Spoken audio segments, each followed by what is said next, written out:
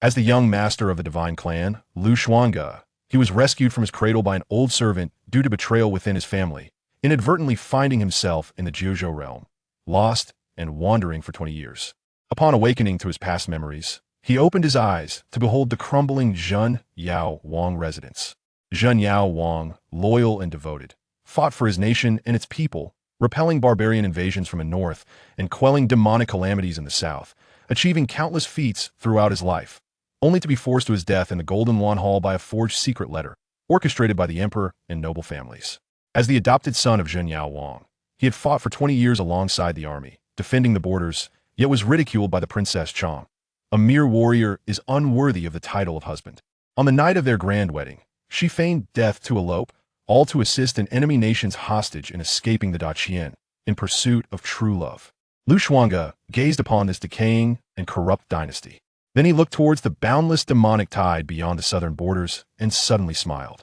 That year, he stepped down on behalf of his father, leading the 50,000 Jinyao troops in the south to lay down their arms and return to their fields, retiring to his hometown. From henceforth, upheaval and bloodshed would no longer concern him. The following spring, the southern borders fell, and countless demonic beasts invaded. Xuange, I was wrong. Please come back. Faced with the precarious situation of Daqian, the Princess Xuange suddenly sought him out, kneeling on the ground, tears streaming down her face. No, you have not erred. You simply realize that Daqian is destined to perish. As Daqian fell, demonic beasts rampaged, and the earth ran red with blood. Various noble families condemned him, and numerous sages personally arrived to suppress the chaos.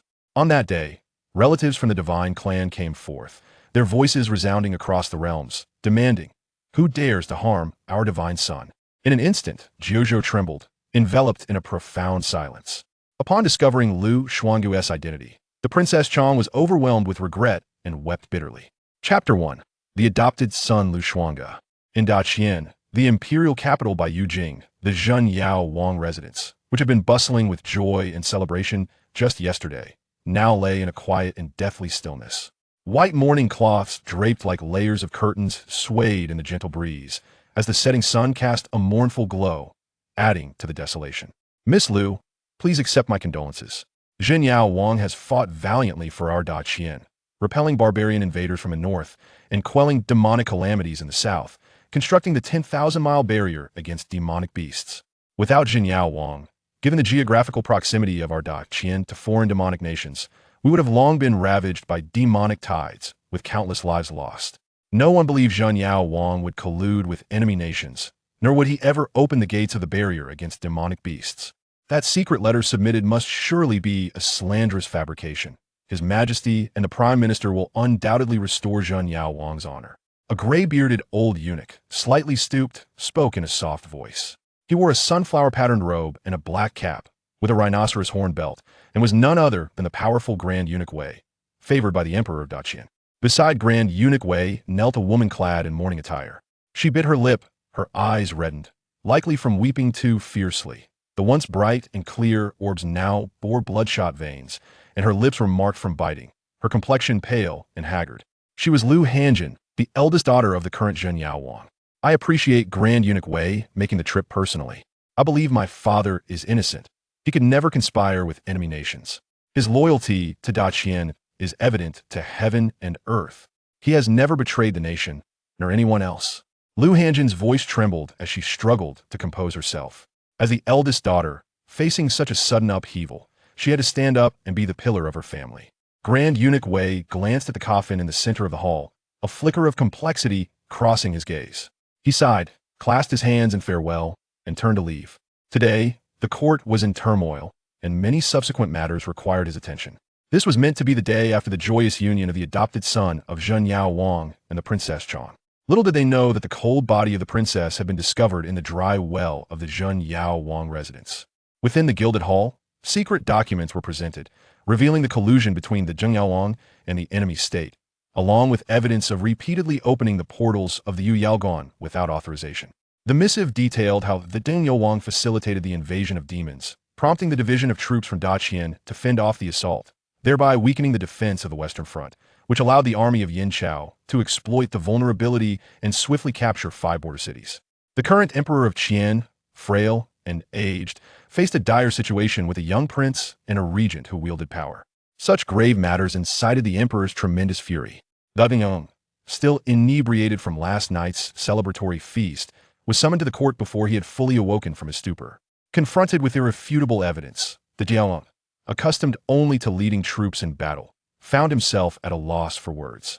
Meanwhile, the news of the Long Princess's unexpected demise at this estate reached the gilded hall, leaving the courtiers in shock and disbelief. The Xianxia's adopted son possessed a brutal temperament, mercilessly slaying demons in the southern frontier without discerning between good and evil.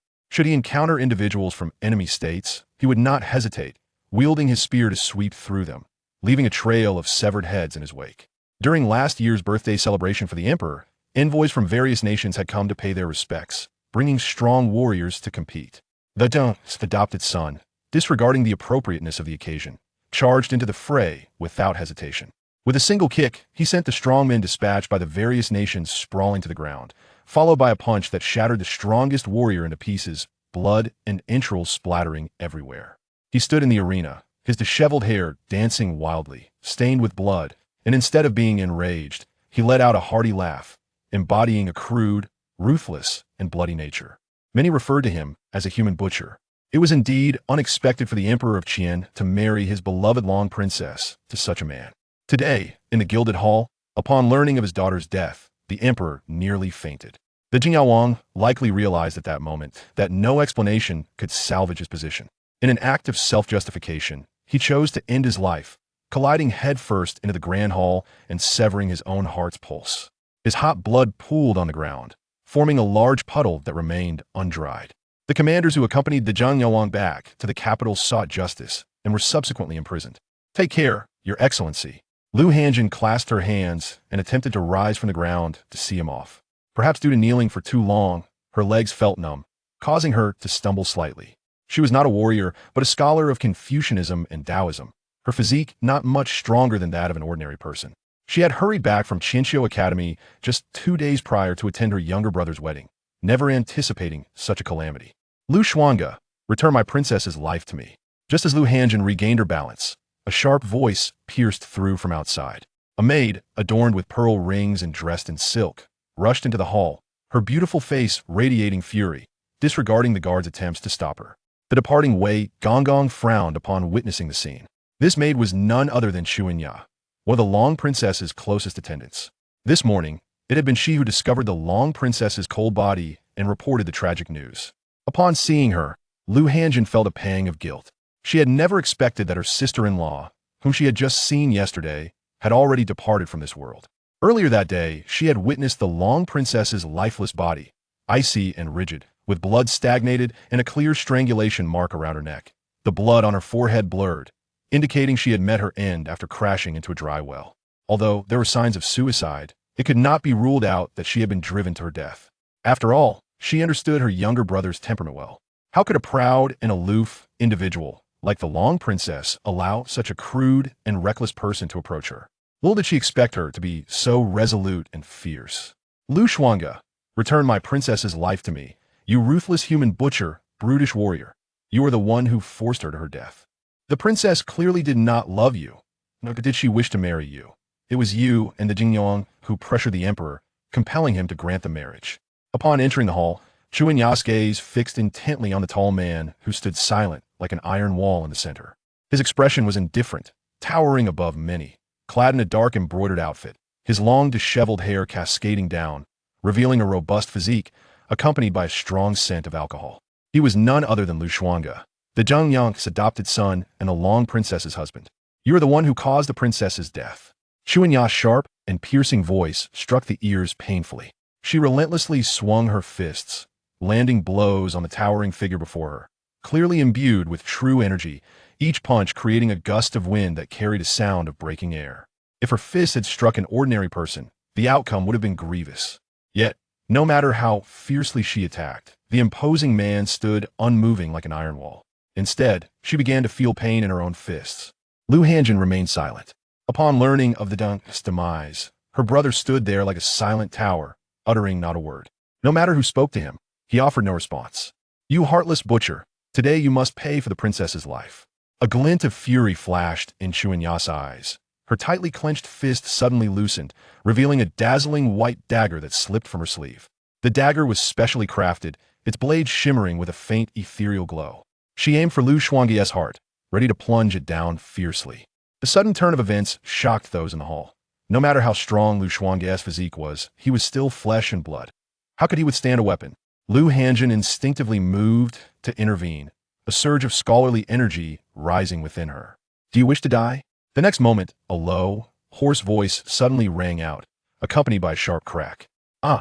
Xuange screamed as the dagger was knocked from her hand, her face cradled in pain as she was sent sprawling backward, her hairpins and jade hairpins scattering on the ground, her hair falling into disarray.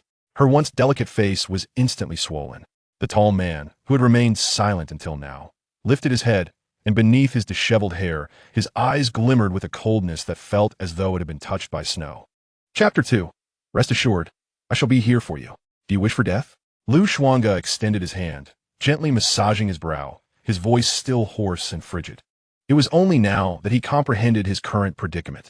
After merely a night of drunken revelry, he awakened in this unfamiliar realm, having become the adopted son of the demon-subduing king. At this moment, a tumult of chaotic memories surged within his mind. One part of him insisted he was an ordinary individual residing on a cerulean planet, leading a mundane life akin to the masses, working from 9 to 5. Yet another part proclaimed that he was Lu Xuange, the adopted son of the demon-subduing king of the Great Qian Dynasty. 18 years prior, after vanquishing a den of monstrous beasts in the southern frontier, the demon-subduing king discovered him, still swaddled in his infancy. Coincidentally that year, the king's wife had accompanied him into battle and had just given birth to a daughter with ample milk, thus she took him under her wing as her adopted son. 18 years have flown by in the blink of an eye, leaving many memories hazy. Yet, the image of that robust man, lifting him from the den of beasts with a hearty smile, remained vivid, as if it had transpired just yesterday. Perhaps it was a fleeting dream or a rebirth. But now, he was indeed Lu Xuange. The chamber fell silent for a moment. Xianxia had faced Xuelin, clearly did not anticipate that the previously unresponsive Lu Xuange would suddenly strike her. She raised her gaze and found herself locking eyes with his cold, piercing stare. In that instant, it felt as though a tempest of blood and gore was about to engulf her, rendering her breathless and paling her complexion. It dawned on her that he was a merciless figure, notorious for his ruthlessness. The number of lives extinguished by his hand likely surpassed the grains of salt she had consumed. She hastily lowered her head, trembling slightly, too fearful to meet his gaze. At that moment, Lu Hanjin, regaining her composure, glanced at Lu Xuange before stepping forward to assist the fallen Xianxia. Are you all right, Miss Xianxia? Her voice was gentle, imbued with warmth, akin to a refreshing spring breeze. However, her peripheral vision caught sight of the small dagger, glimmering ominously. A subtle heaviness settled in Lu Hanjin's heart. Xianxia, clutching her swollen face, rose to her feet, her voice laced with indignation and grievance. Miss Lu, I merely sought justice for the princess. What wrong have I committed? Why did he strike me? He is but a mere warrior, renowned for his innate strength. Does he intend to harm me? Has it not been enough that he has brought ruin upon my princess? Now, he seeks to take my life as well. I might as well comply with his wishes and join my princess in death. With that, she reached for the dagger that had slipped from her grasp, intending to end her own life. Seeing this, Lu Hanjin could only helplessly restrain her, apologizing. My younger brother is impetuous. His manner of conduct is indeed such. Miss Xianxia, I beseech you to forgive him and not to hold it against him. The long princess's remains are yet to be cold. If her maid were to perish within the demon-subduing king's estate, it would indeed spell endless trouble. As Lu Hanjin began to yield, Xianxia seemed to have found her support, weeping and crying out, Miss Lu, please do not stop me. The princess is gone. What meaning does my life hold? Allow me to join her. With that, she forcefully brought the small blade to her heart. Lu Hanjin had no choice but to intervene once more. Wei Gonggong, who had remained in the hall, furrowed his brow at this scene. However, considering Xianxia's unique status, he refrained from further comment. Elder sister, do not stop her. Let her die. Today, I wish to witness how someone so devoted can bear to leave the princess alone on her journey to the underworld. It would be fitting for her to accompany her. A deep and hoarse voice spoke again. Lu Hanjin turned to see Lu Xuange, who had just been standing before the coffin, now positioned behind her. His expression was as cold as water, his eyes inscrutable, revealing no emotional turmoil. He grasped Lu Hanjin's slender wrist, preventing her from obstructing Xuange's desire for death. Lu Hanjin, lacking the physical strength of Lu Xuange, could not resist him. With a resigned sigh, she relented. Without her intervention, the others in the hall were equally unlikely to stop Xuange. Her sobs ceased, and the hand that had aimed the small blade at her heart froze in place. Why do you not continue? If you are so loyal, why do you not accompany your princess? Lu Xuange spoke languidly. Xuange's face flushed with anger. You brutish fool, I will not do as you wish. You are nothing but a clown.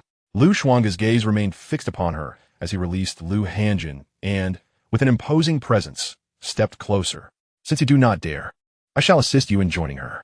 Your bond is profound, perfectly suited for reunion in the afterlife. Why you? Xuange's face turned pale with fear as she instinctively retreated. Yet, Lu Xuange seized the small blade from her grasp, his voice cold. Do not step back. What are you afraid of?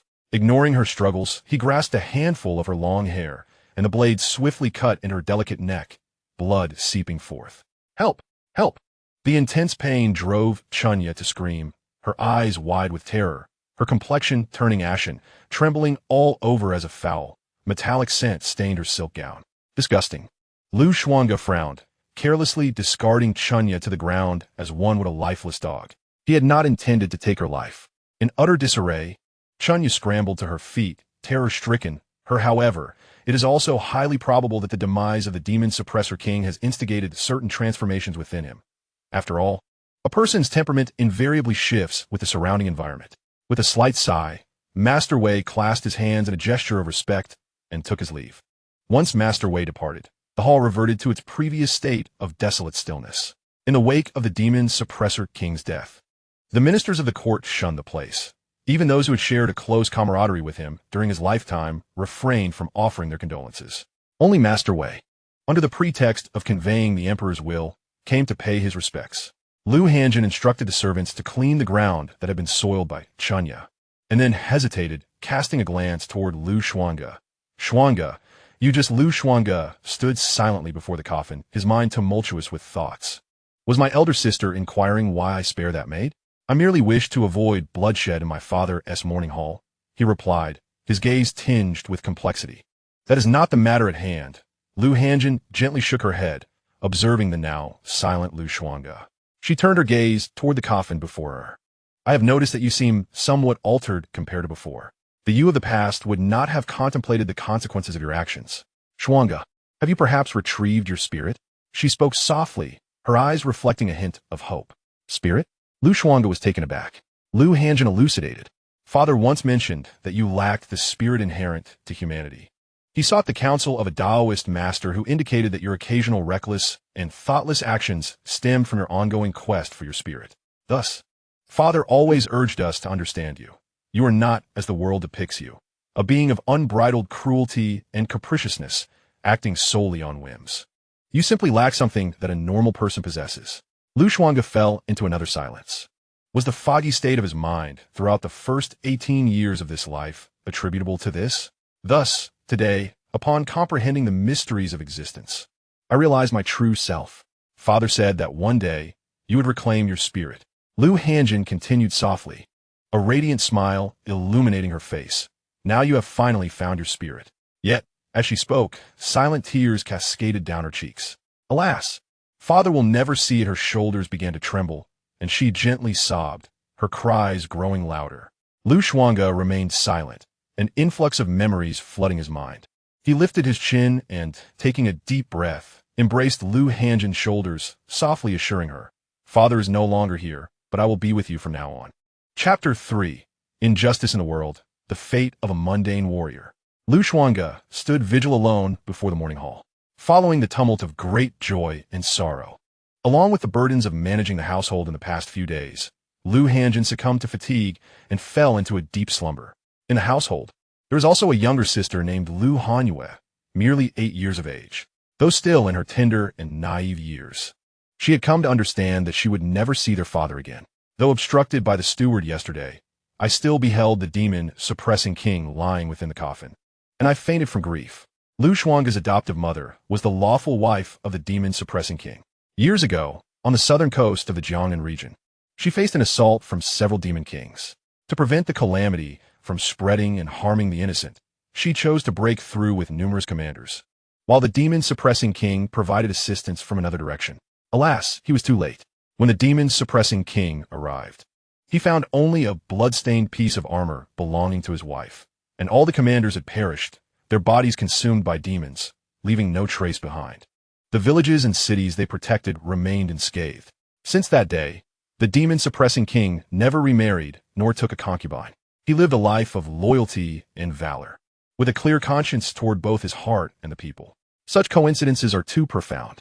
The death of my adoptive father was not merely to prove his innocence.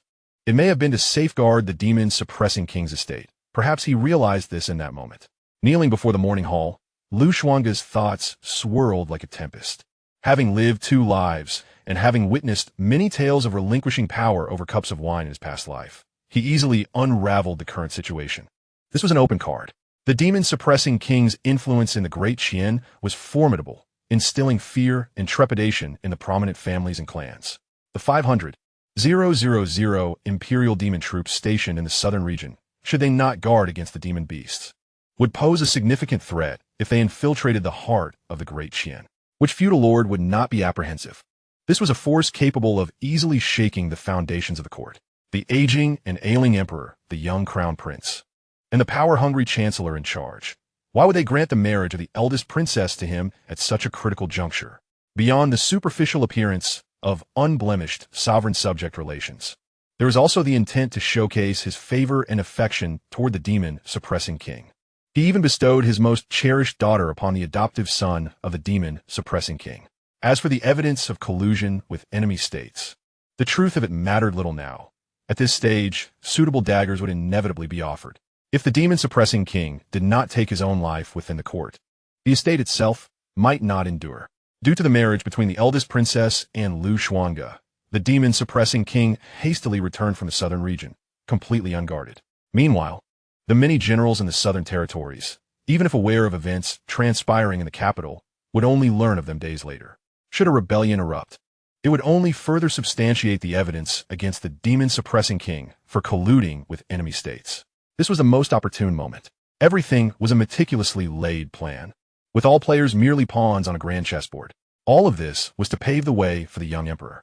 What a masterful display of imperial ambition.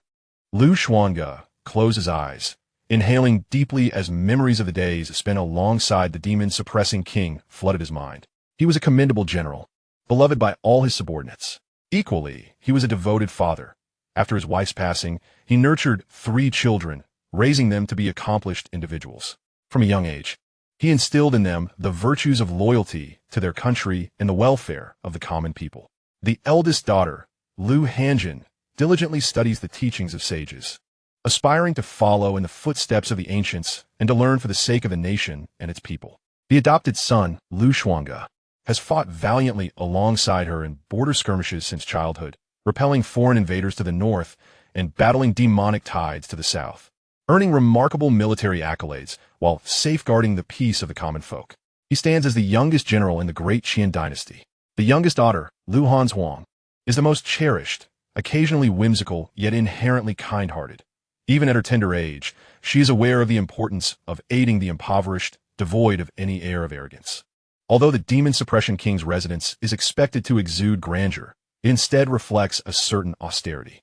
From the perspective of the Qian emperor, he has bestowed upon his father the highest honor and power, elevating him to a position of great authority, entrusting him with the command of the military, and granting his most beloved daughter in marriage to his adopted son. In essence, he has merely made a decision that many emperors would find themselves compelled to take. Xuange opened his eyes, his chest heaving violently, a profound sense of oppression weighing upon him, difficult to expel. How could the world be so? How could it be so? The ideal fate for a general might lie on the battlefield, perhaps upon a steed, or even passing away peacefully in bed. But it should never culminate in martyrdom, with blood staining the halls of power. His fists clenched and then relaxed, his eyes revealing a palpable anger. He is, after all, merely Xuange, not the demon-suppression king. He cannot face death with the same composure. A sense of injustice simmered within him. Suddenly, a blinding flash of golden light appeared before him.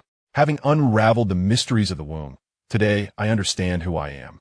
Though the road is fraught with challenges and the world is extraordinary, a warrior's wrath may spill blood within 5 steps. Acquired fate, mundane warrior. In the path of martial arts, bold and fearless, unwavering in advance, you possess the character to adapt to all adversities and troubles. When encountering the strong, you become stronger. Your power can amplify in accordance with your indomitable spirit. He raised his gaze, momentarily taken aback. So, this is my golden finger? Having lived 2 lives. He quickly comprehended the purpose of this golden finger. Mundane warrior, indomitable spirit? Is this the path of the heart? Does it imply that as long as I firmly believe in my invincibility, I shall indeed be unrivaled in the world? Xuange remained uncertain about the true meaning of the indomitable spirit within his fate. The specific functions and abilities of this fate would require experimentation for confirmation. Presently, however, a troubling predicament confronted him. He had discovered that his body seemed to be poisoned.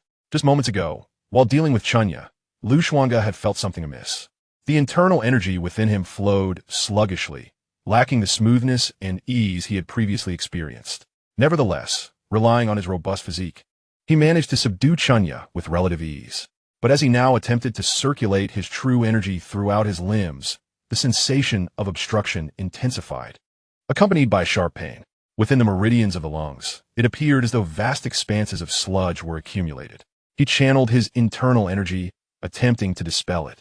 Yet the sensation of obstruction clung to him like a persistent parasite, even adhering to his vital energy. On the night of his grand wedding, many memories had become obscured.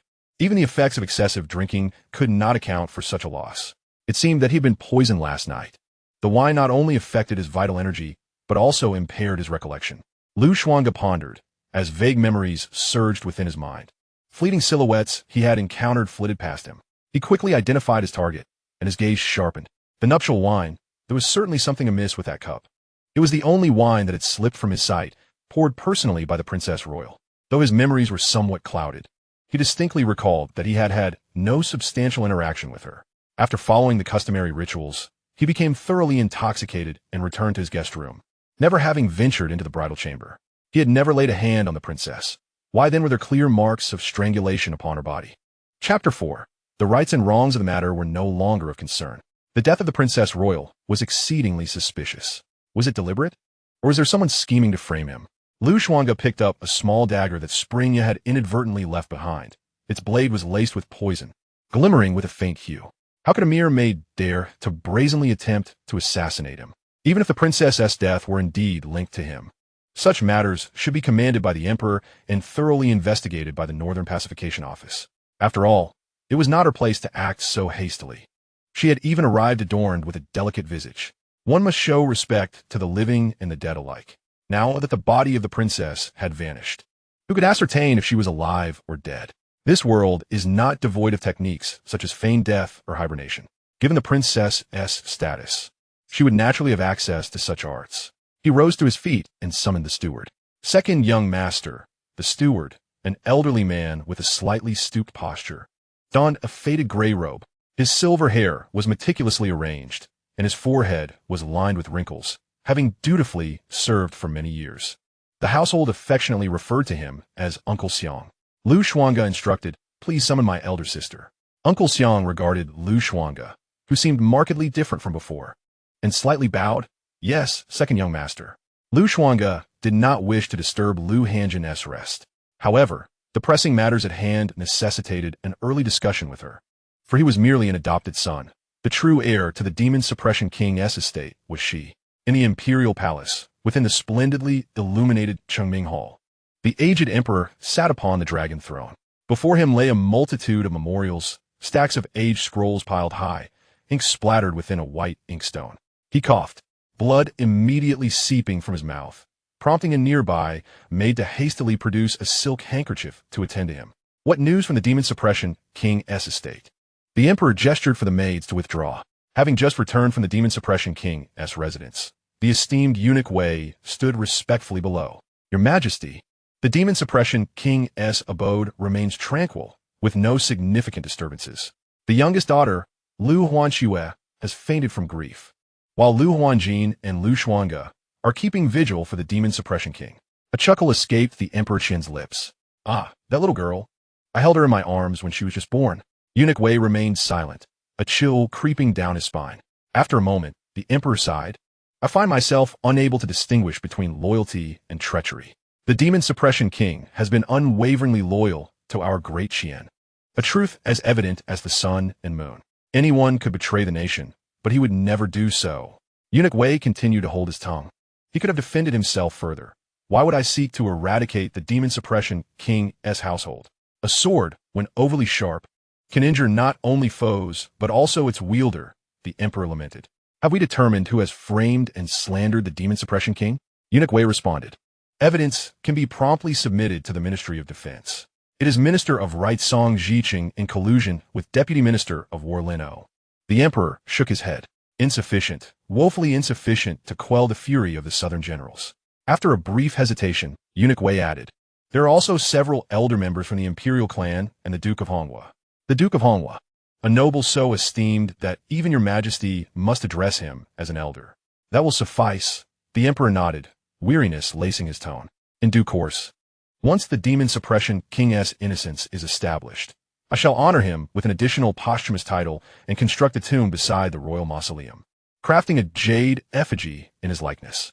Lu Huanxue shall be conferred the title of a princess of a different surname, granted lands and noble status, enjoying the privileges of a princess. When she reaches the age of maturity, I shall allow Mingxian to take her as a consort. His eldest daughter, Ji Qingxian, will marry the adopted son of the demon suppression king, while the crown prince shall wed the youngest daughter of the demon suppression king. I have bestowed upon him all the honors I can. This may be the poison of the peach-faced dove. According to the records of the 9 provinces, this poison, derived from the saliva of the peach-faced dove, is colorless and tasteless. It dissolves in alcohol, corroding the mind and invading the meridians. Even a grandmaster of martial arts cannot resolve it. Within half a year, one's meridians will be severed, eroding the dantian, rendering one utterly incapacitated. In the morning hall of the demon suppression king's residence, Lu Huanjin's eyes glinted with a fierce intensity as her delicate hands rested upon Lu Xuange's wrist. Streams of Confucian and Taoist energy, imbued with warmth, flowed towards Lu Xuange's limbs and body. In this world where Confucianism, Buddhism, and Taoism coexist, the methods employed are most inscrutable.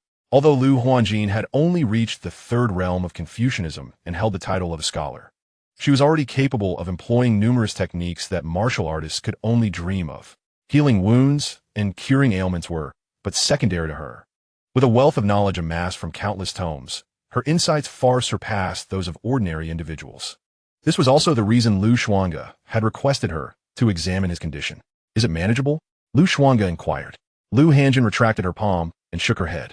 Unless a great sage intervenes to dispel it, this toxin will continuously erode the meridians, corrupt the true energy, and ultimately invade the dantian, rendering one a cripple. This poison is particularly lethal for martial artists. During the process of mental erosion, it also affects cognition and memory. A great sage, a figure of the 7th realm in Confucianism and Taoism, is a rarity in the entire Qian, and such individuals occupy high positions. Had the demon subduing king still been present, with his esteemed reputation, he could have easily sought a great sage to assist Lu Xuange. Thus, is this poison specifically designed for me? Lu Xuange pondered. It can be said that the one who administered the poison possesses a heart of extreme malice. Perhaps the Taoists and Buddhists also have methods to counteract it, yet finding a high-level practitioner is equally challenging. Lu Hanjin's voice was laced with concern. When did you discover that you were poisoned? The servants and maidens of the demon subduing king's manor were few, yet they were all fiercely loyal, having followed the demon subduing king for many years. If one among them had poisoned Lu Xuange, it would indeed be disheartening. Lu Xuange replied, this morning. I suspect that Ji Qingxian is not dead. Lu Hanjin was taken aback, her lips slightly parted in shock. Xuange, are you suggesting that the princess is feigning death? Lu Xuange's gaze deepened as he nodded. Moreover, this peach blossom pigeon poison was administered by her own hand. How could she do this? Does she not understand that it is precisely because of this that Father Lu Hanjin's voice faltered, her eyes glistening as she bit her lip? It is my fault. I did not thoroughly examine her body and allowed her maid to take her back to the princess's manor. It's all right, Lu Xuange suddenly smiled, though the smile bore a chill. Regardless of whether she lives or dies, if alive, I shall see her, If deceased, I shall see her corpse. Since we are now betrothed, even her remains belong to the demon subduing King's manor. With that, he rose and donned his outer robe. Xuange, what are you planning to do? Lu Hanjin stood, her eyes filled with worry as she gazed at him. Elder sister, remain here and guard father's spirit. I must visit the princess's manor. If I cannot see her, then I shall bring back her corpse. Lu Xuange made his way to the hall's exterior. Beyond the hall lay the martial arts arena. The weapon he had never left behind, the heavy halberd, was quietly displayed on the weapon rack.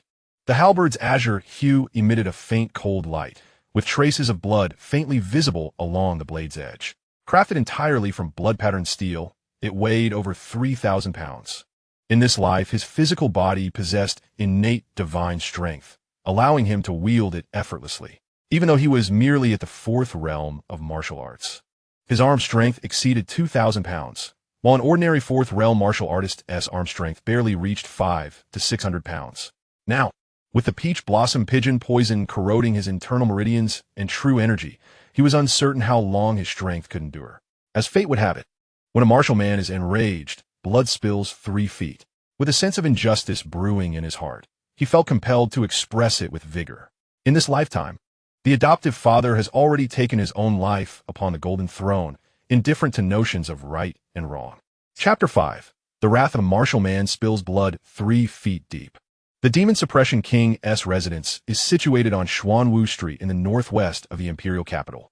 Draped in white mourning cloth, the estate stands desolate, with only a few servants sweeping the grounds. Once bustling with life, the bluestone street now lies eerily quiet, bereft of visitors to pay their respects. In the court, all maintain a prudent distance, fearful of attracting calamity. Lu Xuange, clad in a flowing black robe with disheveled hair, stands tall and imposing, wielding a heavy halberd as he strides purposefully towards the princess's residence, a figure from his memories. His pace is unhurried. The weighty tip of his halberd grazes the bluestone path, sending sparks flying in a cascade. Passers-by pale in fear, as if confronted by a tide of corpses and blood, hastily making way for him. Some recognize Lu Xuange and are struck with astonishment, trailing him at a distance. Is this not the Demon Suppression King's foster son? The brutish man known for his savagery? It is said that on the eve of his wedding, he forced the death of the eldest princess. Who knows if it is true? It must be, for many witnessed the princess's corpse being removed this morning. She had never wished to marry him. It is perplexing. How could a woman as ethereal and aloof as the princess, akin to a jade tree or an orchid, ever wed such a heartless and cruel warrior? Yet, one could argue otherwise. Though his temperament may be brutal, he has defended the southern frontier against monstrous beasts, safeguarding peace in the realm, and was appointed by the emperor as the Demon Suppression General. He slays demons merely to satiate his bloodlust, not out of any sense of duty to protect the homeland. Moreover, as a general of the Demon Suppression Army, he receives a substantial salary. Is it not his obligation to fulfill this role? For years, there have been no reports of any demon tides. We dutifully pay our taxes and provide provisions. Yet we hear that the funds are consumed by the Demon Suppression Army. That heavy halberd he wields seems forged from blood-patterned steel, worth hundreds of taels of silver, enough to sustain my family for generations. By the way, has the Demon Suppression King truly conspired with foreign rebels? Lower your voice. Do not let him overhear such treasonous talk about high-ranking officials, lest you risk execution. Whispers of gossip circulate among the crowd.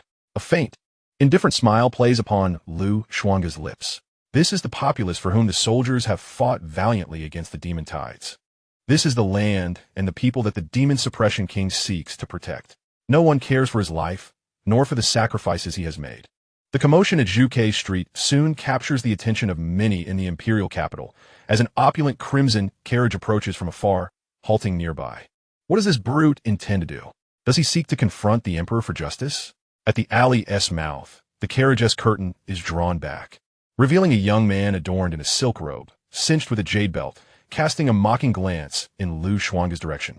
The truth of justice has become inconsequential. What matters now is His Majesty's forthcoming attitude towards the Demon Suppression Prince's manor.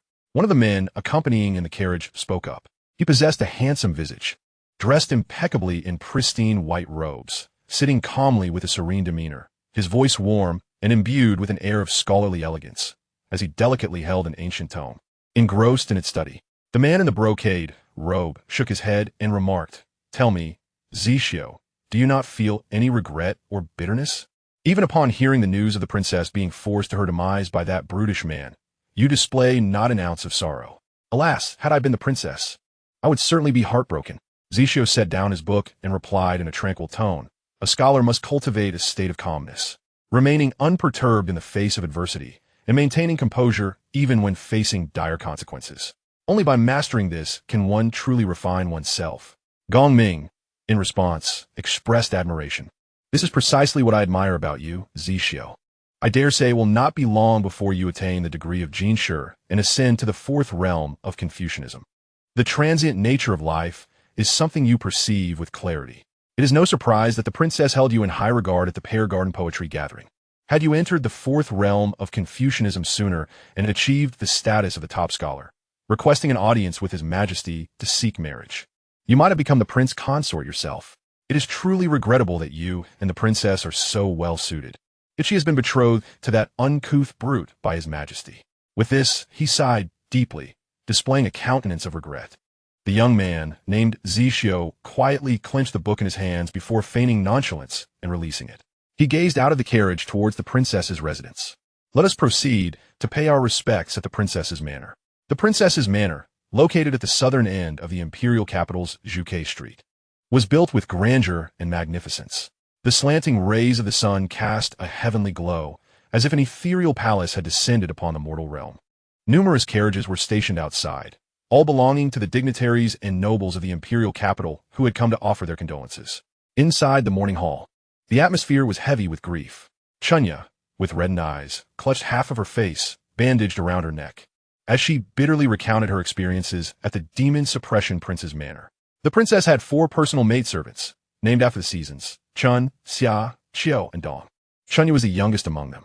What a barbaric brute to force the princess to her end, and now he even dares to lay hands on her maidservants.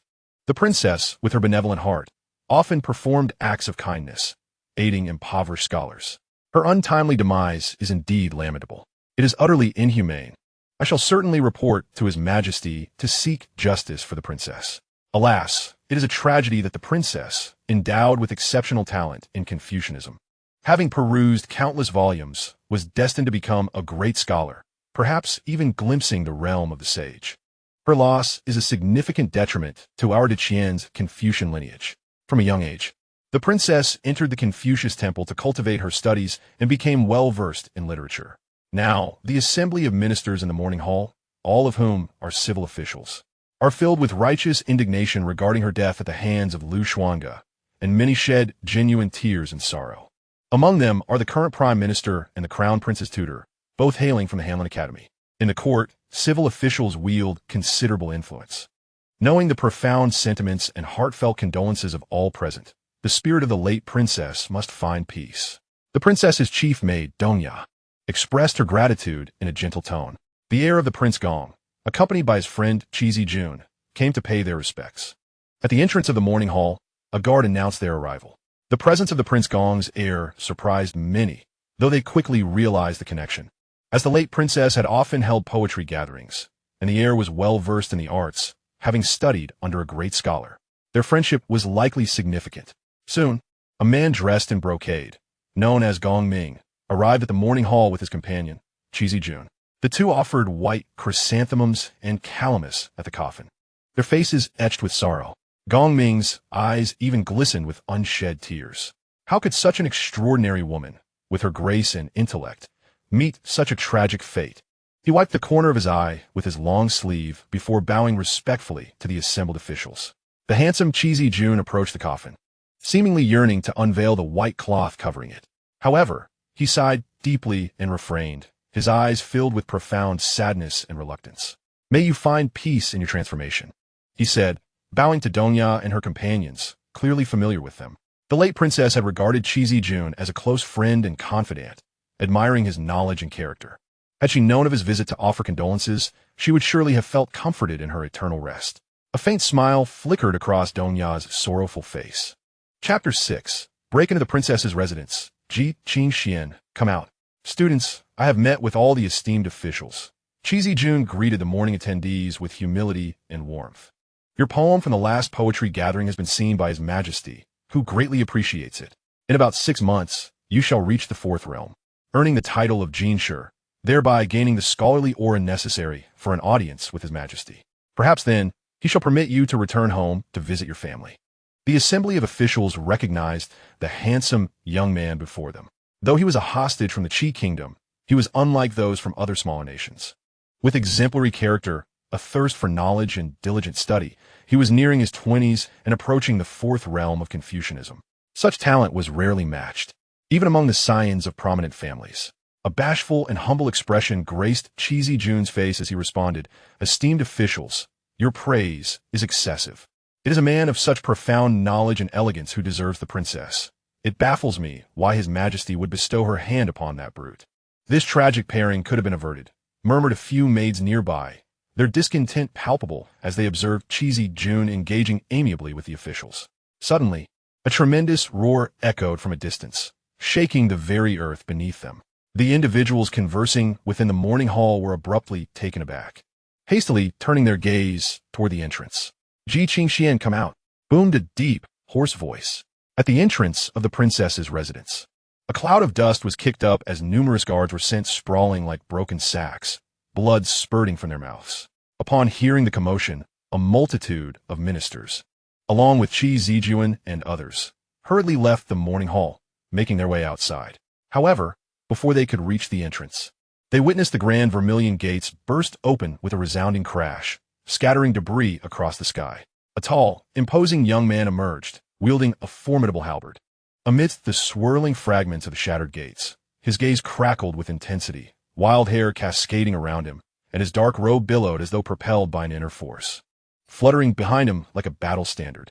With a mere flick of his halberd, the gates adorned with Taoist symbols were reduced to splinters. A gentle tremor followed as he swept the weapon, sending the guards who attempted to obstruct him flying, crashing into a distant pond and creating a splash. The overwhelming surge of his energy resembled a furnace, sending tremors through the air even from a distance. The assembled ministers, all of whom were civil officials, had never before encountered such a fierce and scorching presence, especially one imbued with the palpable aura of battle. The towering figure approaching them appeared almost demonic. Instinctively, everyone took several steps back. "It is you, you brutish warrior. What do you intend? Is it not enough that you caused the death of the crown princess? Do you seek to create further chaos? Do you not recognize the law?" Xuange, her neck wrapped in bandages, recognized the intruder as Xuange. She shouted with a piercing tone, her eyes filled with venom. This uncouth warrior had humiliated her at the Demon Suppression King's residence, nearly costing her life. And now, he dared to intrude upon the princess's residence in broad daylight, under the watchful eyes of the ministers. Outside the princess's residence, on Juke Street, a throng of onlookers had gathered, utterly astonished. Regardless of the setting, the human inclination to observe drama never wanes. Initially, those trailing Xuange had not anticipated that he would head directly toward the princess's residence. Furthermore, he had brazenly smashed through the gates upon arrival. It was no surprise that he was perceived as the reckless man they had come to know, one who dared to slay a warrior in front of foreign envoys during their tributes. "General Liu, temper your wrath. There are matters to discuss. The deceased deserves respect, and the remains of the crown princess have yet to cool. What is the purpose of this uproar? Is it not enough that you drove the crown princess to her demise? Cannot you allow her to depart in peace?" An elderly official implored, stepping forward with earnestness. "What evidence do you possess to assert that I caused Qingxuan's death? Did she confide this to you personally?" Xuange's gaze swept over the civil official, his voice cold and sonorous. With a heavy swing of his Fong Tian heavy halberd, the blade cleaved through the air, pointing menacingly at the aged bureaucrat. "Leave," he uttered with stark simplicity. "Do not force my hand to kill you." The old man, utterly unworthy of being called a son of man, felt the overwhelming aura of murderous intent wash over him, rendering his aged face pale as he staggered back, nearly losing his balance and collapsing to the ground. His fingers trembled with rage, causing his beard to quiver. It was then that Gong Ming, standing behind him, stepped forward to steady him. "General Liu, temper your impulses. This is the princess's residence, Bayou capital, the imperial city, a far cry from your free reign in the southern frontier," he cautioned. Consider the consequences of disrupting the princess's abode. At that moment, a middle-aged man, adorned in a high-crowned robe and exuding an air of cultured elegance, approached with a steady voice. He was Lu Yongkong, the right assistant minister of the Ministry of Revenue, favored by Emperor Qian, hailing from humble beginnings, and once the top scholar of his time. What consequences? Lu Xuange inquired coldly. Upon hearing this, Lu Yongkong exhaled slightly, realizing that this brute was utterly unaware of the ramifications of his actions. A forceful intrusion into the princess's residence would surely lead to imprisonment. Just as Lu was about to elucidate, the air vibrated ominously. With a powerful swing of his halberd, Lu Xuange unleashed a gust of wind that howled, resembling a lightning strike aimed directly at Lu's position. The official's expression shifted drastically. Without hesitation, he enveloped himself in a scholarly aura and swiftly retreated like a gentle breeze. With a thunderous crash, the ground cracked. The stone slabs shattered under the impact. Lu Yongkong felt a tingling sensation on his scalp, and his complexion shifted to a pallid hue. He had not anticipated Lu Xuange would attack without warning. Had he not reacted swiftly, he would have surely been reduced to a mangled heap of flesh. The clash between scholars and martial practitioners is fraught with peril, as the latter hold a distinct advantage. Are there still consequences? Lu Xuange queried, his tone icy as he cast a sidelong glance at Lu Yongkong. With a pale visage, Lu Yongkong clenched his teeth, silently cursing this ignorant brute, and dared not obstruct Hai, the innate martial artist lay in the distance, clutching his chest and bleeding profusely. It was evident that a confrontation had occurred between him and Lu Xuange when he forcefully intruded upon the princess's residence. She had never anticipated that a martial artist, revered as a guest of honor wherever he went, would fall so easily to Lu Xuange's might. Moreover, being privy to certain details, she understood that Lu Xuange should have been poisoned by now. This brutish warrior truly lived up to his reputation for unmatched bravery. Contemplating this, Dongya's gaze turned somewhat obscure. She stepped forward, taking a few strides, and with a cupped fist gesture, declared, "General Lu, the princess is now deceased. Her remains lie within the mortuary. If you wish to pay your respects, you may proceed directly." As she spoke, she made way, clearing the path to the mortuary. Lu Xuange's expression remained impassive as he brandished his halberd and advanced. He harbored no belief that Princess Chong would take her own life. Even if a genuine corpse lay within, it was highly probable it was merely a disguise. At the center of the mortuary, white drapery hung down, surrounded by wreaths and other tokens of mourning. Lu Xuange approached the coffin, lifting the white cloth that concealed the body. Before him lay a stunningly beautiful woman.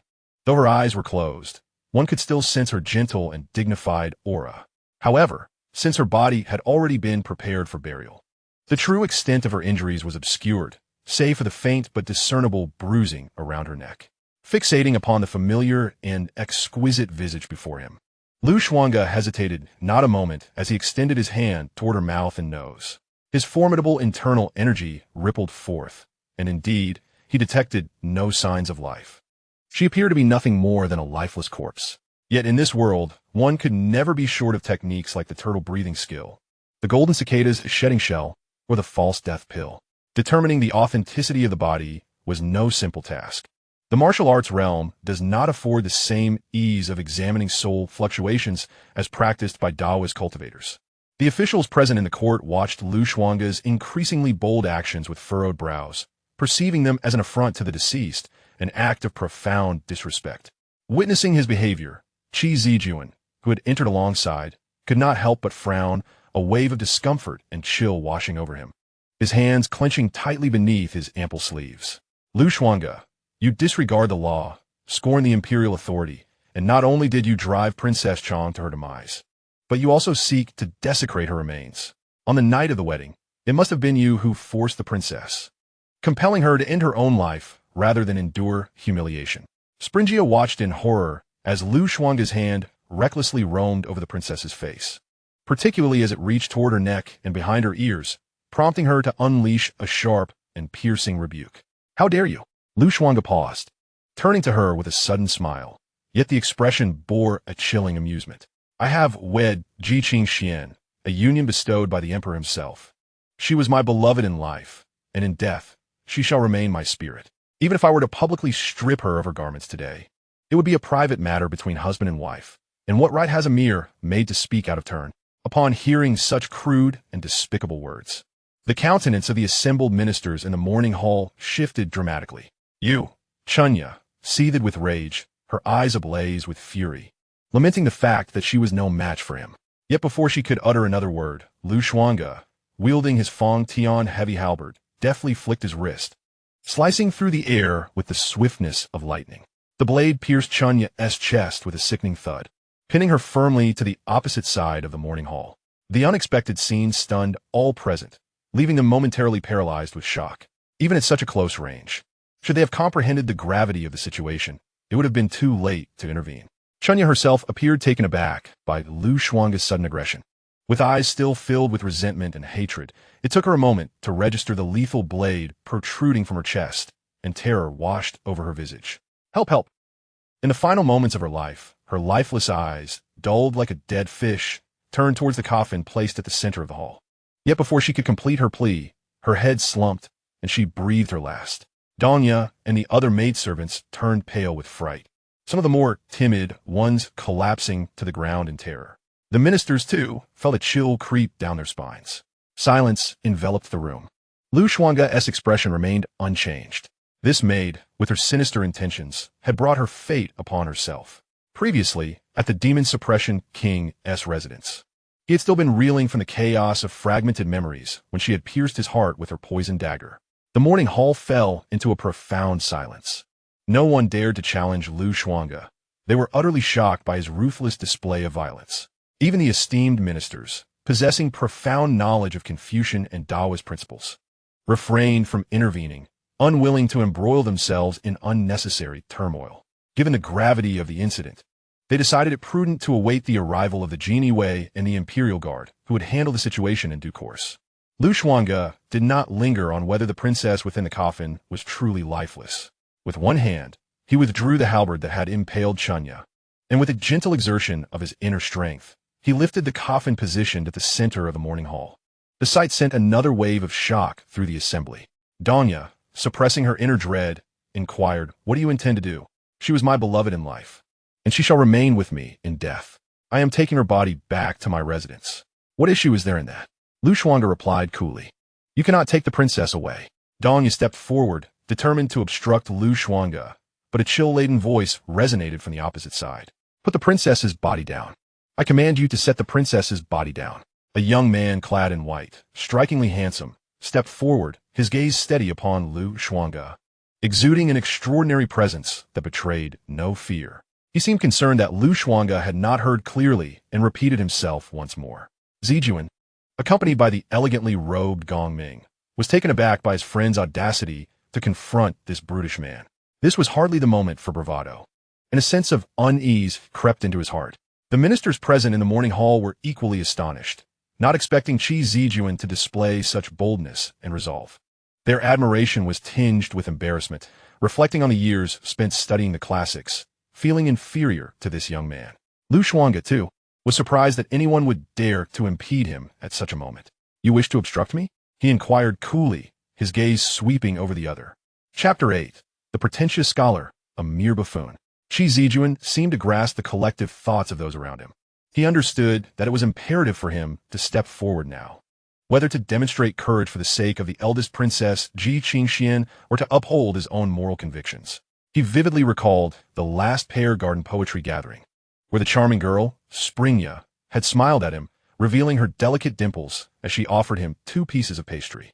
She was so enchanting and lovely, yet now her lifeless body was cruelly affixed to the wall nearby.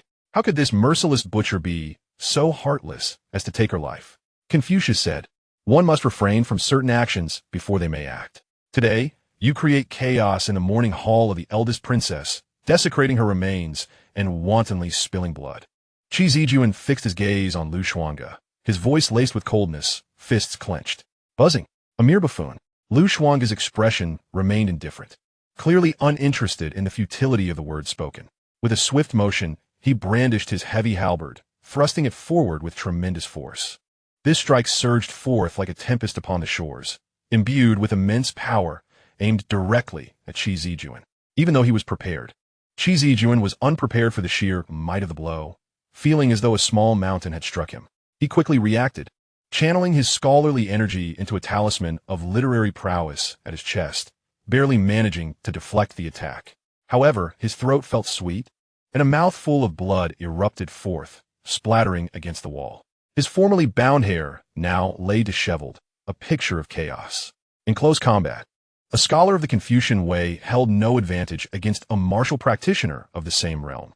Moreover, as he knew, Xuange, the youngest general of the Great Qian Dynasty, had broken through to the martial realm over a year ago, a level corresponding to the fourth stage of Confucianism. "How dare you, a pretentious scholar, stand in my way?" Xuange mocked, a cold smirk playing on his lips as he looked down upon Qi Zijuan. The heavy halberd pointed southward, its sharp blades slick with blood, droplets falling rhythmically. His hair flowed wildly, and his dark robe was slightly ajar, revealing a pair of deep-set eyes that emanated an overwhelming aura of ferocity, as if he were a demonic deity returned from the depths of the abyss. The assembly of civil officials within the mourning hall could not help but pale once more. Retreating in fear, they felt as though an endless tide of blood and carnage surged towards them, as if they had been thrust into a battlefield of clashing steel and raging conflict. Countless ferocious beasts charged forth, while innumerable soldiers cried out in despair, their bones buried beneath the yellow sands, the verdant mountains now lost to time. Xuange, though merely in his 20s, had somehow condensed a fragment of true martial intent, an achievement that even innate martial artists, who had immersed themselves in the path of martial arts for decades, could scarcely comprehend. The right assistant minister, Lu Yongkong, a man of vast knowledge and experience, recognized the terrifying pressure that had momentarily enveloped the room. His countenance shifted, his heart profoundly shaken. It was worth noting that even the once revered martial sage of Dakian had not grasped true martial intent at such a tender age. This coarse warrior, Xuange, not only possessed innate strength, but also seemingly harbored an extraordinary sense of comprehension. No wonder the princess of Chang held him in such disdain. To oppress the weak is hardly the conduct of a gentleman. Qi Zijuan cleared his throat, wiped the blood from the corner of his mouth, and stood tall. His back straightened, exuding a refined scholar's demeanor. He gazed unwaveringly at Xuange, his once pristine white robe now stained crimson, yet buoyed by the surge of Confucian energy. It began to flutter lightly. In that moment, he was determined to reveal no hint of fear. As a scholar, one ought to embody an indomitable spirit. Even when faced with the threat of death, he would not flinch nor avert his gaze. How could this brutish man, who only knew the language of violence, ever be worthy of a woman as delicate and graceful as the princess of Chang? His heart surged with unyielding emotions, tinged with a sense of unwillingness. As a hostage of Qi, he was acutely aware of his lowly status and initially dared not harbor grand aspirations regarding the princess. Their initial encounter had occurred at a poetry gathering in the pear orchard, where the princess had composed a verse invoking the autumn waters. A multitude of well-read scholars had gathered, yet none could provide a response that met her satisfaction. Just as the princess, disheartened, prepared to turn away, he stepped forth and successfully offered a reply that delighted her, earning the jade pendant she bestowed upon him. Subsequently, at numerous poetry events, they engaged in lively conversation, becoming confidants. The princess of noble birth did not disdain his status as a hostage. Rather, she consistently encouraged him to pursue academic honors in Dakian, urging him to rise above his humble origins. Fortunately, he did not disappoint her. Alas, just as he was poised to attain the title of Xianxia, he was suddenly struck by the news of the emperor's betrothal of the princess. To his dismay, the betrothed was none other than the notorious, brutal figure from the demon suppression king's estate, a man drenched in blood and lacking in refinement. This exquisite flower of the imperial capital was to be entwined with such a coarse and savage individual. On the night he received the news, he indulged in an unusual bout of intoxication amidst the pear orchard, consumed by resentment towards the injustices of the world. He loathed the emperor for his blindness and reckless matchmaking. Clearly, the one most deserving of the princess's affection was none other than himself, Qi Zijuan. How ironic it was! This display of bullying the weak, perpetuated by a group of insipid scholars who prided themselves on their moral superiority. A smirk played upon Xuange's lips as he noted the other's evident concern for the deceased Xianxia. This triggered a cascade of memories. The princess had once held in high regard a student from the literary academy, a hostage from a rival nation, yet distinguished by his noble character, often praised within the walls of Baiyujing. The princess frequently supported his studies, inviting him to partake in excursions with other scholars, to join in pear orchard poetry gatherings, thereby broadening his social circle in the imperial capital. Could this be the very person before him? No wonder he had been so eager just moments ago. You are correct. Xuange taunted. I am no gentleman. I relish in the act of oppressing the weak, reveling in the sight of creatures like you squirming beneath my foot. Ants should know their place. When I tread upon you, it would be wise to remain silent. With one hand grasping the white jade coffin and the other wielding a heavy spear, he pointed it defiantly towards the southern sky, blood glistening at the blade's tip, his expression one of disdainful indifference. He was nothing but a crude brute, a contemptible miscreant, spewing vulgarities. Qi Zijuan's chest heaved, his face flushed with indignation at the direct humiliation hurled at him by Xuange. He had always engaged with his companions with decorum, humility, and courtesy. Never had anyone so brazenly insulted him. I am aware of your infatuation with Ji Qingxian, and she harbors feelings for you as well. Alas, she is now my wife. Even if I were to burn her and scatter her ashes, she shall not be yours. Xuange coldly delivered this final blow. At these words, Qi Zijuan's breath quickened, his face reddening further. As a disciple of Confucianism, he valued his reputation and integrity above all. Should these words spread, how would others perceive him? How would they regard the princess in her honor? Chapter 9. A sudden breakthrough. The so-called child of destiny? Do not speak such nonsense. My relationship with the princess is pure and untainted, and I will not allow you to defame or insult it. Xuange, you rely solely on your formidable martial prowess and profound realm. Do you have the capacity to compete with me on equal footing? Today, I shall speak on behalf of the princess, seeking justice for her. I must also avenge the tragic demise of Xianxia, who fell at your hands. In this world, is there truly no sense of justice or law? How can one invade the princess's residence, acting with such brazen violence? When one errs, must they not face consequences?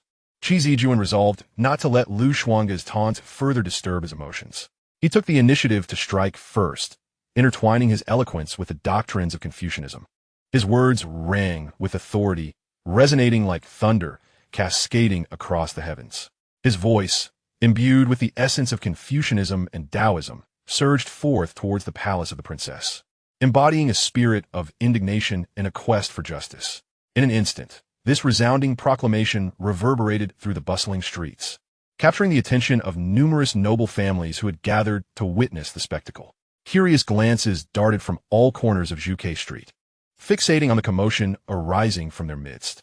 Within the morning hall, the right minister, Lu Yongkong, along with a host of court officials, exhibited expressions of astonishment as they sensed a vibrant green light emanating from Qi Zijuan, reminiscent of a cicada breaking free from its chrysalis. Oberi! Oberi! An elderly scholar exclaimed, his laughter echoing with genuine admiration. What a bold expression of heartfelt sentiments, breaking through the barriers of the mind and soaring into the heavens. The others joined in agreement, praising Qi Zijuan as the pride of their academy, marveling at his sudden enlightenment and breakthrough. They had anticipated that it would take him another 6 months to transcend to the fourth realm and attain the title of Xianxia, yet here he was, unexpectedly achieving it today, a delightful surprise indeed. The 7 hues of red, orange, yellow, green, blue, and purple represented the various stages of Confucian enlightenment. Currently, the rich green aura emanating from Qi Zijuan signified his attainment of the fourth realm, the esteemed rank of Xianxia. At this moment, Xuange began to scrutinize the man in the white Confucian robe before him, someone he had previously dismissed as unworthy of his attention, easily vanquishable with a mere flick of his spear. How intriguing, he mused, to witness a sudden breakthrough in the heat of battle. It appears that this world does harbor individuals of great fortune. But does he truly assume the role of the protagonist? A faint smile of derision played upon his lips, disregarding the fervent declarations of his adversary. The path of the heart is unyielding. It requires a fearless spirit to remain invincible in this world. At this moment, Xuange began to grasp the true essence of his fate as an ordinary martial artist. The so-called fearless heart is the unwavering resolve to advance regardless of the adversary, unafraid of any challenge. What of the child of destiny, the one marked by fate? Can he withstand my spear? Boom! Xuange's inner energy surged dramatically, even as the poison of the peach blossom dove clung to him, gnawing at his vitality. Yet, with a newfound understanding of his fearless heart, He felt a torrent of fervent energy coursing through his limbs, akin to a tidal wave, overwhelming in its intensity as he advanced. His hair billowed wildly, one hand cradling the coffin while the other wielded the formidable spear, taking a step forward. With a deafening crack, the floor beneath him fractured, a long fissure extending toward Qi Zijuan. In that moment, those present in the mourning hall could feel the tempestuous energy radiating from Xuange, his vitality akin to a roaring furnace that instilled fear in all. Qi Zijuan, sensing the imminent clash, dared not confront Xuange head-on. He hastily enveloped himself in his Confucian aura and, like a great bird, soared into the distance. Xuange, do you dare to engage me in a fair duel? Should you be defeated, relinquish the body of the long princess. He turned back and shouted, a surge of scholarly vigor coursing through him. The experiences of his years as a hostage in the Great Qian Dynasty rushed back to his mind like a tidal wave. Qi Zijuan's gaze was penetrating, the profound truths of Confucianism and Taoism flowing through his consciousness as grand compositions evolved in the void before him. With a swift motion of his hand, a wolf hair and sandalwood brush materialized. As he wielded it, ancient characters emerged, imprinting themselves in the air, enveloping Xuange ahead. A verdant aura of literary essence coalesced into a sea of mystical power above his head, transforming into his purest magical energy. Having reached the fourth realm of Confucianism, his magical essence was abundant, enabling him to effortlessly employ many secret techniques recorded in the esteemed texts. With each stroke, it was as if he were painting on an expansive sheet of rice paper. Swords, spears, halberds, and various weapons filled the air, materializing as if solid, piercing towards Xuange. Unlike mere martial warriors who only understood close combat, the arts of Confucianism emphasized striking from afar, claiming the enemy's head from 1,000 miles away. Qi Zijuan was confident in his mastery of Confucianism. Few peers in the academy could rival him. In a close-quarters duel, he would not stand against Xuange. However, at this moment, with a distance of several dozen paces between them, subduing Xuange, who was of equal standing, was hardly a challenge. Zijuan's mastery of the esteemed texts had deepened. Upon entering the fourth realm, the richness of his literary essence rivaled that of some fifth realm veterans. This was a true prodigy. The arts of Confucianism were destined for a great revival, and perhaps this year would capture the attention of the Confucius Temple. Witnessing the scene, the officials in the spiritual hall were astounded, their eyes filled with admiration and excitement. They seemed to perceive a new luminary of Confucianism rising steadily. In the vast expanse of territory to come, he would undoubtedly secure his place. Outside the princess's residence, on Juke Street, the prominent families and nobles closely observing these events were equally astonished. Such a profound and pure literary essence was rare and would likely attract the attention of the Confucius Temple. The Confucius Temple was regarded as a sacred ground by scholars of Confucianism across the realm, even earning the utmost respect from the Emperor of Qian. In the entire Great Qian Dynasty, only the eldest princess had been able to enter the Confucius Temple for training at a young age, thanks to the recommendation of the Prime Minister. Thus, she attained the fourth realm of Confucianism by the age of 20. Now, Qi Zijuan, at a comparably young age, had independently reached this realm. Was it not, in some sense, indicative of a greater talent than that of the eldest princess? Contemplating this, many powerful figures began to stir with intrigue. Rumor had it that he was merely a hostage sent from the state of Qi, following their defeat. King Qi had surrendered and sent his third son to the Great Qian as a hostage. His mother had passed away early, and he was not esteemed in Qi, being frail in body, unable to pursue martial paths.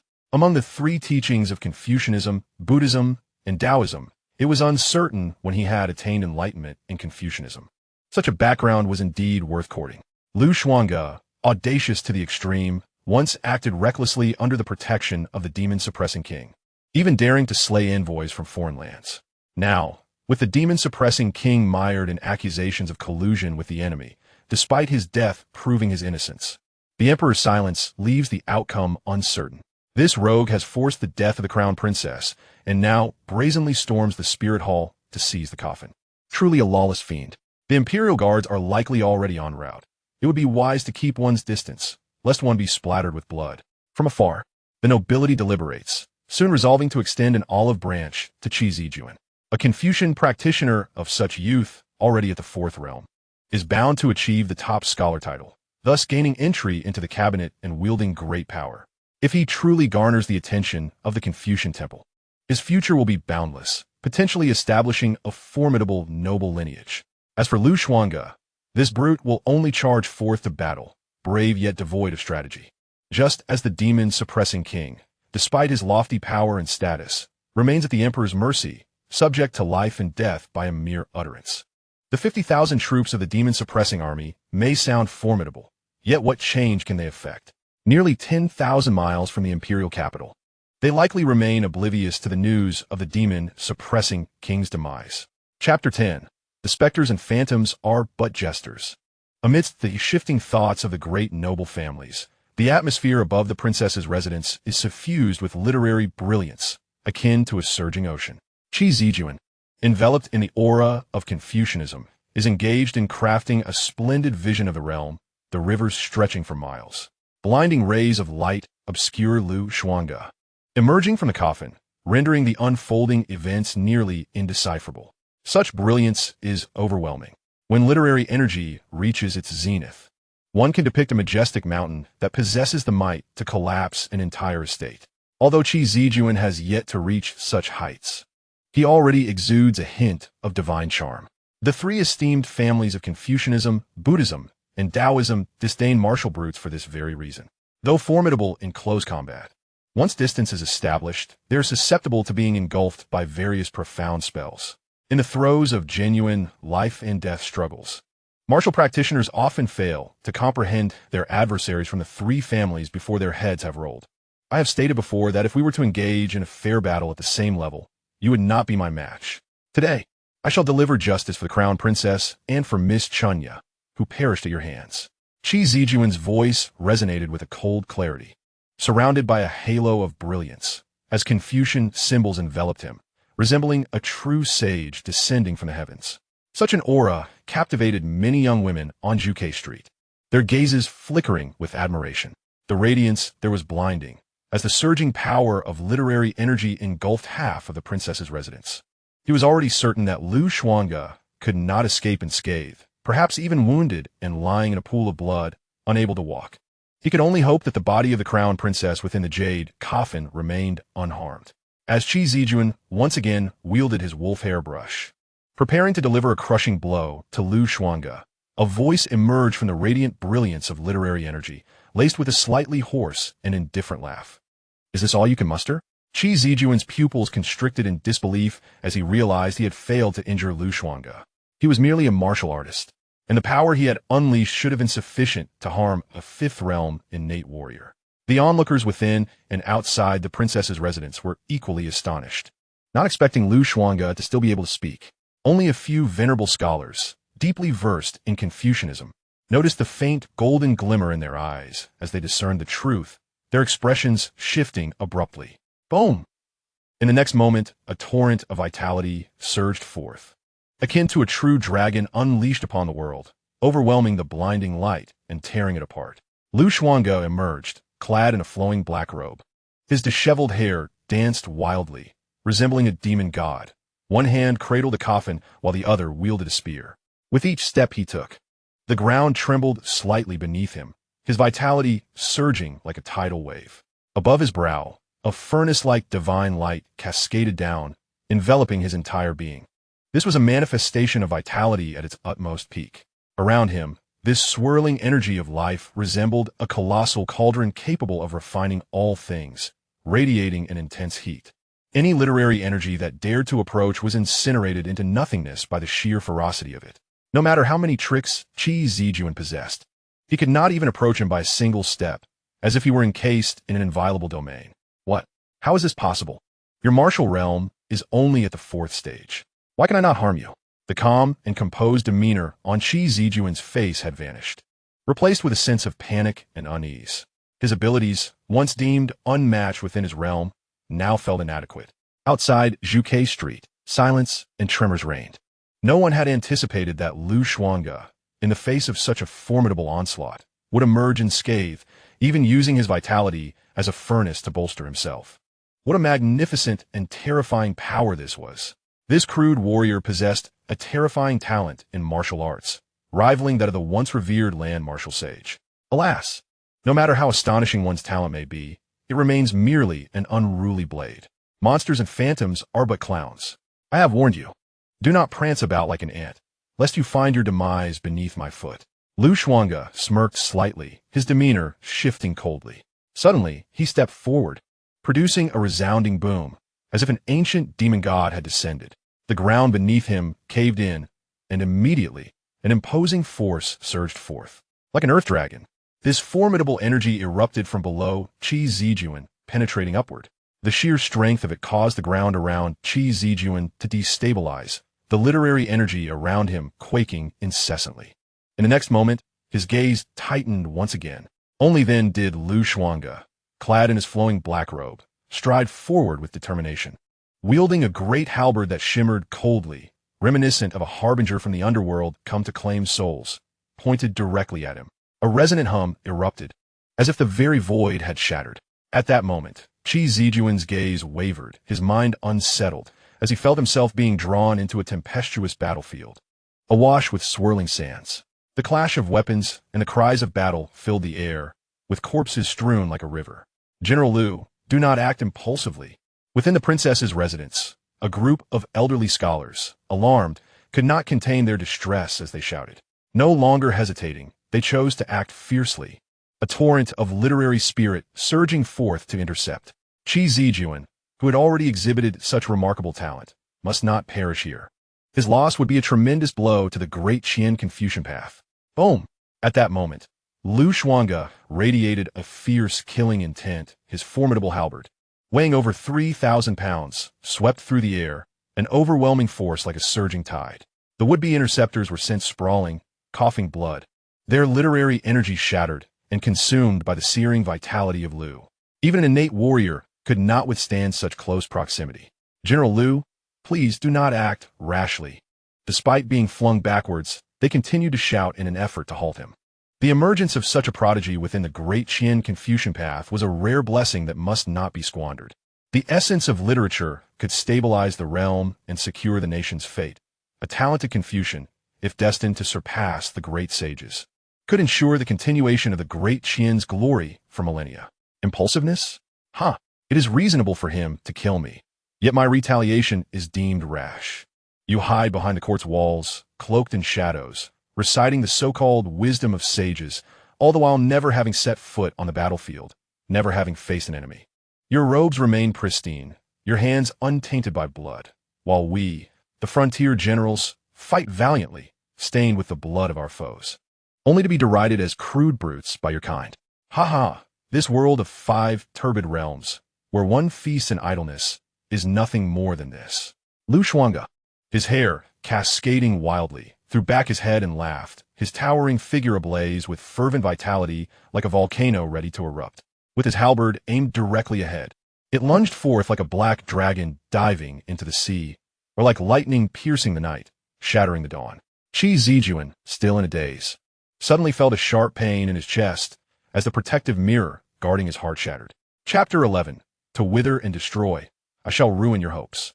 He let out a muffled groan, his body trembling uncontrollably. As clarity returned to his vision, he realized with horror that he had been launched high into the air by Xuange, blood pouring forth and staining his robe crimson. The intense agony caused his body to quiver, his complexion paling, as he sensed the encroaching specter of death. This godlike figure, with a cold and detached smile gracing his lips, held the halberd in one hand while cradling a casket in the other, and he, like a lifeless dog, was hoisted high above. Feeling the astonished, shocking, and incredible gazes surrounding him, Qi Zijuan was overwhelmed by a profound sense of humiliation, his pale visage flushing a deep crimson. As a scholar, he would rather succumb to unconsciousness than endure this disgrace. Stop, please stop. General Liu, do not act recklessly. Zijuan is imbued with literary energy. He has already invoked the Book of Literary Rites from the Academy, causing an astonishing phenomenon that has drawn the attention of the Confucius Temple. He is the hope for the future of our Great Qian's literary realm. Do not jeopardize our nation. In consideration of the demon-suppressing king's past contributions to the country and the people, I implore you to refrain from such actions. Observing this, the right minister, Liu Yongkang, and others hastily stepped forward to dissuade him. Clutching a communication talisman, He had already conveyed the earlier scene to the academy through the true energy of Confucianism. At this moment, he feared that a single forceful action from Lu Xuange might shatter Qi Zijuan's heart pulse. On Zhuke Street, the throngs of onlookers and numerous influential families were equally rendered speechless by the unfolding events. They had anticipated Qi Zijuan's breakthrough to the fourth realm, believing that the infusion of overwhelming literary energy would enable him to overpower Lu Xuange. To their shock, he was still defeated with ease, now impaled upon a long spear. Blood flowing profusely, his breath shallow. This was while Lu Xuange effortlessly supported a jade coffin with one hand. What if he were to use both hands? However, many quickly realized that if what Right Minister Lu Yongkong had said were true, the long-dormant treasure of the academy, the Book of Literary Rites, had exhibited signs of disturbance. This indicated that Confucianism and Taoism would flourish in Great Qian for the coming centuries, even millennia, a harbinger of auspicious tidings. Qi Zijuan could not perish here. Should he die, their passive observation would render them true sinners of Great Qian. General Lu, do not be enraged. Quickly release Qi Zijuan. General Lu, everything can be discussed. Qi Zijuan acted solely out of concern for the country's stability. There is no enmity between you and him. Do not mislead yourself. In an instant, surges of formidable literary energy converged like a vast ocean, rushing toward the spot where Lu Xuange stood. On another street, it trembled as if an earthquake had struck. A contingent of imperial guards, mounted on fierce beasts, clad in armor and wielding blades and spears, charged forward. Their bodies radiated a celestial glow, the engraved patterns on their armor shimmering brilliantly as they began to form a formation. General Lu, how long will you continue this disturbance? A stern-faced man in light armor shouted from the forefront of the imperial guards. He exuded an astonishing vitality, holding a crossbow, drawing it back like a full moon, and launched a shot from a distance. He was a martial artist who had entered the fourth realm of martial arts. With a swift whoosh, arrows descended like lightning, glinting ominously as they pierced toward Lu Xuange. Zhang Haofeng, do you also wish to obstruct me? Lu Xuange's disheveled hair fluttered as his eyes, sharp as lightning, swept toward him. The man clad in light armor, seated upon the savage beast, experienced a momentary shift in expression, his grip on the crossbow loosening, only to tighten once more. General Lu, you indulged too much in drink last night. Cease this foolishness at once and lay down the body of the princess. He bellowed. Lu Xuange seemed to grasp his intent, for he was a scion of a noble family, once tempered under the tutelage of his adoptive father, and had shared drinks with him in the borderlands. After returning to the imperial capital, he became a commander of the imperial guard, distancing himself from the sanguinary fields of battle. All you wretched curs, be gone, he exclaimed. What grand tales of national duty you tell. Where were you when the demon suppressor was slandered by petty villains? Did you intervene when he crashed into the Golden Wand Hall? Today, I shall sever the so-called future you scholars preach. A profound and unyielding fury gleamed in Lu Xuange's eyes. He raised his hand, summoning a surging internal force through the Fangtian heavy halberd, intent on shattering Qi Zijuan's heart and reducing him to mere fragments. Yet at that moment, an inexplicable wave of energy emanated from Qi Zijuan, ancient and profound, reminiscent of a long-dormant sage awakening. Despite his grievous injuries, Qi Zijuan gritted his teeth and summoned an astonishing strength from an unknown source, akin to a dying man reborn. With every ounce of his remaining power, he clapped his palms together, enduring excruciating pain as he forcefully extricated himself from the blade of the halberd. In the backlash of his force, he fell like a tattered cloth to a distant alley, blood, intestines, and innards spilling forth in a gruesome display. Seizing the opportunity, a multitude of imperial guards surged around him, providing steadfast protection. The group of civil officials who had rushed out of the princess's residence exhaled a collective sigh of relief. There is something peculiar and secretive about this fellow. Could he truly be the child of destiny? Lu Xuange's thoughts momentarily paused. Though he had always trampled his foes beneath his feet, never allowing them the chance to pursue him, this individual was evidently marked by fate, possibly entwined with an immeasurable fortune and potential. To eradicate the roots, one must strike decisively. With a thunderous roar, he swung the halberd, unleashing a dazzling array of light. As if a miniature starfield had materialized, one star igniting abruptly. This strike seemed to evoke the celestial bodies, with martial secrets swirling in a cacophony that resonated deafeningly. The 36 heavenly spears, This was a technique he had acquired during a campaign against a nest of demonic beasts alongside the demon suppressor, classified as a high-grade earthly technique.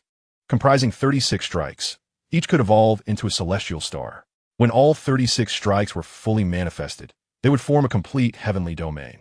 The essence of martial arts was a domain understood only by grandmasters, while the manifestation of such a domain was a feat reserved for martial kings. Xuange preferred not to wield a spear, finding it too light. Thus, he was accustomed to the halberd, which bore weight and could cleave, slash, lift, or thrust with devastating force. On this day, the 36 strikes of the Heavenly Gang had already been transformed into 36 halberds. As he once again wielded the second halberd, a nebulous starry realm emerged, and another celestial body was ignited. With the third and fourth strikes, the heavy weapon in his grasp became as light as a soft sword, impenetrable and accompanied by a fierce, dragon-like surge of vitality. Xuange faced the encroaching Confucian and Taoist energies with indifference. The powerful true qi surged forth like blazing solar flames, radiating intense light and dissolving all in its path. Chapter 12. Slaughter, Slaughter, Slaughter. This is a demon. The Emperor of Qian has descended. Despite the onslaught of the Imperial Guard, they were swept aside by a single strike, falling like leaves in a tempest. The entire Zhuge street trembled, filled with the sounds of bodies crashing and the spouting of blood. Although the Imperial Guard was tasked with safeguarding the royal city, it was painfully evident that they were no match for Xuange.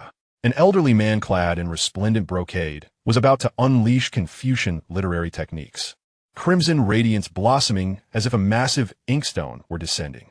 Yet, with a swift motion, Xuange countered, manifesting the 36 stars of the Heavenly Gang, which roared and suppressed him, ultimately causing him to cough blood and lose consciousness.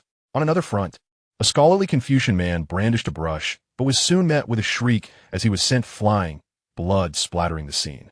Another martial artist from a prominent family advanced with a fierce blade strike, but Xuange merely vibrated the sturdy halberd, which crashed upon him, erupting into a cloud of blood. A demon, this demon, effortlessly destroying all in its path, was the singular thought resonating in the minds of all present, inducing profound trepidation. This fellow had yet to break through to the innate martial artist realm. What would happen if he did? Those who obstruct me shall perish. As he faced the approaching former comrade Zhang Haofeng, Xuange's voice was icy, devoid of emotion. Zhang Haofeng gritted his teeth, imploring, "General Liu, do not act impulsively. The situation can still be salvaged." Bang! Before he could finish his sentence, Xuange swung his hand again. The heavy halberd struck him, causing a muffled groan as he was hurled away, crashing heavily to the ground. Compared to the others who were gravely injured and coughing blood, he had fared relatively well. Xuange understood Zhang Haofeng's good intentions, but his purpose today was to escalate matters. He sought to upheave the heavens and overturn the earth. Were his strength sufficient, he would have stormed the Golden Lawn Hall and shattered the lofty throne of imperial power with a single strike. "General, you cannot contend with them." Zhang Haofeng, now struggling to rise from the ground, gritted his teeth, his eyes reddened, fists clenched, trembling with rage. Deep down, he shared the fury and hatred. Yet he understood how deeply entrenched the influence of the noble families was in the continuation of the Qian Dynasty's millennium-long legacy. Though imperial power was supreme, it was often swayed by the will of these powerful families. This is far from a mere martial artist, incapable of contending with such might.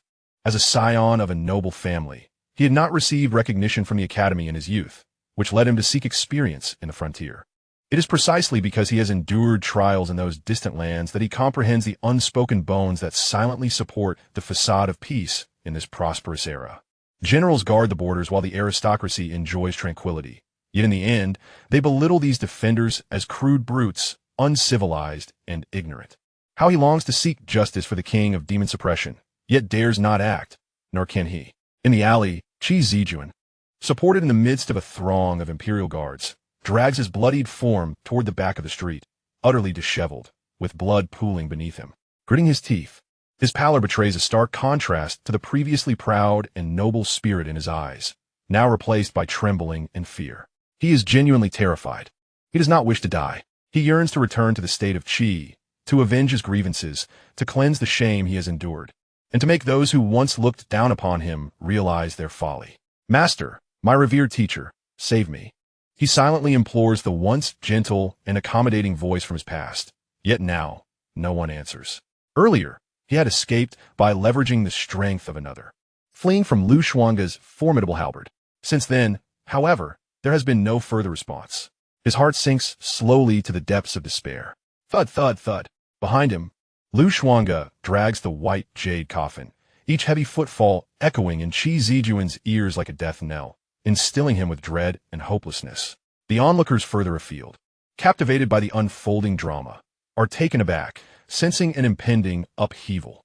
Does this brutish warrior truly intend to challenge all the noble families alone? His Majesty approaches. At that moment, a voice, soft yet sharp, resonates from the distant thoroughfare. With the utterance of these words, an invisible pressure descends, silencing the surrounding clamor. The entirety of Xuange Street falls into a profound stillness. The noble families and influential aristocrats cease their murmurs. The crowd outside the princess's residence collectively turns towards the source of the voice and kneels in reverence. Yet, Xuange, upon hearing this sound, remains indifferent, not even casting a glance in its direction. His demeanor remains cold and detached, hair billowing, strides powerful from several paces away. He thrusts the heavy halberd towards the near-death Zijuan with an overwhelming force that seems to pierce the heavens. This strike, infused with his surging inner strength, traverses the void, accompanied by a howling sound. A shadowy black dragon can be faintly seen, entwined and following, its gaping maw poised to devour. Enough! A deep voice, imbued with authority, resonates. An inexplicable imperial majesty permeates the air, as if it could suppress the world and instill fear across the realms. Simultaneously, a powerful and vast scholarly aura, like the full moon in the sky, pure and transcendent, envelopes all directions, plunging Xuange Street into a profound silence. Everyone felt ensnared in a state of stagnation, unable to move, firmly suppressed. In the distance, a distinguished middle-aged man, adorned in a high-crowned robe with silver hair at his temples, appeared alongside an elderly figure clad in a bright yellow dragon robe. Supporting them was the current Grand Eunuch Wei. The elderly figure in the dragon robe held the hand of a youth who appeared to be merely in his teens. The boy, with a fair and handsome visage, wore an embroidered purple robe, a golden crown atop his head, and a sash of gold and jade around his waist, exuding an air of nobility and an innate presence of authority. Your Majesty, came the reverent sounds of kneeling and bowing echoing through the entirety of Vermilion Bird Street. The visitors were none other than the current sovereign of the Great Qian Dynasty, Emperor Qian, and his designated heir, Prince Xianxia. The esteemed middle-aged scholar in the high-crowned robe was Fang Jinhan, a vice president of the Baiyu Jing Academy, a true sage and in existence at the seventh realm of Confucianism, articulate and eloquent, capable of life and death with but a thought. At this moment he had intervened, wielding the vast essence of Confucianism to suppress the entire Vermilion Bird Street. The heavy spear, aimed at Zijuan, was ultimately immobilized in the void. Less than a yard from him, unable to advance any further. The blood-stained, cold spear blade reflected Zijuan's pale and terrified face. Stubborn and unyielding, refusing to be enlightened. Only knowing bloodshed and violence, provoking countless troubles, bestowed with divine power by the heavens, appointed general by the emperor. And yet you slaughter your comrades and harm the emperor's subjects? Fang Jinhan glanced at the grievously injured Zijuan, on the brink of unconsciousness. A glimmer of coldness passing through his eyes. His tone was frigid, the elegance in his demeanor vanished, and his gaze shone with a chilling light. A future hope of Confucianism nearly perished at the hands of this brute. Even if he were to die 1,000 times, he could hardly atone for such a sin. Chapter 13. Breaking a constraint with a single step, entering the innate realm. You nearly became a historic criminal of the Great Qian Dynasty, a name etched in the annals of time for future generations to scorn and revile. Fang Jinhan approached, coldly scoffing, and with a sweep of his grand sleeves. The surging essence of Confucianism enveloped Zijuan as battered upon the arrival of His Majesty. One should quell their impetuousness, set aside the coffin of the princess, and kneel in reverence. To act otherwise displays a lack of decorum and an ignorance of education. You, a brutish fool, are only suited for the battlegrounds against barbarians and monsters. Under the immense and overwhelming pressure of Xuange's true energy, he found himself unable to move. This was pure suppression of realm. Even if Lu Xuange were to ascend to the fifth realm of martial arts and become an innate warrior, it would be of no consequence. Fang Jinhan, the vice president of the Literary Institute and a contemporary sage, recognized Lu Xuange, a figure standing atop the current Dacian Empire. He sensed the malice emanating from Lu Xuange, yet remained unfazed, believing that a mindless brute could hardly stir significant trouble. He shook his head, regaining his composed demeanor, admitting that his earlier outburst was merely due to concern for Qi Zijuan's safety. Engaging in dialogue with a fool like Lu Xuange was a futile endeavor. To neglect bowing before the sovereign is an affront to propriety. To cause chaos in the princess's residence and disregard the law is to display a lack of virtue. Kneel. His expression turned once more to indifference, as his true energy surged with the grace of 1,000 exquisite verses. An inexplicable order resonated throughout the heavens and earth, descending with strong chains to bind Lu Xuange, compelling him to bow his head in submission. These chains, radiating hues of red, orange, and yellow, seemed tangible, wrapping around Lu Xuange's limbs with ferocity. With a mere utterance, the law followed. Those near Zhuke Street, witnessing such a spectacle, felt a chill of trepidation. This was the power of the sage, reciting true words akin to celestial decrees. Even the mightiest warriors would find it impossible to resist such an authority, ultimately yielding and kneeling in submission. Crack! Under the immense force resembling divine wrath, Lu Xuange's figure remained tall and unyielding, his disheveled hair cascading around him. With one hand raised to hold the coffin, his gaze was cold and unwavering, devoid of any fluctuation. The crowd heard the sound of his bones fracturing under the pressure. Blood began to seep from his skin, yet regardless of the torment, his back remained as straight as a towering mountain, showing no signs of bending. Kneel. Fang Jinhan was taken aback by Lu Xuange's refusal to submit, feeling that his dignity as a sage had been slighted, causing his voice to grow colder. Crack! In the void, it seemed as if thunder pierced through, intertwining the order of Confucianism and Taoism into even thicker chains, ready to restrain Lu Xuange. Huh! In the face of a sage's overwhelming might, Lu Xuange lifted his blood-stained face from beneath his tousled hair, a chilling smile gracing his lips. Fang Jinhan, do you realize that you have committed a grave error? Kneel. Fang Jinhan remained indifferent, commanding once more. Huh! Lu Xuange paid no heed and continued to advance. I command you to kneel. Fang Jinhan finally erupted with rage, a chilling light flickering in his eyes. The authority of the Confucian Tao could not subdue a martial artist of the fourth realm. It was evident that if news of today's event spread, he would become the subject of ridicule within the Confucian Tao lineage. As he spoke, Lu Xuange's body emitted the crisp sound of cracking bones, blood seeping from him and winding beneath his feet. In the path of martial arts, one strides forward without fear. Lu Xuange felt his blood surging, his heart pounding like a drum, a torrent of crimson radiance swelling within him. His body was ablaze with an intense heat. The life force of an ordinary martial artist, when pushed to the brink, could unleash latent potential. Crack! It was the sound of bones fracturing, yet it also resembled the breaking of chains. Lu Xuange held the jade coffin aloft, stepping forward. With each step, a vibrant essence of crimson energy erupted from the top of his head. Blood flowed like a winding river, yet his strides remained composed and steady, devoid of panic. With his first step, the shackles of the mid-stage martial artist shattered. His vitality surged, blood coursing through him, strength swelling dramatically. Naturally endowed with extraordinary power, he had only recently entered the martial artist realm. Yet he possessed an astonishing strength of 2,000 pounds in one arm. This was the reason he could easily overpower innate martial artists. On the battlefield of the southern frontier, he was renowned for his unmatched bravery, not merely a boast, but a truth born from his genuine prowess. Now, having entered the mid-stage of martial arts, his single-arm strength had skyrocketed to 3,000 pounds. With his second step, another crisp sound of fracture resonated. Chains and internal shackles alike crumbled. The shackles of a late-stage martial artist shattered. His power surged yet again, reaching an incredible 4,000 pounds of strength. With his third step, the shackles of the peak martial artist fractured. Before Lu Xuange, it was as if myriad rays of dawn broke through the clouds. He beheld 3 wondrous flowers blooming, a quintessence of vitality erupting forth. At the moment he took that third step, his essence, spirit, and energy reached an unprecedented pinnacle.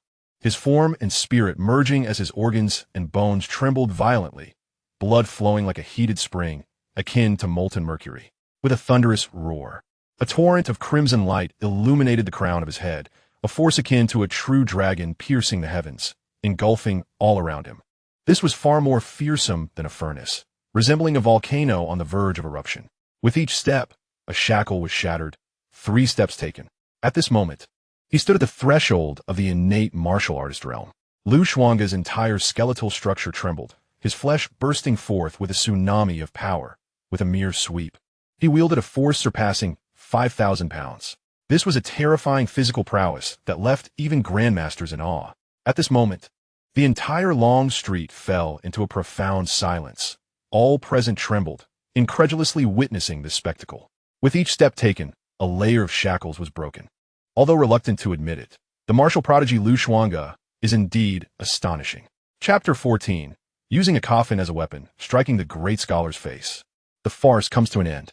At this moment, the thoughts of the noble families and esteemed clans began to waver, tinged with a hint of regret. Yet, soon their gazes solidified with determination. Ultimately, martial arts is a prevailing current. As one progresses, the path becomes increasingly arduous, compounded by a significant issue: longevity. Practitioners of Confucianism, Buddhism, and Taoism can easily live for centuries, but a master of martial arts typically has a lifespan of merely 150 years. In the midst of fierce battles, martial practitioners suffer losses in their vital energy and the very essence of their bodies. Even the once renowned earthly martial sage, who intimidated the surrounding 7 nations, met a dismal and tragic end. No matter how extraordinary Xuange may be, he can at most replicate that sage's fate. Fang Jinheng never anticipated that at such a critical juncture, Xuange would shatter 3 layers of shackles, stepping directly into the 5th realm of martial arts. Becoming a congenital warrior, his expression shifted repeatedly. However, as a prominent scholar, his dignity and confidence forbade any retreat. Strangely, he sensed a flicker of trepidation in Xuange's icy gaze, as if he were being scrutinized by an ancient demon lord, causing an inexplicable chill to creep up his spine. Do you not yet realize where your error lies? Xuange grinned, yet his eyes bore a chilling indifference that sent shivers down the spine. When a martial artist is enraged, blood spills within 5 steps. Though he only took 3 steps, it was more than sufficient for him. In the next moment, amidst the trembling gazes of everyone present, Xuange hurled the white jade coffin forward with a sudden motion. His disheveled hair danced wildly, exuding an aura that surpassed the demonic, as if even his strands were imbued with the glow of blood energy. "You're too close to me." His voice, tinged with deep-seated malice, transformed the coffin that contained the corpse of Princess Xianxia into a formidable weapon. Clearly, Fang Jinheng had not anticipated Xuange's decisiveness, wielding the coffin before all. This strike was powerful and heavy, akin to a celestial seal descending from the heavens. And it was so close that even if he reacted, it would be too late. Moreover, this coffin was crafted from a unique material, inscribed internally with Taoist patterns. Amidst the reverberations, Fang Jinheng's face flushed with anger, forcing him to retreat in a flustered manner. Simultaneously, his other hand summoned forth a surge of literary energy, coalescing into flying swords aimed at Xuange, intending to thwart his audacious act. However, Xuange had already anticipated this move. He did not attempt to block it, allowing several swords to pierce his abdomen. Seizing this opportunity, he swung the coffin, which astonishingly halted mid-air, with a surge of overwhelming internal energy adhering to his hand. He then cleaved it sideways, as if wielding an indestructible heavenly blade. Boom! The heavy blow took Fang Jinheng completely by surprise. It was evident that Xuange's experience in life-and-death battles far surpassed that of this esteemed scholar. He raised his palm, ready to unleash boundless literary energy to shatter his opponent. But upon considering the corpse of the princess within, he had no choice but to temper his strength. This restraint resulted in the white jade coffin crashing brutally against his face. Despite Fang Jingen's usual demeanor of elegance and grace, he now found himself spitting blood, his hair disheveled, staggering backward in disarray, his mind swirling in dizziness. Had it not been for the swift support of Eunuch Wei by his side, he might have collapsed to the ground. Witnessing this scene, the expressions of all present shifted dramatically, a mixture of shock and dread washing over them. They could sense the terrifying physical prowess of Xuange, whose reckless audacity elevated him in the minds of the onlookers. Before them stood Fang Jinghan, a paragon of scholarship, revered as a near saint among countless literati, holding significant positions in both the National Academy and the Hanlin Academy. Even the demon-subduing king had treated him with utmost respect during his reign. Yet now, he found himself humiliated, struck in the face by a martial brute, bloodied and disheveled. The impact of this spectacle was monumental, shattering the mythic image they had of him. "You barbaric warrior, you seek death." Fang Jinghan steadied his trembling form, a distinct bruise marring his countenance, blood at the corner of his mouth, his hair completely undone. His face burned with fury, a murderous intent swelling like a tempest, threatening to engulf the heavens. A distinguished scholar of his caliber, publicly humiliated by a mere fighter, was not merely a slap to his face, but a disgrace to all scholars across the land. Just as he prepared to unleash his full might to subdue Xuange, to serve as a warning and cleanse the humiliation he had just endured, a gravely authoritative voice interrupted. "Have you finished your tantrum?" It was the emperor of the Qian Dynasty, who had remained silent since his arrival. Xuange remained impassive, exuding an aura of malevolence. He had anticipated this outcome from the very beginning. Since the emperor had openly declared his intentions, the demon-subduing king had followed suit, committing self-harm on the Golden Lawn Hall. Thus, the emperor would safeguard the demon-subduing king's estate, bestowing upon it the corresponding riches and honors. Therefore, regardless of the commotion Xuange caused, the emperor would ultimately take responsibility. If he lacked such magnanimity, the demon-subduing king would never have placed his trust in the emperor. Upon hearing the emperor's words, Fang Jinghan's expression shifted multiple times as he hurriedly inhaled deeply to regain his composure. He cast a profound glance at Xuange, etching this stain into his memory. With a respectful bow, he said, "Your Majesty, I have lost my composure." The young crown prince, Ji Mingxian, stepped forward, retrieving a pristine embroidered handkerchief from his sleeve, and began to wipe away the stains. "Master Fang, I apologize for the indignity you have suffered." Fang Jinhang felt a flicker of solace and replied, "Your Highness, there is no need for such concern. I shall manage myself. This farce must come to an end." Emperor Qian coughed a few times, his voice laden with fatigue and weariness. With his utterance, the surrounding noble families and dignitaries understood that His Majesty had no intention of pursuing the matter concerning Xuange, even though he had nearly wreaked havoc upon the princess's residence. This sparked discontent among many, accompanied by bewilderment, especially among those like Right Minister Liu Yongkong, who had witnessed the entire incident firsthand. How could such a boorish man, audacious enough to offend a grand scholar, be so lightly forgiven by the emperor? Was it perhaps out of respect for the former demon suppressor's legacy? Regardless of Xuange's prodigious martial talent, how could such disregard for authority and the law serve the Qian Dynasty? "Your Majesty, we implore you to take action on our behalf. This brash individual nearly brought death to us all, slaying so many esteemed officials. Should you fail to imprison him, it will be impossible to quell public outrage." On the day of the Grand Princess's wedding, she was humiliated by him, leading to her tragic demise. Now, with her remains still warm, her dignity has been defiled. "We beseech you, grant justice for the Grand Princess." At that moment, several elder officials stepped forward, tears streaming down their faces as they lamented their grievances. Chapter 15. Is the Grand Princess truly dead? The poison lingers, awaiting cremation. Particularly distressing was the sight of numerous bodies still radiating warmth. Among them, two promising figures from the Confucian Taoist faction, brutally dispatched by Xuange, as if they were mere wild dogs. For the entire Confucian Taoist community, this was indeed a day of profound loss. Upon hearing these words, the young crown prince Ji Mingxian gazed at the white jade coffin, effortlessly supported by Xuange, and a deep-seated hatred flickered in his eyes, though he concealed it well.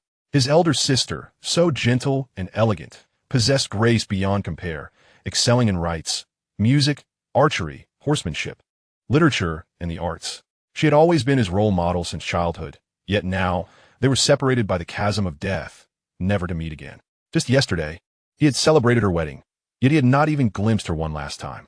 All of this was the fault of the crude warrior before him, who had publicly insulted his mentor. Clenching his fists beneath his robes, Ji Mingxian silently vowed that once he ascended to the throne, he would seek justice for his sister, inflicting 1,000 tortures upon this brute. His father, the emperor, was aged and muddled, too concerned with various considerations. Yet, what would it truly affect if he were to eliminate Xuange, given the 50,000 demon suppression troops in the southern frontier? Xuange sensed the crown prince's murderous intent directed at him. Accustomed to slaughter on the battlefield, he possessed a keen awareness of various forms of hostility. However, he paid it no heed, remaining indifferent to the burgeoning enmity. In the future, when power rises, there will be ample opportunities to shatter the Golden Hall and dispose of this individual. This farce must come to an end today. Do I need to reiterate my command? The Emperor Qian, with an imposing demeanor, cast his gaze over the kneeling officials before him, his voice resonating with solemnity. Yes, Your Majesty, they replied. The individuals who had just moments ago wept and lamented suddenly stiffened, their expressions awkward, hesitant to utter another word. Since the Emperor Qian had resolutely decided not to pursue the matter further, their cries would serve no purpose. Xianxia is already deceased. Where do you intend to take her now? He then turned his attention to the white jade coffin, his gaze trembling slightly, a hint of murkiness clouding his eyes. His voice growing ever more frail. Upon hearing the news of Ji Qingxuan's demise, disbelief had engulfed him. Yet, knowing his daughter's fierce spirit and noble character, he understood her compliance in marrying Xuange was an act of loyalty and filial piety. Her subsequent act of taking her own life was a testament to her indomitable spirit, a manifestation of her discontent and resistance against him. She was indeed capable of such an act. Xuange responded, his tone indifferent. Your Majesty, as husband and wife, the princess is naturally a member of the Liu family. I intend to take her home. Very well, take her home, the emperor replied, accustomed to Xuange's detached demeanor. He pressed further. Is this truly how you plan to bring her home? Just yesterday, I entrusted my daughter to your care. In response to this, Xuange remained cold and unyielding, offering no reply. The emperor coughed several times and sighed. Put Xianxia down. I wish to see her one last time. Xuange's gaze remained devoid of emotion. On the night of our wedding, I did not lay a finger on her. Her death is shrouded in mystery, and as her husband, it is my duty to investigate this matter thoroughly. Place the coffin down, the emperor commanded once more, his voice still heavy with authority. Though aged, he exuded a formidable presence. Were it not for his understanding of Xuange's character, he would have long since issued orders to detain him. Strength and talent alone could not excuse a lack of respect for imperial authority and disregard for the law. Upon hearing the emperor's words, Xuange seemed to ponder for a moment before gently placing the white jade coffin down. The image of the crude warrior was deeply ingrained in him, allowing him to navigate situations with greater ease. After all, who would suspect a martial man of harboring ill intentions beyond seeking justice for the slain? With a heavy thud, the emperor, supported by eunuch Wei, approached and unveiled the white cloth. The accompanying crown prince Ji Mingxian, upon witnessing the figure within, realized it was his own sister. Notably, there was a deep mark around Ji Qingxuan's neck. His fists clenched tightly, a profound hatred flickering in his eyes. The emperor's gaze trembled, and with a long sigh, he confirmed that the figure within was indeed his daughter, Ji Qingxian. Although she had departed from this world, the bond of blood could not be mistaken. Your Majesty, if we could summon the Taoist's reversal mirror, perhaps we could unveil the truth behind the death of the Grand Princess. However, practitioners of Taoism are often as elusive as clouds and wild cranes, and the nearest Baiyun temple may not possess such an artifact. Fang Jinheng clasped his hands and spoke. As a great scholar with remarkable insight, he discerned at a glance that the Grand Princess's demise was not due to that strangulation mark. Although he harbored a desire to eliminate the blemish that was Xuange, he could not deny the facts. There were many eminent families and nobles present, some of whom could undoubtedly perceive the discrepancies. Given Xuange's terrifying strength, it was likely that even the Grand Princess, possessing the fourth realm of Confucian Tao cultivation, would be utterly crushed if her neck were seized by him. This strangulation mark could very well be a treacherous fabrication by one of the Grand Princess's maidservants, considering how many in the imperial capital harbored ill will towards him. Emperor Qian closed his eyes, appearing considerably aged in that moment. How would he not see through it? If Ji Qingxian were a man, why would he have passed the throne to Ji Mingxian? At that moment, Xuange interjected. If your Majesty believes that I forced the Grand Princess to her death, I invite the palace coroner to conduct an autopsy. Emperor Qian, with an authoritative tone, interrupted. Enough. If you wish to take Qingxian away, I shall not obstruct you, but should you dare to show disrespect towards her remains, I will not spare you." Upon hearing this, a mocking curve formed at the corner of Lu Xuange's mouth, obscured by his long, disheveled hair. Even Emperor Qian and Fang Jinheng recognized that the body before them was indeed that of the Grand Princess Xianxia. This indicated that her ruse to escape was executed with such perfection that it could deceive even the heavens. Though the emperor was advanced in years, he was still endowed with Confucian Tao cultivation and possessed considerable martial prowess. The imperial dragon aura allowed him to sense bloodline connections. If the body before him truly belonged to Xianxia, then the matter would be manageable. He could simply incinerate it, turning it to ash, fulfilling her wish to die. Lost in thought, Lu Xuange suddenly felt a rush of metallic sweetness surge from deep within his throat. He gasped, and to his shock, blackened blood surged forth, rapidly staining his dark robe even darker. A searing pain coursed through his entire being as if it were gnawing at his very organs. This peach-tree dove's poison was exceedingly troublesome. Despite having broken through to the innate martial artist realm, he found himself unable to expel it, and it only accelerated the erosion of his vital energy. Lu Xuange's expression darkened, his aura visibly dwindling. His sudden affliction astonished many around him, including Emperor Qian, who furrowed his brow and cast a glance in his direction. Poison? The expression of Eunuch Wei shifted slightly. As the head eunuch, he was responsible for overseeing the emperor's meals and was well versed in various deadly toxins. He recognized that Lu Xuange was indeed poisoned. The surrounding nobles and members of prominent families, initially shocked, soon wore expressions of delight. Many could barely conceal their mockery and schadenfreude. In their eyes, this was merely a manifestation of Lu Xuange's impatience and reckless ambition, resulting in a backlash that led him down a treacherous path. The severity of his injuries was undeniable. Only Zhang Haofeng, the commander of the Imperial Guard, exhibited a hint of concern. In an instant, the thoughts of many began to stir.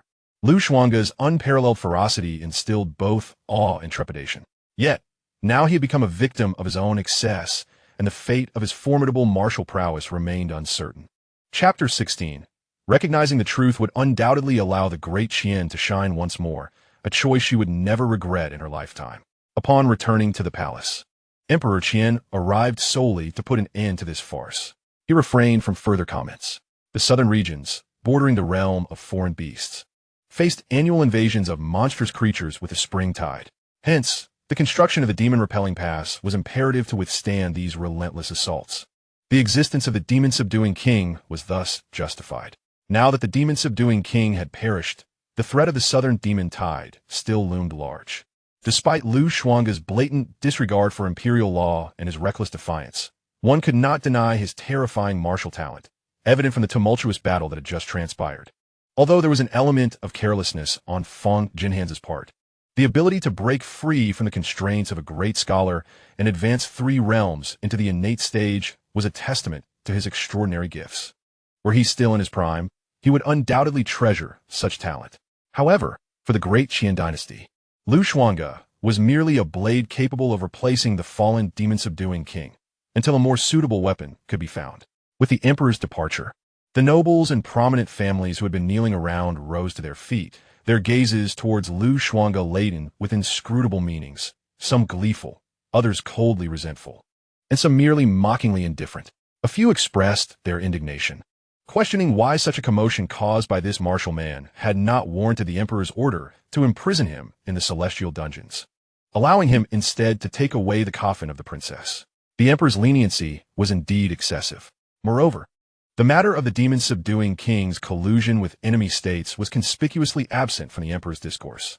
Only a handful discerned the subtle implications behind the emperor's treatment of Lu Xuange. Bang!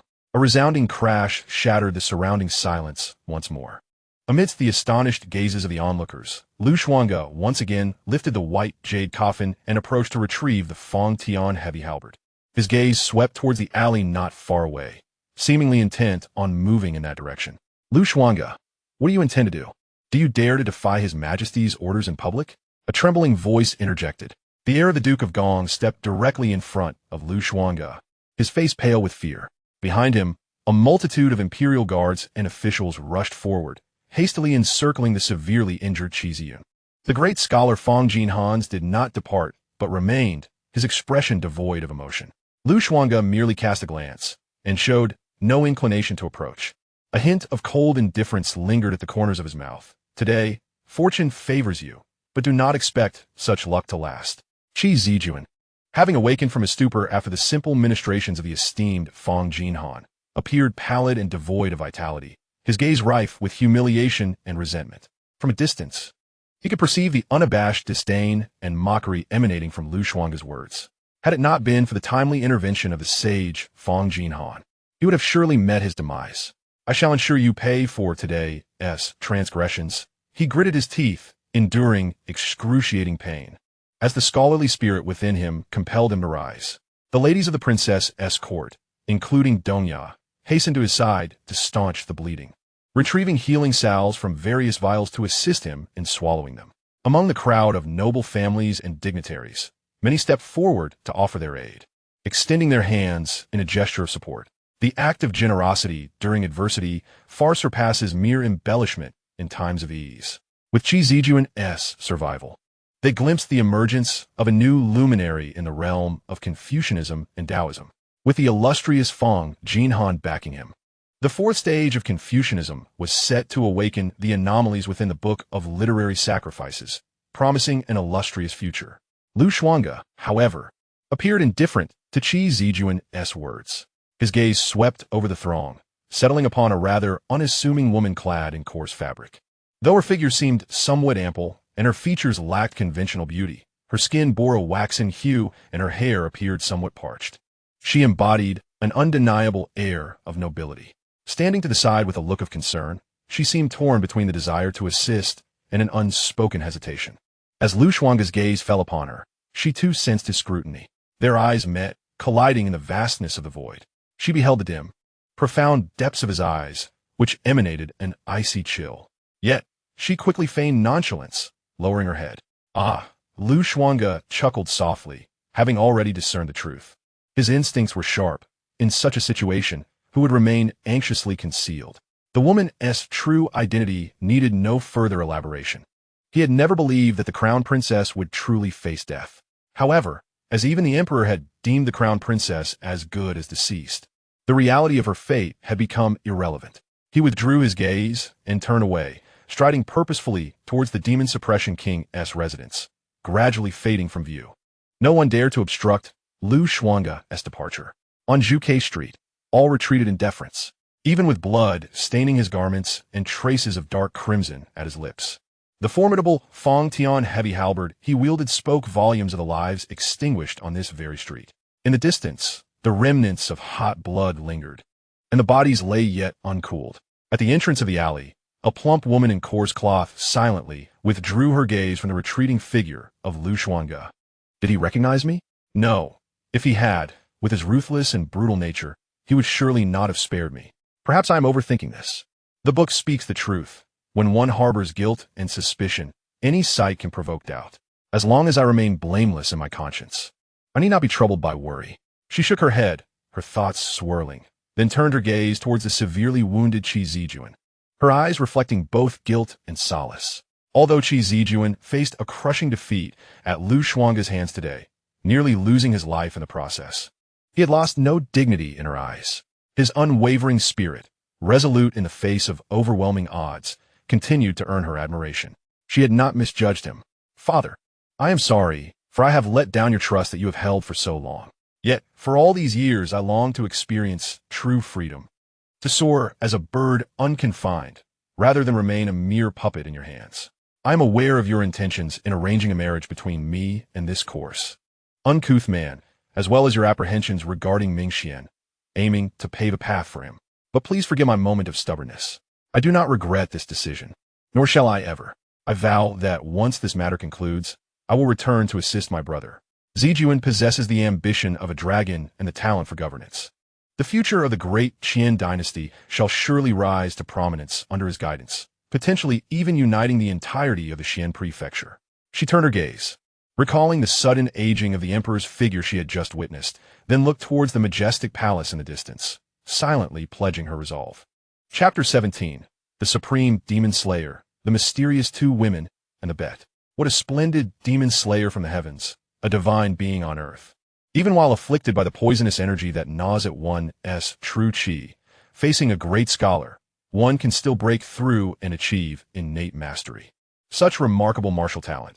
It is a pity that the people of Wushan Mountain have not observed it. I even suspect he possesses some rare martial physique. Meanwhile, in the grand pavilion of the southern region of the imperial capital, two elongated figures shrouded in mist were leaning against the crimson railing, gazing into the distance.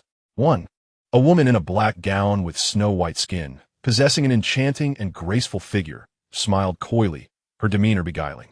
Her beauty was captivating, her pupils shimmering with an alluring purple hue, seemingly capable of ensnaring one's soul.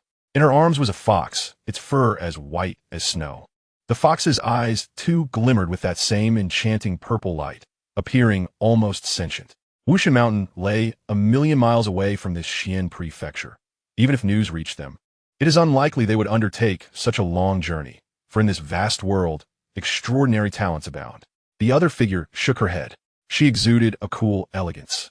Dressed in feathered robes, her ethereal demeanor reminiscent of a celestial being descended to the mortal realm, her hair styled in a cloud-like coiffure, with a jade hairpin delicately inserted. Moreover, even if he were to gain entry into the revered martial god mountain, what would it matter? The martial path is merely a lesser stream. Even if one were to break into the realm of martial saints, they would ultimately be reduced to mere guardians of our sect's ancestral masters.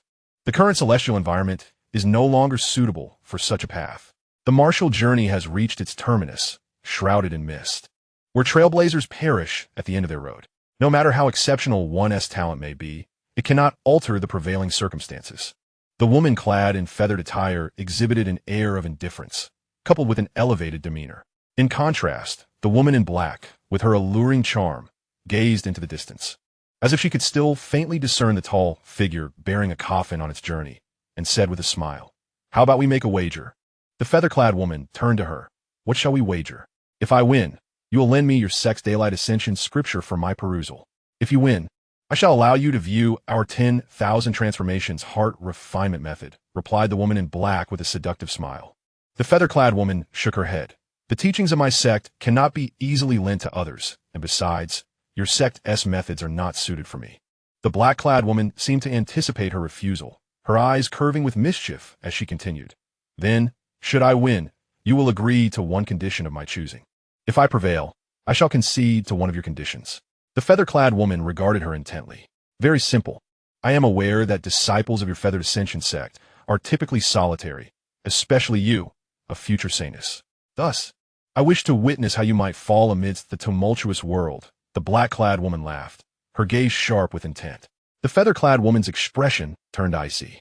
"The secret techniques of the Feathered Ascension sect, particularly the method of false death, are not easily discerned by others. Do not presume I am oblivious. The long princess of Deqian, is she not the one you aided in her feigned demise?" The black-clad woman smiled, her allure intensifying. The feather-clad woman regained her composure. "In this contemporary world across the vast 9 provinces, 3 families are revered above all. This is an immutable law, regardless of location. Even in the renowned Central Domain, celebrated for its exceptional talents and myriad factions vying for supremacy, the same holds true. The Long Princess of Deqian possesses an extraordinary root of spiritual talent, which could have led her to the path of profound cultivation within my Feathered Ascension sect. With such gifts, her future achievements would undoubtedly rival my own. Yet she has chosen the Confucian way.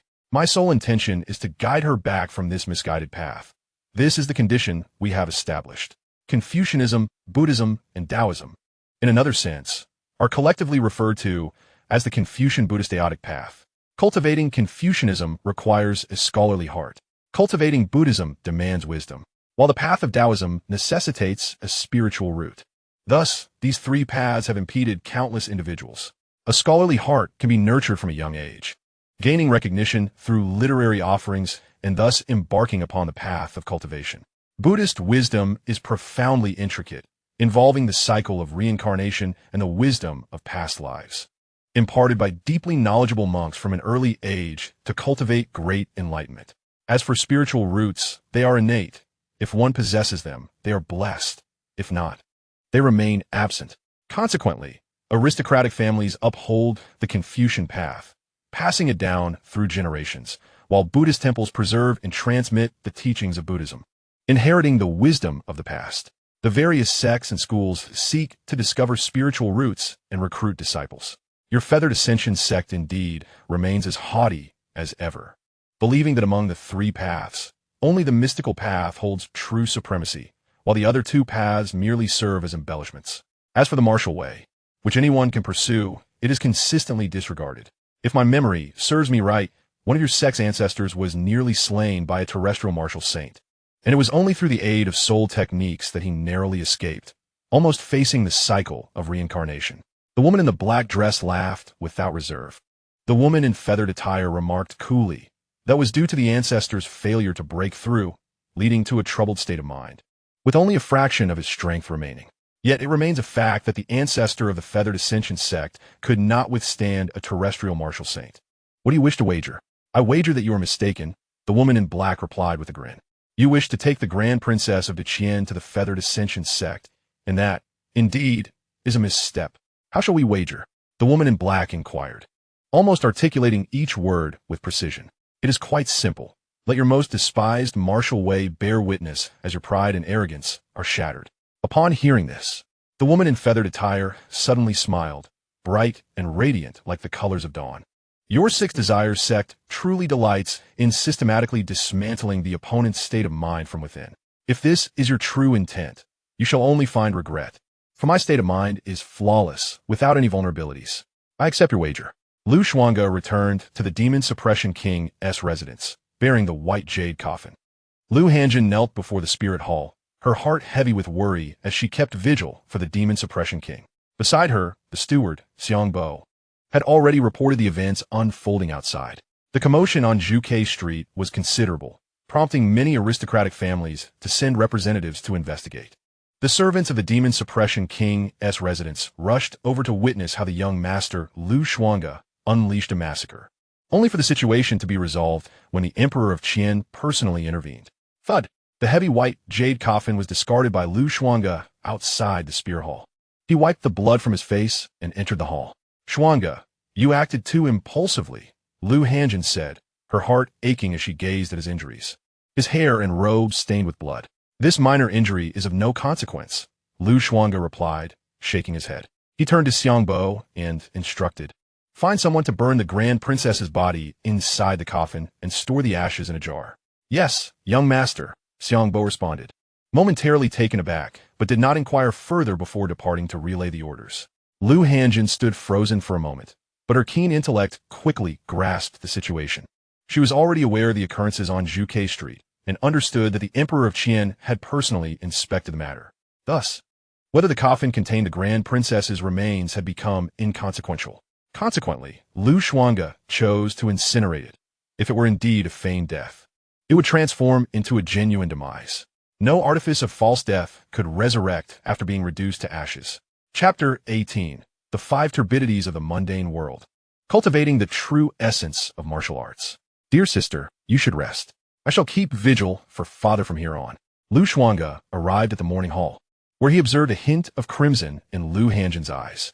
After all, she was a delicate woman, having not rested well, and upon hearing the events transpiring in Xuange Street, how could she not feel anxious? It's all right, I can still endure. Regardless, I must see these 3 days through. How was the poison in your body? Xuange noticed the black blood staining Xuange's robe, her tone filled with concern. This time, I have broken through to the realm of innate martial artists. My vital energy has surged. Although this bit of pigeon poison will gradually erode my true energy, I have already expelled much of it. In a few days, I shall be fully recovered. There is no cause for alarm, Xuange reassured her with a smile, not wishing to burden Xuange with worry. Upon hearing this, a sigh of relief escaped Xuange's lips. Soon, Xianxia summoned the household servants to begin constructing a pyre in the training grounds. The body of the long princess lay in the white jade coffin, lifelike and indistinguishable from her former self. As boiling oil was poured over, the flames erupted with a resounding crackle, gradually reducing her to ashes. Xuange watched this scene in the morning hall, his gaze as indifferent as the stillness surrounding him. This was indeed a corpse. The origins of the long princess were now of little consequence. Nightfall arrived swiftly. The morning hall was brightly lit. Lu Hanjin, slightly fatigued, leaned against his shoulder and soon fell into a deep slumber, as if the pressures of the past 2 days had dissipated her flawless, alabaster face adorned with a gentle and serene expression. Lu Xuange instructed someone to fetch a thick outer robe and drape it over her. The commotion outside the princess's residence today had ultimately drawn the Qian emperor's intervention, bringing an end to the farce. In essence, this was merely an outlet for his pent-up frustration, and it did not alter the dire situation of the demon-suppressing king's mansion. Thus, it was time to contemplate the next course of action. In the vast expanse of the world, the Great Qian Dynasty occupied only a fragment of the Xian prefecture domain. This area was boundless, and a typical martial artist might spend an entire lifetime without reaching its limits. Here, wars raged, 7 dynasties vied for supremacy, and numerous small nations clung to survival in the crevices, while demonic tides and the calamities of the underworld frequently besieged them. Aristocratic families entrenched themselves deeply in power. To the north, near the Wild Prefecture, barbarian raids were commonplace. In the south, adjacent to the Huang Prefecture and the southern border, demonic invasions occurred annually with the spring tides. Most importantly, in the Xian Prefecture, various dynasties dismissed a multitude of schools of thought, elevating Confucianism and Taoism above all. Followers of Taoism were elusive, and the presence of Buddhism was equally rare, having failed to reach this realm. While martial arts were widely practiced, accessible to nearly everyone, the rigorous training required immense willpower to attain profound mastery. The process of cultivation necessitated substantial nourishment to bolster vitality, and most families could scarcely afford it. The expenses of meat for each meal could already cover a household's expenditure for half a year. Various prominent families engaged in martial arts maintained their esteemed identities, regarding martial disciplines as mere offshoots and inferior to the Confucian path. Consequently, practitioners of martial arts occupy a markedly lowly status. They either find themselves on the battlefield, vanquishing foes, or relegated to mere private soldiers for the influential families, serving as guardians and protectors. Upon discerning the murky realities of the contemporary world and the vile countenances of these powerful clans, Lu Xuange could not possibly remain as foolishly loyal as the demon-subduing king, continuing to serve the Great Qian Dynasty. Ultimately, this is a realm where strength is paramount. When one possesses sufficient power, one can shatter all conventions. Were he a martial sage of the land, would the esteemed scholar Feng Jinan dare to speak to him in such a manner on the bustling Zhuge street? Even the emperor would have to treat him with utmost respect and courtesy. In Lu Xuange's eyes, the demon-subduing king remains fundamentally weak, merely a grandmaster whose prowess fails to pose a threat to the emperor adorned with the dragon's aura, ultimately leading to his demise. After resolving the venomous turmoil, Lu Xuange sought a place to diligently enhance his cultivation. Bearing the destiny of an ordinary martial man, he found that the closer he approached the brink of despair, the more he could unleash his fullest potential. One day, he would personally use his fist to dismantle the injustices of this turbulent world. With his eyes closed, images from the day flitted through his mind. The seemingly fated Qi Zijuan, the esteemed scholar Feng Jinan, the princess who feigned death to escape the noble clans, and the lofty emperor. A surge of wrath inexplicably welled within him, causing his blood to boil and true energy to surge through his meridians. With a violent cough, he expelled another mouthful of blackened blood. After a brief moment, Lu Xuange calmed his spirit, silently reciting incantations to restore his focus, ensuring clarity within his mind. The internal cultivation he practiced, known as the mysterious flood dragon breathing method, comprised 9 levels. Upon reaching the 9th level, one would ascend to the realm of innate martial artists. Currently, he had only attained the 7th level, yet unexpectedly broke through to become an innate martial artist. The remaining 2 levels were insufficient to support his future cultivation. The demon-subduing king's library contained numerous martial arts manuals, yet none suited him precisely, for he possessed innate divine strength, enabling him to amplify his power to several hundred pounds through conventional techniques. However, such strength was trivial for him, easily wielded in his youth. The mysterious flood dragon breathing method he practiced, in a sense, belonged to the demon clan's techniques. The demon-subduing king had once lamented that Lu Xuange's strength rivaled that of many young demons, prompting doubts about his origins. Nevertheless, aspects of his appearance and bloodline consistently affirmed that Lu Xuange was genuinely of the human race. As for his true heritage and biological parents, Xuange shook his head. His mind held no memories or impressions. When the demon-subduing king raised him, he was swaddled in a blanket and placed within a beast's den, devoid of any jade pendants or longevity locks that could trace his lineage, merely wrapped in a blood-stained ragged blanket. Beyond the innate martial artist stage lies the realm of the Grandmaster. To ascend to the realm of the Grandmaster, one requires the guidance of a mentor. Otherwise, it is exceedingly difficult to grasp the true essence of martial arts through mere self-effort. Even my adoptive father once conveyed to me that his breakthrough to the Grandmaster level occurred only amidst the fierce battles of war, when he found himself on the brink of despair, leading to an unexpected transcendence. It is said that in the dance of life and death lies both immense terror and great fortune. Xuange calmed his mind. His martial talent was not only formidable, but his comprehension was equally remarkable. Otherwise, he would not have grasped a thread of martial truth reserved only for grandmasters. Upon merely stepping into the realm of a warrior, now that he had fully entered the innate realm, he sensed a profound augmentation of his soul. The resultant enhancement was most evident in his capacity for understanding. Previously, his insight into the true essence of martial arts had been rather nebulous. With the strengthening of his spiritual power, the increase in his comprehension was simply beyond imagination. If his prior grasp of martial truth had been but a few strands, now it had coalesced into rivers and lakes. Countless flickering images surged through his mind, memories of years spent in the tumultuous battlefields of the Southern Front, boundless yellow sands, relentless waves of monsters, and the ceaseless chaos of warfare, with clashing weapons and mountains of corpses. Suddenly, a resonating hum echoed within Xuange's consciousness, akin to the primordial sounds of a universe at its inception. Chapter 19. Nurturing the true soul of martial arts, memories of heritage, and the mysterious techniques of bloodlines. Xuange beheld a blinding light that unfurled before him, revealing an endless blood-soaked battlefield. This was the true essence of his martial path: slaughter, conquest, and expedition.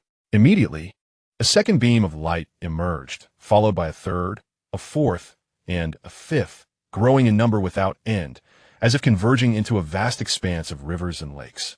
Immersed in this luminous realm, he allowed the radiance to penetrate and envelop him completely, gradually encasing his physical form and soul in a cocoon of light.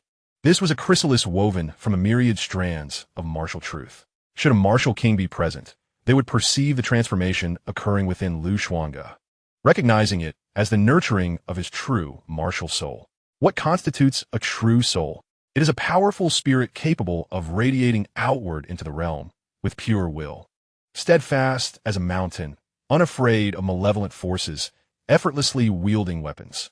Possessing a true soul signifies that even martial practitioners can glimpse into the ethereal realm, comprehending the might of heaven and earth. Such capability is a privilege reserved for the martial saints. Although Xuange was merely in the nascent stages of cultivating his true martial soul, even the faintest hint of it was sufficient to bring about monumental changes in his existence. Suddenly, within this cocoon that resembled a chaotic void, a scripture, seemingly intertwined with his bloodline, began to flow inexplicably. Xuange's entire being began to radiate warmth, and he could even hear the sound of his blood coursing through his veins like molten mercury. It feels as though ancient characters are emerging within his veins, radiating an immortal brilliance. In his mind, the chaotic imagery has been cleaved open by a flash of lightning. Before him unfolds a magnificent scene, akin to a celestial palace nestled in the heavens, boundless and infinite. Islands of divine mountains stretch endlessly, ancient peaks rising majestically, vast and distant, cascading silver waterfalls tumbling from the heights of the firmament. Boom! The resounding echo of an immense bronze bell reverberates through the cosmos, as if capable of disturbing the very heavens, with divine lights racing through the ethereal corridors. Some arrive riding cranes, others soar on swords, while yet others drift freely with the wind, appearing as immortal beings from ancient texts. Each person's aura is ancient and formidable, as though with a mere gesture they could upheave the world. These images, like fragments, flit through Xuange's mind, yet gradually grow hazy, shrouded by an impenetrable fog, rendering them unclear. Xuange clutches his throbbing head, as if struck by a blunt object, the pain intense and unfamiliar. Has he inadvertently touched upon fragments of memories buried within his soul while crystallizing the true meaning of martial arts today? What is this? Is it the memory of my lineage? In 2 lifetimes, apart from being a transmigrator, could I have another origin? Yet such grand landscapes and islands, erected in celestial heights, have never been recorded in any part of Qian. Xuange takes several deep breaths, gradually calming his tumultuous thoughts. Pondering these matters now serves no purpose. Just like before, even if he knows that the Demon Suppression King is not his biological father, he remains at a loss in his quest for the truth of his origins. There are no clues. All of this seems to lie hidden deep within his soul, awaiting some day of revelation, much like this very night, with his body as the furnace, nurturing the myriad scriptures, with his heart as the seed, absorbing the vast seas. Endless and boundless, infinite and eternal. Xuange discovers a cryptic scripture emerging in his mind. Though brief, each segment of text appears to correspond to profound truths, shining brilliantly within his consciousness. He quietly contemplates, soon making a new discovery. Every 4 characters seem to align with 2 distinct meridian pathways for the circulation of internal energy. The operational concepts of these meridians share similarities with the martial arts practices he previously understood, yet are entirely different. As he attempts to follow the first unique meridian's operation, boom! Xuange feels excruciating pain coursing through his meridians, as if they're being severed inch by inch, crushed to fragments. The internal energy within him surges chaotically, akin to a deflating balloon, rapidly diminishing. Despite having endured countless injuries on the battlefield, he has long grown accustomed to various forms of pain. Yet, the pain was excruciating, rendering his complexion pale and causing beads of sweat to cascade down his face, compelling him to grit his teeth and endure the torment. At last, the sensation of agony subsided as his internal energy circulated through the meridians, completing a full cycle. When Xuange attempted again, the intensity of the pain caused him to lose consciousness. This commotion roused Xianxia, who had been resting her head on his shoulder. "Xuange, what has happened to you?" she exclaimed, her gaze filled with concern as she beheld his tightly shut eyes and the dark blood at the corners of his mouth. In a flurry, she rose to summon the steward in attendance. When Xuange regained consciousness, he found himself submerged in a bath carved from blue stone, steam rising and enveloping him in warmth. A glance to his side revealed Xianxia seated on a stool, resting peacefully, her breath steady and rhythmic. Outside, the sky was shrouded in night. Had he truly fainted? His recollections were anchored in the moment he endeavored to harness that enigmatic technique within the morning hall, and he was uncertain how long he had been unconscious. At this moment, he sensed an overwhelming surge of power within him, more formidable than before. "Xuange, you are awake." Xianxia, roused by the noise, rubbed her eyes and spoke joyfully. However, she quickly turned her gaze away, her cheeks flushed. In the bath, Xuange half sat, his chest exposed, revealing well-defined muscles and a tall, robust physique. Previously, his unkempt hair had obscured much of his face, giving him a wild and fierce demeanor. Now, with his hair cascading behind him, damp with steam, his chiseled features appeared strikingly handsome, with sharp brows and deep-set eyes.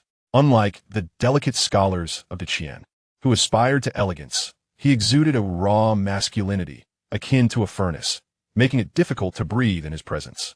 "Please put on your clothes. I will wait for you outside," Xianxia said, her face slightly flushed and her voice stammering as she handed him a neatly arranged robe before bowing her head and departing.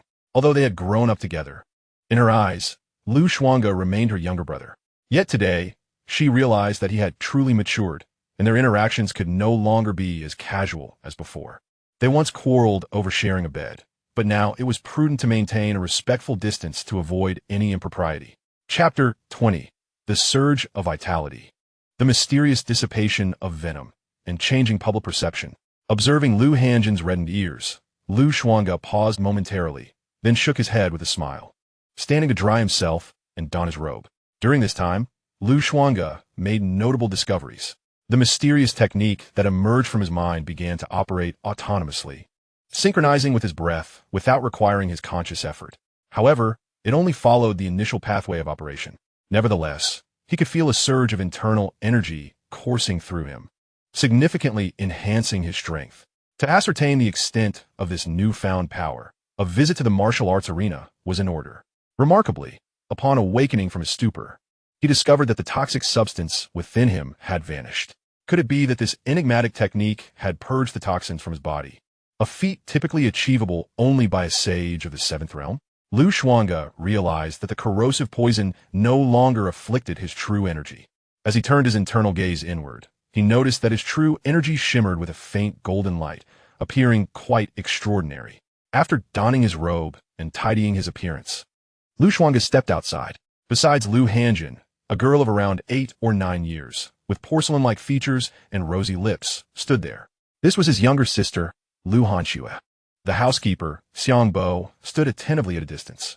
Second brother, Xianxia chirped, her round eyes widening in astonishment as she scrutinized Xuange closely, almost failing to recognize him.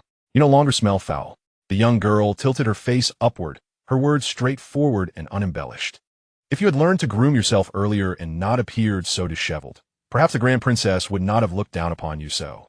Xianxia observed Xuange, whose long hair cascaded down, revealing his clean and handsome visage, tall and imposing, causing her to smile with mild astonishment. Xuange chuckled, bending down to affectionately ruffle Xianxia's fair cheeks.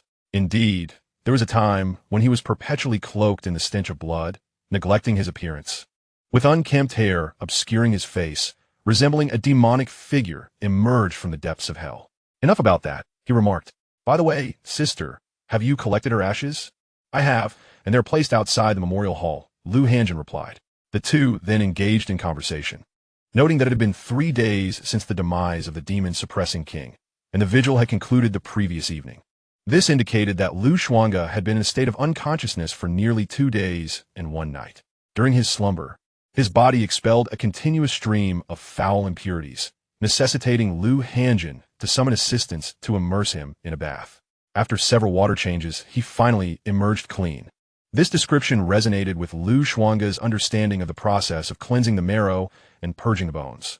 However, for practitioners of martial arts, even with the aid of rare herbs and Taoist elixirs, achieving such a level of purification remains an arduous task.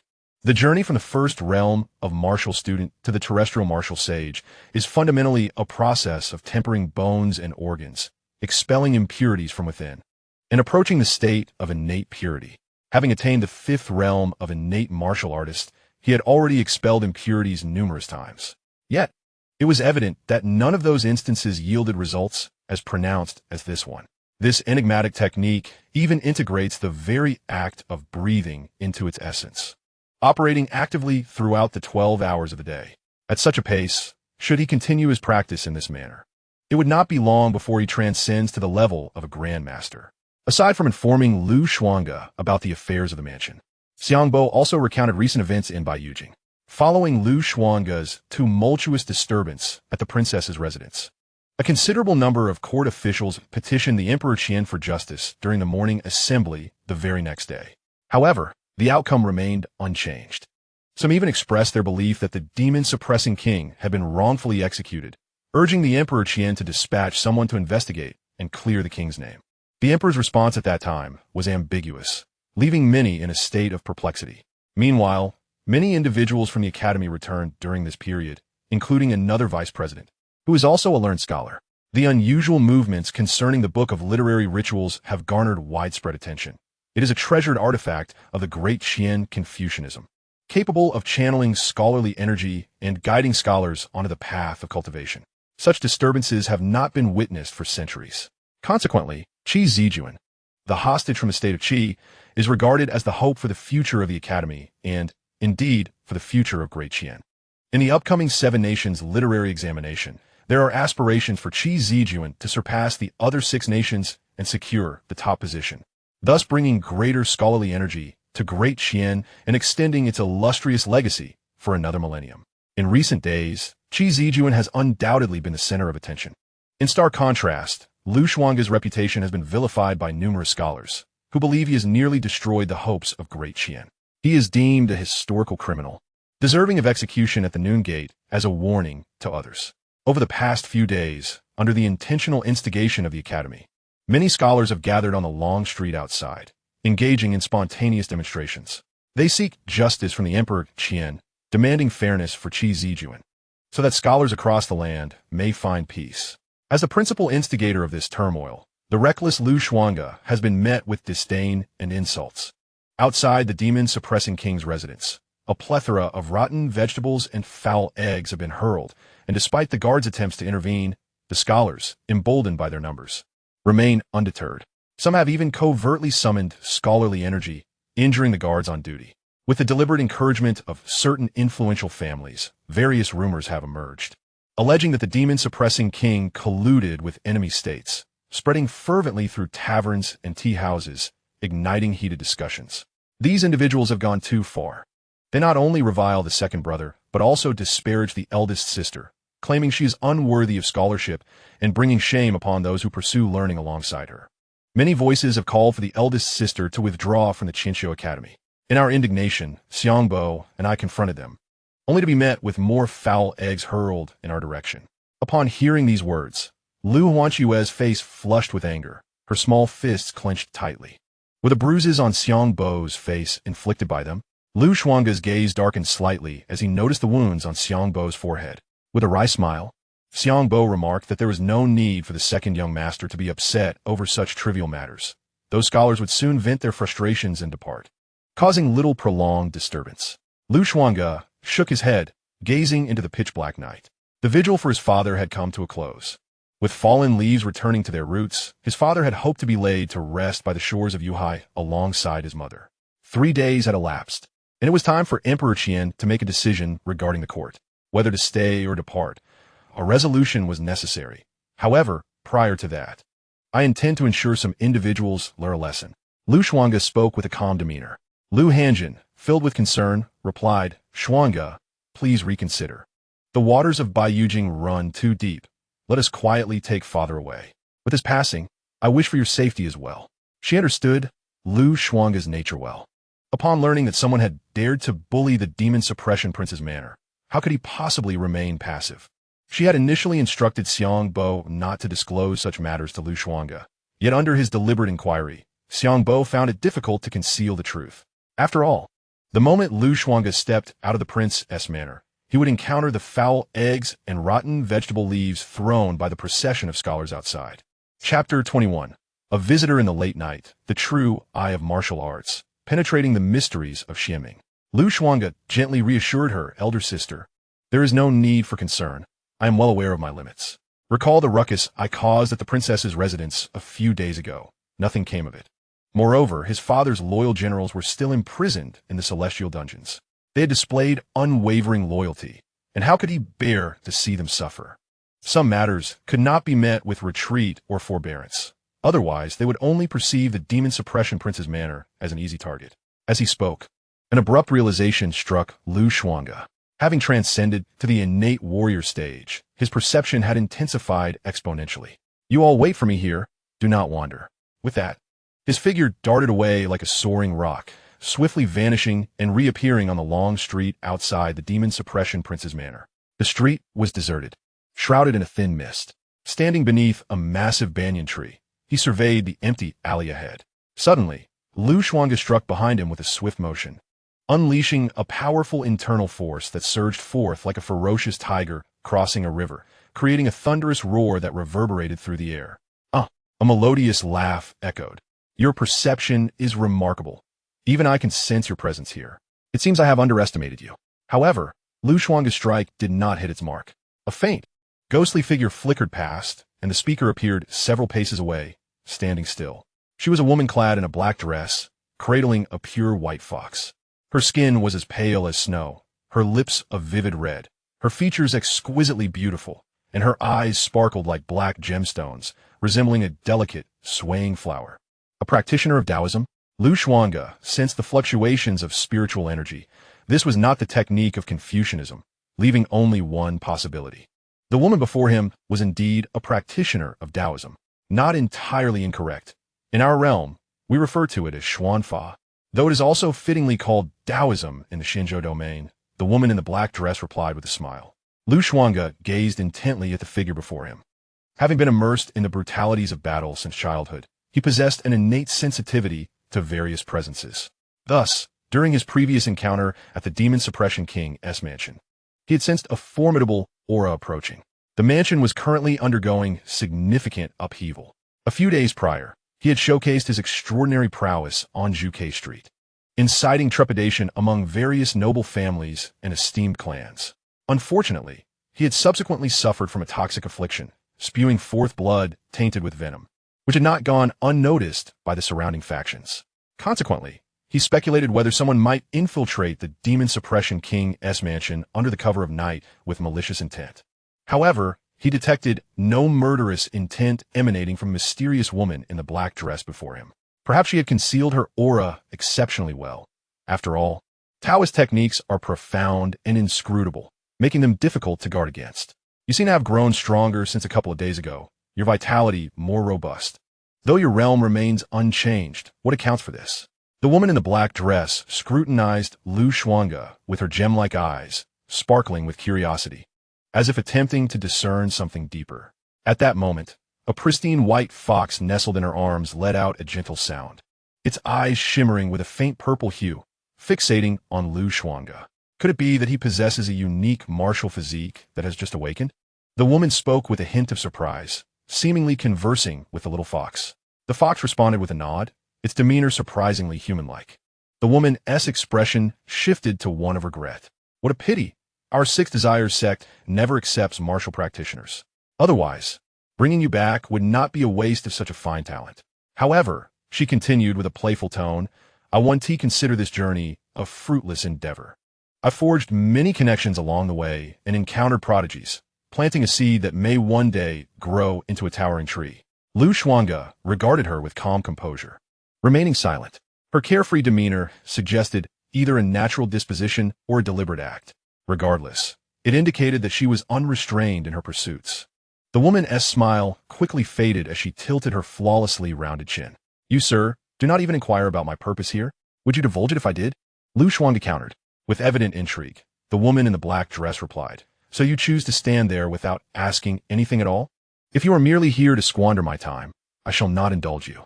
Xuange replied coolly as he turned to leave. Ah, you are quite the bore, the woman exclaimed, her impatience evident as she suddenly reappeared before him, almost like a specter. Yet Xuange seemed to have anticipated her move, transforming his claw-like hand into a palm, resembling a coiling dragon, and lunging toward the woman. A tremendous force surged forth, causing the very air to tremble and ripple. Given her mysterious origins and the sudden intrusion into the Demon Suppression King's mansion at this late hour, regardless of her intentions, friend or foe, he resolved to subdue her first. Truly, he was a man who showed no regard for the delicacies of life. The figure of the woman in the black dress recedes once more, shrouded in a faint mist of twilight, as if the very light were scattering like rain. No matter how fiercely or powerfully Xuange moves, he cannot reach her. Between them lies an unmistakable boundary. Why must we resort to violence over a mere disagreement? Can't we discuss this rationally? She says with a gentle smile, her eyes curving playfully, seemingly confident that Xuange is powerless against her. Those who cultivate the arcane possess unpredictable techniques, nurturing souls and forging elixirs, transforming essence into energy. Wielding immense power with the mere flick of a wrist, and effortlessly harnessing the vital energies of heaven and earth.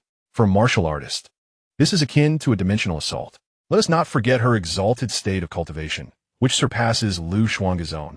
She is on the cusp of entering the sixth realm. Even if she were merely at the stage of refining essence into energy, she could easily overpower an innate martial artist. Across the vast expanse of the 9 provinces, the stages of arcane cultivation can be broadly categorized into 4 major steps: refining essence into energy, refining energy into spirit, refining spirit into void, and refining void into unity. Each of these steps corresponds to distinct realms. The initial stage of refining essence into energy encompasses the realms of guiding energy, gathering spirit, opening orifices, and absorbing the ocean, representing the first 4 levels of various systems. Upon entering the second stage, refining energy into spirit, it further divides into the realms of penetrating the obscure, refining the soul, forging the palace, and divine abilities. The woman in the black dress, possessing extraordinary talent, advanced to the second stage many years ago and currently dwells in the late phase of penetrating the obscure. In terms of martial realms, This aligns with the innate martial artist level. Buzzing. Xuange is aware of the woman's thoughts, but remains unfazed. He has encountered Taoist practitioners before. It can be said that many methods employed by spirit-communing beasts bear striking similarities to those of Taoist tradition. Having once slain such formidable demons, he possesses ample experience to contend with them. Moreover, during his unconscious transformation, the essence of martial truth wove into a cocoon, nurturing his martial soul. At this moment, a faint golden vertical line appears on his forehead, as if a true eye of martial intent is slowly opening, penetrating the azure void. In an instant, the hazy brilliance before the woman in the black dress seems insubstantial before the gaze of the martial eye. Chapter 22. Shall I gift you a celestial maiden? The future's martial sage of the land, the legacy of the literary sage. Xuange channels his inner energy, which glows with a faint golden light, emanating an ancient and overwhelming pressure. His hand reaches out, altering its trajectory mid-air, as a nebulous inner strength condenses within his palm, resembling a blazing sun, dazzling and piercing to behold. With a swift motion, the nebulous barrier conjured by the woman in the black dress, formed from the vital energies of the cosmos, dissolves as rapidly as snow under the scorching sun. Her smile instantly falters, unable to maintain its composure. Even the white fox cradled in her arms seems to widen its eyes, staring in astonishment at the unfolding scene. In that moment of stunned silence, the blazing palm, akin to an eye of fire, descends towards her. She could even sense the terrifying vitality emanating from the man before her, as fierce and radiant as a solar deity, akin to a furnace that incited both awe and dread. Stop, stop, stop. The woman in the black dress urgently called out, her ample bosom heaving, her expression akin to one who had encountered a ghost. This was her first experience of such a nature. A martial artist of the same realm had effortlessly dissolved her techniques with sheer vitality. Had Xuange been a terrestrial martial sage, with blood vitality comparable to that of a leviathan, she could have comprehended it. Yet, he had only recently broken through to the innate warrior realm and had been afflicted by potent venom. How could this be so? Xuange did not perceive any killing intent from the woman in black, which is why he refrained from further aggression. His initial strike was merely a means to gauge her thoughts. After all, why would anyone wish to create unnecessary enemies? You are truly an anomaly in martial arts.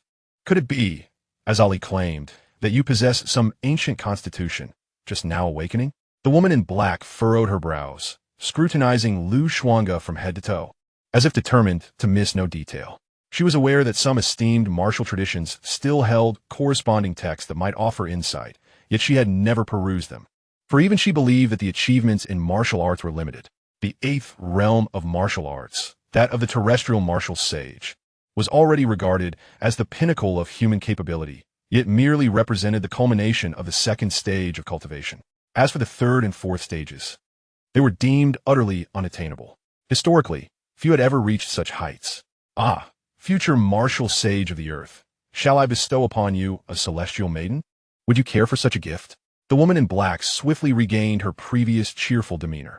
Although she had held Xuange in high regard, her recent encounter revealed that her earlier assessment was flawed.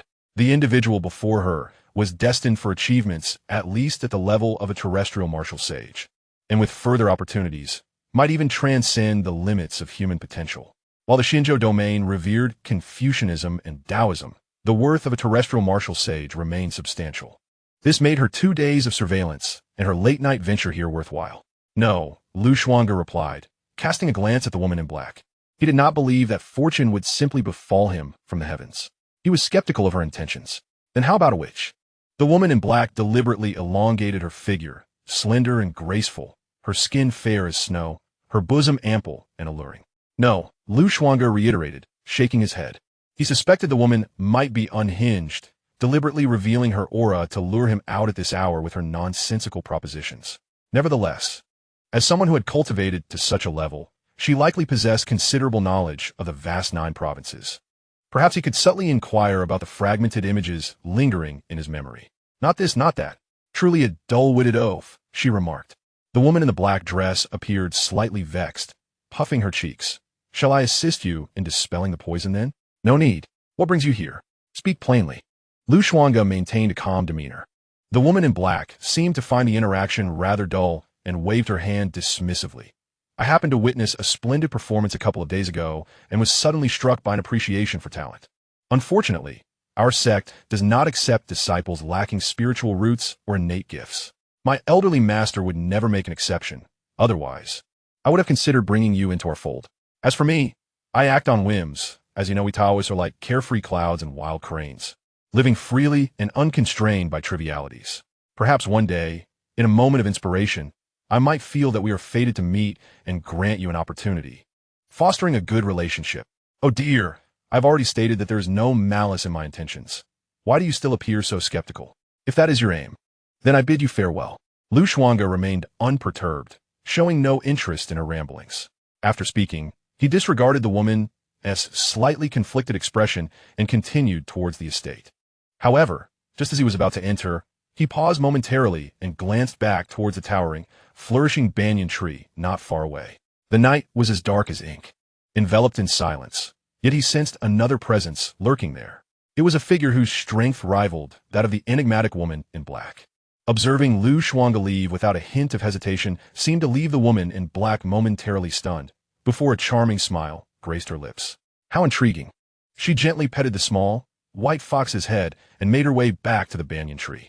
Beneath its expansive branches stood a woman clad in pure white, exuding an ethereal elegance, waiting silently.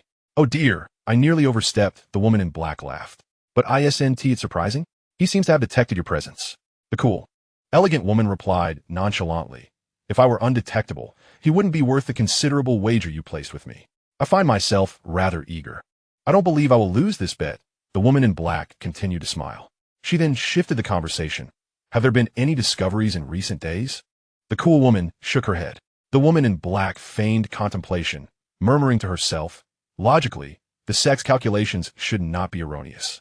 The site of that sage's fall was within this Xian province, likely near the capital of Qian. How can there be no signs of activity? Surely, no one has already gotten ahead and claimed its legacy? Xuange returned to the demon, suppressing King's manner.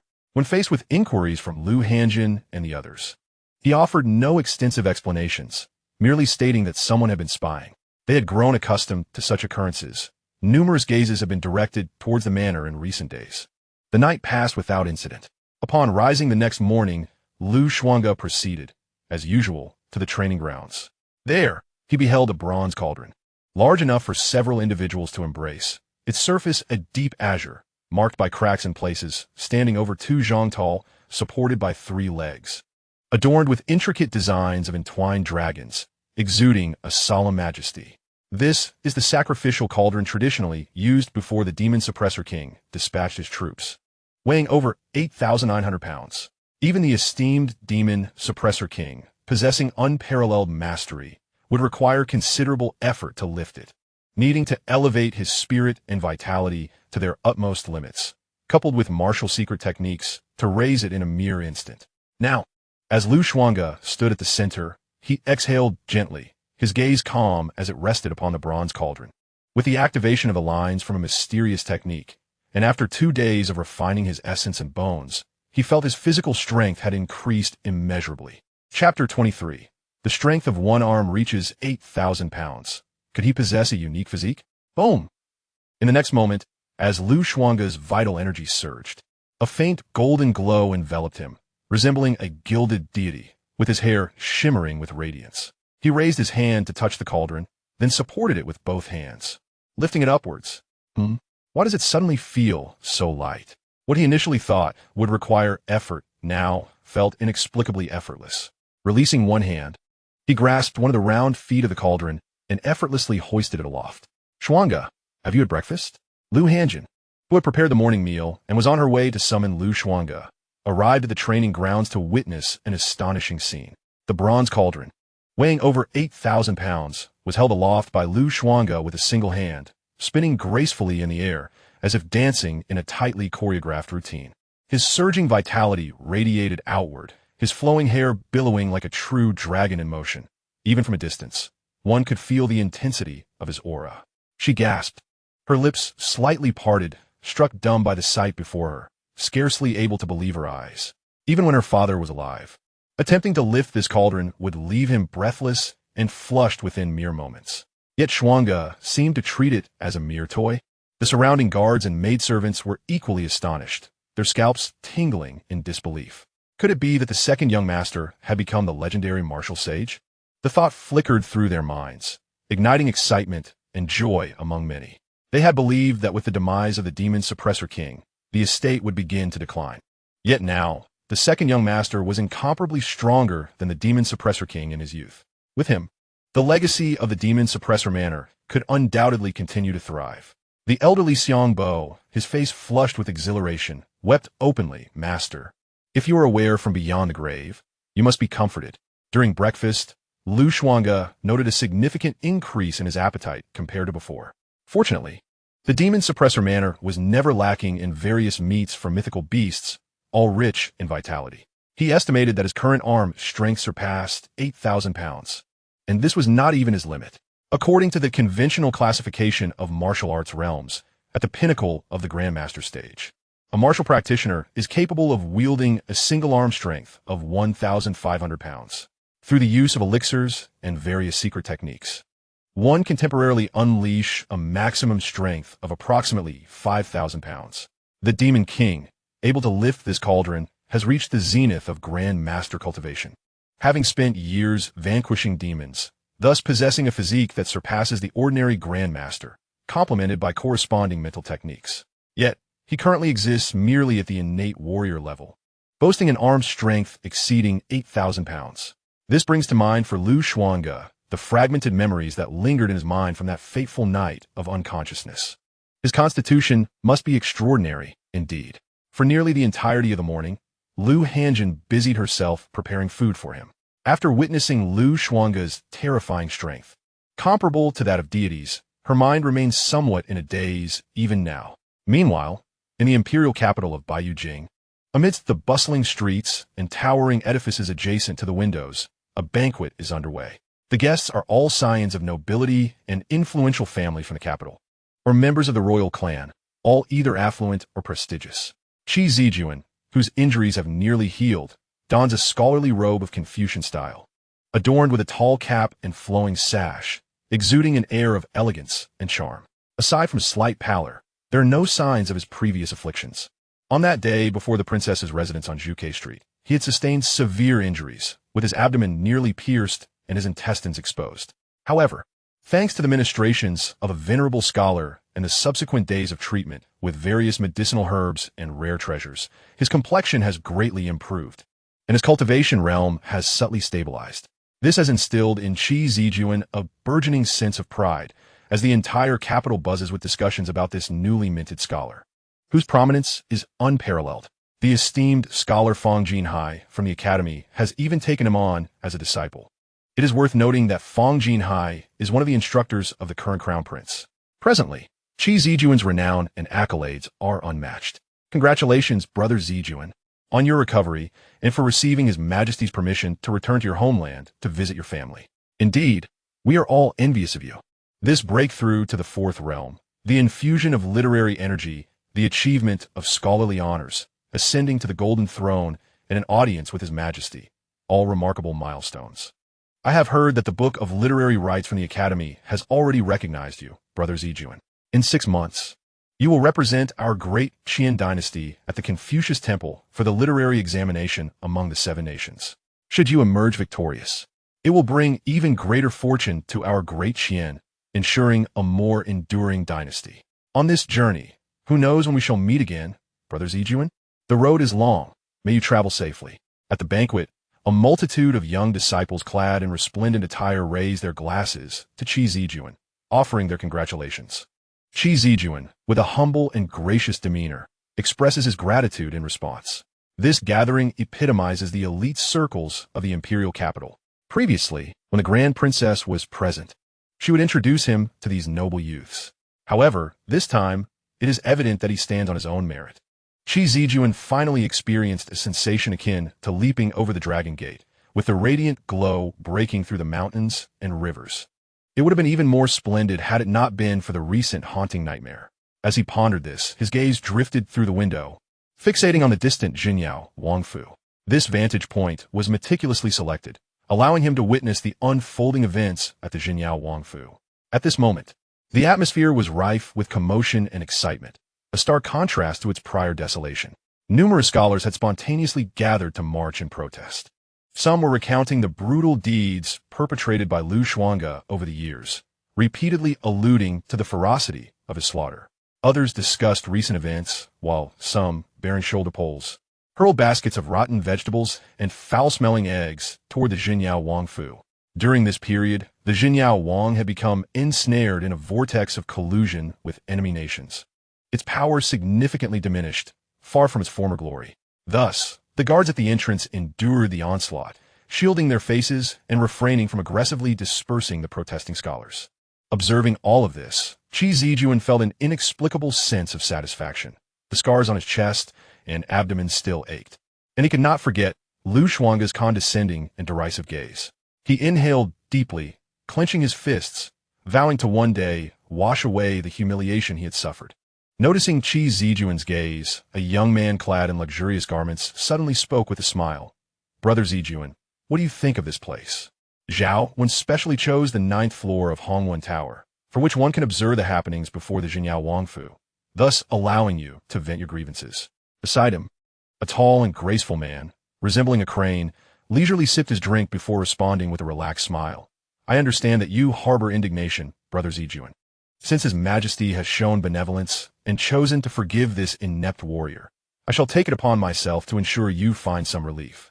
He was indeed Zhao Wen, the illustrious young man mentioned earlier. The Zhao family was a renowned lineage in the Great Qian, boasting a legacy spanning a millennium, with formidable influence and deep-rooted heritage. Chapter 24. A golden cicada sheds its shell, seamless arrangements, who disturbs the peace? Upon hearing this, Qi Zijuan immediately clasped his hands in gratitude. "Thank you, Brother Zhao. However, will this not provoke the wrath of that brutish warrior, Lu Shuange?" "Haha, rest easy, Zijuan. Today marks the 3rd day. The previous 2 days passed without any disturbance, and the people of the Xinyao Wangfu will surely endure," replied his friend Gong Ming with a chuckle. "Moreover, did you not witness it yourself? Lu Shuange, eager to break through, has suffered a backlash, spitting out black blood and appearing feeble. He is likely recuperating these days." Gong Ming's eyes gleamed with undisguised glee as he mentioned this. The others joined in, laughing heartily. Qi Zijuan's expression grew somewhat inscrutable as he contemplated certain matters. Casting a sidelong glance behind him, before them stood a modestly adorned woman, clad in a simple coarse linen dress, her hands clasped in prayer before her, exuding an air of dignified tranquility akin to that of a devoted attendant. Upon noticing his gaze, she offered a slight smile and a nod. Accompanying her were 3 other women, all originally attendants of the late Grand Princess. Following the princess's demise, these 3 attendants chose to resign under the pretense of retiring to their hometowns, embarking on this journey alongside him. The woman in the coarse linen attire assumed the identity of the deceased Xianxia. This intricate ruse was executed flawlessly, arousing no suspicion. Qi Zijuan reciprocated with a smile, discreetly averting his gaze. Indeed, the poison that afflicted Lu Shuange was not easily countered. It gnawed at the essence of his being, threatening to dismantle his very will and spirit. For a practitioner of martial arts, unless aided by a great scholar, who could possibly resolve such a predicament? In the imperial capital of Baiyu Jing, which esteemed scholar would deign to assist him, a faint smile played upon his lips. How one reminisces about the once formidable demon suppression king, who emerged from humble beginnings. It was said that in his youth he lived with his mother in the mountains, and she scrimped and saved to afford his education. When he first failed the village examination, it became apparent that he lacked the aptitude for scholarly pursuits, leading him to ultimately tread the path of martial arts. How could a disciple of such modest means aspire to the same scholarly enlightenment as those of us here? The thought of their hands grazing the pages of esteemed texts fills me with revulsion. I cannot fathom the former emperor's rationale in establishing such a civil examination system. Brother Zhou has indulged too much. One must tread carefully with words. The demon suppression king, employing dubious methods, has slain numerous demonic beasts at the borders, ascending to a position of prominence in the court, even surpassing us noble families. It seems all has returned to its rightful place. A group of young aristocrats, having partaken liberally of wine, leaned against the railing, gazing out over the resplendent imperial capital, their garments resplendent, embodying an air of carefree exuberance. Many pointed and laughed unabashedly at the entrance of the Demon Suppression King's residence, their mockery laid bare. Qi Zijuan, having consumed a considerable amount of wine, felt a surge of fiery indignation swell within him as he surveyed the grandeur of the imperial city, brimming with ambition. Once he returned to the Qi kingdom to fulfill his mother's final wishes, he would return here to realize his aspirations, standing alongside the Grand Princess to serve the Qian and honor her expectations. To drink and sing, how fleeting is life. As these thoughts crossed his mind, Qi Zijuan was inspired to compose poetry. Suddenly, amidst the revelry of the young aristocrats, a thunderous sound reverberated through the long street, startling several of them into sobriety, their expressions shifting to one of disbelief as they turned towards the source of the noise. In an instant, the once boisterous front of the Demon Suppression King's residence fell into an eerie silence. Scalding blood splattered far and wide. A scholar, clutching a putrid egg in his hand, had blood spilling from his mouth, his chest impaled by a formidable halberd. The overwhelming force had pinned his body against the distant thoroughfare, his eyes bulging like those of a lifeless fish. His countenance bore remnants of the excitement and satisfaction from his former life, seemingly unable to comprehend the calamity that had befallen him. Surrounding scholars, taken aback by this sudden spectacle, turned pale, abandoning their earlier demonstrations, trembling in fear. Some, having never witnessed such a gruesome scene, collapsed weakly to the ground. The crimson gates of the Demon Suppression King's residence swung open.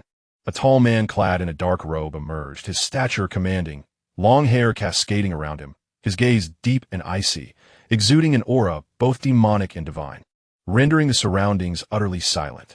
Who dared to make a sound? His voice, indifferent, sliced through the stillness as his eyes, sharp as blades, surveyed the crowd. No one dared respond. They stood trembling, paralyzed with fear. Who is this man? Is he Xuange? How has he transformed? Could it be that his injuries have healed?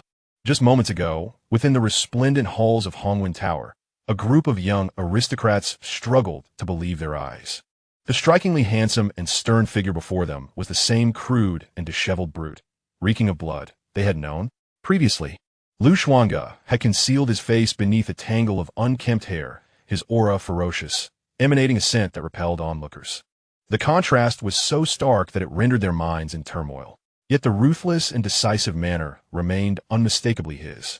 Those who had fervently asserted that Xuange was incapacitated, including Gongming, found their expressions frozen in disbelief. A shadow of dread loomed over them, causing Qi Zijuan to instinctively shudder. However, recalling that such fear was a sign of weakness, he inhaled deeply to steady himself. This brutish figure, aside from his reckless propensity for violence, what else could he possibly do? His gaze was frigid. At that moment, a delicate and fragrant aroma wafted through the air, and the woman in coarse linen who had stood quietly behind him stepped forward to gaze in his direction. Is this truly Xuange? For a fleeting instant, she appeared dazed and disoriented, as if unable to accept the reality before her. On the night of their wedding, the man, still reeking of blood and adorned with disheveled hair, was revealed to be such a strikingly handsome and cold figure. It was almost laughable. She had not even glimpsed the true visage of her nominal husband until the day of their betrothal. Regardless of the setting, even within the palace banquets, he had always presented himself as a disheveled and violent individual. Yet now, at the entrance of the Demon Suppression King's residence, Xuange took a few steps forward, casting his gaze upon the foul eggs and decaying vegetable leaves scattered around. Previously, the grand and pristine gates had been marred by unsightly filth. Behind him, a group of guards cowered, their faces marked with bruises. Lu Hanjin, Lu Hanxue, and Xiangbo stood at the entrance, observing. In her tender youth, Lu Hanxue found her eyes covered by her sister, Lu Huanjin, shielding her from the gruesome spectacle before them. Chapter 25. Am I not your retribution? The savage brutality remained unchanged. Xuange surveyed the circle of scholars before him and inquired with a nonchalant tone, who threw it? Silence enveloped the scene. None dared to speak, their expressions betraying a palpable fear. Not far away, a scholar pinned to the ground was still clinging to life, his body convulsing slightly, the acrid scent of blood assailing their senses. Those under Xuange's gaze trembled, pallor washing over their faces, beads of sweat cascading down their brows. I shall ask once more, who threw it? Xuange stepped closer, his voice chilling further. laced with an aura of impending doom. I do not know, stammered the young scholar, paralyzed by fear, collapsing to the ground, quaking like a leaf in the wind. Do not know? Xuange lowered his gaze, raising a hand to summon forth a torrent of internal energy, which coalesced around the formidable halberd, returning it to his grasp. Then perish, with a swift thrust. The icy blade pierced the scholar's chest, hoisting him aloft before he shattered into pieces with a violent tremor. Those closest to the Demon Suppression King's estate were the orchestrators of this chaos. In Xuange's eyes, none were innocent. This scene once again drained the color from the faces of the remaining scholars, some abandoning all pretense, fleeing in terror. Did I grant you permission to leave? Xuange's expression remained impassive as he kicked a small stone infused with his raging energy, which pierced the legs of the fleeing scholar, eliciting a scream as he collapsed to the ground. The stone's momentum did not wane, striking another scholar's leg, causing blood to pour forth as he writhed in agony. Witnessing this horror, those who still contemplated escape fell to the ground in abject fear, trembling uncontrollably. You're no different from a demon, slaughtering in the streets. Devoid of law or reason, you indiscriminately kill the innocent, bringing suffering upon the living. You are a monster. Retribution will find you. Some, emboldened by desperation, dared to curse him, striving to maintain their so-called dignity in the face of death. If not for our efforts at the border, slaying demons and resisting the tide of evil, you would have perished long ago. In truth, your lives are owed to us. Is it wrong to step forward, kicking the foremost scholar to the ground and placing his foot upon his chest, demanding from a position of superiority? Who sent you here? If you wish to survive, divulge the truth. I shall grant you 3 breaths to consider. The overwhelming aura of hostility and the scent of blood caused the scholar to swallow repeatedly, trembling like a leaf in the wind. 3, 2. Before Xuange could utter one, the instinct for survival compelled the scholar to exclaim, I shall speak. It was young Master Zhao who summoned us here. I do not wish to die. Please, General Liu, spare my life. Initially, he had intended to uphold the dignity of scholar, but facing imminent death, especially with the corpse of a companion lying nearby, he could no longer endure. Who else? Xuange pressed. If you too desire to live, speak freely. He cast a dispassionate glance at the remaining conspirators. Is it young Master Zhou? Or perhaps the heir Gongming from the Prince Gong's residence? It became evident that the so-called integrity of scholars was but a jest. In the face of death, all chose to cling to life. Witnessing their companions confessing, the others, fearful of being next to fall, hastily divulged everything. Within the estate, Lu Hanjin listened to the confessions of these scholars outside, her delicate face turning pale with anger, her body trembling. Several among them had previously maintained amicable relations with her, having spent time together in the academy as classmates. Xuange's gaze darkened as he kicked the men before him to the ground. I expected you to possess some unyielding spirit. Yet you're no different from those cowardly souls, merely a pack of timid creatures fearing for their lives. Faced with Xuange's unabashed humiliation, the scholars' faces turned ashen. Yet they dare not protest. Clean this courtyard for me. Should I find even a speck of dust, or catch a whiff of foul odor, your lives will be forfeit. Xuange coldly surveyed the others. Upon hearing the command to clean, many scholars flushed crimson, particularly those near the corner where they had spilled considerable filth. If word of this spread, their standing in the scholarly community would be irreparably tarnished. Even the lowliest creatures strive for survival. How much more so for humans? This was a dire situation, a matter of life and death. Confucius himself would understand under such circumstances. Yet some, gripped by the fear of death, murmured incessantly before rushing toward the pile of rotten vegetable leaves. The others hesitated for a moment before quickly following suit. The further back they were, the more likely they would have to deal with the heap of filth. In an instant, chaos erupted, showcasing an absurd scene. A group of well-dressed scholars, typically dignified, were hastily prostrating themselves at the entrance of the Demon Suppression King's mansion, using their faces to lick the foul remnants of rotten eggs and decayed vegetables from the ground. Passers-by, drawn by the commotion, halted in their tracks, wide-eyed and speechless. Xuange frowned at the grotesque spectacle, genuinely feeling a wave of nausea wash over her. The Great Qian Dynasty established its foundation upon Confucianism, with all individuals taking pride in their scholarly pursuits and personal cultivation. Yet, these Confucian scholars bore little resemblance to the refined literati he was familiar with. They were merely a group of ostentatiously adorned individuals masquerading as learned men. In the distance, the majestic Hongwan Tower loomed, enveloped in utter silence. A gathering of young aristocrats observed this scene, their expressions contorted with rage. Some appeared pale, on the verge of retching, not solely due to Xuange's decisive brutality, but also because of the sight of those scholars prostrating themselves, pleading for their lives, a scene that pierced their hearts. Scholars, who should embody resilience and dignity, facing death unwaveringly, were now reduced to servility, unworthy of the title they bore. They were a disgrace to Confucianism. A young man named Zhao, when clenched his fists, his countenance darkened. Qi Zijuan bore a similarly grim expression, trembling slightly, for in the previous discourse, Xuange had mentioned his name, unmistakably linking him to those scholars. He found himself once more humiliated by that coarse warrior. A woman clad in coarse linen, breathing heavily as she watched, shared the same frustrations.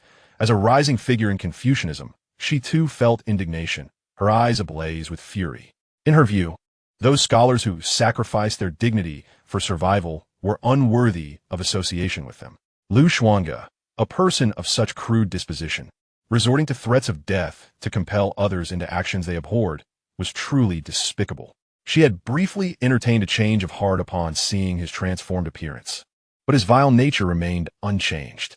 Chapter 26. The bell tolls 9 times, the sea vast enough for fish to leap. One day, the streets of heaven shall be paved with the bones of ministers. Quickly, he seems to have noticed us. Suddenly, a voice from within Hongwan Tower cried out. Laced with panic, in an instant, the previously spirited assembly hurriedly retreated towards the railings, fearful of attracting Xuange's attention at the entrance of the Demon Suppression King's manor. Even Qi Zijuan instinctively took several steps back. Soon, upon realizing that Xuange merely cast a glance in their direction without approaching, many breathed a sigh of relief. However, they quickly recognized that their actions bore little difference from those of the earlier scholars. The individuals who had been outraged moments ago suddenly froze, the atmosphere thick with silence. The desire to continue their revelries dissipated entirely. Zhao Wen, Gongming, you must tread carefully from here on. Given this brute's temperament, I fear he may retaliate against you without restraint. Someone cautioned Zhao Wen and the others, who had just been exposed. Zhao Wen and Gongming's faces grew grim. They were acutely aware that they were no match for Xuange at present. After all, even Qi Zijuan, having broken into the 4th realm, had suffered a crushing defeat at his hands, nearly losing his life. He had coughed up blood. It seemed his injuries had not healed, and he had acted only out of necessity to intimidate the unscrupulous. Suddenly, someone exclaimed, having noticed Xuange standing at the entrance of the Demon Suppression King's mansion. He spat out a mouthful of black blood, followed by a second and a third, his complexion appearing rather grim, and his tall, imposing figure swayed unsteadily. This scene was strikingly reminiscent of that day before the princess's residence, perhaps even more severe. The crowd, initially wearing troubled expressions, was taken aback, then involuntarily exhaled in relief, revealing smiles. The atmosphere lightened once more. Qi Zijuan's lips slowly curled into a faint smile of relief. Fortunately, the effects of the poison did not disappoint him. Suddenly, a resonant and profound sound, akin to the great bell of the heavens, echoed forth. This sound reverberated far and wide, ringing 9 times in total. From the depths of the imperial capital, by Yujing, it radiated outward, rippling through the void. The young nobles gathered in Hongwan Tower were momentarily stunned, their expressions swiftly changing. This was the sound of the wind bell. What transpired? Why the wind bell suddenly tolled? It was only struck during significant events. Moreover, the 9 tolls signified a matter of great importance, one that called for the assembly of ministers. As they grappled with their astonishment, officials and dignitaries throughout the imperial capital, in their various residences, experienced a similar transformation. Regardless of their prior engagements, they immediately ceased their activities, donned their official robes, straightened their appearances, and hastened toward the palace. The young nobles in Hongwan Tower understood they could no longer remain, and each rose to bid farewell with a respectful gesture. Qi Zijuan, too, recognized the implications of the bell's toll. A summons of 9 strikes could only indicate a matter that would influence the political landscape of the entire Qian Dynasty. Once his friends had departed, he turned to the woman clad in coarse linen garments behind him, prepared to greet her with a bow. Your Highness, the eldest princess. This woman was Ji Qingxian, having changed her appearance through disguise. Her expression shifted, gazing towards the palace, seemingly foreseeing something. Could it be that her father's health was failing? Her hands, concealed beneath her robe, clenched tightly, her gaze filled with concern. After taking a deep breath, she looked at Qi Zijuan and spoke softly. Zijuan, I fear I may need to delay for a while. I am worried about my father's condition and wish to sneak a glance at him. Qi Zijuan hastily replied, Please act as it is convenient for the eldest princess. A few days' delay will not matter.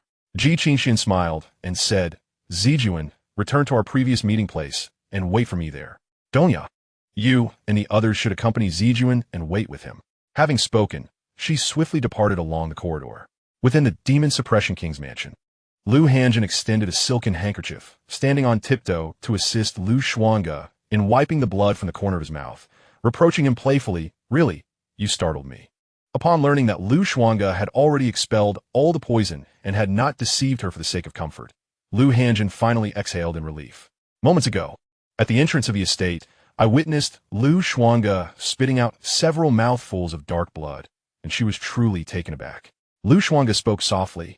The poison of the peach blossom dove is particularly troublesome for martial artists. The outside world would not assume I could easily dispel it. My current condition serves as the perfect guise, enabling those lurking in the shadows to dare act.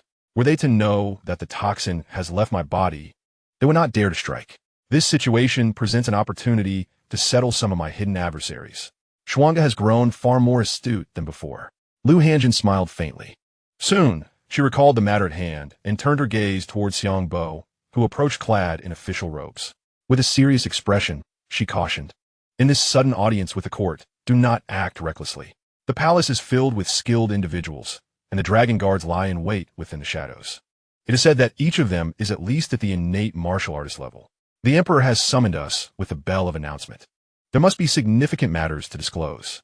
You must not defy the court's authority. Regardless, Lu Xuange is the demon-subduing general, a title bestowed by the emperor himself. To neglect the audience would be to openly defy the emperor's will. Lu Xuange nodded, I understand. There is no need for concern, elder sister. The emperor's health is deteriorating, and I sense he may not endure much longer. This gathering of ministers is likely for this very reason. You and Xiangbo should prepare. We shall soon return home with our father.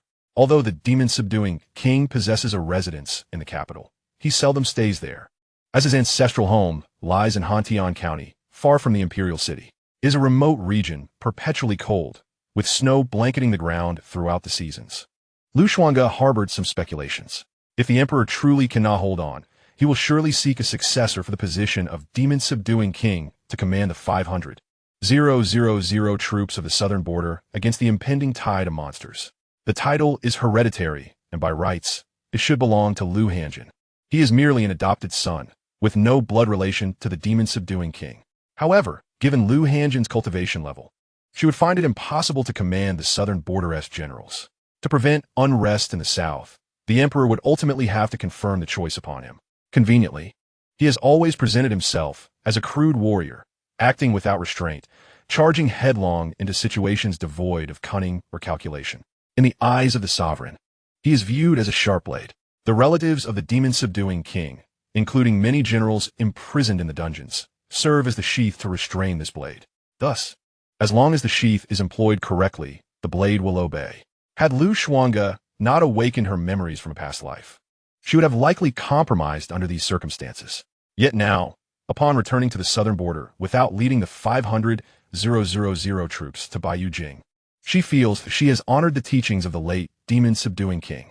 Though the 500,000 troops may not topple the rule of the Qian, they could certainly inflict lasting damage, particularly in the northern border, where the northern king commands an additional 300,000 troops. The Qian, founded on Confucianism and Taoism, finds that ordinary martial soldiers cannot contend with true masters of these philosophies. However, the tide of demons is different. The overwhelming demonic energy can erode the essence of Confucianism, while the martial soldiers, with their robust vitality, remain undaunted by the encroaching malevolent forces. As for the notion of continuing to serve the Great Qian, it is utterly inconceivable. After departing from the imperial capital, he is truly free as a bird in the vast sky, unconfined by earthly bounds. A gentleman avenges himself. 10 years is not too late, and he is hardly a gentleman. With his prodigious talent and that enigmatic cultivation method, he could easily find a secluded place for years of arduous training.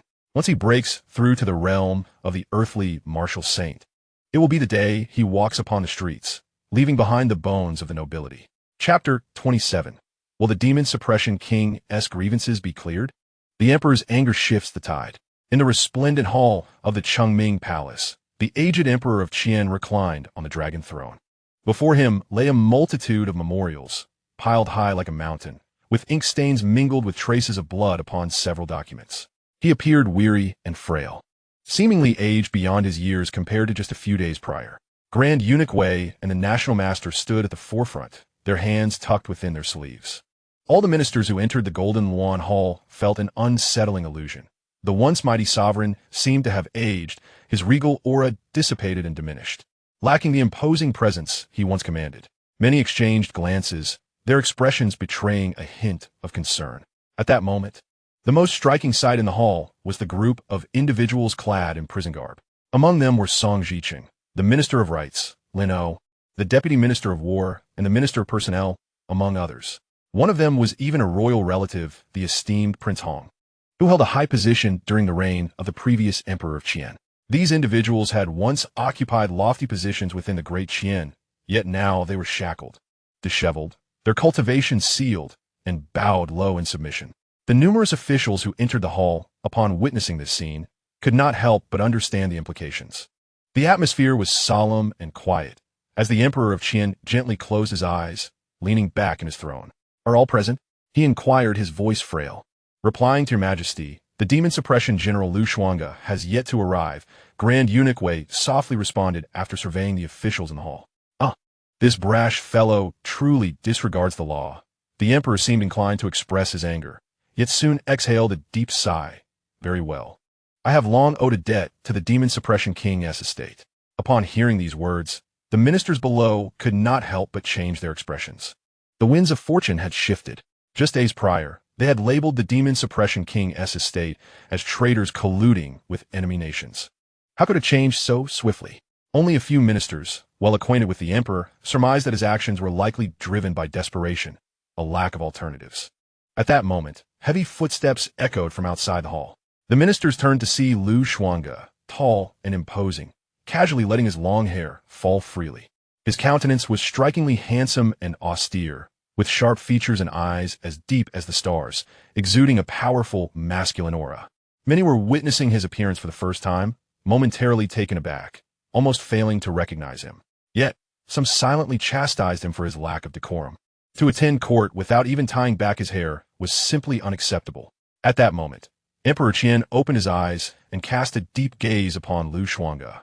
Given the state of his body, he no longer cared for the pomp and circumstance, and spoke with a measured calm. "I have summoned you all today primarily to address the treasonous collusion of the Demon King with our enemies." As his words resonated, a profound silence enveloped the hall, so palpable that one could hear a pin drop. The Ministry of Suppression had conducted an overnight investigation, and today, they would present justice against the Demon King. The loyalty of the Demon King to the Great Qian was as evident as the sun and moon, as well as the heavens themselves. At that moment, Eunuch Wei stepped forward, unfurling the documents in his hand to commence the proclamation. Within these records lay comprehensive charges and investigations, alongside evidence discovered in the residences of the Minister of Rights and others. The documents detailed how the Demon King had been framed, how various pieces of evidence had been forged, and the conspiracies that had linked them not only with the monstrous entities of foreign realms, but also with traitors from enemy nations. Due to the extensive nature of this affair, involving numerous high-ranking officials, the Ministry of Suppression had only managed to uncover traces of the truth through diligent overnight inquiries. Upon hearing the findings and evidence, the hall fell into a profound stillness. The ministers bowed their heads, their thoughts swirling in various directions. They had anticipated a lengthier deliberation before any conclusions were drawn.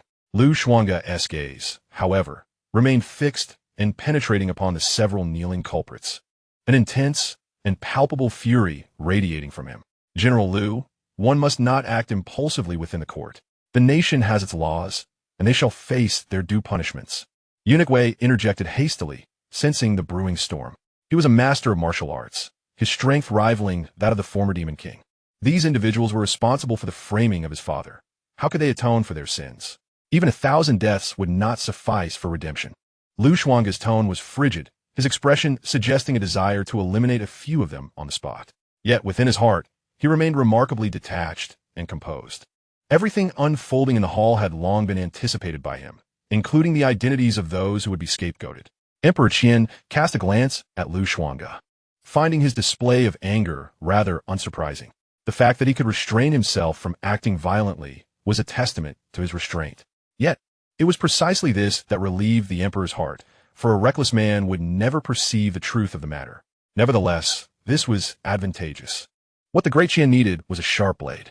If that blade were too astute, like the former Demon King, it would become problematic, necessitating its eventual breaking to allow the emperor to rest in peace. General Lu, temper your wrath. The Great Qian has already lost one Demon King. With the horns of war sounding in the southern frontier and the threat of demons looming once more, we shall need your resolve as the successor to the Demon King to safeguard the southern territory and protect the peace of the people of Great Qian. Eunuch Wei spoke gently.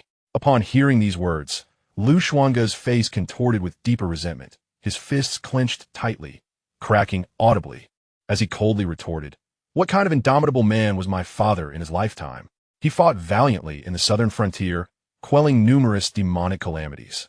On that day in the Golden Lawn Hall, did any of you ever come to his defense, listen to his explanations, allowing him to prove his innocence through death? Now, when it comes to the necessity of my commanding the Demon Suppression King's manor, only then do you recall my father's past achievements. You, who claim to be scholars, have foolishly consumed the teachings of the sages, yet in the end, you are merely a group of sycophants, fearful of death. How do you differ from a dog, cowering in the gutter?" In this moment, Xuange epitomized the uncouth martial man, hurling insults at the esteemed first-rank ministers in the court. Although the crowd wore displeased expressions, barely concealing their anger, they could only endure as they caught sight of the weary, regretful countenance of Emperor Qian upon the dragon throne. Since Emperor Qian chose to vindicate the Demon Suppression King, restoring his honor, regardless of Xuange's furious tirade, they had no choice but to grit their teeth and bear it. Thus, an unusual scene unfolded within the once solemn Golden Lawn Hall, a military general vociferously denouncing a gathering of ministers. As he continued, he unabashedly named individuals, defaming their ancestors in the crudest terms, an unending stream of vulgarity. Many noble families and esteemed ministers wore expressions of profound dismay, as if they had tasted something foul. As scholars, they were baffled by Xuange's uncanny ability to insult. Many words were unfamiliar to them, requiring considerable time to process, leaving them trembling with rage, their faces turning pale. Chapter 28, The Triple Promotion, a Groundbreaking Honor, amounts to nothing more than a farce. Throughout this ordeal, Emperor Qian merely leaned wearily against the dragon throne, allowing Xuange to vent his fury. It was not until a quarter of an hour later that he finally opened his eyes, his voice heavy with age and sorrow as he inquired, "Have you vented enough?" Xuange took a deep breath, his expression returning to calm indifference. The slightly clouded gaze of Emperor Qian now gleamed with clarity, fixating on Xuange. "Indeed, you have lost a Demon Suppression King, yet I have similarly lost a valued minister, a general who served his country and people. I understand your feelings, but you will never comprehend mine. The Demon Suppression King fought for me in battles across the north and south in his youth. Our bond transcends the simple relationship of ruler and subject. Even if all others betrayed Qian, he would never do so. No one believes in him more than I do. Yet, such a loyal minister has been cruelly slandered to his death by you. Your sins are beyond redemption."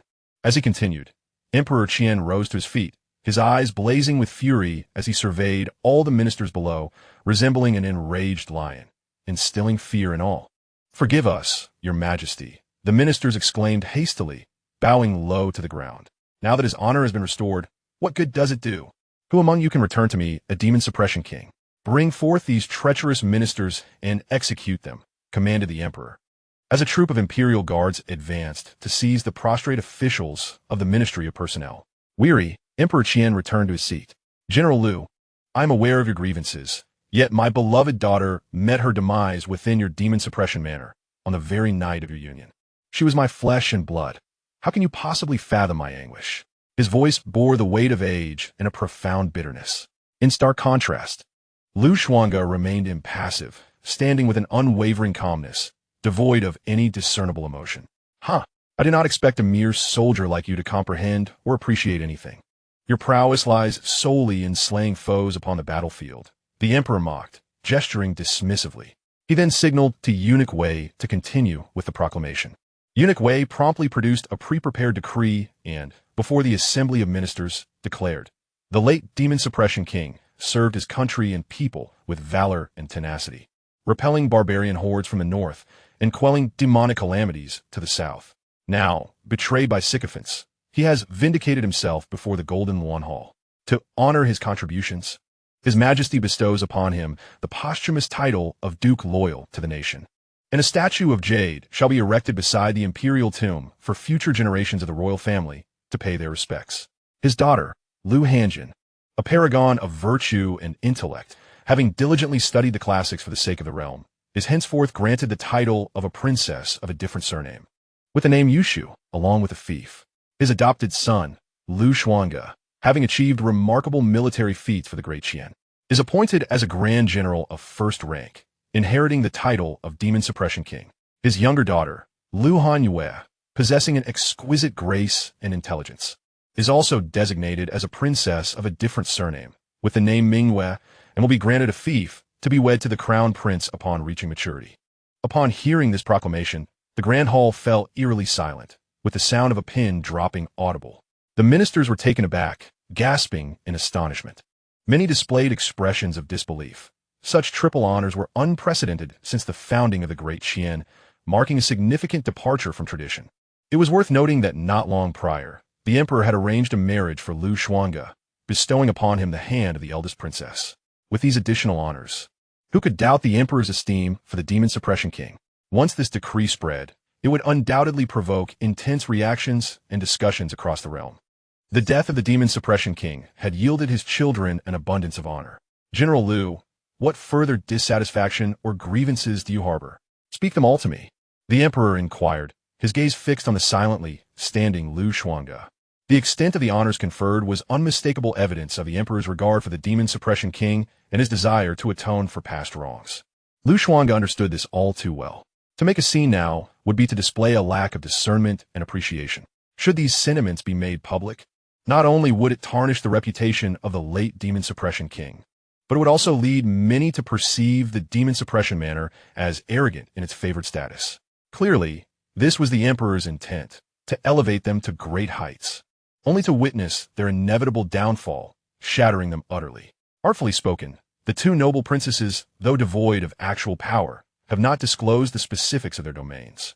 The Demon Suppression King, having attained such honors, will increasingly become a thorn in the side of the prominent families and a splinter in their flesh. His future circumstances will only grow more arduous. This esteemed general of demon suppression, claiming to carry forth the will of the Demon Suppression King, is merely being sent to confront the resurgence of demonic calamities in the southern border due to a lack of alternatives. Your humble servant is deeply grateful for your exalted grace. Lu Xuange remained silent for a moment before stepping forward and bowing with a hoarse voice. This was precisely what the emperor desired. It was also his own yearning for imperial favor. In his eyes, it was all mere nonsense. The vast expanse of the 9 provinces is beyond comprehension. If he cannot remain in the Great Qian Dynasty, he shall naturally seek refuge elsewhere.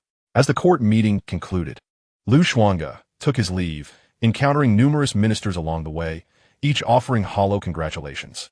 However, Lu Xuange merely responded with indifference, showing no inclination to engage. This left many with stiffened expressions, internally cursing his lack of social grace and decorum. Upon returning to the Demon Suppression King's residence, Lu Xuange recounted everything that transpired in the court to Lu Hanjin and the others, except for the younger Lu Hanhua, who did not grasp the underlying implications. Both Lu Hanjin and Xiangbo remained silent. Although it appeared magnificent and honorable, the inherent risks and crises remained uncertain. Hearing the unrest from the southern border, it seemed this was the reason His Majesty had chosen to compromise. Xiangbo sighed. I do not wish to marry that Ji Mingxian, the young Lu Hanhua declared, aware only that she had been betrothed. Upon reaching maturity, she would be wed to the current crown prince, the future sovereign of the Great Qian. Her round, flawless eyes were filled with gloom and disappointment as she bit her lip. If you do not wish to marry, no one can compel you. With me as your elder brother, even a mightiest cannot force your hand. Once you come of age, if Ji Mingxian proves unworthy, I shall shatter his golden throne. Xuange gently reassured her, tousling her soft hair. His tone was firm, yet imbued with profound weight and confidence. Were this not within the confines of their residence? Surrounded by kin, such words would undoubtedly be deemed treasonous if they were to escape. Yes, yes, I trust you, elder brother. You are the best, Lu Hanhua affirmed. Nodding vigorously, her eyes sparkling with newfound hope, her brows arching with delight, and two shallow dimples gracing her fair, soft cheeks. In the past, despite his aversion to bathing and the lingering scent of blood that clung to him, she delighted in trailing after him like a little shadow. The elder brother, feared by others, often bore her upon his shoulders, traversing the streets while her peers wept in fright.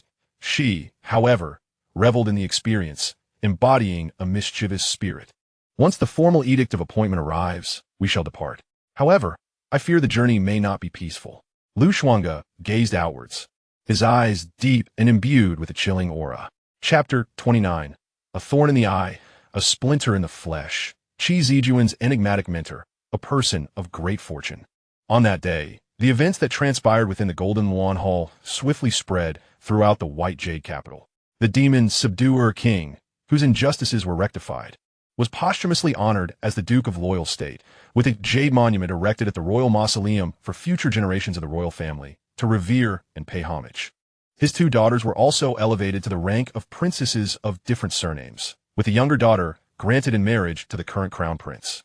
Xuange inherited his title, becoming the youngest demon subduing general in the Great Qian. Such an honor sparked discussions among the noble families of the White Jade capital, who found it utterly astonishing. Just a few days prior, he had taken his own life in the Golden Luan Hall due to treason. How could his case be overturned so swiftly? Was the demon subduer king not wrong beyond measure? Families such as Zhao, Zhou, and Gong were particularly restless. The more accolades the demon subduer king's estate received, the more intolerable it became for them, wishing fervently for his downfall. During his lifetime, the demon subduer king had often clashed with them. The plundering of military supplies, provisions, weapons, armor, and horses had diminished significantly, resulting in a substantial decrease in their annual income. War was the best opportunity for wealth accumulation, whether it was the northern barbarians' incursions or the southern tide of demons. Both would lead to an influx of refugees. At such times, the various provisions and coal they hoarded could be sold at exorbitant prices. The more stable the Great Qian became, the fewer opportunities they had to prosper. This was a tacit understanding among the major families. In the Tongli courtyard, within the waterside pavilion, Qi Zijuan, clad in an elegant white robe, was burning incense and washing his hands, with a precious ancient manuscript he had just borrowed from the academy resting beside him. This manuscript contained numerous Confucian and Taoist teachings suitable for his level of cultivation, specifically sourced for him by the esteemed scholar Fang Jinheng, who had identified certain gaps in Qi Zijuan's training and sought to assist him in addressing them. To Qi Zijuan, each ancient manuscript was a treasure, deserving of careful study after the ritual of cleansing. Young master, have you heard? The matter of the demon subduer king has been vindicated. Even Xuange has inherited the title and become the new demon subduer king. The young servant, who was preparing tea beside him, whispered with an expression of indignation. The servant appeared quite young, perhaps 13 or 14, with rosy lips and pearly teeth, his features handsome. Qi Zijuan replied calmly, "The emperor's actions are guided by reason. As subjects, we should refrain from speculating about the emperor's intentions and discussing his grace in private." Yes, yes, understood. The boy quickly silenced himself. Yet, Qi Zijuan pondered the unrest in the southern territories. If the matter of the demon subduer king remained unresolved, it could lead to future troubles. The emperor was undoubtedly aware of this. Although he resided in the White Jade capital, he was well informed about the external threats facing the Great Qian. Both the northern barbarians and the neighboring foreign demon kingdoms posed significant challenges. Each spring, as the tides rise, the monstrous beasts breed and become frenzied, inevitably launching assaults on the surrounding villages and towns, preying upon humankind and treating them as mere sustenance. In response, The Dacian Empire established the Demon Suppression Army, expending vast human resources to construct the extensive Demon Guard Pass. The construction of the Demon Guard Pass serves the present and benefits future generations. As long as the pass stands firm, the southern borders can remain secure. The Crown Princess once mentioned to me that the salaries of the commanders in the Demon Suppression Army are exorbitantly high, leading to significant annual expenditures for training, often drawn directly from the national treasury. Furthermore, the casualties within the army are substantial, resulting in considerable costs for compensation. If these funds are utilized judiciously, much could be saved, alleviating the burden on the treasury for other uses. It is rumored that Xuange is a notorious drinker, indulging in various forms of blood sustenance. The heavy spear that was wielded in the recent street attack was forged from blood-patterned steel, worth hundreds of taels per ounce. And the spear itself weighs several thousand pounds. One can only imagine the cost of its creation. If these military expenditures were redirected, they could assist countless impoverished youths in their pursuit of education. Moreover, the members of the Demon Suppression Army are all martial practitioners, requiring copious amounts of meat and reveling in wine.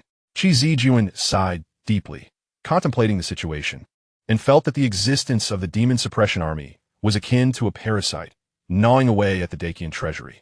It is no wonder that the nation faces annual deficits, compelling the emperor to impose increased taxes. The calamity of the monstrous tides has been largely mitigated by the Demon Guard Pass. Even if the beasts were to breach its defenses, would there truly be a need for 500,000 troops to repel them?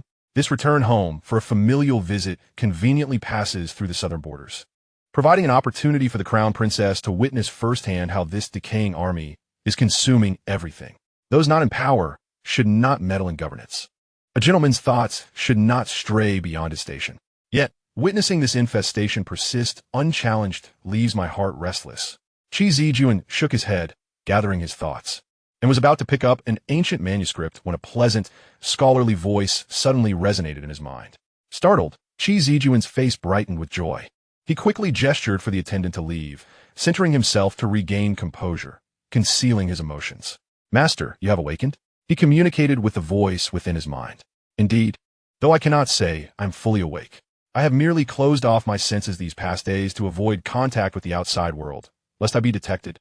The gentle voice replied. Xianxia exhaled with relief, saying, "I was nearly concerned for your well-being, Master, given the toll you took to assist me." It is of no consequence. My aid was but a means to safeguard your spirit. Without your subsequent fortitude, you too might have fallen to that brutish warrior," the voice assured, instilling a sense of profound tranquility within him. Xianxia shook his head, stating that warrior's methods were ruthless and brutal, far from human. "I am fortunate to have encountered you, Master Feng Jinheng, at the critical moment. Otherwise, I would not be here today." The elegant voice chuckled softly. "This is your fortune. I have long stated that you possess great destiny. You shall undoubtedly transform misfortune into fortune in the future, though you may not yet believe it. With your aspirations akin to that of a dragon, the emperor you will assist is destined to achieve remarkable deeds and be immortalized in history." Xianxia's eyes sparkled with longing and dreams. Were not the words of his teacher the very aspirations of every scholar of Confucianism and Taoism? "Teacher, what caused your sudden silence that day? I called for you afterward, yet received no reply." A thought crossed his mind, leading him to pose the question. The elegant voice sighed. "At that time, I sensed the approach of a great scholar, presuming he might intervene to aid you. Had I not concealed my presence, he would have surely detected me while mending your heart's veins. Moreover, during this period, it seems that many from the Xian family have arrived in Bayou Jing, and I fear they may be here for me. It is best to avoid contact with them for now." Understanding dawned upon Xianxia, and he nodded, exhaling a sigh of relief. Since the concealment was deliberate, it indicated that his mysterious teacher was unharmed. With this thought, he caressed a smooth, ancient jade pendant he carried close to his heart. This was a relic left to him by his mother in the distant Qi kingdom, which he had worn since childhood. Over a year ago, while immersed in his studies, he had perhaps exhausted himself too much and lost consciousness. During that period of oblivion, he was unaware of what transpired. But upon awakening, a refined voice resided within his mind. This entity, claiming to be the sage of literature, revealed that it was he who had intervened to restore his depleted spirit. Being excessively engrossed in study was not always beneficial, as it could lead to extreme emotional fluctuations. Just as profound sorrow and joy could impact one's spirit, This elder, identifying himself as the sage of literature, informed Qi Zijuan that he had existed in a state of residual consciousness within the ancient jade. This precious, soul-nurturing jade had the power to nourish the spirit. It turned out he was but a wisp of awareness, which, through unknown circumstances, merged into this jade. After an extensive period of nurturing, he gradually regained a semblance of consciousness and memory. As for how the jade came into his mother's possession, Qi Zijuan was entirely unaware.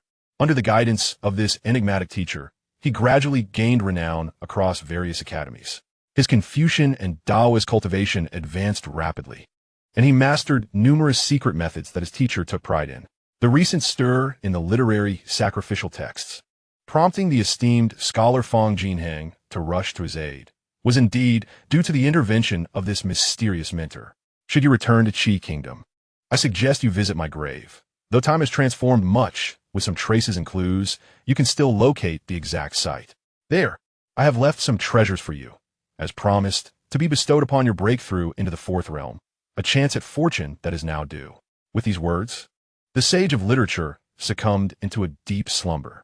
Qi Zijuan was acutely aware that his mentor was in a precarious state, requiring rare and precious resources to nurture his spirit.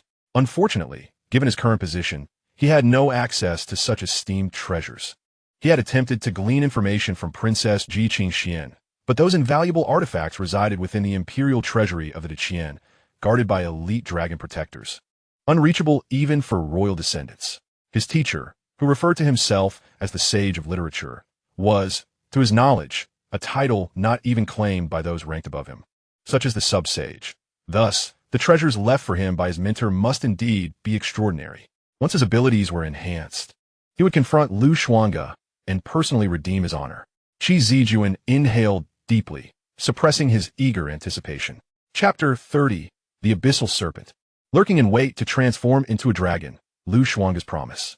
On that very day, the leaders accompanying the Demon Suppression King returned to the capital. Having been released from the dungeons, Xuange, alongside Lu Hanjin, awaited their return outside the prison, guiding them back to his residence. The assembled commanders bore rugged visages. Their eyes reddened as they knelt before the coffin of the Demon Suppression King. Some wept openly, lamenting their own helplessness and inadequacy. Many bore wounds, stained with blood, clearly having endured torment during their imprisonment. Lu Hanjin and Lu Huanxue felt their eyes moisten as they looked upon the commanders, who were akin to uncles. Having watched them grow, the accusations of collusion were absurd. This was nothing but a baseless charge, presuming that a group of hardy warriors could be so easily deceived. These so-called noble families knew only to revel in luxury, never having set foot on the battlefield. Were it not for their sacrifices in combat against the demonic tide, these aristocrats would not enjoy their comfortable lives. Even in their dire state, the elite remained unyielding, fearful that the warriors might threaten their interests. A burly man, his face marred by a fierce scar, clenched his fists, his eyes aflame with indignation. The others shared his fury, their hearts simmering with pent-up rage. The Demon Suppression King had treated them as brothers in life, sharing food, shelter, and companionship. He would not have brought them back to the imperial capital for celebrations otherwise. If I had my say, we would charge into the Golden Throne Hall and confront that muddled-eyed Emperor of Qian. To see whether they're eloquent scholars or our blades are sharper, bellowed a robust figure, missing an eye. Indeed, they were all men of calloused resolve. Having long disregarded the value of their lives, today they would act. The others echoed his sentiments, for they were veterans of the battlefield, unafraid of mortality. Each time they entered combat, they had prepared to stake their very lives. Ultimately, they exhaled heavily, their eyes burning with determination, all gazing intently at Xuange. Xuange, my dear fellow, were you not once the embodiment of fearlessness, thriving in the chaos of battle? Why then do you now exhibit such timorousness? Back in the Golden Throne Hall, you ought to have landed a decisive blow upon that treacherous emperor, demonstrating the distinction between loyalty and betrayal. What is there to fear? Without hesitation, you should have slain the emperor to relieve your pent-up frustration. As Lu Xiangu surveyed the clamorous generals clamoring for blood, he understood that such words, if uttered beyond these walls, would undoubtedly incur a crime severe enough to warrant the extermination of entire clans. Yet, he had long grown accustomed to the unbridled bravado of commanders who, in the heat of battle, spoke with reckless abandon, unperturbed by the dire consequences of their words.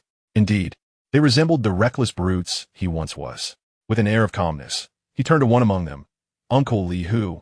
I recall you were wed merely 6 years past. Little Hu and his mother await your return in Tianhan County. You may be unafraid of death, but what of them? Upon hearing this, the general, named Li Hu, was momentarily taken aback, scratching his head as his expression turned despondent. Lu Xiangu then addressed another.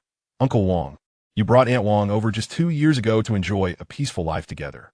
With her frail condition, you are her sole remaining son, should you depart. What fate awaits her? Who shall care for her? Me?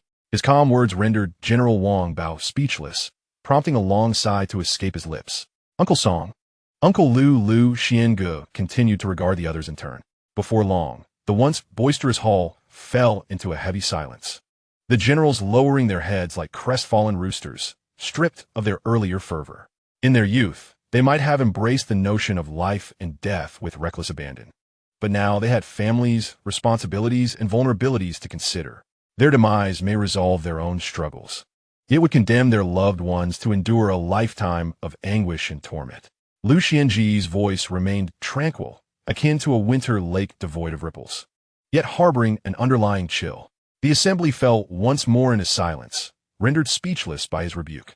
Lu Hanjin bit her lip, her eyes glistening with unshed tears. She contemplated a future devoid of Lu Xiangu and her younger sister, feeling that life would hold no meaning without them. Lu Xiangu cast his gaze upon the assembly, his eyes glinting with resolve. I understand the fury, the resentment, the indignation that resides within you. I share your sentiments. My father treated me as his own, and none yearn more than I to shatter the heavens and dismantle the golden throne hall. Yet, I am acutely aware that such actions are untenable at present. My elder sister is to be wed, and my younger sister is still but a child. This shattered demon suppression manor needs someone to uphold its legacy. Initially on the verge of tears, Lu Hanjin could not help but cast him a playful glare. I have no intention of marrying. You, my elders, are my uncles. This discourse should not fall upon my shoulders, for you ought to possess greater wisdom and composure than I.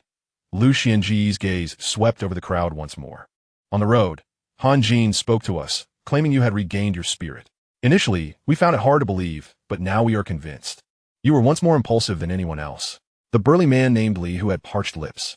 The others could distinctly sense that the current Lu Xuange emanated a completely different aura, calm and composed, in stark contrast to the ferocious beast he once resembled. Now, he resembled a dragon lying in the abyss, biding its time for transformation, subtly exuding a fearsome presence. This aura of dread was not akin to the bloodlust of the demon suppressor king. Rather, it was an indescribable, oppressive danger that sent shivers down one's spine. After a moment of silence, a general named Wang Bao could no longer contain his curiosity and inquired, Xuange, what should we do now? Should we heed the arrangements of the Qian emperor and leave the imperial capital, taking the remains of the demon suppressor king back to the southern wilderness? This is not a retreat in disgrace. It is a strategic withdrawal. Rather than remain here and face numerous obstacles, it is wiser to retreat with purpose. One day, I shall return with you all to this place, to cleanse the anger, resentment, and all the grievances that dwell in your hearts, Lu Xuange replied, his gaze deep and distant, directed towards the direction of the imperial palace. Trust me, that day is not far off. As his words fell, he cast a fierce glance over the crowd, his formidable vitality unmistakably apparent.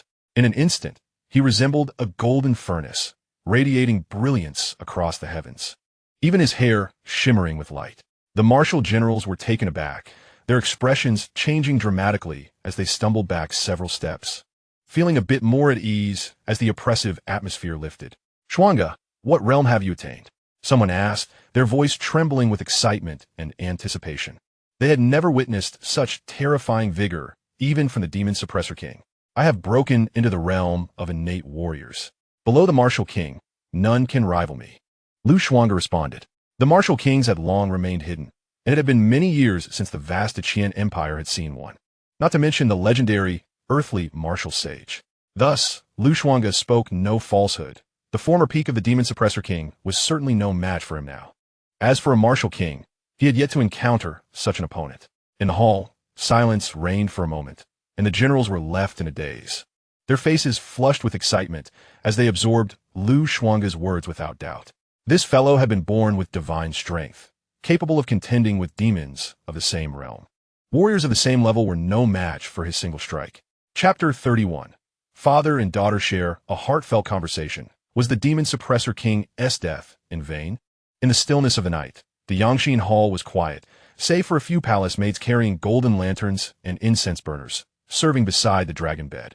The Qian emperor, with the assistance of eunuch Wei, reclined on the bed as he sipped a specially brewed medicinal soup, his complexion improving slightly. He waved his hand, signaling the palace maids to withdraw, his gaze clouded and devoid of luster. I sense that my days are numbered. Perhaps this is the consequence of my actions. Undoubtedly.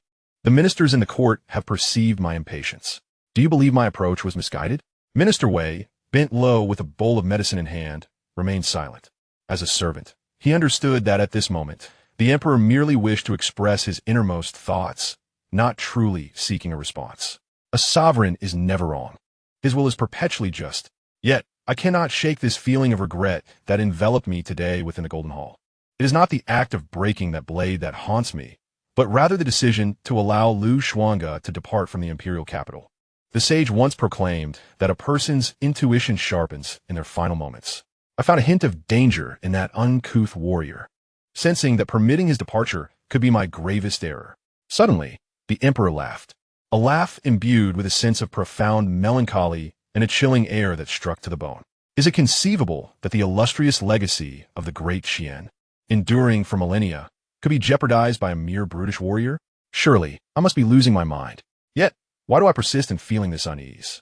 What grants that uncouth warrior the power to instill such apprehension within me? Minister Wei recalled the moment at the demon suppression king's estate when he witnessed Xuange lift his gaze. Those eyes, as cold as frost, soon settled into an unsettling calm, resembling a bottomless abyss. How does one so swiftly reign in a myriad of emotions? Your Majesty, General Liu seems somewhat different these days.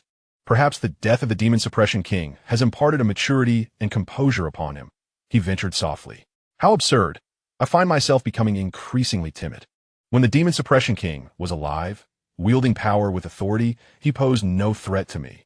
This brutish warrior, reckless and unrestrained, is but a fraction of the talent possessed by the demon suppression king. How could I possibly harbor trepidation toward him? The emperor suddenly erupted in rage, his visage contorted, his murky eyes betraying a deep-seated resentment. He then broke into a fit of coughs. Indeed, he was afraid of death, but none can evade their mortality. Minister Wei remained silent, gently patting the emperor's back. If heaven grants me another century, no, even just a decade at this moment. The emperor was no longer the exalted monarch, but rather a frail old man, his eyes brimming with a yearning for life. Minister Wei continued to remain silent. In his youth, the emperor was not the first in line for the throne but the ninth prince to ascend to power. He paid a tremendous price and suffered the curse of fratricide, damaging his very essence. Ultimately, although he prevailed against opposition to secure his position, little time remained for him. For years, he clung to life through rare herbs and treasures, barely surviving. Following the fraternal betrayals and compounded by his physical ailments, he struggled to produce heirs. It concerns the eldest princess and the crown prince. Xianxia, is that you? Have you come to fetch our father? Are you also concerned that he may feel lonely on the way? Suddenly, the murky eyes of Emperor Qian fixated on the outside of the palace, murmuring to himself. Eunuch Wei was taken aback, but then felt a strange sensation and turned around, only to be rooted to the spot. Before him stood a graceful and stunningly beautiful woman, tears glistening in her eyes. The eldest princess? He could hardly believe his eyes. Had she not already perished? Could it be a ghost? Father, your unfilial daughter has come to see you, she said. Just as Eunuch Wei was engulfed in astonishment and confusion, Xianxia had swiftly reached the emperor's side, collapsing against him in a torrent of tears. The eldest princess was not dead. As a master of martial arts, Eunuch Wei could distinctly sense the vitality emanating from Xianxia. His mind was thrown into chaos, thoughts frozen. Could it be that the previously deceased princess was merely a substitute? The true eldest princess had survived. On that day, before the eyes of many at the princess's residence, His Majesty and the esteemed scholar Feng Jinghan had personally examined the princess's body and found nothing amiss. Had the eldest princess deceived even them? Everyone had been kept in the dark. Xianxia, you are alive? The emperor's emotions were equally astonished, followed by a joy akin to regaining something lost. and his complexion notably improved. Just moments before, he had feared he was experiencing a fleeting moment of clarity before death. "I apologize for deceiving you," Father Xianxia explained, her eyes still red and filled with remorse. She recounted to the emperor how she had feigned death, how she instructed her maid to locate a death row inmate similar in stature to herself, and how she had disguised that person as her. She described how, on the night of the wedding, she had administered a sleeping potion in the wine, causing all within the demon-subduing prince's residence to fall into a deep slumber, thus fabricating the illusion that she had been driven to suicide by humiliation the following day. The true her had, in fact, slipped away from the demon-subduing prince's residence on the wedding night, taking advantage of the revelers' intoxication. Upon hearing this, both Emperor Qian and Eunuch Wei fell into a prolonged silence. The emperor sighed deeply. Xianxia looked at him with a hint of trepidation. Upon hearing the sound of the ninth bell, she had guessed that something must be wrong with the emperor's health. Hence, she had rashly infiltrated the palace in the dead of night, fearing that once she left the capital, she might never see him again. Fortunately, having grown up in the palace, she was well acquainted with the less guarded paths, with the aid of certain secret techniques to conceal her presence. She had evaded numerous patrolling guards to arrive at the Yangxin Hall. Given the circumstances, you need not worry. Xianxia, your father will not blame you. In the heart of the emperor, your existence is of utmost significance, surpassing all else in importance. You have always been intelligent and obedient, adhering to your father's wishes from a tender age. Yet, the blame lies not with you, but with your father. He was fully aware of your aversion to that uncouth warrior, yet compelled you to wed him. Now, seeing you alive, the emperor could rest his eyes in peace. His voice was gentle as he grasped Xianxuan's hand, his face radiating the tender affection of a father for his daughter. Xianxuan's eyes brimmed with tears once more, her heart swelling with warmth and emotion. She shook her head and wiped her tears, saying, "I have never held any resentment towards you, father. I understand your intentions. The power of the Demon Suppression King is formidable, and with my younger brother's ascent to the throne in the future, even the remnants of your protection may not ensure his complete obedience. The human heart is not easily fathomed, nor is it steadfast. Though the Demon Suppression King may currently display loyalty to the crown, there is no guarantee that he will remain so. Thus, my marriage to Xuange represents the optimal opportunity for the Demon Suppression King to lower his guard and return to the capital, as well as the best chance to eliminate him. I comprehend your burdens, father. As a sovereign, you must consider the state and the welfare of the people, and the effort you invest far surpasses that of anyone else. Alas, if only you had a son, the regulations of the imperial clan would not bind you, for I would be proclaimed the first empress since the founding of the Great Qian." Listening to these words, the emperor's eyes sparkled with a gratifying smile. "Now, the greatest threat has been neutralized. With you, the chancellor, the Xuange family, and the support of your mother's clan, your brother will undoubtedly succeed as a ruler of stability." He laughed heartily. By a twist of fate, his daughter had not perished, and the future peril had been averted, a most favorable outcome indeed. However, Eunuch Wei stood frozen, observing the jovial exchange between the father and daughter, a chill creeping down his spine. The reason the Demon Suppression King had chosen to dash against the Golden Lawn Hall, severing his own life force, was the news of the princess's demise. A man of such passion would surely have contemplated the ensuing consequences. A grieving emperor would not spare the Demon Suppression King. He had been driven to a desperate juncture, to rebel or to end his own life, a life exchanged for a life. There was no other choice. Who could have anticipated that the princess had merely feigned death to escape? Xianxuan's tears had dried, replaced by a captivating smile. "Father, I shall strive to assist my brother in the future, allowing our Great Qian to restore the glory of our forebear. Recently, I encountered a rare talent, one who possesses the heart of a dragon, the ambition to uplift our realm, and extraordinary capabilities, with an exceptional aptitude for both Confucianism and Taoism." The emperor replied with a smile, "You have mentioned this individual more than once. I have met him as well. His name is Qi Zijuan, is it not? A hostage sent from the Qi kingdom. He has already attained the fourth realm of Confucianism and Taoism, garnering the recognition and admiration of Feng Jinang, and has even stirred the literary offerings of the academy. In 6 months, he will represent our Great Qian in the literary examination of the Qi kingdom. Indeed, he is a remarkable individual, truly a pillar of strength. It appears that he is the one who has captured your heart, Xianxia." Upon hearing this, Xianxia felt a soft blush rise to her cheeks. she indeed harbored feelings for Qi Zijuan. The two shared common interests, aspirations, and ideals. He was refined and handsome, humble and courteous, a stark contrast to the crude warrior Lu Xuange, whose hands were stained with blood. Yikvingxuan nodded, her eyes shimmering with determination as she spoke. This time, I wish to accompany him to the state of Qi. He has told me of a mysterious valley hidden within the deep woods, known as the Valley of Longevity, where a miraculous herb called longevity medicine resides. It is said to have been cultivated by a Taoist sage over millennia, having developed sentience, and even a single root could grant mortals extended life. I wish to procure this longevity medicine for my father, to extend his life by 100 years, 1,000 years, or even 10,000 years. Ha! With such noble intentions, my dear Xianxia, I am already content. If this longevity medicine truly exists, I wonder how many reclusive sages would covet it. Though the Taoists are indifferent to fame and fortune, they too cherish life and fear death. Emperor Qian laughed heartily. He did not genuinely believe in the existence of such a medicine. Even if it did exist, it would not be for him to consume.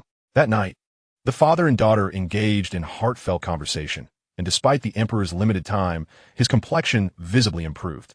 Before bidding farewell, he instructed eunuch Wei to fetch the imperial edict and present it to Ji Qingxian, allowing her to proceed as she deemed fit. The state of Qi was somewhat remote, bordering the southern regions of the Great Qian, and the journey would span a distance of over 10,000 miles.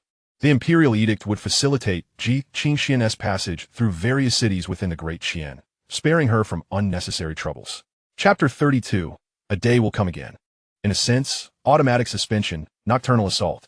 The following day, as dawn broke, Xuanwu Street in front of the demon subduing King's mansion was transformed anew. After the diligent efforts of numerous scholars, not a trace of filth remained on the walls or the bluestone pavement. Even the bloodstains had been thoroughly cleaned.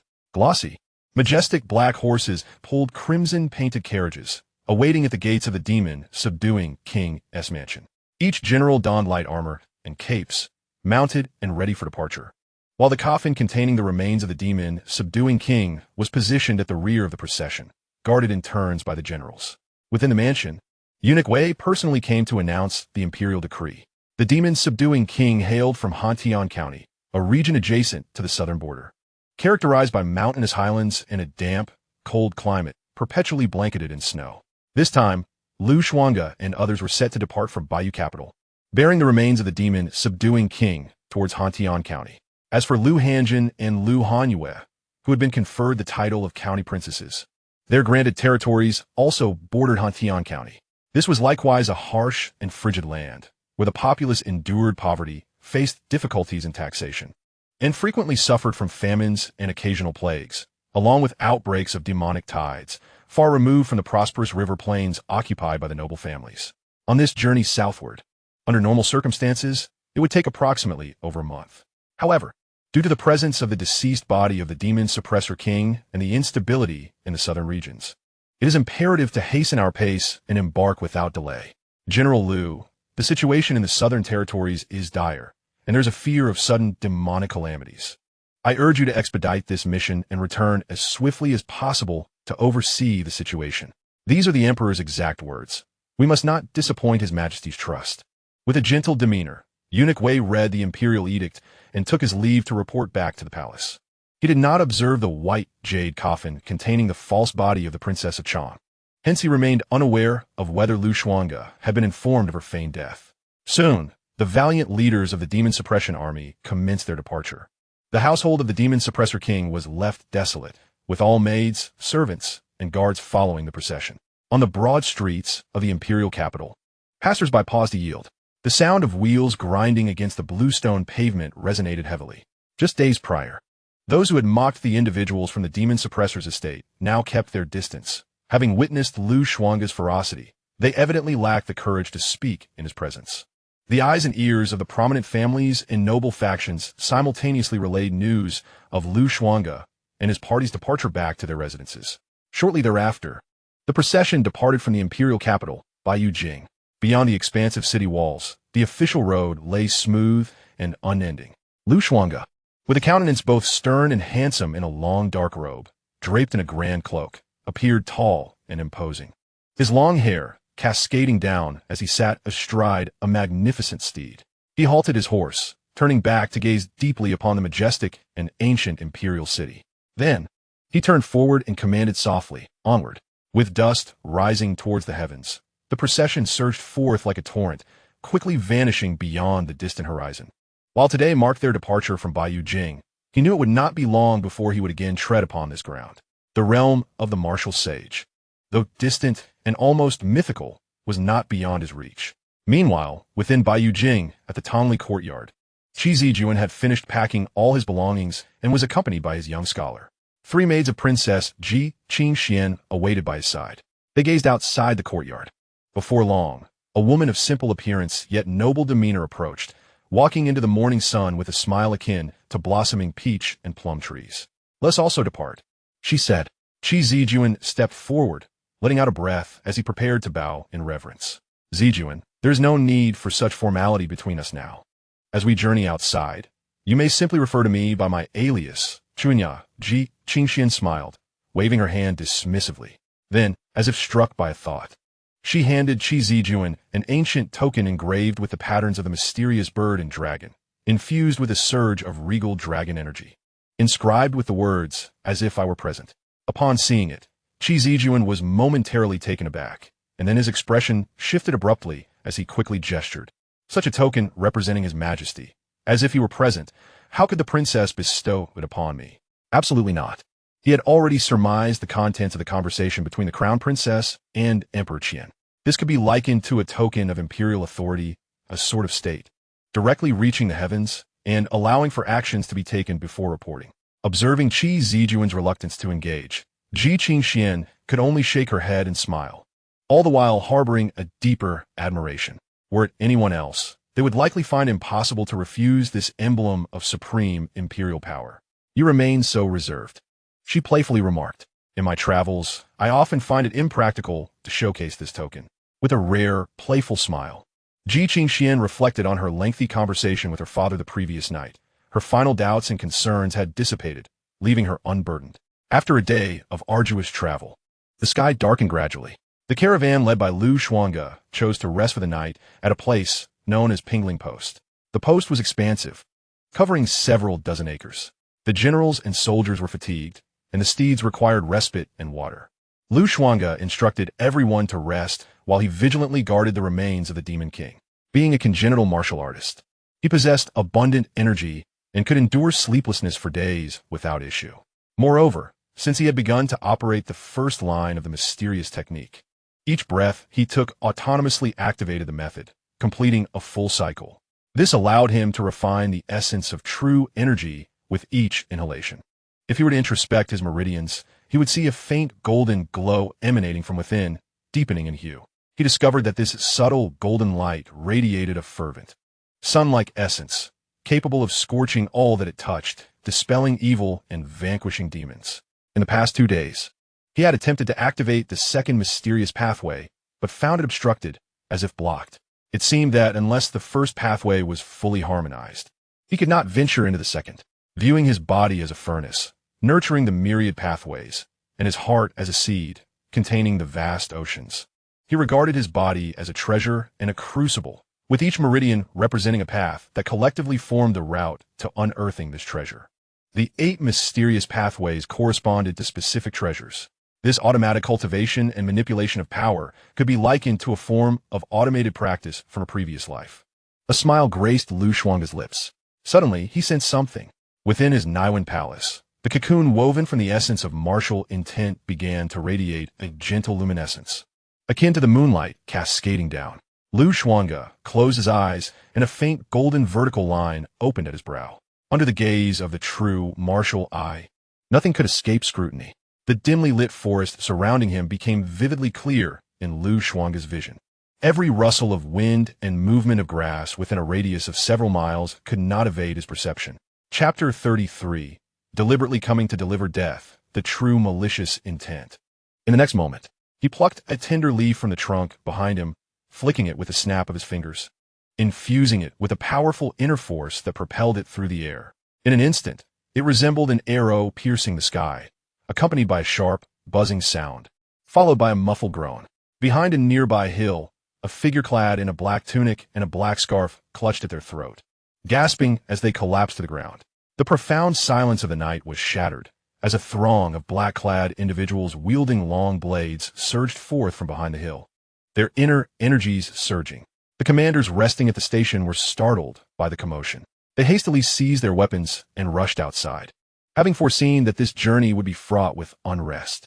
However, upon emerging, they discovered that the group of black-clad figures charging from the low hill lay lifeless on the ground, their breaths extinguished. Each of them bore a bloodied leaf that had pierced their necks, rendering them instantly dead. Xuange remained reclined against the trunk, his long hair cascading down, his countenance austere as he tended to the campfire, seemingly indifferent.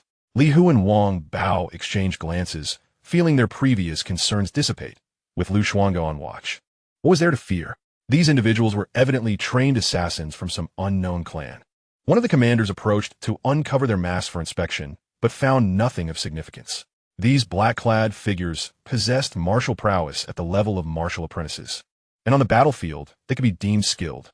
Knowing full well that these assassins could not possibly contend with Xuange, yet still dispatching them was a clear invitation to death. Lu Hanjin's eyes were clouded with worry. In the latter half of the night, another large group of similarly attired black-clad figures erupted from a different direction. Approximately 30 in number, they too fell before reaching the front lines.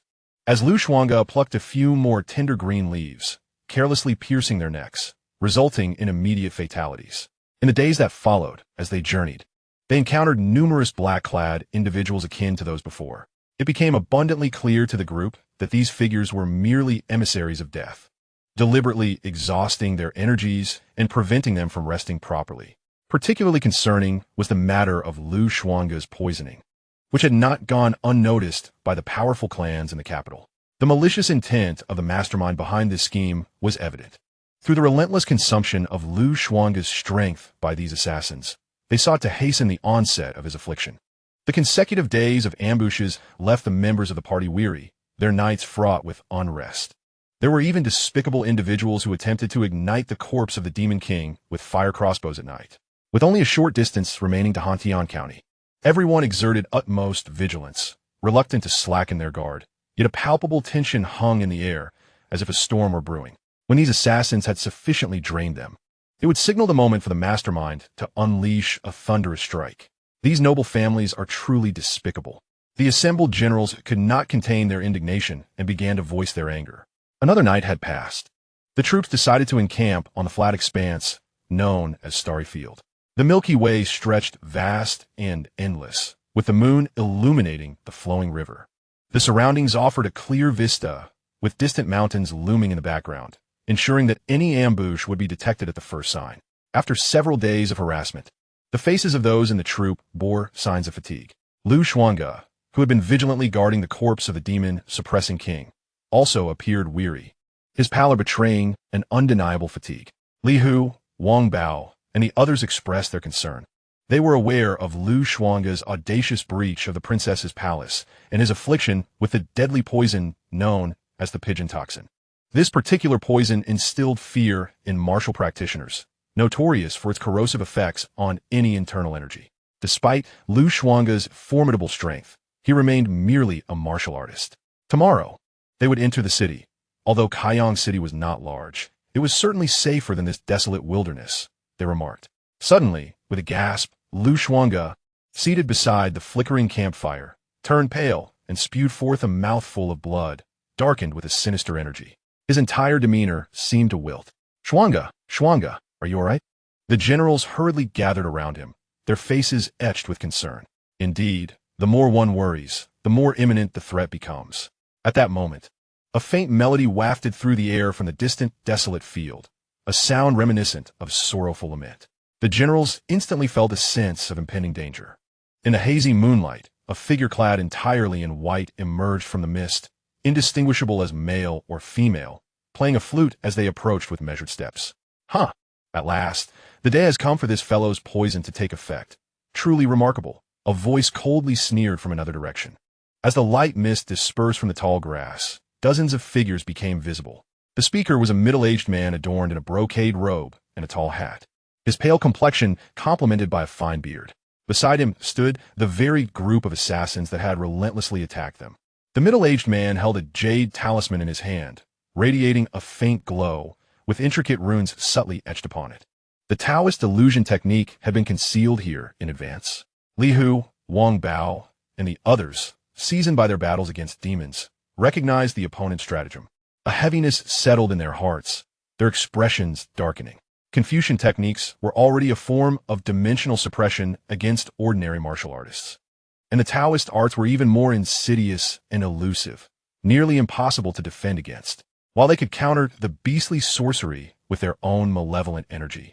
Against Confucian and Taoist techniques, they would likely find themselves pierced through the heart by an unseen sword before they even grasped their enemy's location. At that moment, figures emerged from several other directions as well. Among them, a ragged monk with a bald head and a red neck inspired a sense of trepidation. Additionally, there was an elderly man, pale and emaciated, carrying a long sword on his back. From the east, a mysterious figure clad in theatrical garb with a painted face approached, accompanied by a diminutive boy whose pallid complexion belied the hardships etched upon his features, revealing that his true age was far greater. To slay a few brutish warriors requires such a steep price. Though you may perish, you ought to find contentment. The leading middle-aged man spat with disdain. Casting a glance at the meditative Xuange, who sat with closed eyes by the campfire and waved his hand. They had already discerned the nature of the poison afflicting Xuange, peach blossom doves, a creature from the records of strange beasts in the 9 provinces, reputed to render a martial king powerless with just a single drop of saliva. Could Xuange, despite his formidable strength, truly rival a martial king? Chapter 34. A single stroke to decapitate. Those who act recklessly shall meet their demise, leaving only fear and trembling in their wake. Kill. At this command, generals such as Li Hu and Wang Bao exchanged glances and without hesitation, seized their weapons and charged forward. One wielded a bronze hammer while the other grasped a broadsword. In an instant, a surge of vitality erupted as the first wave of black-clad assailants collided with them in a fray. Though neither had yet attained the innate martial artist realm, they had stood as warriors for many years, making it nearly impossible for ordinary fighters to approach them. Blood splattered, and corpses flew amidst the chaos. With a fierce roar, Li Hu unleashed his inner strength, akin to a ferocious tiger descending the mountain, crushing a black-clad assailant into a pulp. Wang Bao, agile and compact in stature, yet exuding raw power, cleaved through the air with his blade. Its sharp glint akin to a tempest of wind and snow, severing a foe in twain. The remaining generals joined the fray, battling fiercely against their attackers. A bunch of insignificant clods. Without Xuange, what are you? The middle-aged leader, observing the scene from a distance with a cold smile, refrained from intervening. His family had expended considerable resources to enlist these martial experts, including one who had trained in a temple, mastering both martial and spiritual arts, capable of contending with grandmasters. Ba, esteemed practitioners, why harbor such heavy intentions to kill? Lay down your blades and become one with the Buddha. Only then can you attain liberation. A powerful palm strike, as fierce as molten iron, surged towards Li Hu and Wang Bao, accompanied by the monk's solemn words. The red-necked monk had made his move, though he appeared benevolent. His strikes were unhesitating and ruthlessly decisive. Li Hu and Wang Bao, recognizing the man's prowess, dared not underestimate him, and quickly coordinated their assault. Amidst the battlefield, the sound of a flute rose, haunting and melancholic, disturbing the very soul. The figure clad entirely in white approached, playing a flute. Every general who heard that sound froze, their expressions momentarily frozen in shock. Even the throng of black-clad assailants, rushing forward, found themselves momentarily halted. A disciple of the illusory sound pavilion? How did they become embroiled in the affairs of the noble families?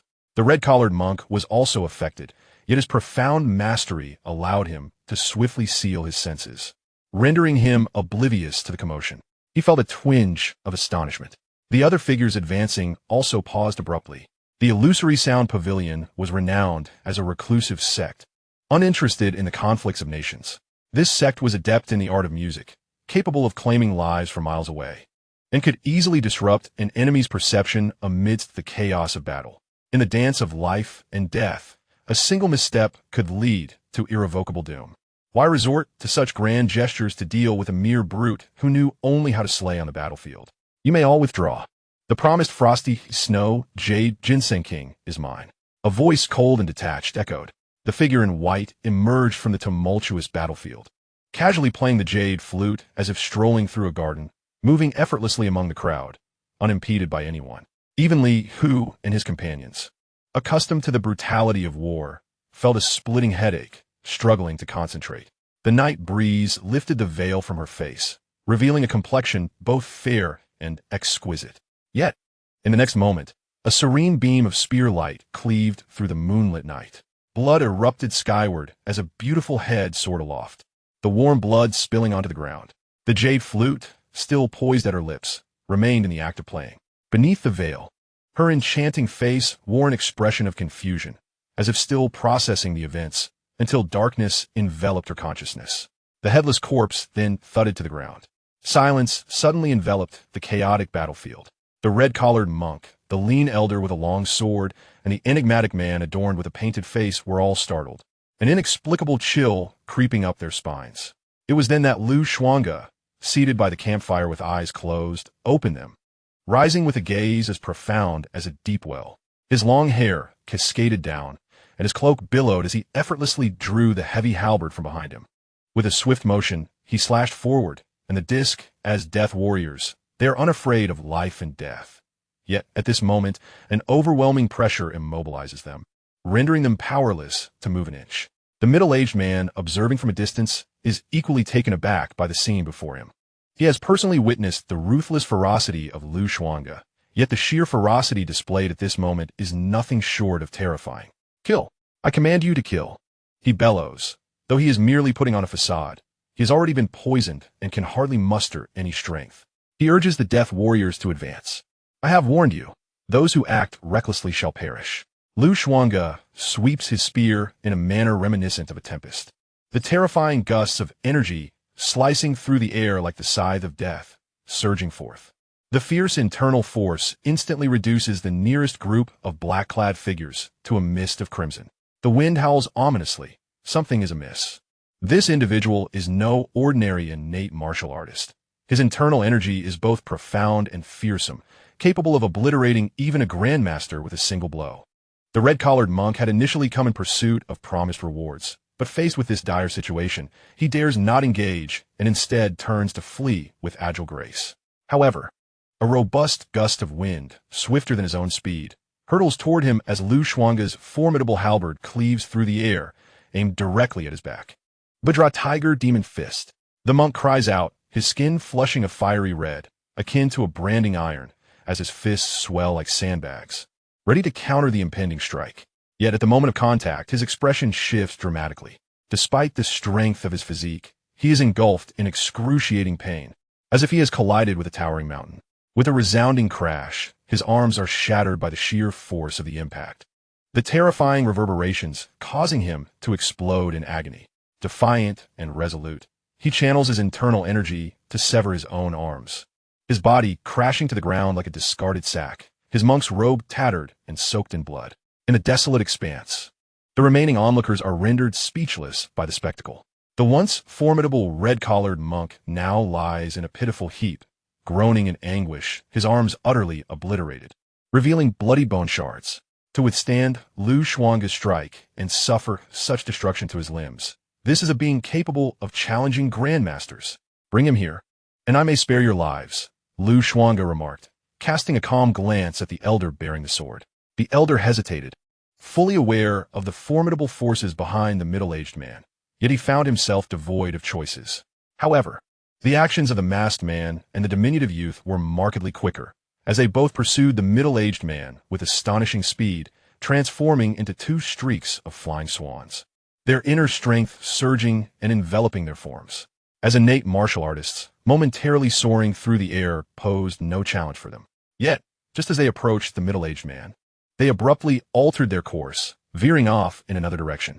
Boom! It seemed as though Xuange had anticipated their maneuver.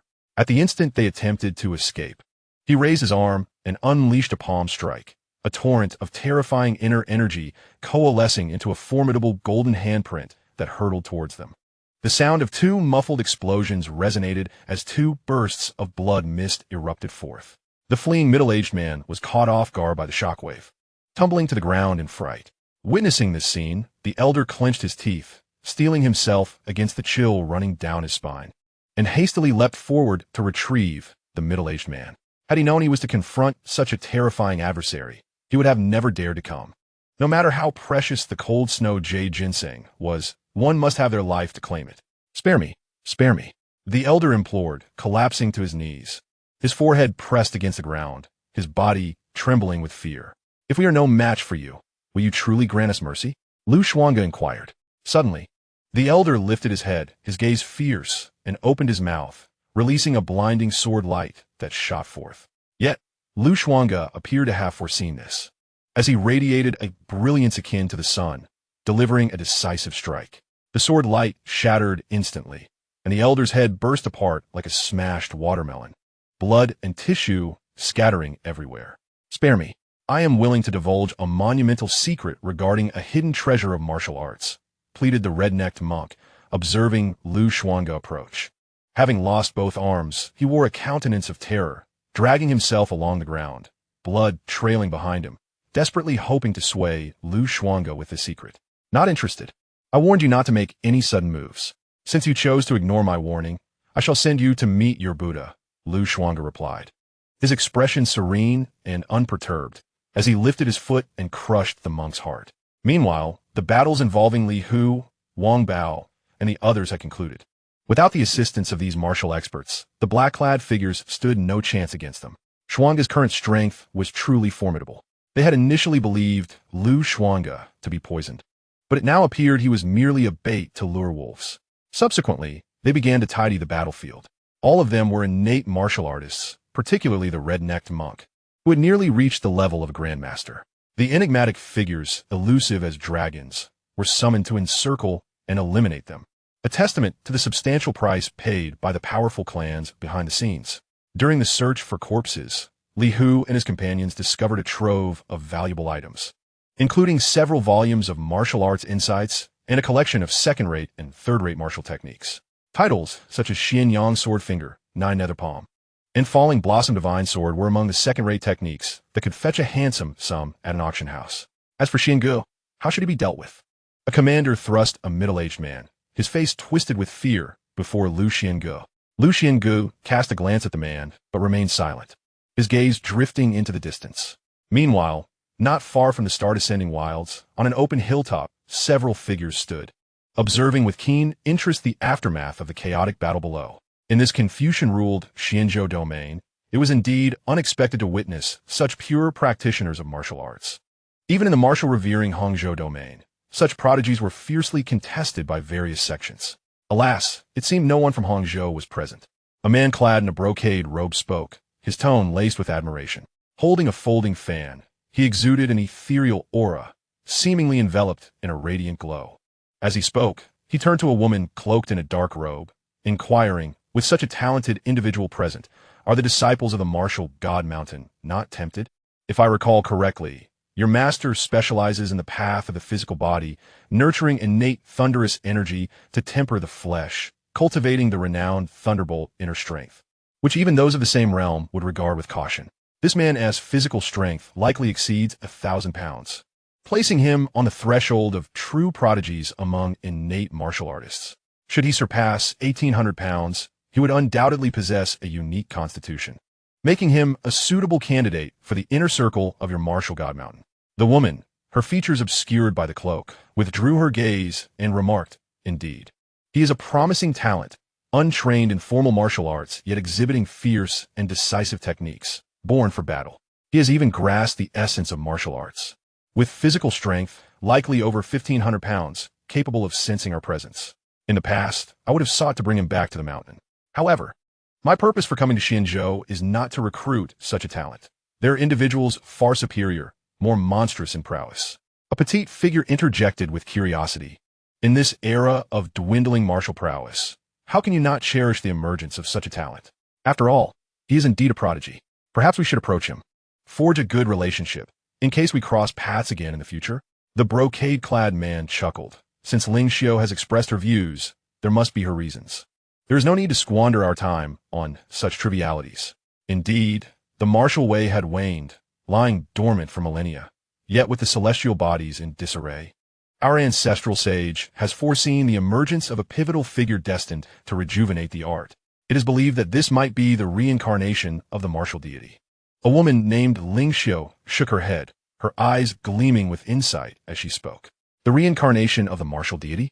Upon hearing this, both the petite woman and the man clad in brocade were taken aback. In the vast expanse of the 9 provinces, the 3 prominent families coexisted, with Confucianism, Buddhism, and Taoism reigning supreme, while all other paths of cultivation were deemed peripheral. This was especially true for the martial lineage, which had remained silent for far too long. So long, in fact, that even grandmasters steeped in martial arts for decades could easily be surpassed by emerging talents within their own sections. When the name of the land's martial sage was mentioned, it evoked admiration, yet not reverence. However, should the martial deity be involved, even the ancestors of their esteemed sects would hold him in awe. This being transcended the limits of humanity, a deity of martial prowess capable of shattering the void. I had surmised that you, from the martial god mountain, would not be particularly interested in the news from the Xinzhou domain. It seems you are in search of the legendary reincarnation of the martial deity. If this truly is the case, it may well alter the current decline of martial arts. One can only anticipate a future where countless vessels compete in the currents, with prodigies shining as brilliantly as stars in a grand epic. As they conversed, the group withdrew their gazes and departed from the mountaintop. Since they had chosen not to greet one another, there was no need to intrude. Xianxia, cloaked in her mantle, silently shook her head. Her companions, though seemingly engaged in equal discourse with her, could not fully conceal their underlying disdain. The Xinzhou domain, exalted in Confucianism and Taoism, had witnessed the rise of an extraordinary individual millennia ago, a prodigy born into poverty who, at the tender age of 20, achieved academic success and earned the title of Xianxia. Subsequently, he entered the hallowed grounds of Confucianism at the Jixia Academy, embarking on an unstoppable journey to become the youngest sub-saint. The sub-saint stood just a step away from the 9th realm of Confucianism, the sage. However, at this critical juncture, this prodigy strayed from the path and stole a revered treasure from the Jixia Academy, the Hongdao book. This treasure was pivotal for Confucian scholars, aiding in the refinement of their literary essence and serving as the key to mastering the Confucian path. It is well known that to cultivate the Confucian way, one must refine their literary essence and receive its infusion. The literary sacrificial texts of the great empires are, in fact, mere replicas of the Hongdao book. Consequently, the theft of the Hongdao book incited the wrath of the Jixia Academy, which dispatched formidable experts to hunt down the prodigy. Despite being a sub-saint, he could not withstand the relentless pursuit of the Confucian sacred grounds and ultimately met his demise, his essence and spirit obliterated. The Hongdao book thus fell into obscurity. Recently, whispers of the Hongdao book's reappearance have circulated, claiming it has resurfaced within the Xinzhou domain. Disciples from various hidden sects have flocked here in search of this opportunity. It is said that the saintesses of the Six Desires sect and the Feathered Ascension sect have already arrived ahead of time. I wonder if you have caught sight of them? The two factions, once united thousands of years ago, may now join forces to vie for the hidden treasures of ancient heritage. The Yuhua sect prides itself on being a prestigious orthodox sect, yet, like the Six Desires sect, it resorts to unscrupulous means and is rife with cunning schemes. We must remain vigilant and cautious. The sound gradually faded into the distance. Xuange withdrew his gaze. Since the other party bore no ill intent, he need not exercise excessive caution. After dealing with this wave of adversaries, there should be a period of tranquility. Did he confess? Xuange glanced at the middle-aged man, who had been tortured beyond recognition. Each military leader had their own methods of inflicting torment. Now that he's soiled himself, does he still dare to remain silent? Truly pathetic. All day long they spout lofty ideals about benevolence and morality, yet he lacks the courage to even take his own life. This man was sent by the Zhao family. His master is that scoundrel Zhao Wen, the second son of Zhao Wujing, Liungria Rupelia. At this point, he handed Xuange a sandalwood box he had scavenged from the middle-aged man. This should be the coveted frosty, snow, jade, ginseng king that those fellows spoke of. The assembled leaders looked on with curiosity. They had also heard of such rare treasures, which were extremely valuable. It was said that they could assist innate martial artists in breaking through barriers, potentially increasing their power by half a century, making them worth their weight in gold. Only the affluent families, rich enough to rival nations, could afford such items. It stands to reason Innate martial artists are unparalleled masters capable of taking on 100 foes, not mere cabbages. The Zhao family must have expended a tremendous fortune to summon these innate warriors. Only treasures of such caliber could entice them into action. This red-necked monk appears to be a former outcast from the Jialan Temple, self-styled as Master Wu Nu, expelled for lewd acts and surreptitiously learning forbidden techniques. The elder wielding the long sword is likely a descendant of the Duan clan from Yinzhou, while the two attempting to flee are notorious figures in the Jianghu, known as the Flower Boy and the Embroidered Robe Man, both of ill repute. Lu Hanjin briefly assessed the identities of the individuals. Well-read and worldly, she deduced their origins from the patterns on their clothing and the techniques they practiced. Little Han Jing is quite knowledgeable. She recognized their backgrounds just from a few of their moves. It would indeed be a pity if she did not pursue martial arts. Li Hu, Wang Bao, and the others expressed their astonishment. Lu Hanyue tucked a strand of hair behind her ear, her beauty unparalleled, and smiled softly. I often pass my time reading. Although I have not practiced the techniques contained in my family collection, I do retain some impressions. At that moment, a rich aroma of medicine wafted through the air.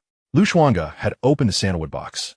Inside, cushioned by red cloth, lay a ginseng, as thick as a child's arm, exuding a faint blood-red hue. It appeared as lustrous as jade, radiating a potent spiritual energy that invigorated the senses and lightened the body. He counted 9 roots, each over 3 feet long, similarly resembling blood like jade, sparkling brilliantly. This indeed is a delightful surprise. Xuange. The heavenly materials and earthly treasures of this day are of utmost importance. Thus, do not entertain thoughts of dividing them amongst us. Your enhancement of strength and the quest for vengeance on behalf of the prince are paramount. Offering them to us would be akin to feeding a cow exquisite delicacies. A sheer waste. Upon witnessing Lu Xiangu's intention to distribute the precious Hanshui Yushin king among the crowd, Li Hu, Wang Bao, and others shook their heads and stepped back, their curiosity piqued merely by the desire to behold this legendary treasure. Should the Taoists become aware of such a marvel, they would undoubtedly go to any lengths to acquire it.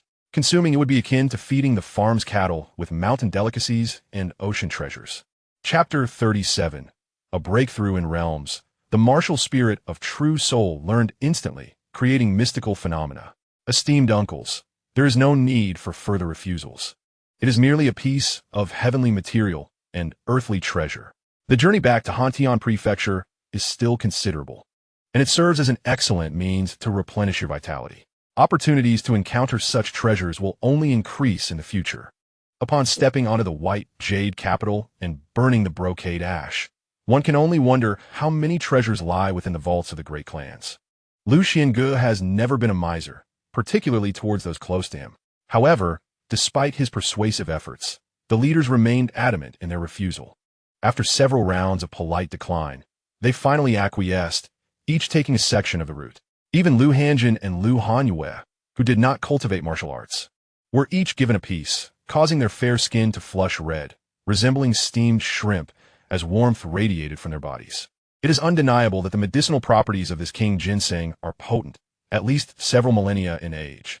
Lu Xiangu placed his hand upon their backs to refine the medicinal essence. In an instant, the fatigue of the group dissipated, and they felt invigorated, as if infused with boundless energy. Li Hu and others distinctly felt an enhancement of their inner strength and vitality. The younger Lu Hanyue felt particularly intoxicated, warm all over, and nestled in her sister Lu Hanjin's embrace, drifting into slumber. Lu Xiange consumed the remaining principal part of the ginseng with several large bites. Initially, it was slightly astringent and bitter, but soon transitioned into a taste reminiscent of sweet crunching on a white radish during childhood. Each morsel melted in his mouth, transforming into waves of warmth that surged towards his dantian and limbs, flowing through the meridians. The abundant medicinal power transformed into pure inner energy. Sitting cross-legged, Lu Xiange began to operate the mysterious technique of the unnamed method, continuously cycling through its pathways. As he completed one circulation after another, the pace quickened. Eventually, wisps of white smoke began to rise above his head, and the faint golden light within his meridians intensified, resembling the stars glittering in the night sky. A fragrant aroma emanated from his body, embodying the essence of a true corporeal treasure, as pure as crystal. Once the last remnants of the medicinal power were digested, a thunderous sound erupted. Lu Xiangu felt the bottleneck of the mid-stage innate martial artist shatter, propelling him to transcend and step into the mid-stage of innate martial artistry. For an ordinary martial artist, this King Ginseng would suffice to enhance their inner strength by several decades. For Lu Xuange, he could only break through a single bottleneck, ultimately due to the overwhelming potency of his true energy. At this moment, with the breakthrough in his realm, Lu Xuange distinctly felt the massive cocoon woven from martial intent within his Niwen palace slightly crack open. A beam of resplendent golden light, akin to the sun itself, cascaded into his profound Niwen palace. The nascent form of his martial soul began to take shape. His five senses and strength exhibited marked enhancements. It seemed that my strength had already reached the level of 9,000 pounds with one arm. If I were to advance to the Grandmaster realm, wielding 10,000 pounds would be trivial. Lu Xuange calmed his mind to comprehend these changes. With the breakthrough in his realm, sleep was no longer a consideration. His consciousness was remarkably clear. He gazed at the martial techniques he had gathered, Xianyang sword finger and 9 nether palm. His pace of perusal was swift, and as he flipped through the pages, the thread of his martial soul stirred to life, manifesting a vague martial figure within his mind. This figure diligently practiced according to the descriptions in the techniques. The divine consciousness was quick, executing hundreds of repetitions in an instant. After half an incense stick's worth of time, Lu Xuange opened his eyes, extending his fingers together like a sword. A faint golden light shimmered at his fingertips, sharp as metal, reminiscent of the first rays of dawn. He pointed ahead, and a stone block, towering over half a person in height, was instantly pierced by the sword-like radiance, shattering with a resounding crash. This terrifying power could even rival that of a grandmaster. Had he truly achieved great mastery?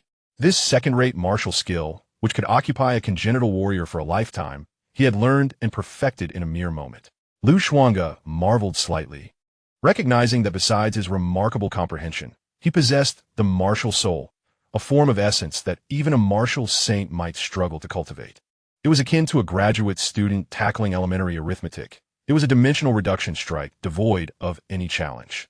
A grandmaster might spend a lifetime consolidating their knowledge, and, at the end of their days, create a martial skill that may not even reach second-rate status. Second-rate techniques are often the treasured teachings of numerous generations within various martial sections. Truly first-rate techniques are enshrined within those ancient sects, serving as their foundational heritage. As for superlative techniques, Lu Xuange had yet to encounter any. It was said that the treasury of the Great Qian Kingdom contained one, albeit a fragmentary text.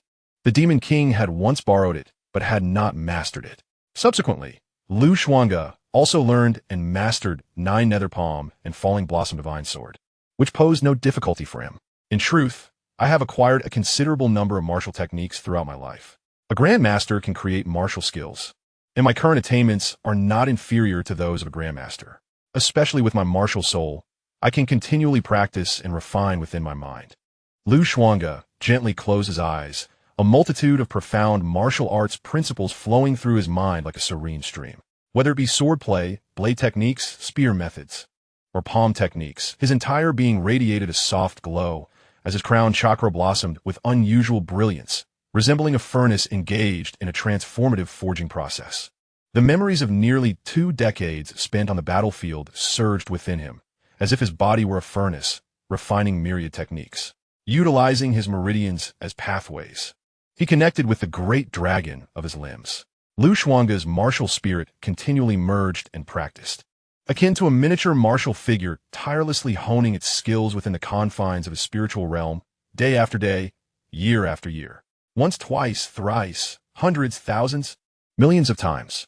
From blade techniques to swordplay, palm arts to fist techniques, and finally to leg techniques and whip methods, culminating in a singular thrust that pierced the dawn's darkness, transcending the abyssal sky. At the moment when the sky was on the cusp of brilliance, Lu Xuange opened his eyes, a blinding light emanating from his gaze. In the distant expanse of the heavens, a faint glimmer also descended. The resplendent sun illuminated both ancient and modern times. This thrust of mine, akin to the magnificent sun, sheds light upon the ages, shattering the night and heralding the dawn. I shall name it Breaking Dawn. As the voice within Lu Xuange echoed, he heard a thunderous roar resonate, and soon under the dim light of dawn, a great sun appeared in the sky, purple energy emanating from the east, spreading for miles, gradually cascading down towards his location. Such a phenomenon instantly captured the attention of numerous youthful figures, still lingering several hundred miles away. The sun ascended, and the purple energy flowed forth. The martial arts were destined to flourish. In ancient times, it was said that when the martial forebears created their arts and earned the recognition of heaven and earth, auspicious purple energy would descend. What was once thought to be mere legend had now manifested into reality. This direction must be where we previously passed. They marveled, astonished to witness a scene documented in ancient texts for the first time in their lives. While speaking, they glanced at the cloaked figure of the young woman Xianxia, only to find her expression somewhat rigid. Chapter 38. The Mountain of Martial Deities, an unmistakable encounter, Xianxia's resolve, and the struggle against the Leviathan. The two locations were merely several hundred miles apart. With their perceptive eyes, they could easily surmise who was behind this manifestation. Unexpectedly, it was rumored that the revered founder of the divine martial mountain attempted to create a profound technique in his later years, named primordial thunder true art, capable of drawing down the true thunder from the heavens to refine internal strength and forge meridians and bones. When perfected, it was said that a thunder deity would descend, capable of annihilating heaven and earth. Alas, even though it was deemed a significant achievement, recognized as being of at least superior caliber, it did not evoke any celestial phenomena. Many speculated that the waning power of martial arts was the fundamental reason the current world was no longer conducive for martial practitioners, with even the will of heaven and earth no longer granting recognition. Thus, even the birth of superior martial techniques would not receive any acknowledgement. It is indeed astonishing that, in this Confucian-dominated realm of Xianzhou, we are witnessing such an extraordinary spectacle. The young men and women, hailing from illustrious sects, possess remarkable insight, easily discerning the astonishing nature of the recent event. Were this to occur in the martial arts-cherishing region of Hangzhou, it would undoubtedly incite frenzy among various sections. This individual possesses the innate talents of a true master, destined for achievements far beyond merely becoming a terrestrial martial saint. Perhaps it is not too late to return. I should have taken the initiative to greet them earlier, as there may be opportunities for future encounters. The group of young men and women felt a stirring desire for camaraderie. While they might normally scoff at other martial prodigies, the extraordinary talent displayed here commands respect. For even if martial arts were to diminish, should this individual flourish, their sex elders would pay heed. Truly, it is beyond comprehension. At such a young age, the ability to create profound insights, what depths of knowledge and understanding must one possess? Could it be that martial arts are destined to rise once more in the near future? The elegantly robed man turned to Xianxia, whose expression had remained somewhat rigid, and said with a smile, "What do you think, Miss Xianxia? If you rush back now to forge a connection, it may still be timely. Such a monstrous talent. Should your divine martial mountain miss this opportunity, it will surely be a source of regret." His words, though seemingly earnest, were laced with a teasing undertone. The other young men and women regarded the unfolding scene with keen interest, as Xianxia had previously been confident that there existed individuals far more exceptional than this one. In these times, to invoke such celestial phenomena and a continuous aura of purple energy, what extraordinary talent indeed. No further words are necessary. Is there truly an existence more astonishing than this? Could that aloof young man be the reincarnation of a martial deity that Xianxia seeks? Some jested indeed. Let us not overlook the obvious. Upon hearing these remarks, Xianxia's expression stiffened slightly, revealing unmistakable displeasure and inner frustration. Had that individual exhibited such talent earlier, she would have approached him without hesitation. However, he chose to reveal it only after distancing himself, clearly intending to provoke. This left her feeling humiliated before her peers, subjected to their ridicule. With this thought in mind, she took a deep breath, regaining her composure, and stated, "The ancestors of our divine martial mountain have foretold the resurgence of martial arts. Consequently, the very fabric of our world is beginning to shift. Indeed, this individual possesses talent that is remarkable, yet there remains a considerable distance to the person I seek. When you encounter the one I am looking for, you will understand that even among prodigies, distinctions exist, illustrating what it truly means to be an unparalleled genius." The celestial phenomena invoked by this individual's creation of insights merely reflects the changes in the environment of Xianzhou. The progenitors of the revival of martial arts emerge from this very land, and so, should others create insights, they too would evoke such extraordinary phenomena. Her explanation rendered the group of young men and women, who had been jesting moments before, momentarily speechless. Some exchanged knowing glances and shared a tacit smile, choosing to remain silent thereafter. This individual could not possibly be the reincarnation of the martial deity. Our martial deity mountain possesses unique treasures capable of sensing one's fate and pinpointing their precise location. After articulating this, Ling Xiao, with a composed demeanor, turned away, no longer directing her attention to that direction. To acknowledge any prior misjudgment on her part would not only be a blow to her own pride, but also to the reputation of the martial deity mountain. As a revered sanctuary in the hearts of martial practitioners across the realm, martial deity mountain could not be mistaken. As the stars shimmered over the fields, the first light of dawn gently illuminated the surroundings, casting the last vestiges of purple twilight upon Xuange. His countenance was strikingly handsome, with chiseled features, and his long black hair flowed freely. He stood tall and robust, exuding a vigorous aura akin to the heat of a furnace, rich with vitality. At that moment, he radiated an ethereal glow, his skin appearing as pure and lustrous as glazed porcelain, emanating a refreshing fragrance. Was this the acknowledgment of the will of heaven and earth? The purple mist seemed to contain a dense essence of the natural world, invigorating his very being, elevating his physical form significantly. Xuange marveled internally, examining his meridians, and perceived the faint golden light within them becoming ever more vibrant and resplendent. He felt invigorated, brimming with untapped strength. At that moment, he believed he could plunge into the depths of the ocean and contend with the mighty whales. "Brother, you smell delightful," exclaimed the now-awake Xuange, leaping onto him with her gemstone-like eyes sparkling. She sensed an organic, refreshing aroma emanating from Xuange, soothing her mind. Xuange, who had joined her by Xuange's side, also caught a whiff of this invigorating scent, and any lingering drowsiness dissipated instantly. "After my brother has groomed himself, I wonder if Princess Xianxia will regret her previous sentiments," she mused, stealing glances at Xuange, her ears and cheeks slightly flushed.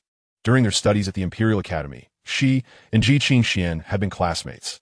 Back then, she had overheard Xianxia speak of her ideal future husband, emphasizing that he must be tall and handsome, skilled in martial arts, well-versed in literature, and devoted to his country and people. Xuange quickly shook her head, dispelling such thoughts from her mind. Knowing her brother's temperament, should he encounter Xianxia, he might very well respond as he did the previous night, striking her down with a single blow. Soon, the group resumed their journey. The path ahead was calm. Following the previous night's crisis, everyone's strength had notably increased, particularly Xuange, who had advanced to the mid-stage of the innate martial artist realm. Li Hu, Wan Bao, and the others recognized that the toxins within him had been purged. His earlier display of weakness had merely been a ruse to lure the enemy. Chapter 39. Wild dogs feast on human corpses, and humans feast on wild dogs. A decaying era. Waste, truly a collection of ineptitude. Unable to even handle a poison warrior. They have squandered so many of my treasures, and those innate martial artists I employed are equally useless. At this moment, within a lavishly adorned chamber in Kayang City, filled with the scent of incense, a pale-faced youth radiates fury. In his hand, he tightly clutches an unfolded letter. Zhao Min, the lord of Kayang City, stands respectfully before the youth, hesitant to speak. The young man is a direct descendant of the prestigious Zhao family of Tianshui, renowned throughout the Dacian Empire for its profound heritage and multitude of masters. He is merely a distant relative. "Young master, please remain calm. This is merely the first step. After leaving the imperial court, we shall have other means to deal with that warrior," another figure interjects. This is an elderly man clad in coarse linen, with slightly oversized ears and palms as broad as fans. His temples bulge, eyes sparkling with vitality, and his entire being radiates a vigorous aura, echoing with the sounds of flowing energy within his meridians. Clearly, he is also a master of martial arts, a true grandmaster. "The Frosted Snow Jade Ginseng King was intended as a birthday gift for my grandfather. I expended considerable effort to have my elder brother procure it from overseas. Such a hefty price paid, and yet it failed to eliminate that individual. How dare he provoke the dignity of our clan?" The youth Zhao Wen, cannot forget the humiliation he suffered that day at Hongwen Tower, intimidated by a mere glance from that warrior. As a scion of a prestigious family, he has been exalted since childhood. Who would dare to belittle him? Yet that day, in front of noble friends, he lost face and became the subject of their mockery. Xiaowen takes a deep breath, reciting the teachings of sages in his mind. I must remain composed. Yinbo, you're correct, no matter how strong that warrior is. Can he truly shake our entire clan? He nods, gradually calming himself. He had intended to arrive early in Qian City, eagerly awaiting the warrior's demise, only to learn that the group of innate masters he sent had all perished. Young master, according to our informants, Xuange's team is heading towards Qian City and seems poised to rest here for the night. That warrior is certainly unaware of your presence. In that case, we can set a trap in advance, the elderly man named Yinbo states, his eyes gleaming with sharpness. Xiaowen furrows his brow. He is poisoned and no longer at his peak. Despite sending so many masters, they could not handle him. What kind of expert can we find in this city to confront him? Young master, have you forgotten? These soldiers, rough as they are, relish drinking and feasting. After such a long journey, they surely haven't had a proper meal. While we may not confront them openly, we can act covertly. Let us not forget how this warrior was poisoned. On his wedding night, he was inexplicably drugged in his wine. Yinbo's gaze sharpens. Such despicable acts of poisoning are beyond a scholar like me. I leave this matter in your hands. Xiaowen pondered for a moment and deemed this approach feasible. However, while it might be relatively easy to procure a poison capable of harming innate martial artists in short span, administering it discreetly into their beverages proved to be a far more challenging endeavor. Yinbo smiled gently and reassured, "Rest assured, young master, this matter shall be entrusted to me. Within Qian City, there exists a prominent household, renowned for their gallantry and benevolence towards the common folk. Having honed their skills in the northern territories, fellow soldiers like Xuange and his companions will undoubtedly lower their guard. After a day and night of arduous travel, the silhouette of a magnificent city gradually emerged at the end of the official road, marking their imminent arrival at Qian City, where they could finally enjoy a well-deserved respite. The commanders beamed with smiles, and Xuange gazed intently at the city. During their journey, he had devoted his daylight hours to studying a mysterious technique, attempting to activate a second enigmatic pathway, and had made some progress. By night, he continued to rehearse and innovate within his mind, strategizing the subsequent developments of his technique. Breaking Dawn. At present, Breaking Dawn could only be regarded as a singular move, lacking completeness. Xuange yearned to find a true master to test the potency of his technique. Qian City was now a considerable distance from the imperial capital, no longer beneath the sovereign's domain. The surrounding hills were plentiful, and the official road was shrouded in dust, with scarce greenery in sight. The riverbed lay exposed, the heat oppressive, and gusts of yellow sand occasionally swept by. Along the road, one could observe numerous emaciated individuals, clad in tattered garments, carrying small children as they dug for tree roots. This procession resembled a battalion emerging from a sea of corpses, instantly capturing the attention of many onlookers. Though most merely glanced in fear and hurriedly retreated. Qian City, located in Linjiang Prefecture, was expected to be a fertile land abundant in fish and rice. Why then did the populace appear in such dire straits? Lu Hanjin lifted the curtain, her eyes widening in astonishment as she beheld several skeletal children scrambling for a few fragments of tree roots. As the convoy advanced, they encountered sun-bleached corpses on the parched riverbed, surrounded by wild dogs, while some refugees in the distance clutched makeshift spears, fixated on the dogs, poised to charge. The wild dogs feasted upon the dead, while the living eyed the dogs with hunger. In a year of great drought, why had no one from the court reported this plight or provided relief grain? Lu Hanjin reluctantly averted her gaze, filled with confusion. Yet, as the procession drew closer to Qian City, the desolate scenes gradually diminished. At the city gates, a bustling crowd of ragged citizens gathered, forming a line with broken bowls in hand, awaiting the distribution of thin rice porridge by several attendants. The soldiers stationed at the gate, yawning and leaning against the city wall, appeared unfazed by the spectacle. Out from the city emerged a rotund, middle-aged man, clad in a brocade robe, his face glistening with a prosperous sheen, adorned with a thin mustache and thin lips. At this moment, he covered his mouth and nose, spitting disdainfully. With less than half a month remaining until the grain tax collection, he wondered how those individuals would manage to pay. It was rumored that in the northern village of Qingyou, Lu Laoer's youngest daughter was rather attractive. He frowned, casting a glance at the group of refugees lined up for aid, his eyes filled with contempt and disdain. Born into a prestigious family, he could hardly tolerate the plight of the impoverished. Despite orders forbidding them from approaching Kaiyang City, they still dared to defy such commands. He had encountered Master Gao before. The soldiers guarding the gates bowed respectfully to the plump middle-aged man, acknowledging his esteemed position within the Lord's manor, where he was known for his profound scholarship and mastery of the classics. Over the years, through various means, he had assisted the Lord in increasing revenue and taxes, resulting in higher salaries even for the gatekeepers. Chapter 40. In a world rife with injustice and bumpy roads, once one bears witness, one cannot turn a blind eye. The Lord bestows such generous salaries upon you, merely to stand guard? Can't you see these filthy beings nearing the city? What if they bring disease?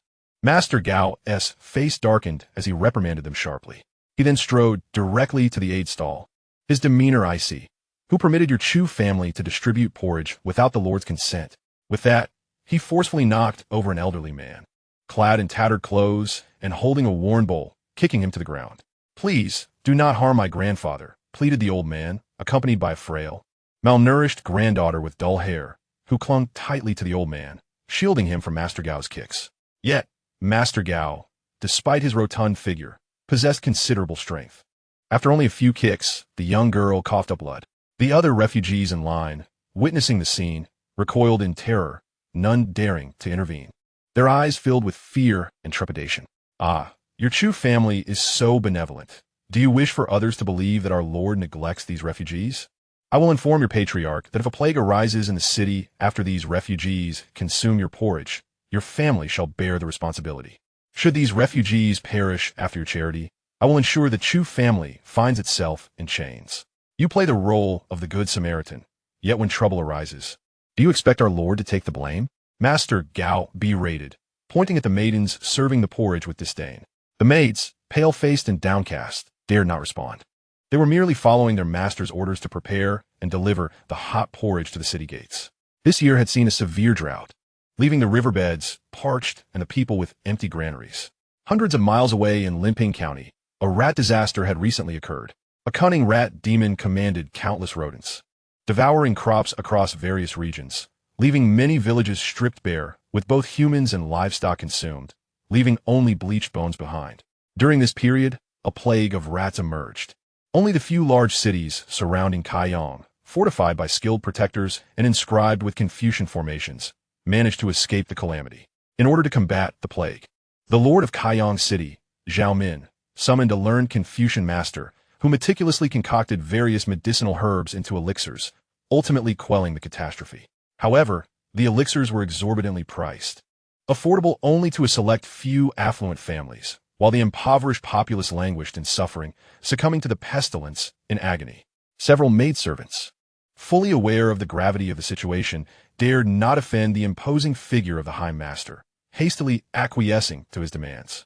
Old fool, why don't you take your shattered bowl and vanish? It's truly unfortunate to encounter you upon leaving the city, he sneered. Ah, this little wretch. With such defiant eyes, it seems you seek death. The High Master, observing the frail elder sprawled on the ground, unable to rise, and the bloodied young girl shielding him, glared menacingly, seizing a sturdy iron rod from the side, ready to strike. Should he land that blow, it could result in shattered bones, or, at worst, instant demise. Yet, just as he prepared to swing, a piercing sound sliced through the air. The soldiers stationed at the city gate caught off guard, watched in disbelief as the once mighty High Master was struck through the chest by an arrow. The force of the shot pinned him firmly against the wall behind him. His eyes widened in terror, blood gushing from his mouth, confusion enveloping him. Before his head slumped, life extinguished. A profound silence engulfed the area before the city gate. This is dire. The High Master is dead. The guards accompanying him quickly drew their swords, turning in alarm. The soldiers guarding the gate were thrown into disarray, bewildered by the sudden turn of events, with no inkling of the arrow's origin. The refugees, equally flustered, were aghast at the fall of the once mighty High Master, perceiving the event as surreal. Suddenly, a thunderous roar erupted from a distance, clouds of dust billowing into the sky. On the spacious official road, a grand banner fluttered in the wind, the words demon suppression stained in crimson, exuding an overwhelming aura of lethality. The soldiers of Qian City, having never witnessed such a spectacle, turned pale, trembling uncontrollably. Before the thunderous procession, atop a gleaming steed, a stern figure cloaked in a grand cape lowered his crossbow. Clearly, it was he who had loosed the fatal arrow. Witnessing this scene, the High Master's guards turned ashen, their hands trembling around their swords. Even if given 100 times their courage, they would not dare confront these formidable individuals. The demon suppression king approaches. "Clear the path and open the gates," bellowed Li Hu from the right flank of the procession, his voice resonating like thunder, nearly shattering the eardrums of the soldiers stationed at the gate. The slender little girl, protectively guarding her frail grandfather, lifted her dark, glimmering eyes to fixate on the tall figure of the noble rider. She was momentarily entranced, her gaze filled with gratitude and longing before she bowed her head in reverence several times. In her eyes, the coldly handsome man seemed akin to a celestial being descended from the heavens.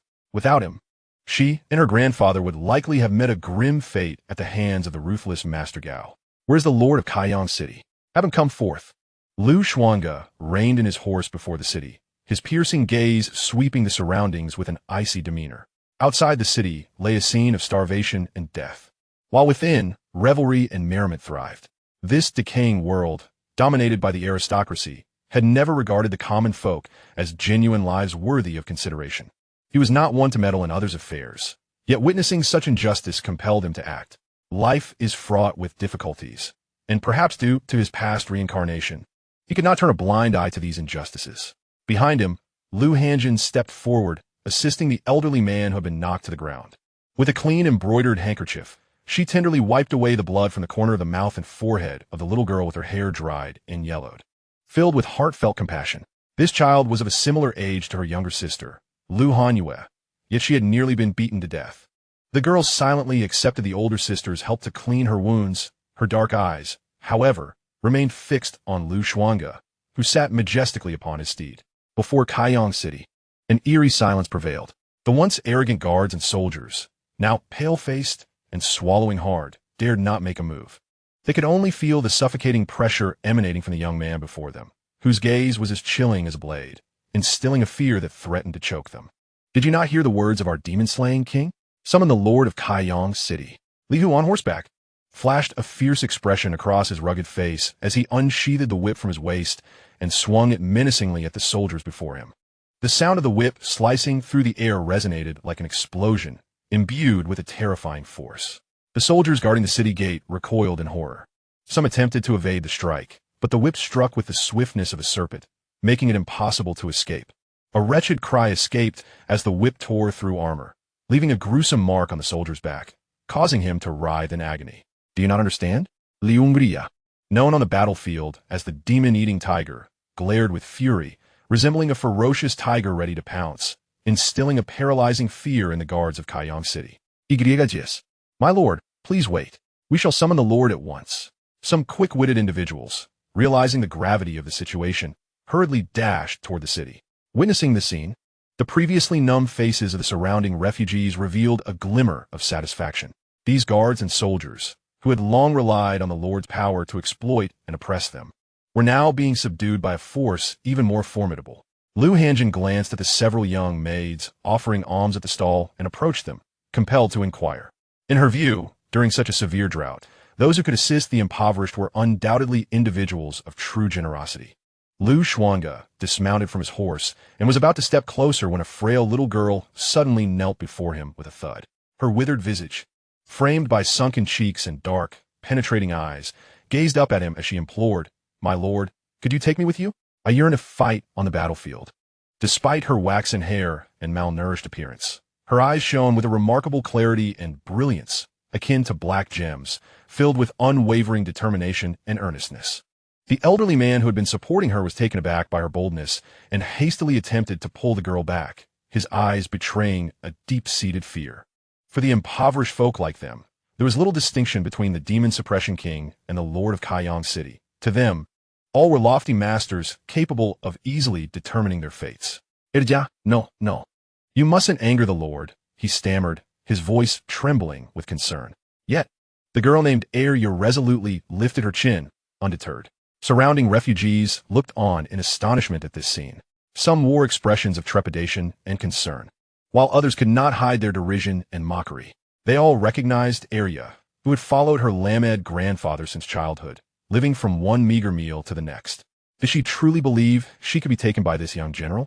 Had she been a bit more comely, perhaps there might have been a chance, but with her gaunt, stick-like frame, how could she be deemed worthy of such an honor? Did they not see how beautiful the lady beside the young general was? Xuange himself seemed somewhat taken aback. His decision to shoot the scribe had been driven by a sense of justice rather than a desire to meddle further. In this decaying era, the number of refugees was beyond counting. He could save one or two, but what could he do for hundreds, thousands, or tens of thousands? It was simply not feasible to rescue them all. You wish to go to the battlefield and fight? Xuange lowered his gaze to the girl kneeling before him, who looked up at him beseechingly and asked calmly. The girl nodded vigorously, responding, "My father went to war and perished, and my mother remarried, taking my brother with her. She no longer wants me. That is not a reason. In this world, too many have died on the battlefield. And orphans like you are as numerous as the dust beneath our feet," Xuange replied, his tone devoid of emotion, both tranquil and harsh. Yet, the girl's gaze remained resolute, and she declared, "I understand, but I am different from them." "In what way are you different?" Xuange smirked, tossing aside his sword from his waist. "You can scarcely lift it. How do you expect to fight on the battlefield?" The little girl gazed at the heavy sword before her, biting her lip as she endeavored to lift it. Yet, despite exerting all her strength and her flushed cheeks, the sword remained immovable. Xuange's blade weighed several hundred pounds, a burden even the most robust soldiers would struggle to wield. Disheartened, the girl lowered her head. Observing this, Xianxia felt a pang of sympathy, yet refrained from uttering more than necessary. She understood the harsh realities of their world. Today, it was this little girl, and tomorrow, it could be another boy in distress. Thus excessive compassion was unfeasible. The surrounding commanders remained silent, their gazes cold and composed, clearly accustomed to such scenes. "Sir, I do not wish to die. Rather than perish here, to be devoured by wild dogs, I would prefer to face the battlefield. In the army, I can at least secure a meal, and each day I live is a blessing." The girl raised her head once more, her determination resolute. "I need to see your worth, yet I find none in you," Xuange replied, shaking his head. "I can wash your clothes, polish your shoes, and cleanse the blood and dust from your armor," she implored. "My grandfather and I survive on very little. Just half a bun each day will suffice." Xuange remained unfazed, repeating, "It is unnecessary. Someone else attends to those tasks." The light in the girl's eyes dimmed completely. At that moment, a subtle and unusual sensation stirred within Xuange. He paused, momentarily taken aback as a flicker of golden light appeared in his gaze. In the next instant, a familiar golden radiance manifested before him. Fate is fraught with adversity, yet the indomitable spirit dares to resist. There remains a time to defy destiny. Special destiny, netherworld bloodline. An ancient thread of netherworld lineage lies deep within her being, cocooning in anticipation of its eventual emergence. The sight of these familiar characters left him momentarily stunned. When his own destiny had first manifested, it had occurred in a similar manner. Turning inward, he discovered that the mysterious technique was now operating along a secondary pathway. A faint golden glow shimmering forth. During the past few days of travel, he had attempted to channel his inner strength through this second mysterious route, and today, it had fortuitously culminated in a breakthrough. So, this is how it works, he mused, contemplating the glimpse into destiny. Was this the wondrous effect brought about by the automatic activation of the second mysterious path? All beings possess a destiny, albeit ethereal. Only through the Taoist methods of cultivation can one discern the pulse and aura of fate. The revered sovereign, the imperial dragon's aura, the soaring dragon leaping forth. The hidden dragon rising from the depths, the phoenix chick waiting to spread its wings. These are all symbols of fortune recorded in texts. Yet, these symbols of fortune are evidently less concrete than destiny. They roughly represent the trajectory of future fortunes. As Xuange surveyed the surrounding commanders, he realized he could perceive the destinies of most of them, though they were merely ordinary fates. Upon gazing at Xianxia, who bore the unique fate of a virtuous wife and devoted mother, he was momentarily taken aback, his heart enveloped in silent astonishment. Is this what they refer to as the innate sacred body of a wife? This young girl before him also possesses the extraordinary fate of Ming bloodline. According to Lu Xuange's understanding, such a special fate seems to be intertwined with a certain fortune. Chapter 42. The Ming bloodline. Regarded as an act of benevolence towards those with auspicious destinies. Very well, you may stay. Henceforth, the care of my steed, the ebony cloud horse, shall be entrusted to you, including the daily grooming of its mane. Should you fail to tend to it well, there will be no reason for you to remain further. With this thought in mind, Lu Xuange spoke once more. Ultimately, he was not a true sage. Had this little girl lacked any distinctive qualities or fortune, he would not have shown such compassion, and would have merely instructed Li Hu and the others to escort her to a safe location where she and her grandfather could fend for themselves. Upon hearing this unexpected proclamation, the little girl, named Heir, was left momentarily dumbfounded. The surrounding populace, with their mocking gazes, were equally astonished, scarcely believing their ears. Soon, envy and jealousy enveloped them. This young general, indeed, had shown compassion. Li Hu, Wang Bao, and the other leaders were also momentarily bewildered, scratching their heads in confusion.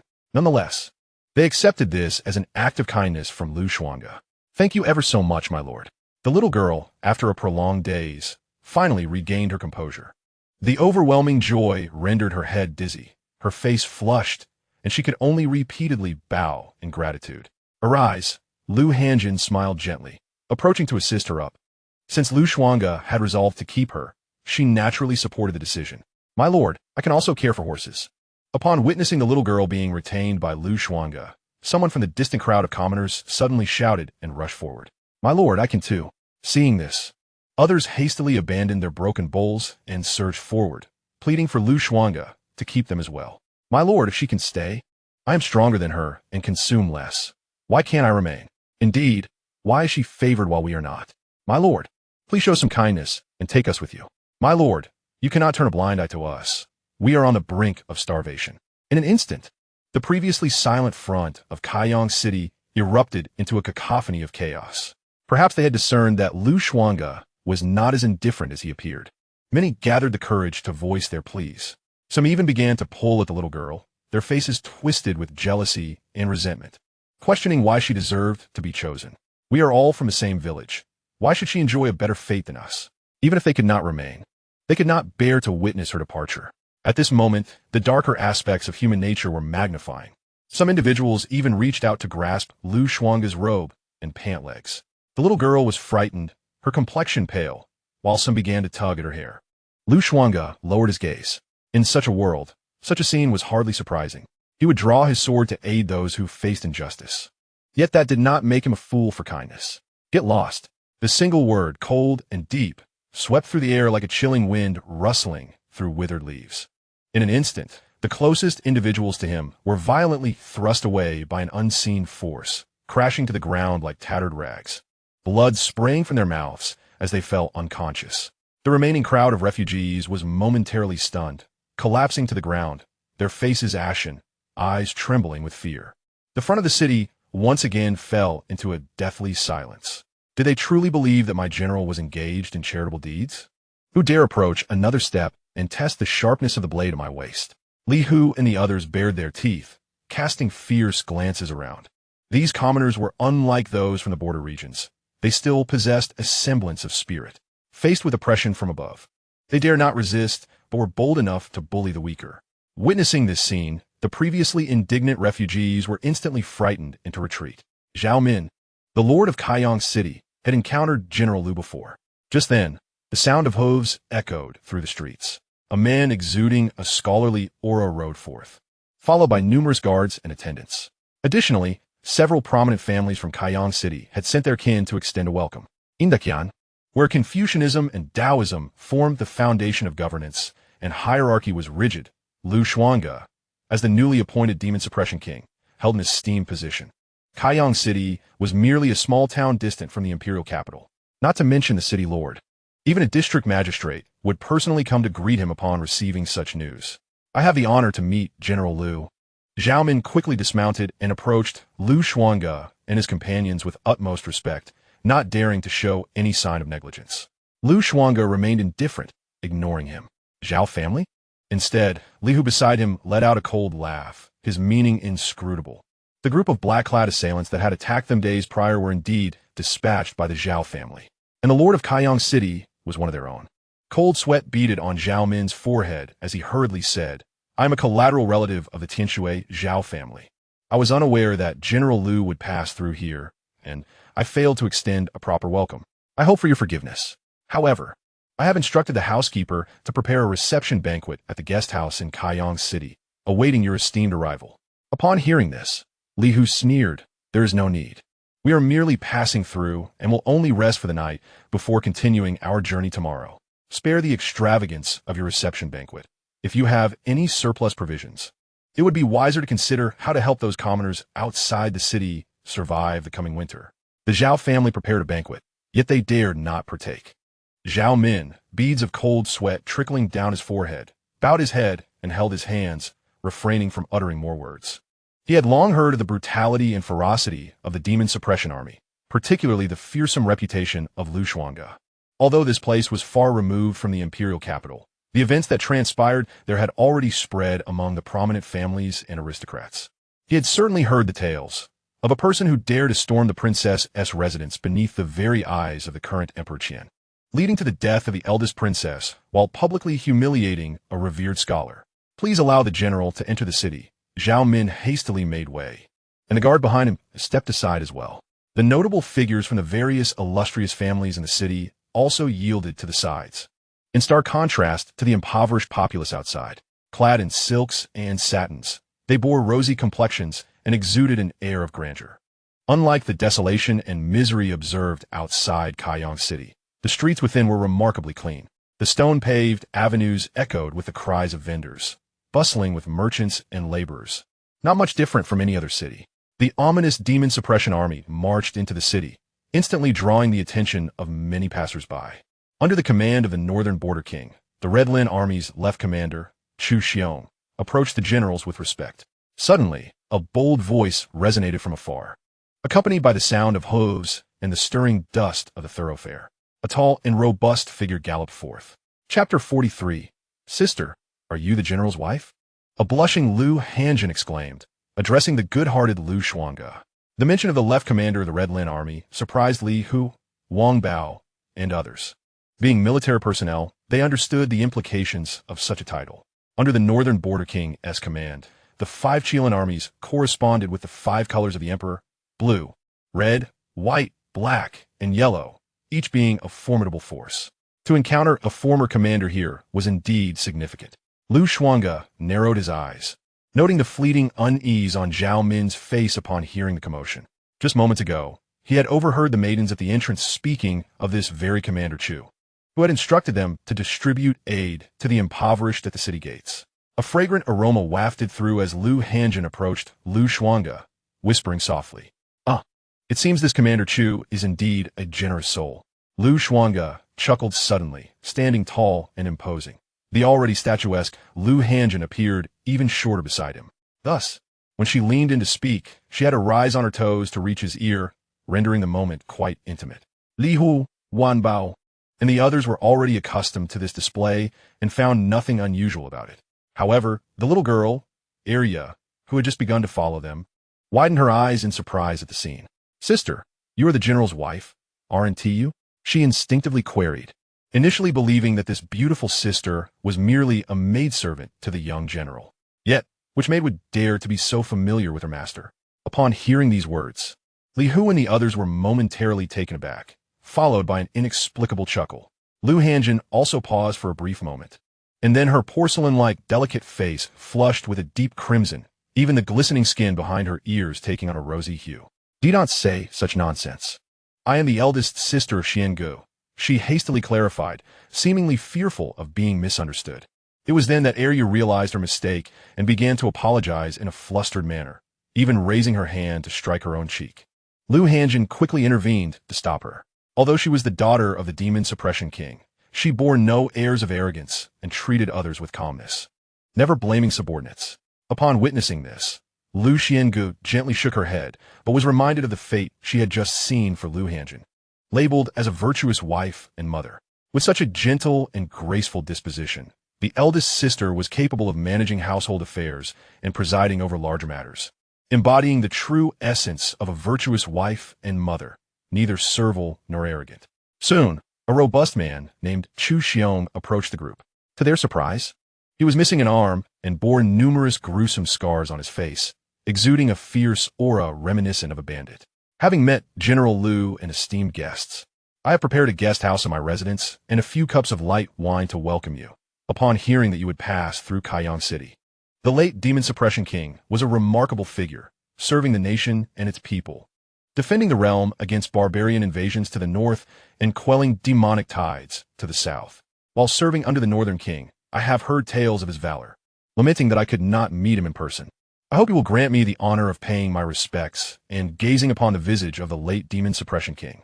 Xuange spoke with a boldness characteristic of a soldier, approaching without any unnecessary formalities or idle chatter. Li Hu, Wan Bao, and the other military leaders held a favorable impression of Xuange, appreciating his straightforward demeanor compared to the Zhao family side branch member, Zhao Min, with whom they were less inclined to engage. After Xuange's arrival, Zhao Min's expression soured, much to the delight of Li Hu and Wang Bao.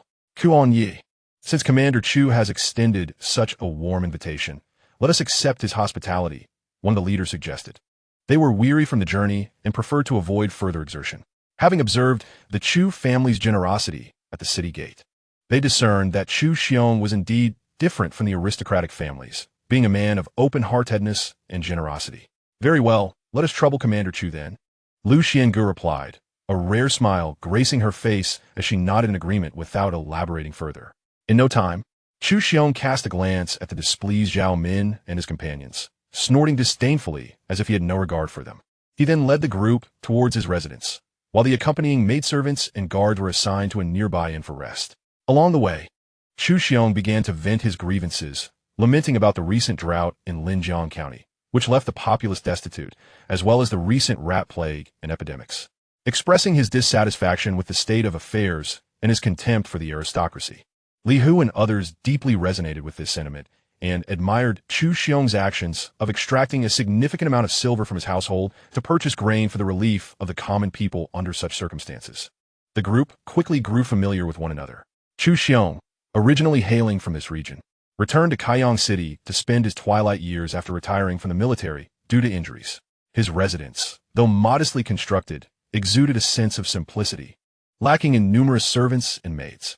My lady, not long ago, accompanied our daughter to the Qingdan Academy, and it is essential that they meet the renowned demon-suppressing king. As my daughter has shown little interest in poetry, calligraphy, or painting since childhood, rather, she harbors a keen desire to learn martial arts. Upon entering the residence, Xuange reflected on these thoughts. Lu Xuange noticed a secluded courtyard within the nearby water pavilion, tranquil and serene, adorned with hanging scrolls that swayed gently in a breeze. He diverted his gaze back, sensing a subtle aura emanating from the martial spirit within the Niwen Palace. A faint golden thread flickered briefly at his brow, so delicate that even Lu Hanjin, who was beside him, remained oblivious to it. He pondered in silence. Subsequently, Xuange arranged accommodations for the group. A young girl named Heir was taken by several maids to change into clean attire, while her elderly grandfather accompanied Li Hu and the others. The military leaders, with their keen perception of various auras, had already discerned the rich aura of twilight emanating from Heir's grandfather. This was a harbinger of impending mortality. Perhaps the old man, upon seeing his granddaughter and finding solace, felt the lingering breath of life within him dissipate. In this chaotic world, where hunger prevails and cannibalism is not unheard of, merely surviving can often feel like a torment. When Heir emerged in her freshly laundered dress, she found her grandfather lying on the bed with his eyes closed, holding onto a breath, waiting for her. Despite her tender age, she seemed to grasp much, valiantly stifling the tears that threatened to overflow. She clutched her grandfather's dark, withered hand, resembling a dry branch. Heir, you must be obedient and gentle, and take care of the horses for the adults. Opportunities to encounter such kind-hearted individuals in this world are rare. The old man's voice was intermittent, his eyes clouded. Grandfather, Heir understands. I will be obedient, she nodded earnestly. Although the old man could no longer see, he sensed Lu Xuange standing before him. The warmth radiating from him was sufficient to dispel the chill of winter.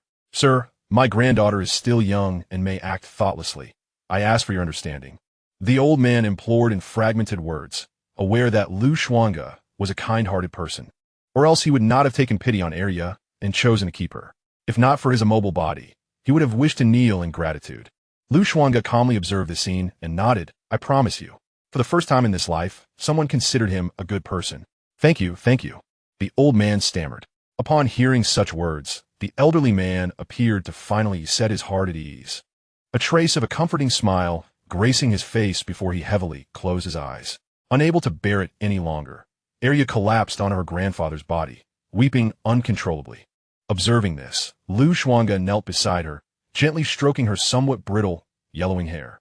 Hion took her sister Xuanxue by the hand. Having experienced the anguish of parting with loved ones, they could naturally empathize with her sorrow. Chapter 44. Those who recognize the times are the true talents. Confronting the power of noble families. The night of assassination. Xuange was unaware of when the netherworld bloodline within Heir would awaken. The records concerning the netherworld were scarce in the vast expanse of the 9 provinces. As for why this young girl possessed a bloodline from the netherworld, he could not ascertain.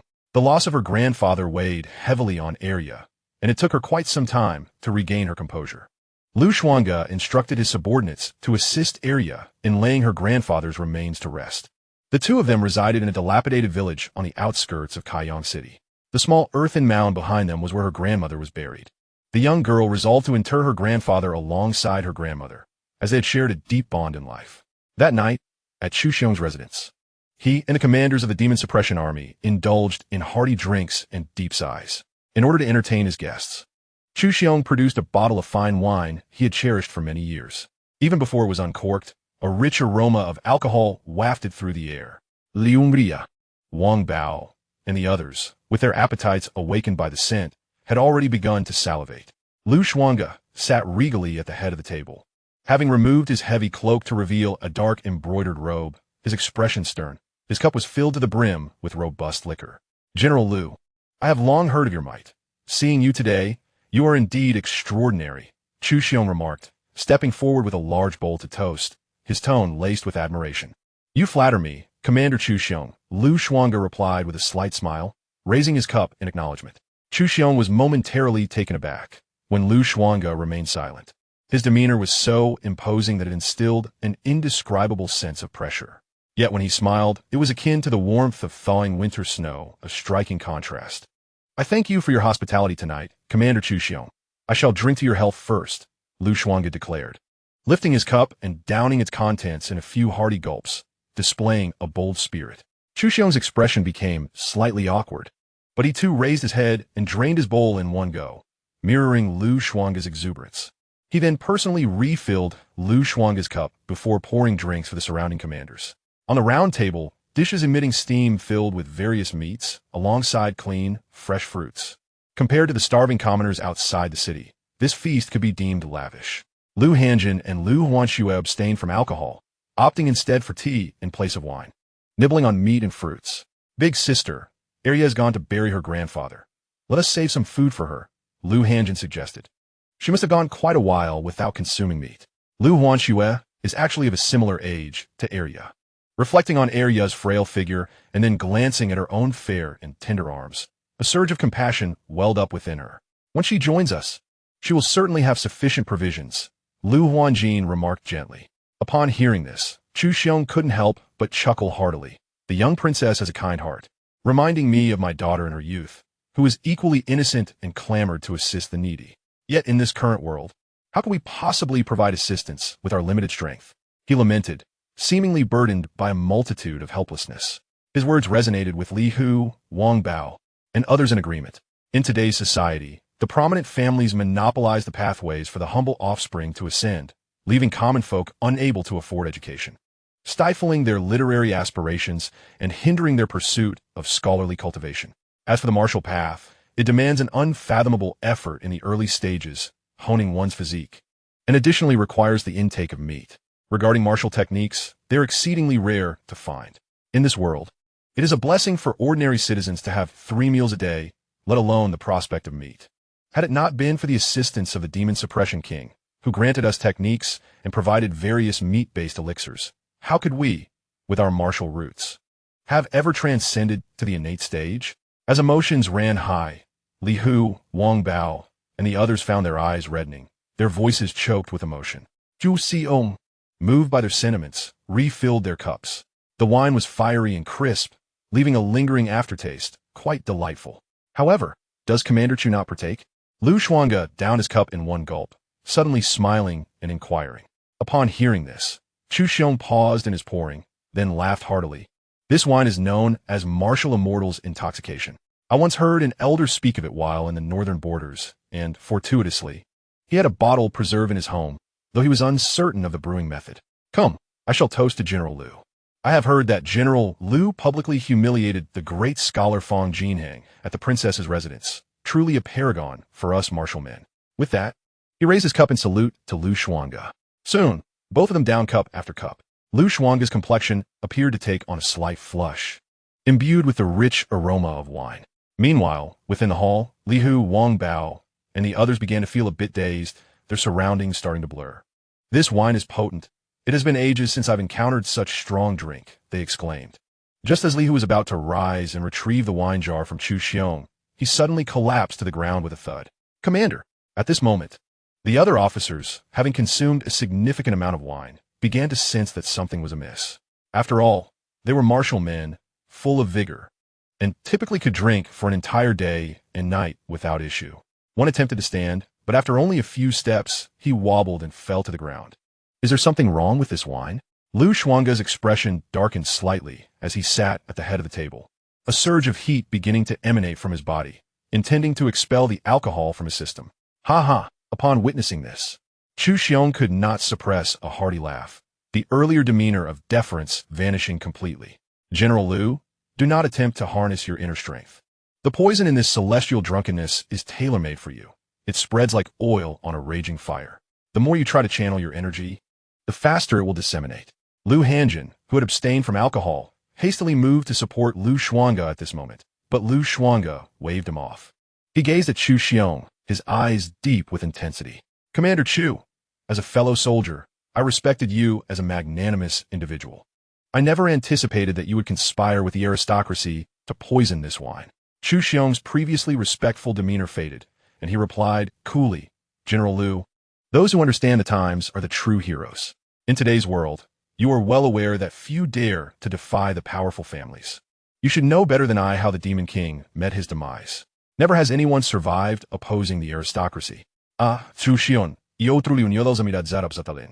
how did I fail to notice it before in Kaiyang City? A sudden voice echoed from outside the hall, accompanied by applause.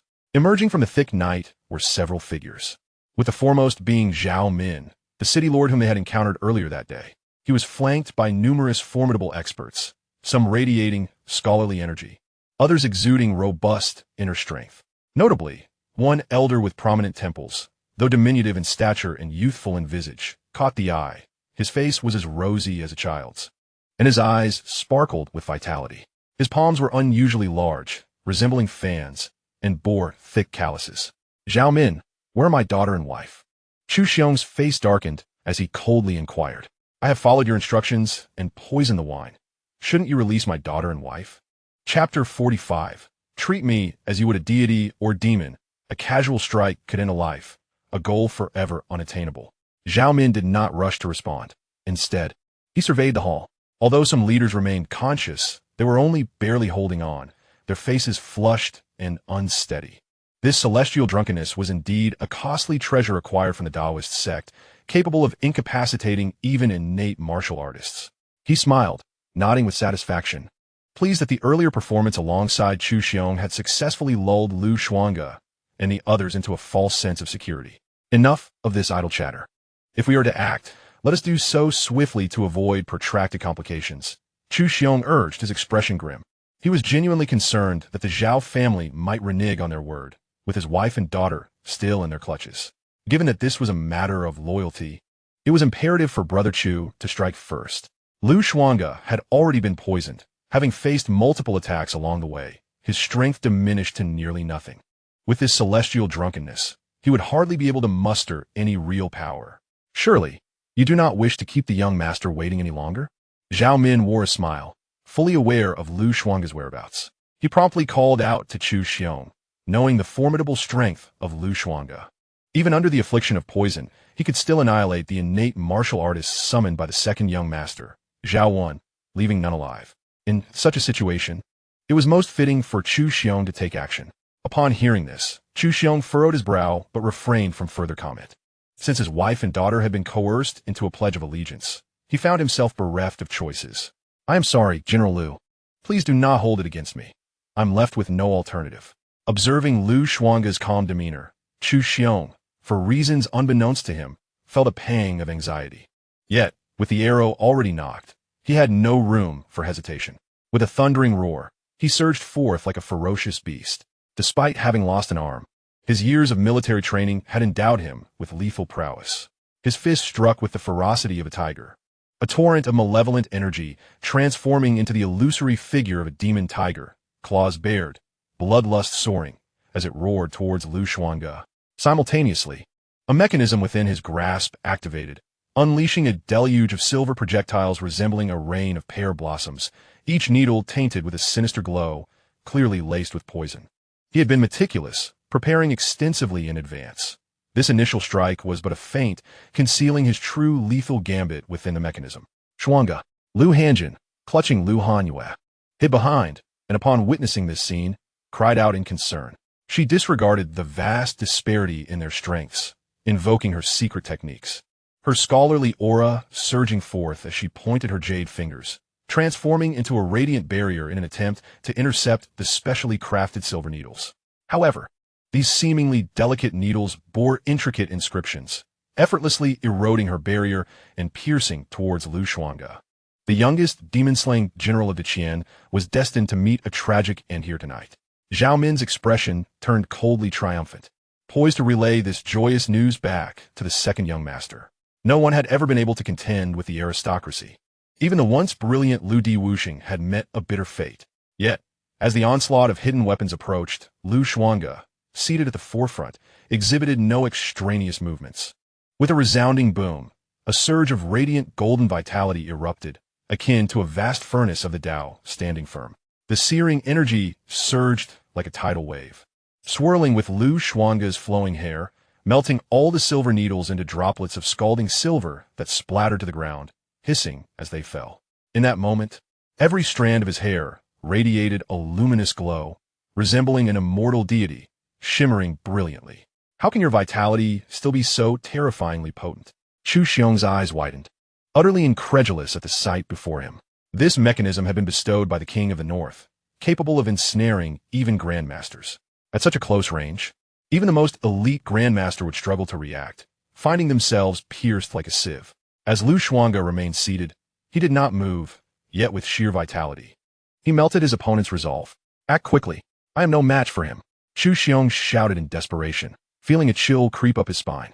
This unexpected turn of events caused Zhao Min's smile to falter. The elderly figure in the black robe beside him furrowed his brow and commanded the others. Do not hold back, strike swiftly. This individual is unfathomably powerful. If this is all you possess, then you shall remain here tonight. Finally, Lu Xuange rose from his seat, seemingly weary of the charade. He spoke with a detached calmness. From the very beginning, he had harbored doubts about Chu Xiong, not out of intuition, but because he felt that the timing of his arrival was far too convenient. Furthermore, upon arriving at the residence, Chu Xiong had consistently emphasized his military background, attempting to forge connections with Li Hu and Wang Bao. Most importantly, if his daughter and wife truly had no interest in poetry and literature, they would not have dedicated a separate courtyard to display their calligraphy and paintings. Any flaw in their narrative would unravel their entire facade. We shall confront him together. With so many of us, how could we not prevail?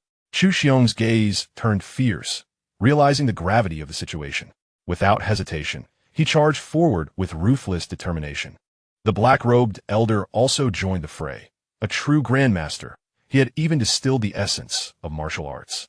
His profound mastery rendered him a formidable foe. Once he closed in, there would be dire consequences. The others also engaged, though their prowess paled in comparison to Chu Xiong and the elder. They were still warriors. Among them was a Confucian expert skilled in the art of warfare, a fifth-stage scholar. Standing a short distance away, he muttered incantations while producing paper and ink, drawing symbols in the air. Arrows of light materialized and began to pierce toward Lu Xuange. "Be cautious, Xuange," Lu Hanjin exclaimed, her face filled with concern. She was uncertain if Lu Xuange had been poisoned. At that moment, the other generals had succumbed, and even those who still held on could not assist him. Lu Xuange glanced at the scholar launching attacks from afar, swiftly grasped the Fong Tian heavy halberd behind him, and hurled it in that direction with a terrifying whoosh. Without looking back, he strode forward, facing the approaching Chu Xiong with an impassive demeanor. He raised his palm to meet the attack, producing a sharp crack, the sound of bones shattering. "What? This is impossible. Chu Xiong Guntet?" His expression shifting dramatically as he felt as though he had collided with a towering mountain. The arm that had clashed with Lu Xuange was obliterated, leaving him utterly bereft of limbs. As Lu Xuange's palm continued its relentless descent like a flash of lightning, Chu Xiong found himself with no escape.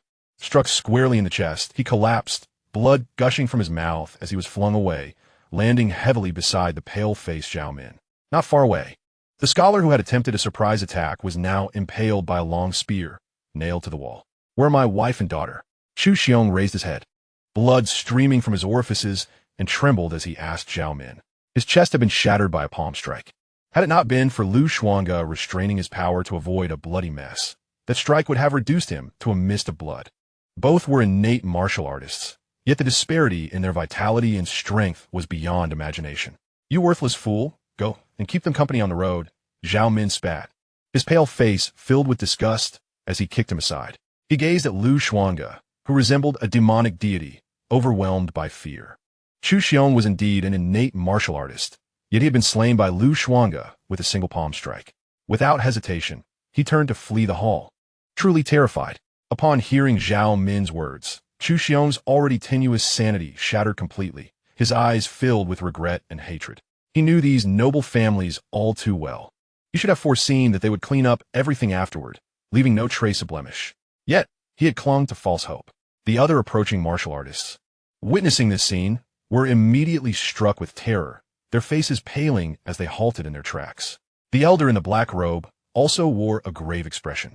As a fellow practitioner of martial arts, he could discern the true horror encapsulated in Lu Xuange's seemingly casual strike. This was the pinnacle that countless martial artists yearned for yet could never attain in their lifetime. Chapter 46. The True Power to Break All Laws. Slaughtering grandmasters as one would slaughter dogs, a rampage unleashed. "You're a grandmaster, are you not?" Just as they were filled with dread, Lu Xuange left his seat and approached them. The martial artists felt a chill run down their spines and immediately brandished their weapons, channeling their inner strength to strike at Lu Xuange from various directions. However, Lu Xuange merely trembled, unleashing a surge of overwhelming vitality that sent the assailants flying. Blood spewing as they crashed against the wall, their heart vessels shattered, meeting their demise on the spot. The elder in the black robe felt a slight shiver and asked, "You are not poisoned? I have yet to slay a true grandmaster. I hope you do not disappoint me," Lu Xuange replied, his expression indifferent, his gaze unwavering, his disheveled black hair giving him an otherworldly appearance as he took the initiative. He swung a fist, radiating a dense golden vitality that resembled a blazing sun, exuding an aura that threatened to incinerate all. The very fabric of space trembled in response. The elder in the black robe was horrified. He sensed that this level of power transcended that of innate martial artists. Any martial technique paled in comparison to such might. This was what was known as sheer force breaking through all laws. All techniques were merely extravagant flourishes. In that moment, he could only summon his true martial intent. A black heavenly blade, seemingly forged from the void, manifested behind Lu Xuange and came crashing down with a thunderous roar. Yet, it was as if Lu Xuange had eyes in the back of his head.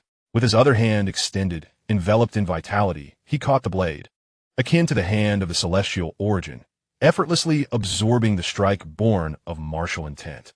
Immediately following, with a resounding crack, the black-robed elder was effortlessly crushed. In his moment of horror, Lu Xuange's fist had already descended upon him. He could only brace himself against the dual onslaught, desperately employing every means at his disposal. Yet still felt as though he had collided with an immovable mountain, bones shattered, innards ruptured. He finally grasped the despair and terror that had engulfed Xuange. Such a monstrous being was beyond the endurance of even a grandmaster, let alone a martial king. With a splatter, blood gushed from the black-robed elder's mouth. His arms snapping like twigs, and his chest caved in, leaving a ghastly indentation.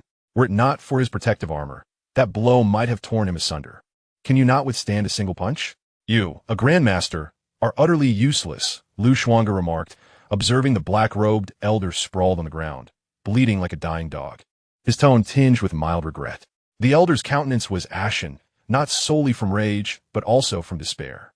What defined a grandmaster was their capability to establish a sect, earning respect and reverence from various martial factions. He had aligned himself with the Zhao family due to their generous rewards, safeguarding Zhao when security. Other families could not entice him. After 7 decades immersed in martial arts, he had attained his current stature. Yet, many of his techniques remained unrealized. As he was thwarted by Xuange, a youth at the innate martial artist level, who had shattered his arms and collapsed his chest with a single punch. You are a monster. You cannot possibly be human. Even the legendary Earth martial sage, at the innate martial artist stage, possessed but 3,000 to 4,000 in vitality, the black-robed elder sputtered, blood cascading from his lips, his organs displaced and destroyed. He felt a deep-seated unwillingness. His gaze filled with hopelessness. If defeat stemmed from inferior martial skills, he would concede to being outmatched. Yet, in the face of Xuange, he found no means of resistance. It was an absolute dominance of power. Monster? Perhaps, Xuange mused, perplexed by his own extraordinary strength. A mere swing of his arm could easily exert thousands of pounds. With that, he lifted his foot and crushed the black-robed elder's last vital point. Sister, wait for me here, he called to the still-dazed Lu Hanjin, before withdrawing the Fangtian heavy halberd from the wall and leaping away, exiting the hall.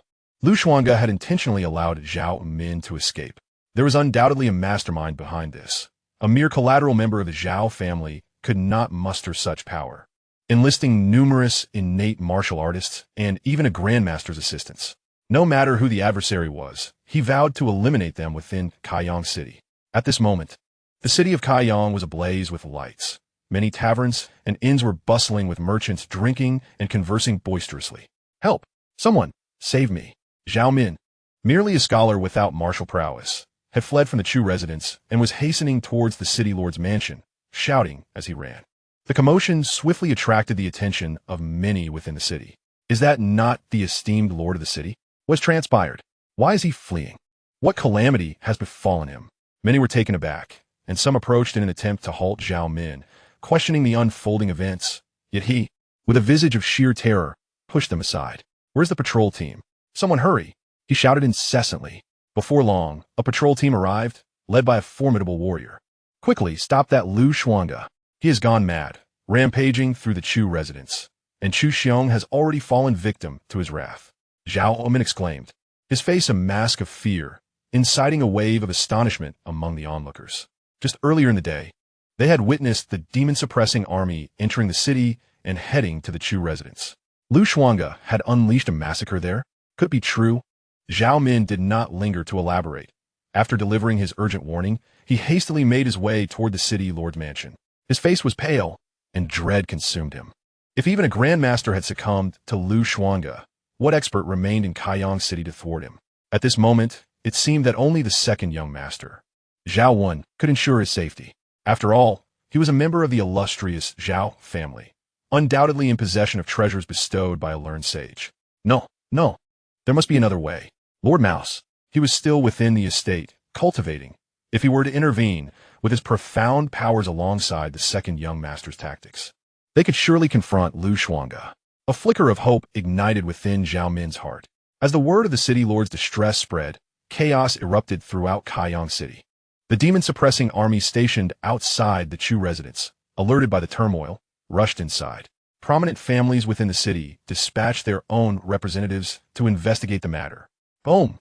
A thunderous sound reverberated as Zhao Min, having just returned to the city lord's mansion and gasping for breath, suddenly felt a chill run down his spine.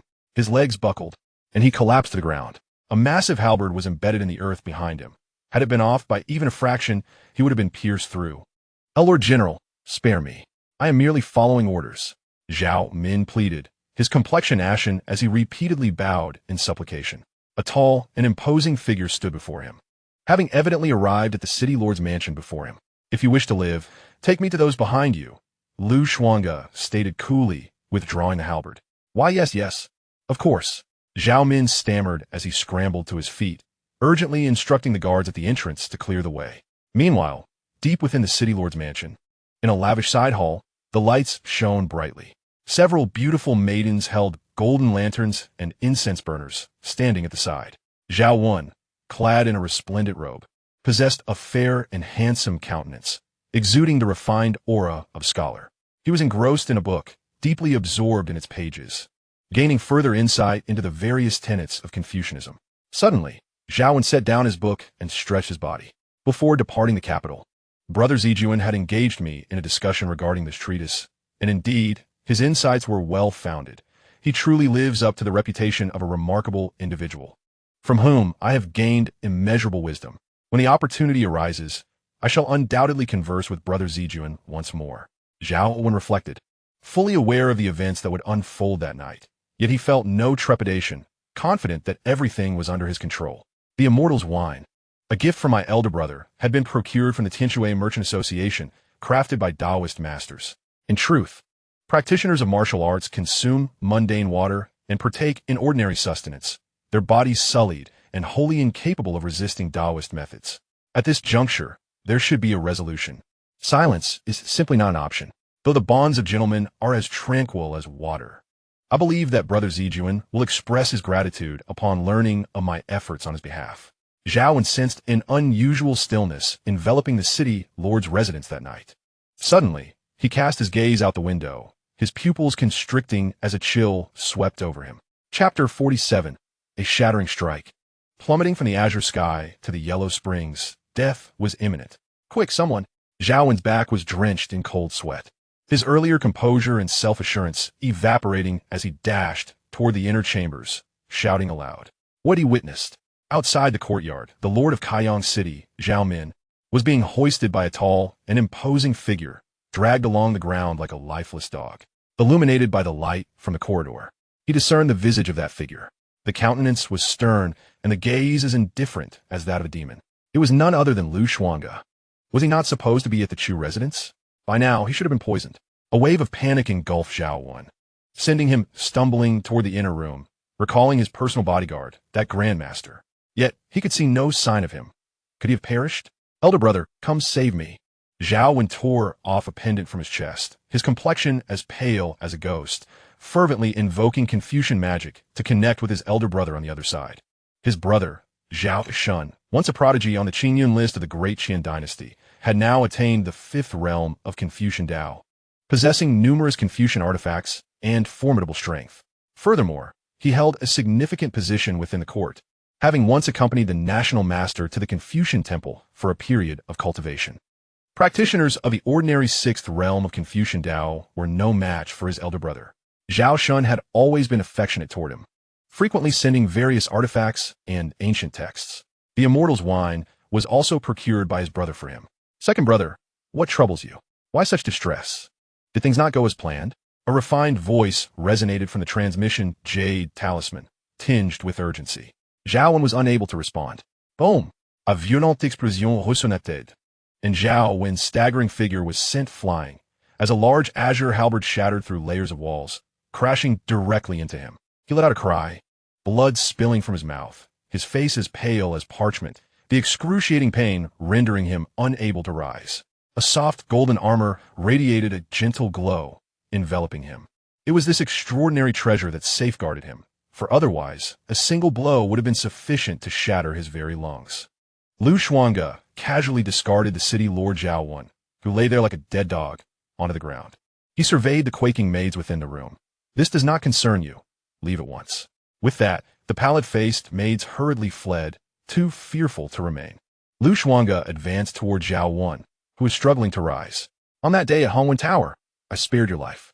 Yet here you are, uninvited, presenting yourself to me." He placed a foot upon Zhao Wen's chest, the immense force contorting the latter's features in agony, causing him to shudder incessantly. The confidence and composure that Zhao Wen had displayed moments ago evaporated, replaced by trembling fear. Lu Xuange, what do you intend to do? I am of the Zhao family's direct lineage. My father is the current head of the Zhao clan. Even His Majesty, the Qian Emperor, must accord our family respect. Do you seek rebellion? If you spare me this once, I can forgive your previous disrespect and ensure my family holds no grudge against you. Lu Xuange remained silent, merely applying greater pressure on Zhao Wen's chest, producing a chilling sound of cracking bones. Lu Xuange, should you kill me, my father will not let you go unpunished. You have only just ascended to the position of Demon Suppression King. Do not bring about your own downfall. Zhao Wen's face turned ashen, his teeth chattering in pain. Huh, even when death looms, you still maintain such an arrogant demeanor. Have the scholars of your lineage dulled your wits? Lu Xuange replied coldly, lifting his other foot to shatter Zhao Wen's leg bone. Zhao Wen screamed in agony, his once fair face twisting and convulsing. Through a communication jade talisman, his elder brother Zhao Shun's voice came through, filled with icy threats. Lu Xuange, what do you intend? Think of all those in your Demon Suppression King's residence, including Lu Hanjin and Lu Huanxue. If you dare harm a single hair on my brother, your reign as the Demon Suppression King will be at an end. They will live their lives in unending fear and despair because of you. Zhao Shun was well aware of his brother's intentions, which he had tacitly approved of. During their time in Baiyu Jing, Lu Xuange had embarrassed many noble families. Now that he had assumed the title of Demon Suppression King, it was a signal released by the Qian Emperor, and the major families were merely biding their time. The Zhao family was simply fulfilling their obligations. Lu Xuange stepped down upon Zhao Wen's arm, a sharp crack echoing as it broke. I had intended to return to the southern wilderness quietly, yet you repeatedly sought to have me killed. Do you truly believe I would grant you a swift end? As he spoke, his gaze remained indifferent as he crushed Zhao Wen's other arm. The excruciating pain caused Zhao Wen to roll his eyes back and lose consciousness. Lu Xuange, you court death. On the side of the communication jade talisman, Zhao Shun's voice radiated an icy fury. You shall pay for this. Before the words the price could escape his lips, Lu Xuange crushed the jade talisman beneath his foot, disregarding it entirely. Do you think that feigning unconsciousness will spare your life? He gazed down from his elevated position at Zhao Wen, who had succumbed to unconsciousness, then raised his hand to summon his formidable weapon, the Fong Tian heavy halberd, and struck directly towards Zhao Wen's brow. A resounding hum erupted. In an instant, a brilliant light of Confucianism and Taoism blossomed, akin to an exquisite scroll unfurling. A vague figure materialized at Zhao Wen's brow, adorned in a high hat and flowing robes, with a face unshaven and hair graying at the temples, exuding an air of scholarly elegance. Yet, at that moment, his gaze was chillingly fierce. You dare to harm my child. I shall pursue you to the ends of the earth, ensuring you cannot escape, nor seek death. This was none other than Zhao Hongzhang, the current head of the Zhao family, a genuine sage in his own right. The essence of his protective thought, embedded in his son's brow, was designed to awaken at a critical moment, capable of withstanding a sage's strike. Upon his revival, he witnessed the tragic state of his son, limbs shattered, igniting a tempest of rage and sorrow within him. It is you, Lu Xuange, he recognized, his voice icy with fury. He swiftly assessed his son's condition, and with a wave of his hand, the Confucian energy surged forth, forming a colossal hand intended to envelop and rescue his son. In this ephemeral state of thought, he could not sustain himself for long. Yet, knowing who had dared to assault his child, he would certainly devise a means of retribution in due course. Today, I shall test the might of my breaking dawn strike upon you. A glimmer ignited in Lu Xuange's eyes. He lifted his wrist, gripping the Fong Tian heavy halberd tightly, as the internal energy coursing through his meridians exploded forth like a tidal wave, shaking the very foundations of the earth. A faint golden radiance surged forth, resembling a great sun ascending from the edifice, piercing through endless clouds, illuminating the ages. Chapter 48. A sage is not so formidable. Breeding rat demons that wreak havoc must be punished. What? Zhao Hongzhang had initially perceived Lu Xuange merely as a congenital martial artist, powerful perhaps, but no more than a level akin to the Demon Suppressing King. Thus, he casually struck out with a palm, intending only to obstruct Lu Xuange and retrieve his son. Little did he expect Lu Xuange's halberd strike to shine like resplendent light, shattering the ages with unparalleled strength, invoking celestial phenomena. The entire city lord's mansion erupted in a surge of radiant light, akin to a great sun ascending into the sky in the dead of night. Such a spectacle was utterly incomprehensible and astounding. Countless individuals lifted their gazes to behold the scene, left speechless in astonishment. Isn't that the head of the Zhao family? I was fortunate enough to see him once. How could he be here? He is a contemporary sage, possessing the profound heritage of a prestigious family. And that person is his second son. How could he also be in Kaiyang City? It is incorrect to assume that this is the true essence of the master of the Zhao family. It is merely a fragment of his thought. In the realm of great scholars, where the Tao is profound and divine, one can effortlessly protect their offspring with a mere thought. However, there are individuals intent on taking his son's life.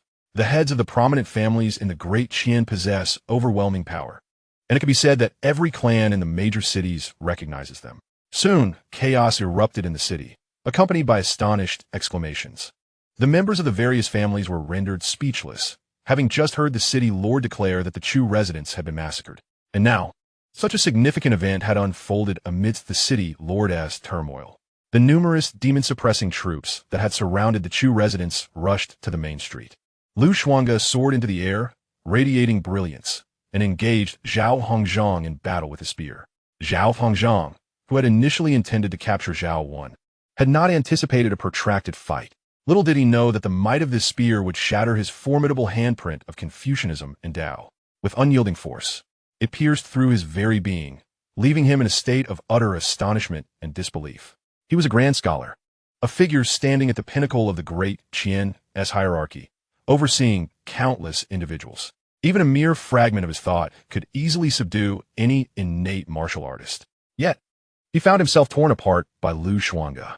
The residual power of the spear, resplendent as the sun at zenith, was capable of engulfing all, obliterating his Confucian powers to nothingness. What transpired in Kaiyang City was witnessed by representatives of the various clans, who were well versed in the terrifying capabilities of grand scholars, known for their ability to move mountains and fill seas with their vast powers. To witness such a figure being pierced and torn apart by Xuange was beyond their comprehension. You are far more formidable than that legendary martial saint of the land. It seems you cannot be allowed to live, Zhao Hongzhang thought darkly, his essence nearly destroyed. The prospect of escaping with Zhao Wan had become unrealistic. Regret washed over him. Had he foreseen this outcome, no matter the consequences, he should have eliminated Xuange within the city to avert future calamities. In the imperial capital, Xuange had made a significant impact, but due to the debts owed by the Qian emperor to the demon suppression king's residence, along with recent disturbances in the southern borders necessitating Xuange's return to oversee matters, they had refrained from taking action. Boom! Xuange, uninterested in idle conversation with Zhao Hongzhang, unleashed an even more formidable strike with his spear than before. His previous blow had merely been a test. He had not yet exerted his full strength. Within the city lord's palace, it was as if a great sun rose from the horizon, illuminating the vastness of the realm. Each piercing ray of light was imbued with a lethal intent, transforming the surrounding area into an ultimate realm of martial prowess. Zhao Hongzhang's eyes turned as cold as ice. Acknowledging the futility of his situation, he resolved to expend the last remnants of his essence, summoning all his strength to confront Xuange's impending strike. In that moment, he epitomized the essence of a great scholar, channeling the forces of heaven and earth. Various pure energies surging from all directions into his grasp, akin to a majestic mountain pressing down upon Xuange. Such a scene was astonishing and terrifying in equal measure. With a thunderous roar, the two forces collided, unleashing a tempest of Confucian symbols that erupted into the air. Zhao Hongzhang staggered backward in the void, slowly becoming faint and blurred. He was unwilling to accept his fate, gazing in disbelief at Xuange, whose long hair flowed like a demonic deity, murmuring, incorporating the true might of heaven and earth. Such martial prowess has transcended the pinnacle of excellence. You should have been extinguished in your cradle. Regret filled him as he cast a lingering glance at his second son. Pain etched across his face. Father, I am sorry. Father, save me. Zhao Wan looked at his father with despair, unwilling to meet death. He had come expecting a surprise, only to confront his demise. Before they could utter their last words, Xuange struck, and with a single sweep of his spear, severed heads fell to the ground. In the anguished gaze of Zhao Hongzhang, Zhao Wan's head flew from his body, landing with a lingering expression of deep resentment and hopelessness. "I vow to slay you, to avenge my son," Xianxia swore, etching the true words of Confucianism into his very being. Nevertheless, Xuange had no intention of engaging in further dialogue. With one decisive thrust, he obliterated Xianxia's final thoughts. A great scholar, it seemed, was not as formidable as one might assume. The true great scholar could no longer contend with him. Xuange disregarded Xianxia's threats, having gained a clearer understanding of his current strength. The great scholar represented the seventh realm of Confucian cultivation, corresponding to the 7 realms of martial arts, the martial king. Upon breaking through to the grandmaster realm, he might indeed be capable of slaying Xianxia with a single strike.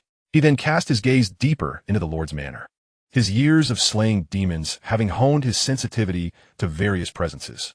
With the Fong Tian heavy spear in hand, he swung it effortlessly, and with a resounding crash, a structure exploded, revealing a massive black rat, towering several men high, enveloped in a torrent of demonic energy, attempting to flee. However, his spear pierced through, locking onto the creature. With a sickening pop, it penetrated the rat demon's body. A resounding bang echoed as it let out a wretched scream, instantly exploding into fragments. A foul rain of demonic blood cascading down. Witnessing this spectacle, the entirety of Qian City fell into a deathly silence. Everyone trembled in disbelief. The Lord of Qian City had colluded with the Zhao family, raising rat demons and spreading plague to wreak havoc across the land. Tonight, he was caught by this king, and according to the laws of De Qian, he was to be executed as an example to the world. Xuange's calm voice reverberated through the entirety of Qian City, ringing in the ears of all present. "Yes, indeed, we thank the demon-slaying king for ridding us of this scourge."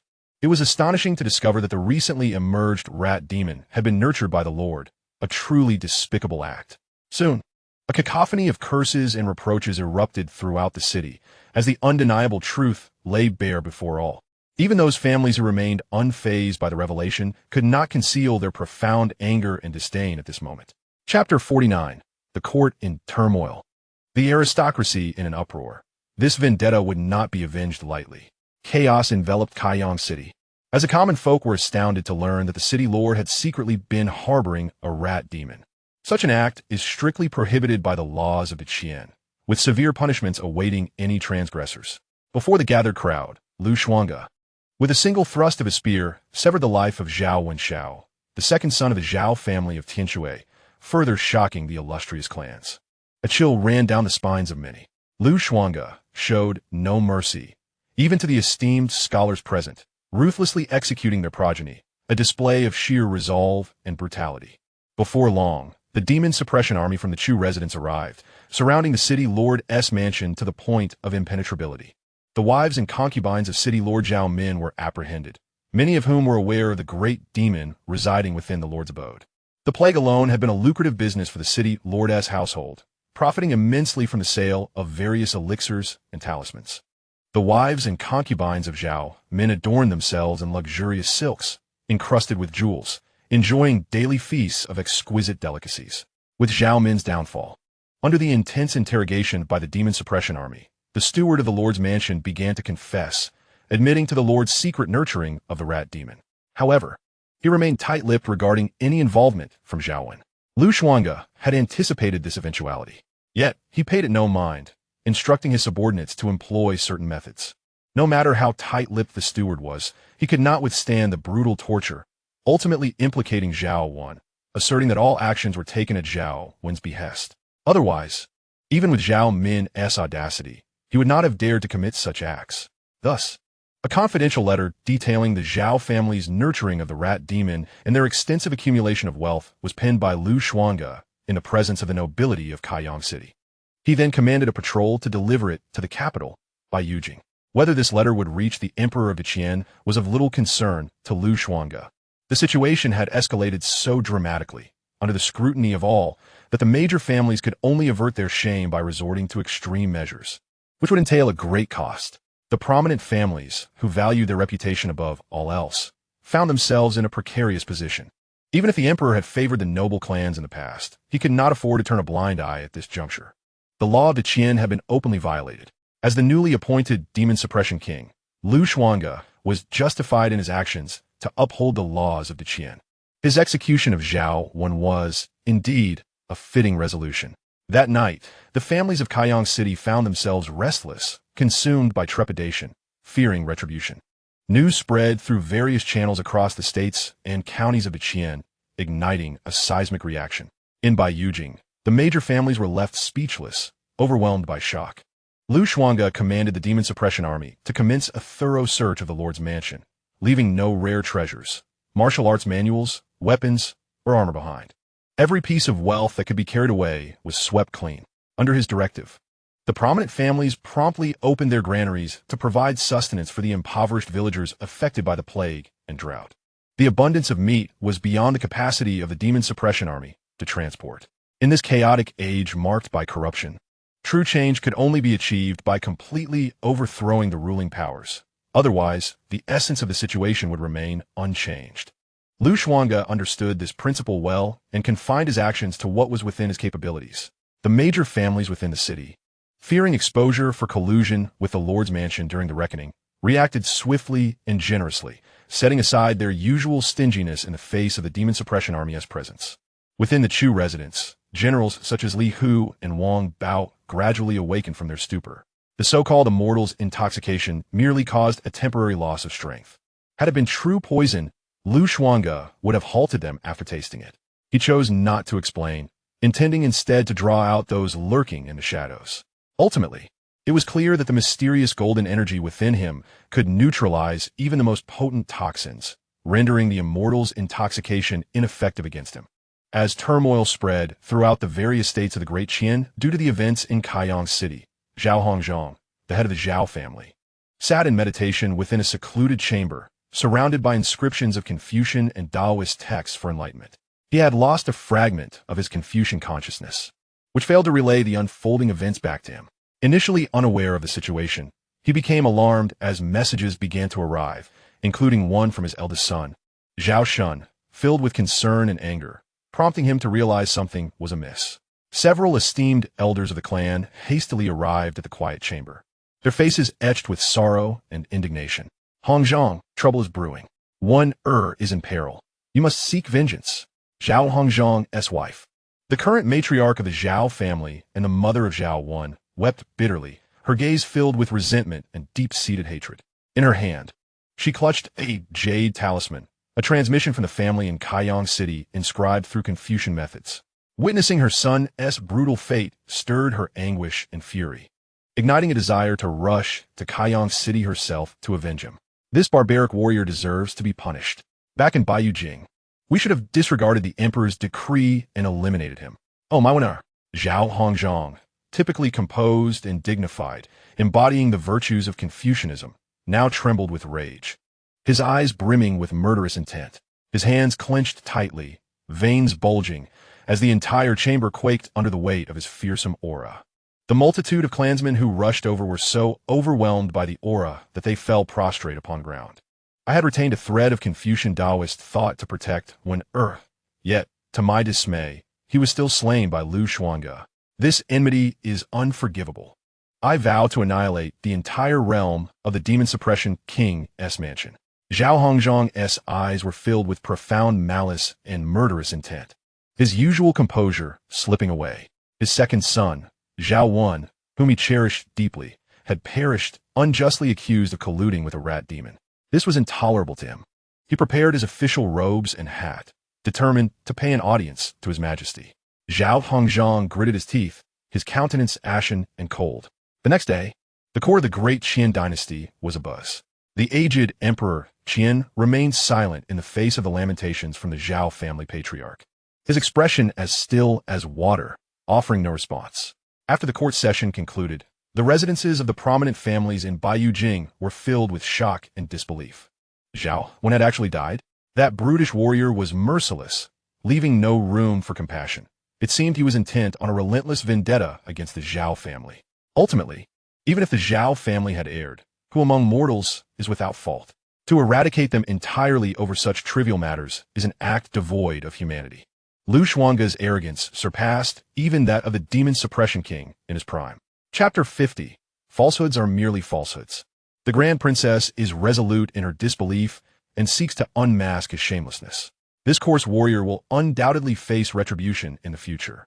Alas, young Master Xiaowen, with such remarkable literary talent, whom I once met, has been so brutally slain by that warrior. This is a blow to the future of our esteemed scholars. It is imperative that His Majesty provides an explanation to the Zhao family. Young Master Zhao, one could never have colluded with a great demon. He has undoubtedly been wronged and slandered by that vile warrior. I stand with my scholarly integrity to vouch for Zhao Wen's character. Beyond the prominent families, fervent discussions echoed within the great academies and Confucian temples, filling the streets with debates and discourse. Many could not believe that Zhao Wen would conspire with a great demon. Concerning the footage of the battle that night in Qian City, numerous scholars remained skeptical. They suspected that Xuange, upon learning of the rat plague in Qian City, had intentionally captured a rat demon and concealed it within the Lord's mansion. In previous times, no great demon had ever been present in Qian City. How could its emergence coincide with his arrival? Subsequently, he plundered the Lord's mansion, taking away a multitude of treasures, further substantiating this suspicion. Despite the fervor of such discussions, many felt the arguments were biased. After all, there was evidence. Could the captured images be fabricated?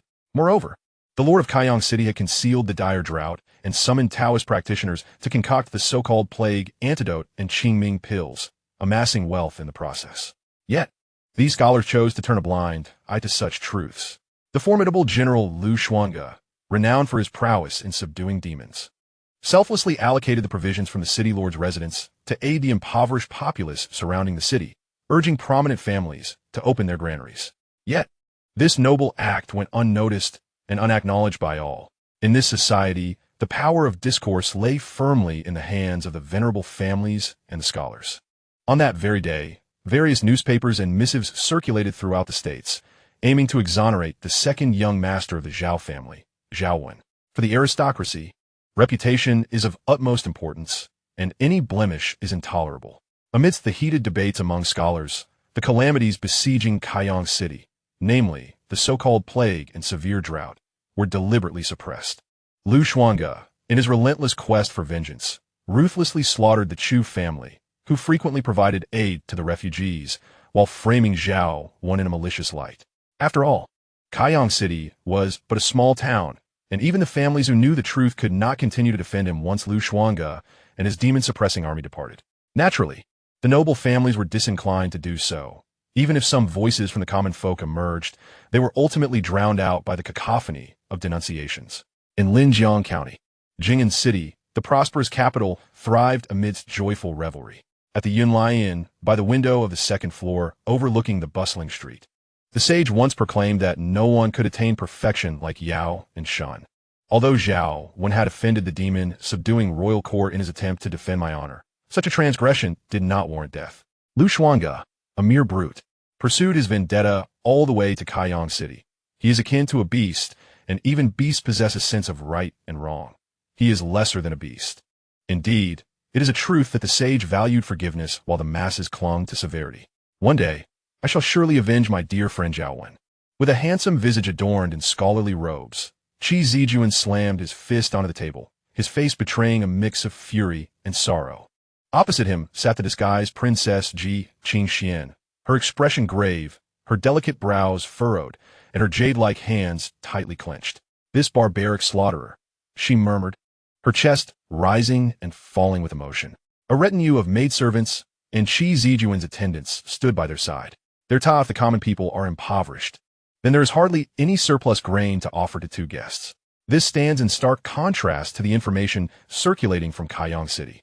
The claims of plague, drought, and the populace being unable to afford clothing, reduced to subsisting on roots, are utterly false. Such fabrications are mere illusions, slanderous accusations aimed at questioning the governance of Emperor Qian. How could there be such a vast disparity within cities under the jurisdiction of Linjiang County?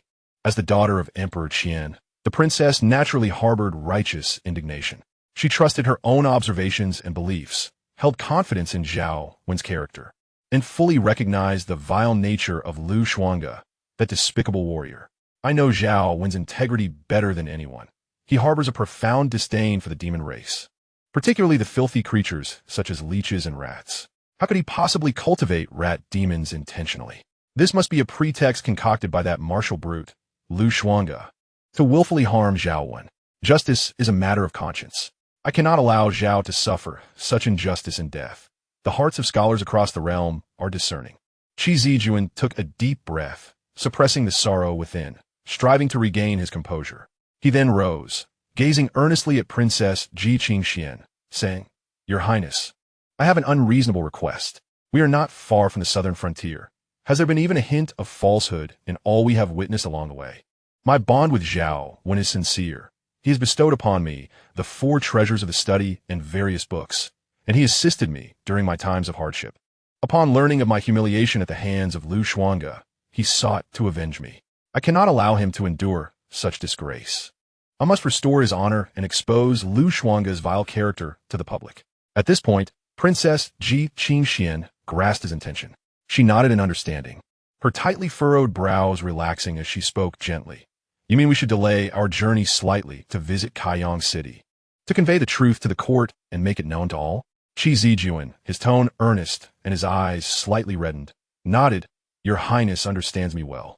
Kaiyang City is not far from here. With our pace, we can reach it in just a few days without delaying my return home to visit my family.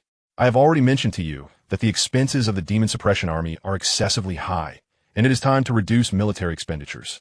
Now, the army is no longer content with the annual fund from the National Treasury and has begun to brazenly extend its reach toward various noble families. We must not encourage such arrogant and shameless behavior." A glint of coldness flickered in Ji Qingxuan's eyes as her delicate hand clenched. "Under my father's rule, the people of Deqian live in peace and prosperity, and the weather has been favorable. There has never been an issue with the tribute and grain collected from various regions. If Linjiang County were to suffer a severe drought this year, how could the court remain ignorant? Would the county magistrate dare to deceive the emperor? Xuange surely did not anticipate that right here in Linjiang County. I would hold him accountable for his slanderous accusations against my father's achievements." Upon reaching this point, several individuals were no longer inclined to linger. They had lost their appetite for the warm dishes laid before them. After leaving behind a sum of silver, they commenced their journey towards Kaiyang City, eager to witness firsthand the shameless countenance of Xuange. Chapter 51. Returning to Hantian County, where the vast sea allows fish to leap freely, presiding over the grand scheme. After Qi Zijuan and Ji Qingxuan departed from Jing'an City, within an opulent and magnificent mansion, a middle-aged man clad in a brocade robe stood with his hands clasped behind his back, listening attentively to the reports of his subordinates. "Have they finally departed? There should not have been any mishaps," the middle-aged man murmured. "Reporting to you, my lord, our informants have noted that Qi Zijuan has exited the city, heading towards the city gate without lingering, most likely continuing southward," the subordinate replied. The middle-aged man exhaled in relief, wiping the cold sweat from his forehead, exclaiming, "That was close. A misstep could have been perilous." Qi Zijuan is a newly appointed scholar, highly esteemed by His Majesty, and a disciple of the esteemed Confucian scholar Fang Jinang. His future in the Hamlin Academy is boundless. The subordinate, perplexed, inquire, "My lord, even so, is it truly necessary for us to mobilize such forces for this individual? We have expended considerable resources on this journey, merely to ensure his comfort?" The middle-aged man scolded him as a fool, pacing with his hands behind his back. "How could you not understand? This fellow may very well be an informant for influential figures. In recent years, the major families in the court have been embroiled in fierce contention. To avoid collateral damage and to prevent any incriminating evidence from surfacing, one must be prepared in advance." At this moment, he felt another wave of relief. He was already well aware of the events that had caused a stir throughout the entire Deqian in the past few days. As the governor of Linjiang County, he certainly understood the circumstances surrounding Kaiyang City. However, Zhao Min was a member of the Zhao family, and there were many matters in which he could not involve himself too deeply. Furthermore, Zhao Min was a perceptive individual, often sharing a portion of the wealth he amassed with him. The matter of breeding rat demons and creating a plague was now being attributed to the second son of the Zhao family, Zhao Wen. As the governor of Linjiang County, he simply needed to feign ignorance. After all, there would be individuals from the Zhao family to cover for him in this affair. Before them lay the majestic mountains, imposing and grand, resembling colossal dragons sprawled across the vast earth. The dense forests in the deep mountains were lush, with ancient trees soaring towards the sky, their peaks shrouded in mist, revealing glimpses of pristine white snow within. After several days of travel, Heir County was finally within sight. The air was imbued with a chill, and Xianxia's cheeks flushed as she stood atop the carriage, clad in a padded cloak, exhaling puffs of breath, her eyes brimming with excitement. At last, we are nearing home. Is this what snow looks like? How beautiful! Beside her stood Heir, slightly shorter and more delicate, as they both gazed longingly at the distant expanse of snow-covered land. Having spent her life in the plains, it was Heir's first encounter with snow. Her ebony, jewel-like eyes sparkled with curiosity and delight. After several days of recuperation, her complexion has improved significantly, and her hair is no longer dull and lifeless. Of course, the girl known as Heir is no longer referred to by that name. Her true name is Xuange, and she has always been affectionately called Heir by her grandfather. Xuange and Xianxia have also grown accustomed to calling her Heir, while Heir is merely a name used by the villagers. General Liu is once again engrossed in his training. It is no wonder he is so formidable, never wasting a moment. I, too, must strive to cultivate my inner strength to repay General Liu for his kindness. Heir glanced at Xuange, who sat astride a glossy black horse, and quietly withdrew her admiring gaze, her small fists clenched in determination. During this journey with the group, she has experienced a warmth she had never known before. The sisters, Xuange and Xianxia, treat her as if she were their own sister, with meticulous care. She has donned warm cotton robes that were previously beyond her reach, feasted on meat, and frequently savored wild delicacies and fruits. This way of life feels like paradise to her. Consequently, her heart swells with gratitude for Xuange. Had he not rescued her, had he not taken her in, she would likely have starved in Qian City. She has also heard numerous tales about Xuange from the officers and does not perceive him as a merciless butcher who slaughters enemy soldiers indiscriminately. Rather, she believes him to be a genuinely good man.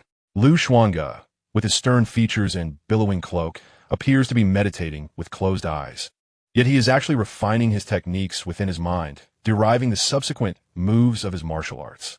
After scouring the estate of the Lord of Qian City, Xiaomin, he acquired a wealth of martial arts tomes, which he comprehensively absorbed.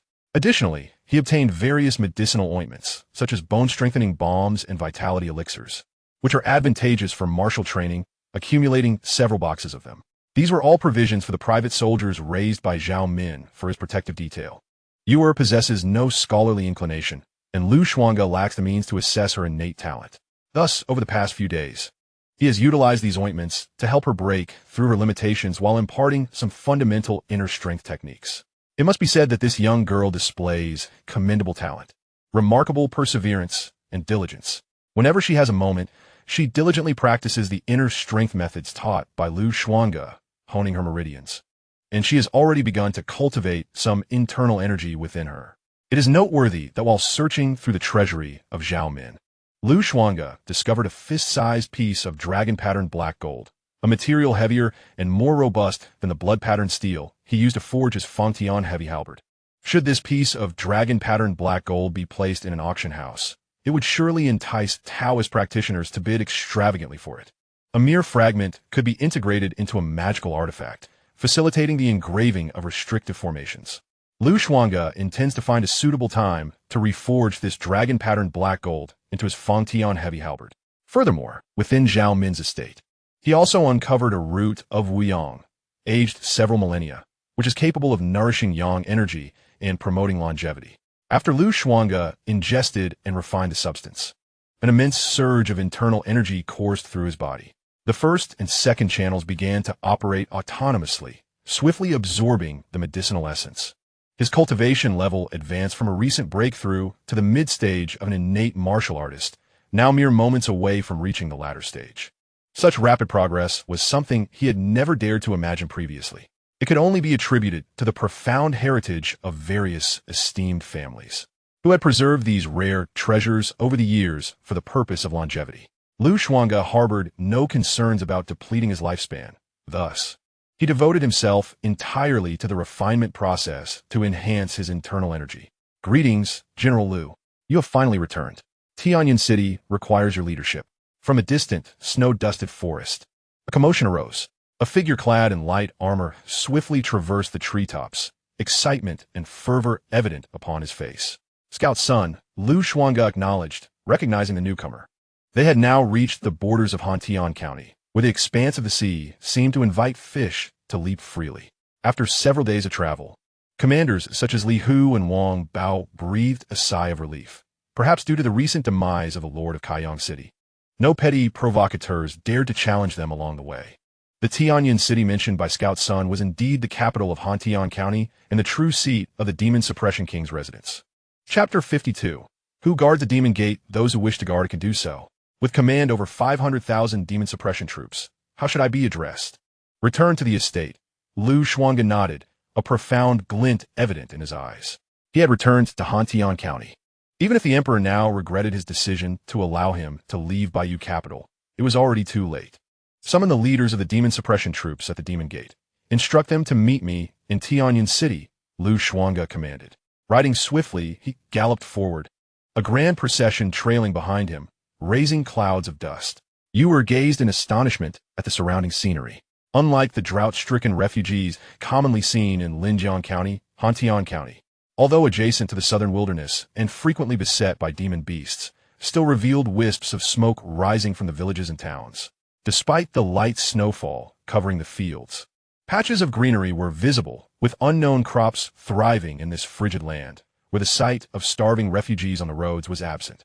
To her, it seemed utterly astonishing. Especially along the journey, she witnessed many villagers cheerfully welcoming the passing demon suppression troops, offering water, eggs, and homegrown fruits. Such displays of goodwill would have been inconceivable in Linshui County. This clearly indicated the deep respect and affection the people of Hion County held for the demon suppression army.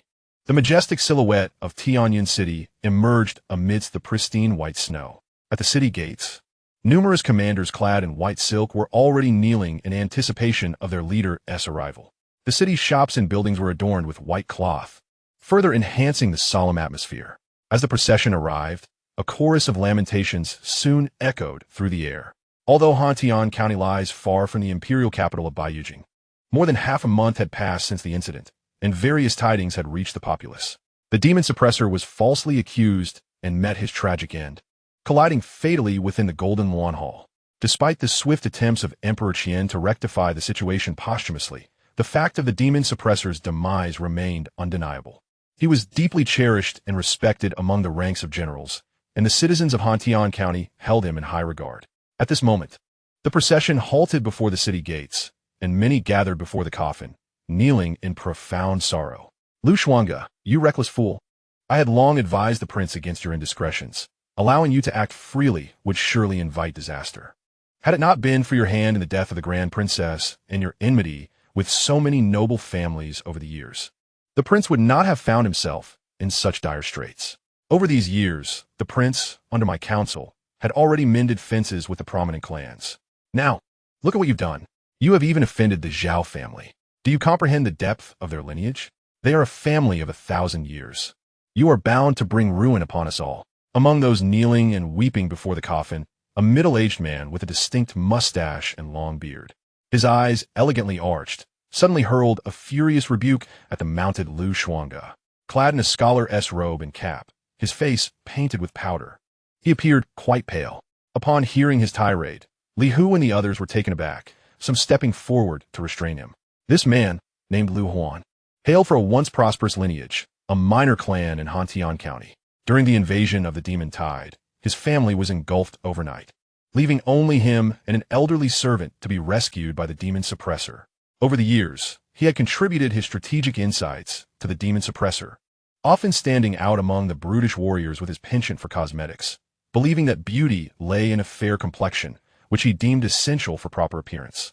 As Lu Huan's angry words echoed, the various generals at the city gate found themselves at a loss for words. Drag him away. One more word, and I shall have his tongue severed. Xuange commanded with a calm demeanor, uninterested in offering any explanations.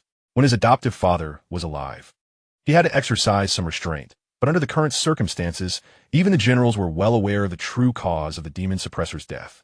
This pretentious scholar had intentionally aimed his vitriol at him. This is the nature of the scholars in this realm, submissive outwardly, yet striking with a heavy fist within. Were it not for Lu Huan's notable contributions over the years, Xuange would have already ended his life with a single thrust of a spear. Before long, Lu Huan was forcibly removed. The atmosphere at the city gate grew considerably quieter, leaving only those who had come to pay their respects to the demon suppressor. General, regarding the southern frontier, our scouts reported a few days ago that several demon tribes are amassing. Following the prince's death, news has surely reached them, and we learned of this from the demon tribes themselves. I harbor suspicions that within the realm of Qian, there exists a treacherous spy from the demon clan, deliberately disseminating information to various demon tribes, seeking to leverage their power against us. This may indeed be the source of the recent disturbances in the southern frontier. The distance from the imperial capital to the southern frontier is vast. Had we known that the prince's journey would entail peril, we would have insisted on marching forth with our armies. A general approached Xuange, reporting the recent developments with a countenance marred by concern. The southern frontier boasts an army of 500,000 demon-suppressing troops. Should this formidable force penetrate the inner confines of Qian, it would undoubtedly incite chaos and panic, which the emperor would never permit. Did the demon tribes in the southern frontier receive news before you? Xuange's gaze deepened with contemplation. The general, with a furrowed brow, nodded in acknowledgement. Furthermore, the salaries and compensation for the autumn season's officers and soldiers have yet to materialize. While we remain unconcerned, those brothers engaged in battle against the demons rely on these funds to ensure their families have sufficient provisions.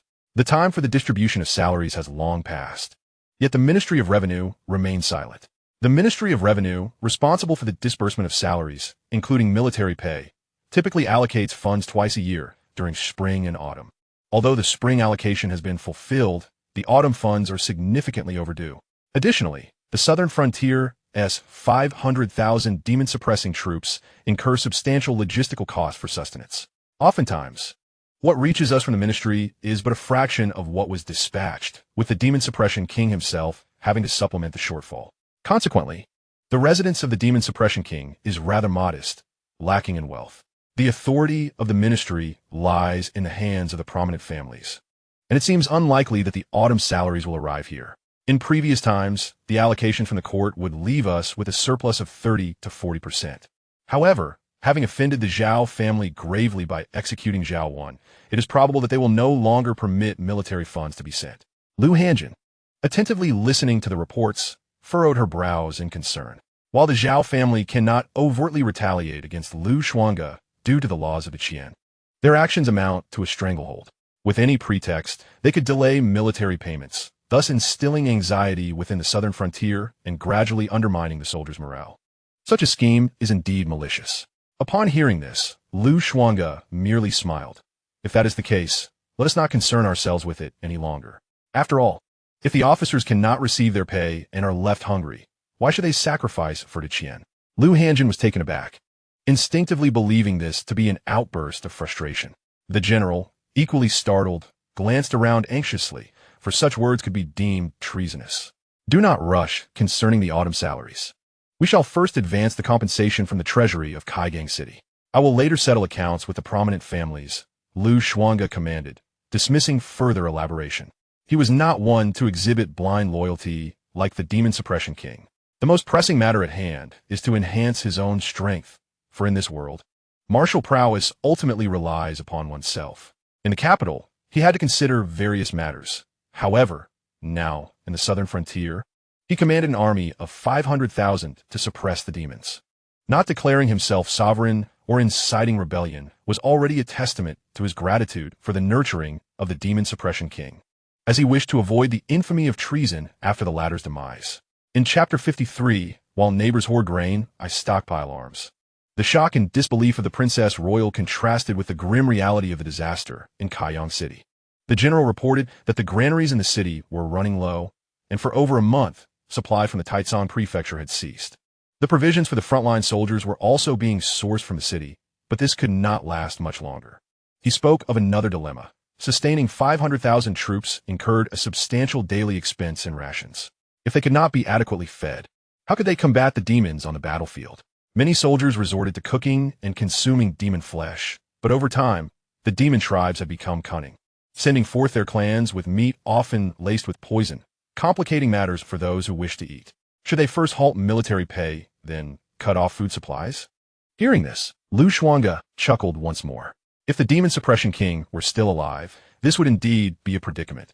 Yet he felt no trepidation. As the saying goes, while neighbors hoard grain, he stockpiles arms, and his neighbors served as his granaries. Although Hion County lacked food, the neighboring prefectures were bountiful, especially those under the control of prominent families. He need not worry about provisions. When the time came, there would be an abundance of food. Summon all the generals. This concerns the defense of Hion County moving forward. Even if there are disturbances from the demon beasts at the front, they must be set aside, Xuange instructed. His demeanor calm. Yes, General. The officer promptly departed. At the demon suppression king's residence, Xuange directed Xianxia and others to prepare for the upcoming burial. The demon suppression king had expressed his wish to be interred alongside his wife after his passing. Yuhai, situated on the edge of the southern frontier, bordered the boundless sea, home not only to demons, but also to numerous sea tribes dwelling in the depths. These sea tribes, a faction of the demons, were notoriously fierce and frequently invaded human territories. Lu Hanjin and Lu Hanyue concurred on laying their father to rest by Yuhai. However, that area was perilous, often frequented by formidable demons. After deliberation, they resolved to honor the wishes of the demon suppression king, burying his battle robe beside their mother's grave. His body would be cremated, and the ashes placed in an urn to be scattered over the waters where their mother had perished in battle. Soon, the commander stationed at the Demon Control Pass returned swiftly to witness the last visage of the Demon Suppression King before the cremation. That day, the atmosphere in the residence was somber, with many servants' eyes glistening with tears. Yu also felt her eyes moisten as she remembered her grandfather, along with her father and mother. Subsequently, Xuange entrusted all matters of the household to Lu Hanjin and Xianxia, as she had often assisted the Demon Suppression King in managing various affairs and had grown adept at it. Regarding the territories bestowed upon her and her sister by Emperor Qian, they were situated around Hion County. On that very day, Lu Hanjin entrusted the tokens and related items to her servants for proper handover. The Demon Suppression Prince's mansion held considerable prestige in the southern frontier. The amalgamation of territories was merely a verbal mention. The local gentry held the prince's mansion in high esteem, and soon dispatched representatives to present the records of taxes and tributes collected over the years. Xuange devoted his time to enhancing his prowess. At around 20 years of age, he was already a mid-stage innate martial artist, a rank that could undoubtedly be deemed as extraordinary talent. Yet, he remained unsatisfied. Beyond the innate martialists, there existed grandmasters, martial kings, and terrestrial martial saints. Only by ascending to the true status of a martial saint would he possess the confidence to challenge the elevated families of Baiyujing. The accumulated foundation of the Demon Suppression Prince's mansion was of little aid to him, whether in advancing his realm or in the deduction and creation of various martial arts. It offered scant assistance. As Xuange pondered, his thoughts began to shift. The Zhao family of Tianshui, aside from choking off military supplies, would undoubtedly devise ways to trouble him further. While they would not dare to send formidable experts directly, they would certainly lay various traps. Thus, rather than passively awaiting trouble, it was far more prudent to take the initiative and seek opportunities for himself. His strength, unless confronted by a great scholar in person, was unmatched. Meanwhile, 1,000 miles away in Linjiang County, along the desolate official road outside Kaiyang City, a throng of refugees had encircled a lavish carriage. Regardless of age or gender, their eyes gleamed with greed as they fixated on the sleek, dark-coated steed, swallowing their saliva. Though gaunt and haggard, their expressions were fierce, wielding shovels and bloodied sabers, resembling bandits rather than mere refugees. The few maidens holding the reins fell silent at this sight. How many batches of refugees had they encountered? Why was it like this? Inside the carriage, Princess Ji Qingxian bit her lip tightly, taken aback and unable to believe the scene she had witnessed on her journey to Kaiyang City. Qi Zijuan furrowed his brow, remaining silent, his fists clenched beneath his robes. They had already faced several waves of these brutish refugees. Naturally, such unrefined individuals posed no threat to them, and they were dispatched swiftly. Yet, Princess Ji Qingxian found it hard to believe and accept that this was the reality under Emperor Qian's rule. Throughout the journey, her silence had stretched too long. The confidence she had felt before departing the Linjiang County seat was shattered upon entering Kaiyang City. Indeed, there were numerous refugees outside the city, and the populace, starved and desperate, had resorted to gnawing on tree roots. This was in stark contrast to the reports they had heard in the Linjiang county seat. The princess. It is indeed true that the sweltering heat is unbearable.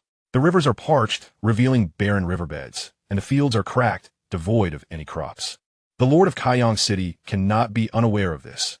He must be concealing the truth and failing to report it. The governor of Linjiang County may have been deceived as well, remaining oblivious to the reality. Taking a deep breath, Qi Zijuan slowly spoke, forcing himself to confront the harsh truth before him.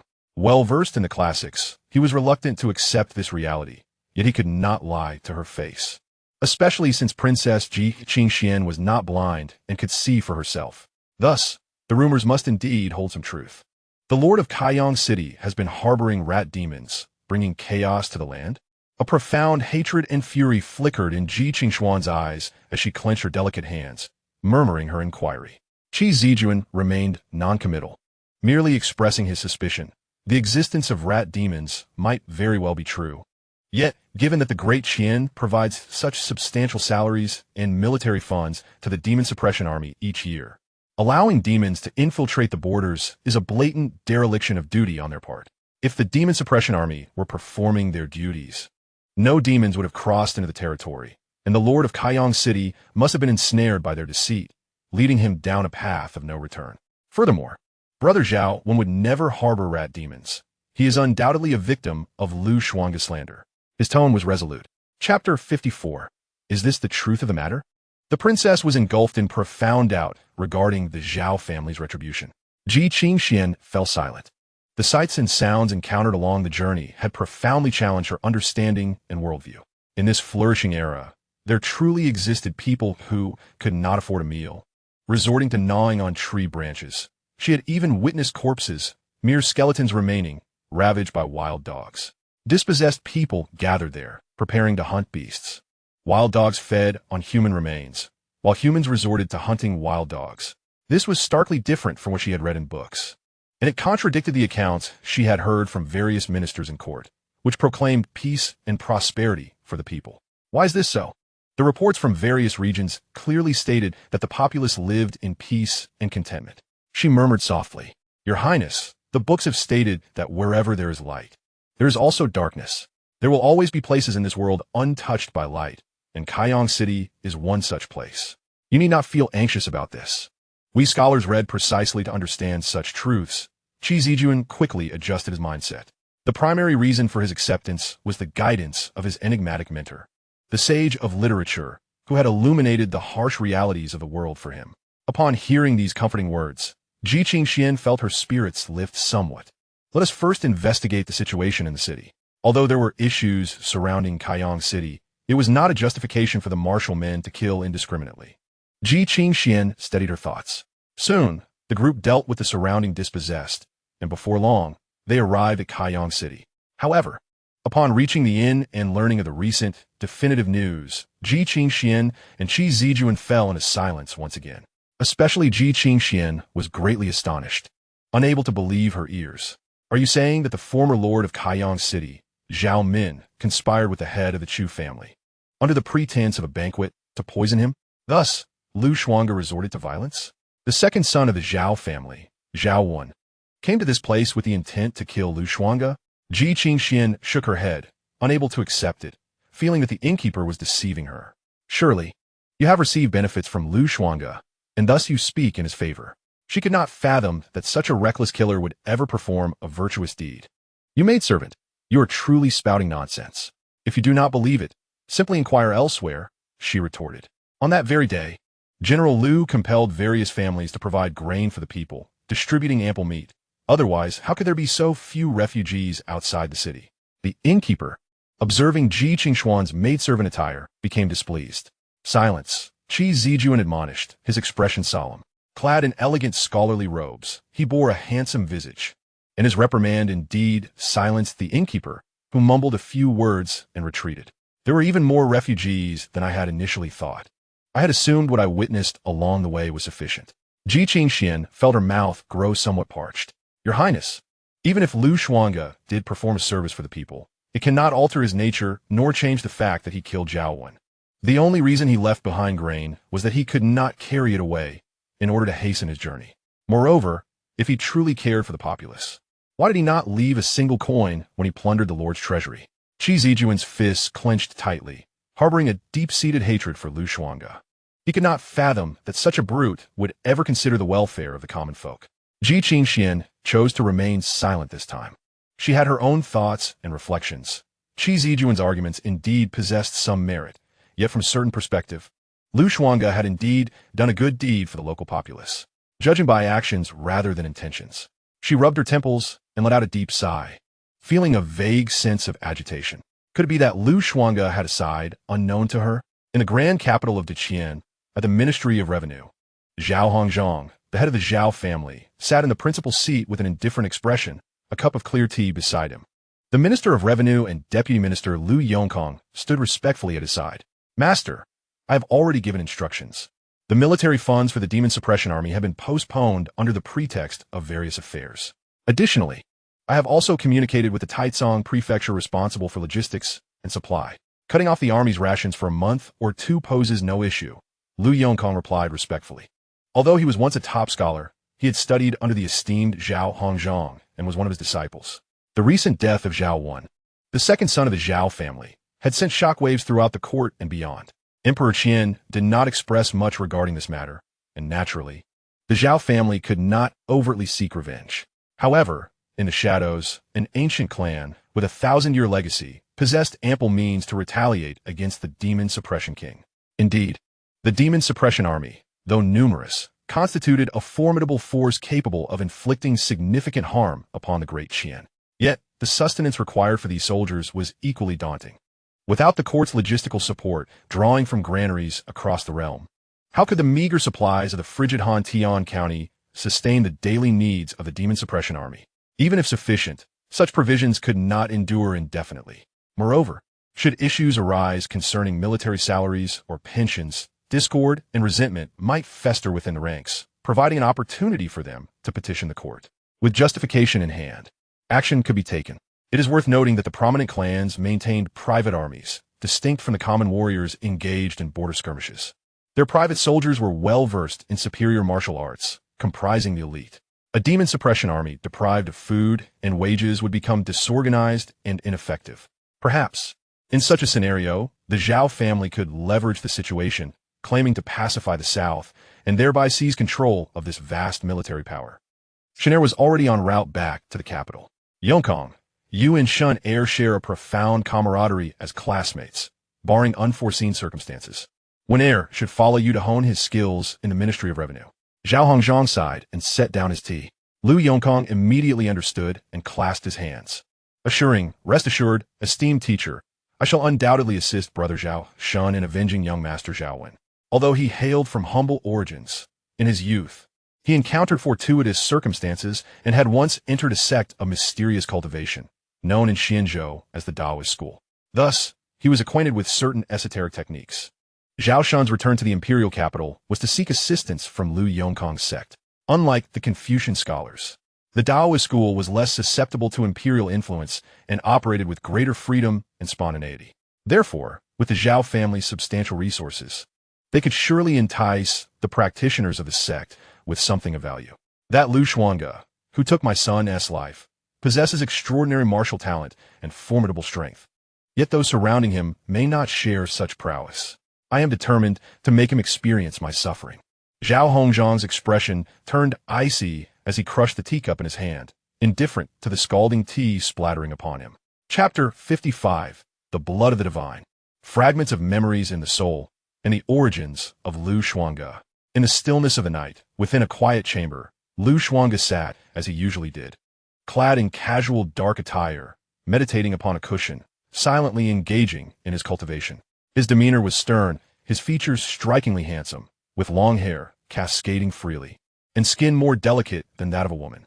At this moment, as he practiced a mysterious technique, his internal energy surged like the tides, continuously circulating within his meridians. He was consciously operating a full cycle of energy flow, achieving a significantly higher efficiency compared to passive practice, for his mind was entirely immersed within the realm of introspection. This state was both a form of meditation and a deep trance. The spirit realm lay before him, pure and ethereal, devoid of any distractions. Xuange resolved to seize the opportunity of this night to shatter the constraints of his late-stage, innate martial artist realm and ascend to the next phase. The surging vital energy, reminiscent of a tempest, roared within the confines of the quiet chamber, incessantly battering the surrounding walls.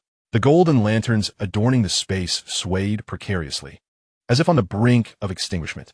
With each deepening breath, Xuange inhaled what felt like boiling vital energy, causing the very air around him to quiver. Gradually, a dense white mist began to rise above him, enveloping him in a hazy shroud. The formidable force of his vitality stirred his breath, akin to the tumultuous waves of mountains and rivers. In this state, he became acutely aware of his internal condition, where flecks of pale golden light danced within his veins, resembling a magnificent and resplendent galaxy. Such a sight was overwhelmingly splendid. Soon, as his inner energy cycled through each celestial orbit, Xuange sensed a burgeoning pressure in his abdomen. Is this the sensation of a bottleneck? He mused softly. With a thunderous crack, he channeled his vital energy once more, striking at the source of that pressure, accompanied by a sound reminiscent of a temple bell shattering the dawn, cascading light upon him. More pale, golden radiance diffused through his meridians and vital organs. At that moment, even his exhaled breath shimmered with a faint golden glow. Were there a bronze mirror nearby? Xuange would discover that the depths of his pupils revealed a divine, resplendent gold, exuding an awe-inspiring authority. Merely the sight of those eyes could unsettle the hearts of onlookers. He seemed as if he were an innate deity, a youthful god-king. Even his hair glimmered with a golden sheen, striking fear into the hearts of those who beheld him. The breakthrough came seamlessly, without hindrance. Xuange felt the surge of his vitality. The strength of a single arm surely exceeded 10,000 pounds. Should he ascend to the Grandmaster level, he would experience a profound transformation, not only in vitality, but also in physical restoration, spiritual power, and the robustness of his inner energy, among other facets. The cocoon woven by the essence of martial arts began to unravel, and his martial spirit took on an ever more complete form. Xuange perceived the changes in his martial spirit. In recent days, he had consumed various elixirs and rare plants beneficial to the soul. As his thoughts expanded, the range of his perception noticeably widened. Outside the chamber, the sounds of patrolling guards yawning, along with murmurs, breaths, and snores from within the room, echoed clearly as if they were right beside him. The martial spirit for a practitioner of martial arts is akin to a refined essence of the soul, reminiscent of a Taoist master. Fearless of fierce winds, they traverse the daylight and survey miles, embodying many wondrous phenomena. Suddenly, Xuange felt a sharp pain radiating from his brow. He clutched his head, sensing the turmoil of his soul within the mud pill palace. A throbbing headache enveloped him as fragmented memories flickered past, scenes that seemed both familiar and alien. No longer did he behold the majestic palaces suspended in the heavens, ancient sacred mountains, or towering celestial beasts. Instead, he found himself in a quaint and serene courtyard, shrouded in spiritual mist. Beautiful maidens attended to him, while blurred faces and silhouettes murmured in hushed tones. These figures appeared to be gazing upon him with awe, astonishment, and incredulity. One voice whispered, "Didn't the ancestors say he had ventured to that place? The legendary realm, the coveted paradise of immortality. Why has he returned? Was that truly the ancestor?" He appeared as a frail old man. It could not be mistaken. This was the resonance of bloodline, indeed the ancestor. Yet, why had the ancestor returned to this side? And why was he bereft of his powers, bloodied and battered? Had this infant been the fortune the ancestor had reclaimed? Had he been caught in an unknown battle, which rendered him unconscious? Regardless, the priority was to awaken the ancestor. The infant exuded an aura of dread, akin to facing an ancient malevolent spirit, suffocating him with its presence. His pupils were golden. Did this signify a rare bloodline? What intentions did the ancestor have in bringing this infant back?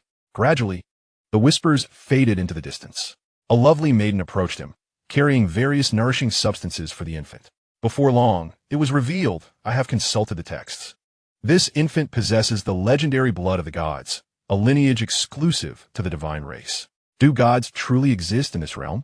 It seems unbelievable. While they may not be here, it does not negate the existence of that fabled place. The omnipotent divine race has indeed been brought back by the ancestor. My clan shall flourish for countless generations. Outside the courtyard, murmurs of low discussions arose, accompanied by avaricious glances that were unabashed. Some individuals marred the infant's tender skin, watching the golden blood flow forth, filled with fervor. An elderly man, his hair as white as snow, took a sip of the golden blood, and in an instant, his wrinkles vanished, restoring him to decades of youth. This blood possessed the power of longevity. Moreover, it could alter one's foundation and enhance comprehension. What spiritual or Tao bodies could stand in its presence? Truly, the legendary race was deserving of such blood, enough to cultivate countless prodigies for my clan. Hion, the most exceptional genius of our generation, rightfully deserved this fortune, who proclaimed that such an opportunity should be shared among all juniors. Amidst the clamor and disputes, the infant grew increasingly frail. In the end, his body bore the marks of countless cuts, suffering akin to being flayed alive.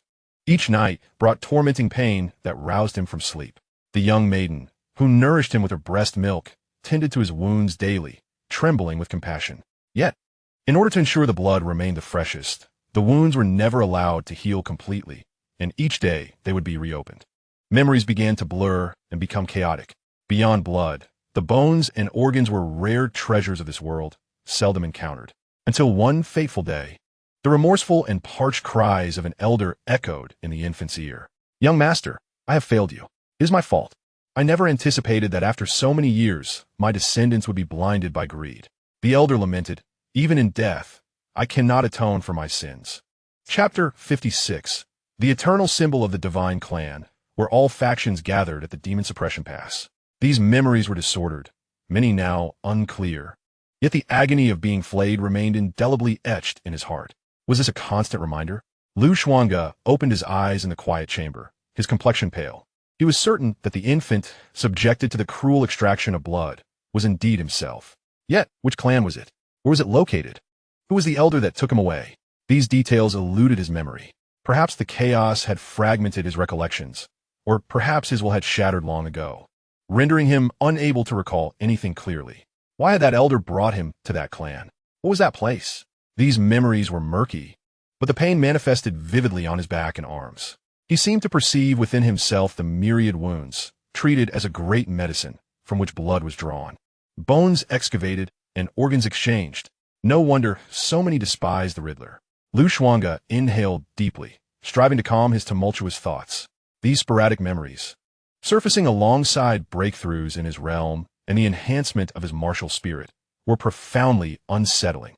Initially, he believed himself to be merely an abandoned infant amidst the chaos of war, bearing the memories of a previous life as a transmigrator, which led to his unexpected adoption by the Demon Suppression King. However, as these memories continued to resurface, they now revealed a lineage steeped in bitterness and vengeance, possessing the blood of the gods. The faint golden light emanating from his internal energy, grand and majestic, symbolized the eternal and indestructible essence of the Divine Clan. If he was indeed of divine lineage, why was he present in this realm of Xianxia? Was it the elder who had brought him here? Enough. The water will naturally flow when it reaches the bridge. There was no use in speculating about these matters now. Xuange had never been one to dwell on the past. He had no desire to ponder his origins when pressing issues remained unresolved. A night of silence ensued. Throughout that night, Xuange contemplated many things. It was not until the dawn broke that he rose from the quiet chamber. Following the usual routine, he washed his face and took his meal, attended by the maidservants. Then, accompanied by the generals and numerous soldiers of the estate, he set forth towards the Demon Suppression Pass. As the Grand General tasked with the suppression of demons, it is imperative to patrol the various portals. The Demon Suppression Pass comprises 16 portals, each overseen by a designated general responsible for its defense and surveillance. Daily, a multitude of ferocious beasts assail these portals, striving to obliterate them. Consequently, these 16 generals remain ever vigilant, unable to stray far from the Demon Suppression Pass for any extended period. Should even one portal fall, a torrent of beasts would surge forth from the other side, incalculably devastating the realm. However, patrolling the Demon Suppression Pass is not the sole ambition of Xuange. This formidable stronghold also serves as a bustling city, teeming with diverse individuals, including wandering cultivators and intrepid adventurers. Each year, the Demon Hunting Festival attracts heroes from all corners of the world, competing for the rewards bestowed by the imperial court. Numerous bustling markets surround the area, where one might encounter rare materials and exotic metals. Xuange, wishing to forge new weaponry, seeks to explore the stalls in hopes of fortuitous finds. Possessing the ability to discern fate, he is equally adept at reading fortunes and uncovering hidden treasures. The Demon Suppression Pass is situated at the southern border, resembling a majestic dragon lying on the ground, stretching endlessly into the horizon. Towering hundreds of feet high, its surface is a mottled gray, adorned with intricate patterns, emanating an air of somber grandeur that instills a profound sense of pressure upon all living beings. Above, swirling storm clouds pulse with energy, occasionally struck by lightning, their radiant flashes resembling celestial dragons descending from the heavens, shaking the very earth beneath. Should any beast attempt to breach this portal, it would trigger the formidable suppression laws, reducing them to mere ashes. From a distance, the structure appears as though it were forged from a constellation of stars, its surface aglow with vibrant formations, continuously inviting the true thunder from the heavens, transforming into a realm of thunderous confinement. It is said that the Great Qian Dynasty expended several centuries to complete the construction of the Demon Suppression Pass, spanning over 3,000 miles. Each mile is inscribed with no fewer than 3,000 intricate formations, a monumental endeavor that left the nations of the Xianxia realm in awe. A group of young men and women, claiming to be travelers, have arrived at the southern border. They stand atop a city tower, gazing in wonder. If Xuange were present, he would recognize them as the same group encountered previously in the Starlit Fields. With such a magnificent and imposing portal to repel the tide of demons, it is no wonder that few beasts have been seen along the way. Among them is a graceful woman clad in a cloak with a hood, equally mesmerized by the sight. In a vast expanse of the 9 provinces, with the essence of the earth and cosmos as its axis, the central domain stands as a bastion. It is broadly divided into 9 territories. For instance, the Hangzhou region reveres martial prowess, boasting numerous martial sections. In contrast, the Xianzhou region venerates Confucianism and Taoism, where various dynasties vie for supremacy, employing Confucian strategies to contend for the imperial mandate. Thus, in the remaining territories, it is a rare occurrence to witness a nation uniting its strength to construct fortifications against the monstrous beasts. The methodology of the imperial edicts indeed possesses its own mystical qualities. It is said that in ancient times, an emperor harnessed the strength of millions to forge a divine position, achieving the state of immortality. Regrettably, such paths to enlightenment have long been lost to history. Nowadays, the populations of various nations are insufficient to sustain such grandiose belief systems.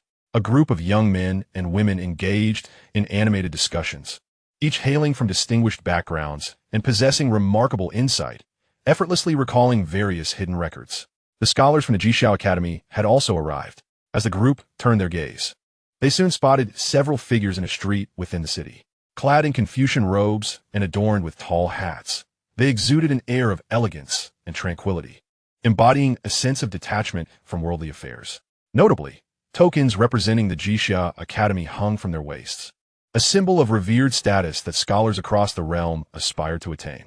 The Jixia Academy and the Confucius Temple, revered sanctuaries of Confucianism and Taoism, admit only a handful of disciples each year from various regions, yet each is truly a prodigy, endowed with extraordinary talents. The Great Qian state is founded upon Confucian principles. However, it has been several years since a remarkable talent from these sanctuaries has emerged.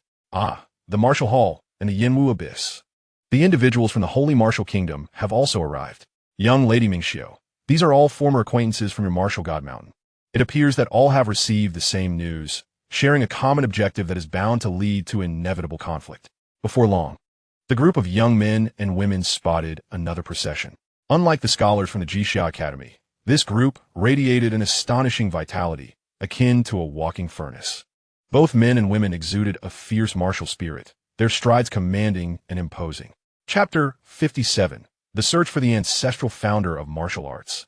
The most powerful martial sects of the age. Leading the group was a disheveled elder, tall in stature with hair and beard as white as snow, his temples bulging, with large joints and bright, piercing eyes reflecting a profound mastery of martial arts.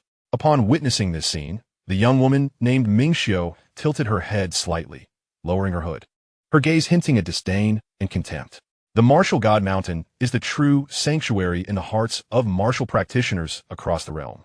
These factions, at their peak, could not rival Martial God Mountain, and now they have fallen into decline. Old acquaintances? Do they even deserve that title? As everyone gathered, a soft and enchanting voice suddenly resonated in the ears of the young men and women.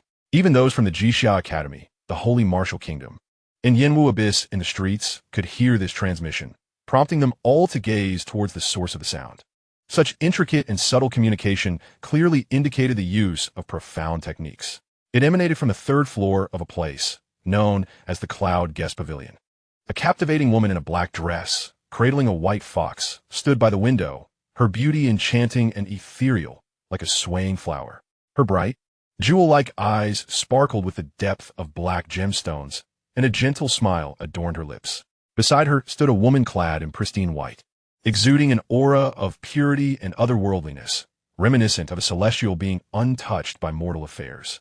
She was the Jade Fox Fairy of the Six Desires sect, accompanied by Ling Yu, the saintess of the Ascending Feather sect. The group of young men and women who had just been conversing exhibited a subtle shift in expression, their eyes betraying a hint of apprehension. Yet, in such a gathering, it was impolite to decline an invitation from someone of such stature. To refuse would be akin to direct affront. The white-clad woman, despite her Ascending Feather sect origins and her seemingly transcendent demeanor, hailed from a lineage that had once shared a common ancestry with the Six Desires sect. Her sect's disciples were known for their clarity of purpose and ruthless methods, indistinguishable from those of the demonic path. Thus, when the Jade Fox Fairy extended her invitation, it was best to accept with grace. An unkempt elder, radiating warmth, led the group toward the Cloud Guest Pavilion where the Jade Fox Fairy awaited. The scholars from the Xianxia Academy exchanged glances, and the leading gentleman among them, exuding an air of refinement, nodded in agreement before they all proceeded toward the pavilion. I have heard you seek the legacy of the sage of literature. May I inquire if you possess any leads? They soon reached the third floor. Before they could step inside, the melodic voice of the Jade Fox Fairy greeted them. The youthful individuals, of notable lineage themselves, were well acquainted with the prowess of the Jade Fox Fairy. Your Grace jest, for we are merely following our master's orders to investigate. The particulars remain unknown to us, replied the foremost young man, dressed in a splendid robe, his demeanor regal, with hands as pale as jade, shimmering with divine light. His name was Nangong Yuan, hailing from an ancient family of practitioners. The path of cultivation was divided into 4 stages, with the first 2 encompassing 8 realms corresponding to the realms of Confucianism, Taoism, and martial arts. Drawing qi, gathering spirit. Opening orifices, absorbing seas, penetrating mysteries, refining souls, forging palaces, and divine powers. The Jade Fox Fairy had already attained the 5th realm of penetrating mysteries in her early years. Could it be that your Six Desires sect wishes to involve itself? Inquired the refined gentleman from the Xianxia Academy, his expression slightly grave. Named Fan Yunzhao, he was one of the leading figures of this generation at the Academy, his deep understanding of Confucianism rendering him unafraid of the Jade Fox Fairy before him. Esteemed guests, since fate has brought us together at the Great Qian Demon Suppression Pass, why not set aside our swords and sit down for a drink? Suggested the unkempt elder. Laughter in his voice, his robust vitality, stemming from his martial arts practice, imbued him with an aura of might, akin to a formidable beast, instilling genuine awe. The young men and women behind him also possessed commendable martial prowess, their bodies subtly glowing with internal energy. Since it was the elder of the martial hall who spoke, we naturally ought to show him due respect, the Jade Fox Fairy remarked with a gentle smile. Fan Yunzhao cast a casual glance at the tall elder, who hailed from the martial hall, one of the most formidable martial sects in the world, boasting numerous martial kings. It was said that deep within the sect, an aged martial sage was in seclusion, employing secret arts to delay the decline of vitality. Such a status warranted his attention. Had this been an ordinary martial artist, he would have dismissed him altogether. The imposing elder, known as Xiang Pingxin, was a genuine master of martial arts, and due to his superior cultivation techniques, ordinary masters would stand no chance against him. He could easily perceive the disdain in the eyes of the disciples from the Xianxia Academy towards them. Furthermore, the young disciples from the Xianxian sect also exhibited a condescending attitude towards martial practitioners, albeit less overtly than their Xianxia counterparts. He chuckled, unfazed, as this had become a common occurrence across the vast expanse of the 9 provinces in recent years. The youthful men and women behind him felt an undercurrent of discontent. It could only endure it silently. At that moment, the group settled on the third floor, engaging in conversation and exchanging information gathered over time. The legacy of the Confucian sage was of immense significance, attracting the attention of numerous sections. Many had come to investigate, and they were merely the first wave. It was expected that others would follow. However, based on the intel gleaned from various sources, it appeared that the Confucian sage's legacy was likely situated near the imperial capital of the Great Qian Dynasty. They had already explored that area without uncovering any leads. Through the continuous sifting of information provided by various factions, they ultimately pinpointed the southern frontier as the most probable location. Currently, the greatest likelihood lay within the realm of the demon clans beyond the southern wilderness, a land fraught with peril and the lurking presence of demons, making the search akin to finding a needle in a haystack. The Xianxia Academy held little regard for the Confucian legacy, being primarily concerned with reclaiming the Academy's treasured artifacts. As for other possessions, they were free for the taking. However, should anyone harbor ill intentions towards the Academy's treasures, they would not hesitate to show no mercy. Fan Yun Zhao snorted disdainfully, his demeanor decidedly domineering. His words elicited discontent among those present, yet it was indeed a matter closely tied to the Academy's secrets. The Confucian heritage held no value for them. Their purpose here was solely to seek out the progenitor of the martial path. Xiang Pingxin boldly lifted his cup, taking a sip, and turned his gaze towards the hooded figure enveloped in a cloak, inquiring with a smile, "Miss Ming Xiao, do you have any news?" Clearly, he recognized the woman despite her attempt to conceal her appearance. While the status of the martial god mountain was exalted, the martial hall, the martial arts abyss, and the holy martial nation were equally formidable during their peak, producing an abundance of exceptional talents. In contemporary times, the path of martial arts has become fraught with challenges, unlike the era of its former splendor. However, the various sects of the martial world still maintain their connections. Chapter 58. The Phoenix does not associate with sparrows. What an extraordinary talent. Among the most distinguished disciples of Wushan Mountain, Xiang Pingxin naturally recognizes a few. At the tender age of 18, Ming Xiao has already attained the innate realm, establishing herself as a fifth-tier innate martial artist.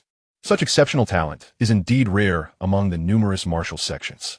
Moreover, her ancestors hold esteemed positions within Wushan Mountain, possessing profound strength. Upon hearing Xiang Pingxin's inquiry, a flicker of displeasure crossed Ming Xiao's face, as if she wished to distance herself from him. She replied coolly, "Elder Xiang, this matter is a secret of Wushan Mountain, pertaining to the future resurgence of martial arts. How could it be carelessly divulged?" At her words, Xiang Pingxin's expression stiffened. He did not expect Ming Xiao to be so unyielding, leaving him somewhat embarrassed. The young men and women behind him also wore grim expressions. Several clenched their fists in frustration, ready to stand up, but were restrained by a gesture from Xiang Pingxin. Wushan Mountain prides itself on its transcendence, and its disciples often look down upon other martial forces. Thus, it is no surprise that Ming Xiao associates with figures like Nangang Yuan. In her view, Wushan Mountain's lofty status should allow it to stand on equal footing with many sects of profound cultivation in this era. Yet along this journey, she has continuously faced ridicule and disdain from Nangang Yuan and his companions. Particularly, an incident at Xingchui Yeshan left her feeling utterly humiliated. "Senior, we have not encountered the progenitor of martial arts that Wushan Mountain seeks. However, we have come across a rare martial genius whose talent may rival that of the patriarchs of various sects," Nangang Yuan remarked, casting a sidelong glance at Ming Xiao's subtly displeased expression, and then suddenly laughed. Ming Xiao's countenance stiffened once more, her fists tightening. What did he mean by that? Was he intent on making her suffer further embarrassment in front of everyone? Nangang Yuan's words evidently piqued the interest of the other young cultivators, who began to chime in. "Indeed, Senior, it is a pity that your martial hall did not encounter him. Otherwise, you would surely have sought every means to recruit him into your ranks. Such talent we have only read about in ancient texts. We initially wished to meet him, but alas, Miss Ming Xiao prevented us, believing his talent inferior to that of the progenitor of martial arts. I truly wish to witness the legendary progenitor of martial arts one day, to see how astonishing he truly is, and whether he would earn our heartfelt admiration." Their words, seemingly praising the martial genius, were clearly a veiled attempt to belittle Ming Xiao, disregarding her dignity. They feigned regret as they sighed, and many gazes directed at Ming Xiao were laced with mockery. The phoenix does not flock with sparrows. How could Wushan Mountain be anything but a mere offshoot in their eyes? Did Ming Xiao truly believe that her status as a disciple of the martial god mountain would allow her to engage with them as an equal? Throughout this journey, she had approached them with unwarranted boldness, truly considering herself of significance. Upon hearing those words, a profound silence enveloped the cloud guest pavilion. Even the members of the Jixia Academy cast their gazes in this direction. The Jade Fox Fairy, slightly taken aback, soon recalled something, her eyes curving into a beguiling smile. Beside her, the holy maiden of the feathered Ascension sect, Ling Yu, furrowed her brows, seemingly pondering as well. Only Ming Xiao clenched her fists tightly, her gaze flickering with coldness and fury, yet she restrained herself from erupting. After all, she was alone and not accompanied by her brethren from the martial god mountain. However, the humiliation she suffered today would be indelibly etched in her memory. Oh, what manner of martial prodigy is worthy of such commendation from you all? Xiang Pingxin, oblivious to Ming Xiao's current predicament, inquired with curiosity. In this era of waning martial arts, even the slightest hint of talent warranted their fervent nurturing and cultivation. Nangang Yuan, clasping his hands in a gesture of respect, asked, Senior, in this current world, is it not challenging to even establish a new martial method, let alone evoke a celestial phenomenon that stretches purple qi for hundreds of miles? What did you just say? Xiang Pingxin had initially thought their discourse was merely jesting and paid little heed. Yet upon hearing this, he stood abruptly from his seat, his eyes wide with disbelief. Indeed, that is naturally the case. Even the esteemed ancestors at the deepest recesses of our martial hall could not invoke such celestial phenomena, even if they were to create new methods. The current state of the world reflects a decline in martial arts.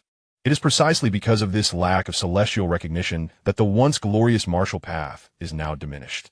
In the past, when martial arts reigned supreme, the legendary martial god was frequently encountered. Realizing the gravity of the situation, he nodded vigorously, his breath quickening. The young men and women behind him likewise rose, their expressions filled with incredulity. Only Ming Xiao's countenance grew increasingly mortified. That martial prodigy who invoked a celestial phenomenon and welcomed descending purple qi. What a commendable feat in today's world. As an elder of the martial hall, you should be well aware of its true merit, Nangang Yuan remarked with a smile. However, in Ming Xiao's narrative, such a prodigy pales in comparison to the progenitor of martial arts sought by the martial god mountain. His words shifted to directly target Ming Xiao, whose expression darkened. Silence. Ming Xiao retorted icily, Nangang Yuan, you have consistently targeted me throughout this journey, and now you seek to humiliate me publicly. What is your intention? As she uttered these words, her face was as frigid as frost. To create methods that invoke phenomena is indeed remarkable, but that is merely a benefit derived from the presence of the progenitor of martial arts in the Xinzhou domain. It is precisely because of his existence that it influences this realm, allowing martial practitioners here to gain the acknowledgement of the celestial will, thereby infusing their bodies with the essence of martial arts. On that day, the martial artist observed was indeed impressive at such a young age, having surpassed the innate warrior level. However, within the hallowed grounds of our martial god mountain, there are many who can rival him. Were it not for insufficient accumulation and lack of opportunity, I too could manifest my own laws here in the Xinzhou domain, drawing forth celestial phenomena. Her words resonated powerfully, plunging the hall into a profound silence once more. Nangang Yuan, concealing his face behind a folding fan, chuckled softly and ceased to speak. Xiang Pingxin found herself momentarily stunned. Has the environment of the Xinzhou domain truly transformed? Why have I not sensed any changes? Confusion began to creep into her mind. Ming Xiao, with a serious demeanor, stated, this is undoubtedly the reason. Just because the elder cannot perceive it does not imply there are no changes. The reincarnation of the martial god we seek will inevitably cause the martial godstone of our mountain to react. That martial artist was not far from us at the time. If he is indeed the reincarnation of the martial god, how could our martial godstone remain unresponsive? She unveiled yet another secret. The martial godstone is a treasured artifact forged by our martial god mountain in pursuit of the martial god's reincarnation. Even Xiang Pingxin has not had the fortune to encounter it. Since her conviction was so resolute, he refrained from further comment. It is a pity that, Even if he is not the reincarnation of the martial god. In a Xianzhou domain, where Confucianism reigns supreme, the ability to create laws is a remarkable talent, indicative of ancestral potential, worthy of our martial hall's utmost cultivation efforts. He sighed inwardly, feeling a sense of regret. Chapter 59. Where in the world do we not cross paths? Nothing is more important than face. Just as Xiang Pingxin was about to inquire where Nangong Yuan had seen that martial artist, a thunderous sound suddenly erupted along the long street of the Yuyao Pass. The sound of galloping hooves echoing through the air. Those on the third floor turned to glance at the commotion. Dust billowed forth. A squadron of heavily armored demon suppression troops was approaching from a distance, their gleaming steeds adorned in armor. At the forefront sat a strikingly handsome young man, his expression stern and imposing. Clad in a deep-hued embroidered python robe, with a flowing cloak billowing behind him, he stood tall and proud, exuding an aura of formidable authority. Perhaps due to the angle of the light, those on the third floor perceived him to be enveloped in a faint golden radiance, resembling a youthful deity. The wandering practitioners along the way stepped aside, their eyes filled with reverence. General Liu, some even waved and called out, their eyes betraying unrestrained fervor. What a cold and aloof man! His demeanor, his commanding presence, and the palpable strength radiating from him evoked a sensation akin to encountering an ancient ferocious beast. Xiang Pingxin from the martial hall could not help but brighten her eyes, unable to restrain her admiration. The disciples behind her also gasped in awe. As fellow practitioners of martial arts, they could discern, merely from his poised posture atop the steed, the terrifying depth of his foundation. Some female disciples could hardly conceal their admiration, their eyes shimmering with a mist of wonder as they gazed intently at him. The realm of Hangzhou diverges significantly from that of Xianzhou, favoring elegance and refinement. It is the tall, handsome, and robust man who aligns with their aesthetic ideals. In their eyes, the scholars before them are scarcely distinguishable from feeble chickens. Could it truly be him? The serendipity of encountering him here is astonishing. Nangong Yuan and the others were equally taken aback. Was this not the very man they had witnessed at the star-dripping wilderness? Life indeed has a curious way of bringing people together. The jade fox fairy's gaze shimmered like mist, enchanting and delightful, as she smiled softly, her eyes crescent-shaped with joy. However, the white-clad maiden, Ling Yu, frowned slightly. It turns out he is the infamous General Liu, the butcher of the Great Qian. Ming Xiu's expression darkened further, her eyes growing icy. Only moments ago, the crowd had been discussing matters, and she had not anticipated encountering him here. The very man who had subjected her to the derision and humiliation of Nangong Yuan and his companions. Senior. This individual is the martial prodigy we previously mentioned, Nangong Yuan interjected with a smile. Very well. Since he is not the reincarnation of the martial god sought by Wushan Mountain, we must ensure he becomes a disciple at our martial hall, Xiang Pingxin declared, his face alight with enthusiasm. At this juncture, the group of scholars from Jixia Academy exchanged glances with Fan Yunzhao, their leader. Fan Yunzhao squinted slightly and spoke in a calm, yet measured tone. Esteemed colleagues, our presence at the demon-subduing pass serves another purpose. Elder Kong Yun of the Confucian Temple was once the mentor of the Great Qian's Princess Ji Qingxian. In her youth, she studied alongside the Grand Master of the Great Qian at the Confucian Temple. Upon hearing this, Xiang Pingxin, who was about to rise, froze momentarily. The Confucian Temple, alongside Jixia Academy, stands as a sacred domain of Confucianism and Taoism, a coveted dream for scholars worldwide. He had heard of Elder Kong Yun, who holds a significant position within the temple. The others, too, were momentarily speechless. Elder Kong Yun is on the verge of becoming a figure of semi-saint status. He greatly esteemed the princess of the Great Qian, and had the princess not prioritized her nation, she might now be a disciple in the Confucian Temple. Upon learning of the princess's demise, Elder Kong Yun was deeply pained. Moreover, the butcher of the Great Qian has shown disrespect towards great scholars in the imperial capital, slaughtering innocent scholars before his residence, which has incited the ire of many elders at the Confucian Temple. Are you truly considering bringing this butcher back to your martial hall? Fan Yunzhao stated, his tone seemingly casual, yet laced with an undercurrent of menace. Ming Xiu had already harbored disdain for this group of scholars. Yet now a subtle smirk crept upon her lips. The jade fox fairy's enchanting eyes sparkled with amusement as she turned her gaze towards Lu Xuange, who was approaching from a distance, remarking, "How intriguing."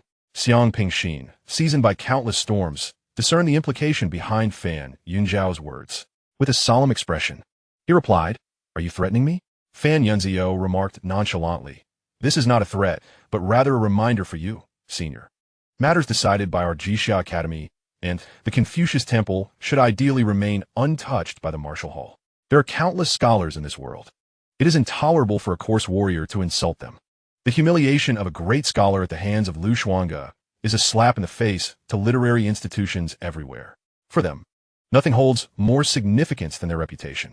Having spoken, he paid no heed to Xiang Pingxin, his ample Confucian robe swirling as he summoned forth a sheet of golden paper, resembling both a calligraphy practice sheet and a piece of rice paper. It suddenly unfurled, expanding several times in an instant. Two ancient characters gleamed brilliantly upon it, depicting the wondrous truths of existence unfolding. Simultaneously, he recited incantations, droplets of ink-like hues spreading through the void, as if preparing the canvas for an exquisite painting. In a heartbeat, the entire third floor radiated with golden brilliance, and the vast painting soared forth, bursting through the window towards Xuange, who stood not far down the long street.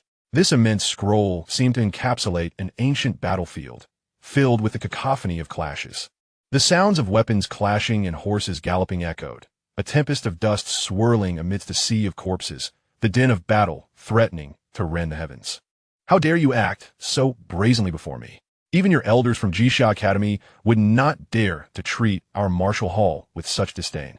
Today, I wish to see how you, Jixia Academy, will respond to the talent we have chosen," he declared.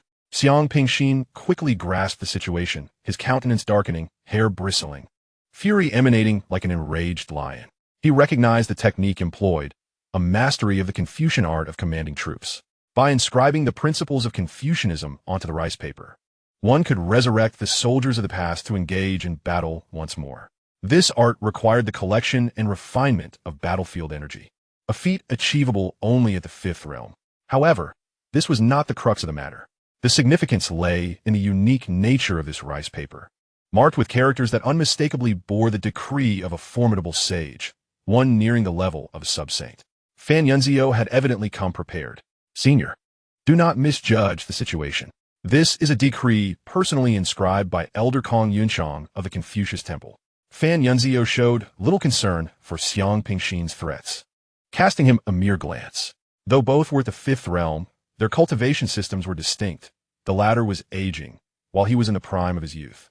Should a confrontation arise, he had ample means to swiftly distance himself, capable of suppressing his opponent with sheer technique. At that moment, the street erupted in a cacophony of astonishment. Many martial cultivators, who had been fervently chanting Xuange's name, were taken aback as they beheld the radiant golden rice paper descending from the neighboring pavilion, unleashing a brilliance beyond measure. The overwhelming aura, akin to mountains and seas, bore down upon them, making it hard to breathe, compelling them to kneel and pay homage. From this day forth, chaos would reign, shaking the very foundations of the Demon Suppression Pass. The air thrummed with energy, reverberating through the void. Before him surged a legion of soldiers, their forms as dark as ink, emerging from the expanse of the scroll, armed and fierce, akin to warriors rising from the depths of the abyss, charging towards Xuange, who sat resolutely at the forefront of the demon-subduing army. "Assassins, protect the general," the soldiers cried out, hastily forming a defensive formation. Xuange raised his gaze, his expression impassive, his demeanor austere. The sudden onslaught elicited no change in his countenance. He simply lifted his hand, unleashing a torrent of power that seemed to transcend mountains and seas, crashing forth with a resounding force. At that moment, the very fabric of the void appeared to shatter. The terrifying wave of energy surged forth, sweeping away the encroaching shadows, which instantaneously dissolved into ink-like droplets, disintegrating before they could approach him by even half a foot. A fool's errand. He turned his gaze towards the window from which the scroll had unfurled, and, beside his subordinate, grasped his longbow, preparing to knock an arrow. With a swift motion, a beam of light sliced through the air, reminiscent of a celestial body pursuing the moon, accompanied by a crimson glow. The sheer force of the shot toppled the edifice, followed by a thunderous explosion. Within the structure, Fan Yunjiao, who was locked in a standoff with Xiang Pingxin, was utterly unprepared for Xuange's immediate targeting. He invoked his scholarly arts, conjuring a circle before him that shimmered like a radiant shield, providing him protection. Yet, the might of that arrow was overwhelming, tearing through the shield with ease and piercing directly towards him. Impossible. Fan Yunzhao's expression shifted dramatically. As a prodigy of the Jixia Academy, he was unlike the ordinary Confucian scholars of the Fifth Realm. An innate martial artist of the same level should not be able to breach his spell. Reacting swiftly, as he sensed the inevitable, he enveloped himself in a hazy luminescence, transforming into a streak of light that rode the winds, escaping outside in an instant. However, his fellow disciples were not as quick to react. As the arrow flew forth, it detonated, scattering debris imbued with formidable internal force, like a rain of lethal needles. With a series of pain gasps, several were pierced through, reduced to mere bloodied remnants. Unable to evade in time, this warrior, Fan Yunzhao's countenance darkened, his expression marred by dismay, forced to retreat to a safe distance, realizing he had underestimated his opponent. Above the long street, the scroll remained suspended, radiating a resplendent light, with a faint holy majesty swirling within. Under this overwhelming aura, the void itself appeared to warp, as if struggling to bear the immense pressure. Amidst the blossoming sanctity, a vague figure began to materialize. With hair as white as snow and a complexion rosy, clad in flowing Confucian robes and adorned with a high cap, he held a jade scepter, his eyes deep as the cosmos, exuding wisdom and a detached brilliance. Disregarding the law, neglecting propriety, and flouting rules. Kneel today, and you may be forgiven for your past disrespect. You are granted the opportunity to redeem yourself through service, to guard the southern frontier and fend off the tide of malevolence, thus exchanging merit for atonement. Xuange, do you not feel gratitude enough to kneel? The indistinct figure spoke, its resonant voice echoing as if a celestial decree had descended, imbued with an inexplicable authority that sought to influence the very fabric of this realm. The void shimmered with ripples as a terrifying wave of sound swept through the surroundings, causing the entire structure of the pavilions to tremble. Ethereal white blossoms fell incessantly, swirling about its form, exuding an extraordinary, otherworldly splendor. The scattered practitioners along the long street were overwhelmed by this formidable presence. Their spines cracked audibly, their legs buckled, rendering them unable to stand, and they fell prostrate before the ground, kneeling in submission. Elder Kong Yun of the Confucian Temple, those within the third floor, including Nangong Yuan and others, had long sought refuge to the side, their astonishment palpable as they beheld this spectacle. This esteemed scholar had achieved renown for many years. His name a whisper in their childhood, known for his eloquence in debate and the wondrous phenomena that often accompanied him. Now, having delved even deeper into his cultivation, he was on the verge of transcending into the realm of a quasi-saint. He had become one of the most exalted beings in this realm. To think that such an entity would personally intervene to punish Xuange. However, rather than obliterating him, the scholar opted to descend with the weight of Confucian thought, intending to compel him to kneel as a form of admonishment. A being on the cusp of quasi-sainthood, deigning to confront him for the sake of preserving the dignity of Confucianism, the scholars remained unyielding in their principles. Xiang Pingxin was astounded by the terrifying prowess and innate talent displayed by Xuange at this moment, while simultaneously feeling a wave of indignation and helplessness towards the despicable actions of the Confucian scholars. Such shameless conduct could only be perpetrated by those who incessantly recited the classics, immersed in their studies. How infuriating! Had he known this would transpire, he would have surely summoned his ancestor to embody his martial spirit. Anxieties churned within him. On the long street, Xuange's gaze was as frigid as ice. He had not anticipated encountering such a situation upon returning to the southern frontier's demon-slaying stronghold. A figure poised to breach quasi-saint status sought confrontation with him, wishing to restore the dignity of Confucianism, to force him to kneel publicly before his soldiers and leaders, before the citizens of the southern frontier, bowing in submission to their Confucian ideals. An unnamed fury simmered within him, intensifying with each passing moment.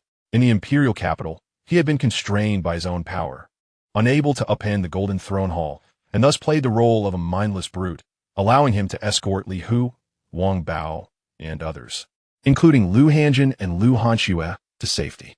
Along the way, he had faced multiple assassination attempts from the Zhao family.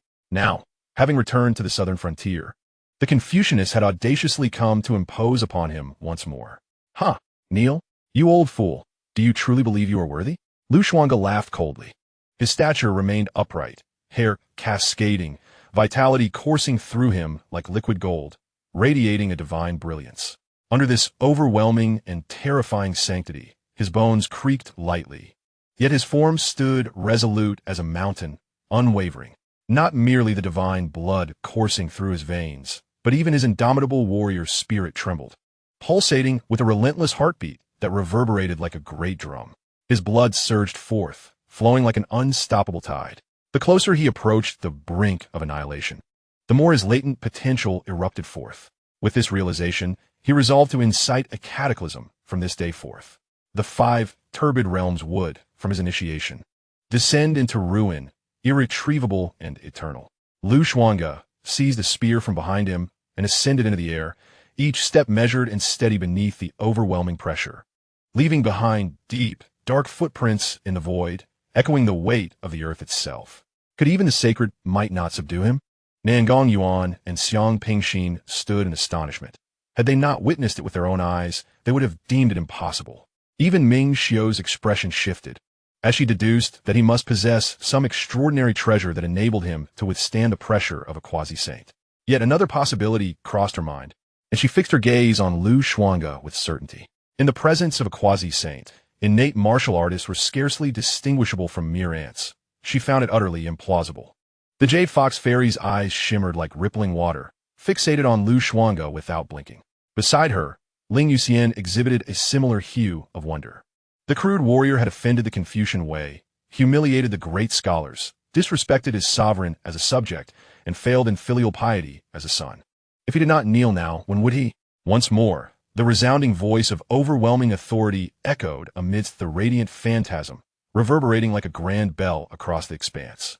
The entire sky quaked, as if it could scarcely bear the weight of that dreadful power. "Begone!"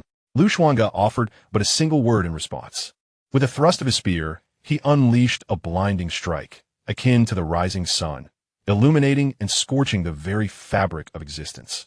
As if a magnificent sun emerged from the ocean, overshadowing the world and engulfing the looming specter. That apparition, with an even colder and more indifferent gaze, merely raised a hand to counter the attack, as if the very laws of the universe had descended, enveloping all might within its grasp. Its stance was exalted, resembling a sage who wielded the power of life and death over insignificant beings. Boom! None could discern the events unfolding at that moment. Even the Jade Fox Fairy, who had awakened her divine sight and cultivated her soul, remained oblivious to the spectacle. At that instant, the vicinity of the demon suppression pass trembled, as those who had arrived could only gaze in awe at the unfolding drama. High above, one could only faintly perceive the blurred figure of Xuange, spear in hand, engaging in combat with the specter, his hair flowing wildly as though a deity or demon had descended upon the earth. Each thrust of his spear seemed to harness the very force of heaven and earth, piercing through all and shattering everything in its path. Such a battle, transpiring beneath that celestial dome, was so utterly astonishing that it transcended the realm of human capability. Regardless of the techniques employed by the quasi-saint's apparition, Xuange shattered them all with brute force, embodying the indomitable spirit of a war god. Ultimately, a terrifying explosion erupted, cascading like a tidal wave, engulfing the heavens and stirring countless clouds in its wake. Countless structures surrounding were obliterated, collapsing amidst a swirling cloud of dust. The many citizens, kneeling upon the ground, gradually sensed the oppressive terror dissipating, allowing them to rise once more. They gazed around in bewilderment. Today, your spirit is shattered. Tomorrow, your flesh shall be destroyed and your true soul extinguished. After a brief silence, Xuange's chilling shout erupted amidst the blinding light and billowing dust, reverberating like thunder, shaking the vicinity of the demon suppression pass into a profound silence. Chapter 61. What if the situation cannot be contained? This is a confrontation against the saint. Hearing these words, Nangong Yuan and the others felt their pupils tremble, overwhelmed by shock and disbelief. Could this truly be a confrontation against a saint, achieved solely through the body of an innate warrior? Regardless of the circumstances, a quasi-saint is still a being who has ascended to the saintly realm. Even if this was merely a fragment of the opponent's thought, it remained an unfathomable feat. After a moment of contemplation, Nangong Yuan suddenly chuckled, glancing at Ming Xiao, who bore a troubled expression, before rising and departing towards the outside. Brother Liu, he called from a distance, clasping his hands in a gesture of respect. The young men and women of the Xuanzong, led by him, followed suit. We must send word back to the sect, urging the ancestors to come. Such audacity is the decisive fervor we martial artists seek. This potential must not be squandered by the Confucians. We shall protect it at any cost. The revival of martial arts may hinge upon him. It is truly regrettable that he was born in this Xianzhou region. Had he emerged in Hangzhou, with ample resources devoted to his cultivation, he might have already become a martial king. Xiangping's thoughts swirled as fervor ignited within him, prompting him to hasten after the others. At that moment in his eyes, no ancestor of martial arts could compare to the young man before him. Meanwhile, on the long street, the tumultuous dust began to settle. Lu Xuange's robes were tattered, his sleeves torn, and the arm gripping the spear was stained with blood, marked by numerous wounds. It was evident that shattering the presence of one so close to quasi-sainthood was no trivial matter.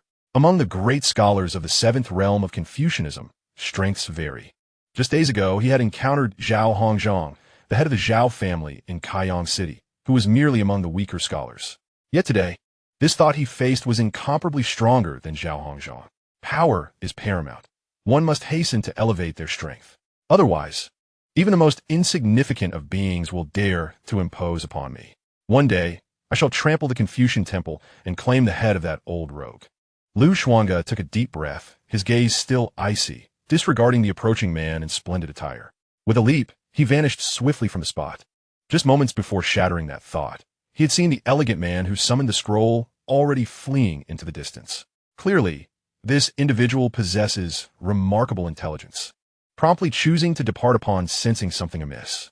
However, Lu Xuange has already refined his martial true soul, albeit in its nascent form, and has firmly locked onto its aura. A thunderous explosion reverberated from the distant sky, marking the resurgence of a chaotic melee. Fan Yunzio had not anticipated that, despite concealing himself behind the clouds, he would be instantaneously detected by this martial artist. How could the opponent be so extraordinary?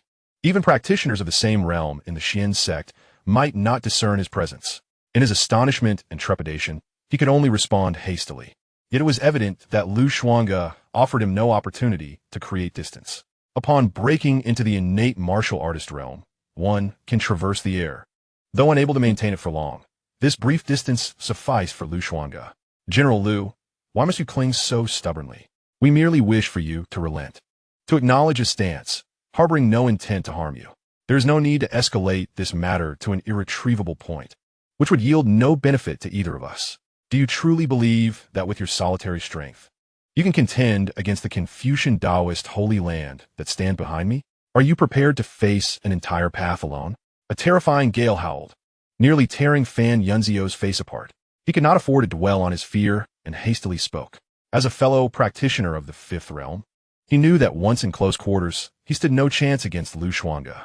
Yet, how could Lu Xuange's speed be so formidable? He could not seem to widen the chasm between them. Particularly, the overwhelming malevolent energy emanating from Lu Xuange threatened to dissolve his Confucian aura. Many of his techniques, scarcely unleashed, were extinguished by a blade-like aura emitted from Lu Xuange's mouth. The bloodthirsty energy proved to be a potent counter to Confucian methods. Currently, he possessed no means to contend with this sanguinary energy. To kill is but a matter of a naught.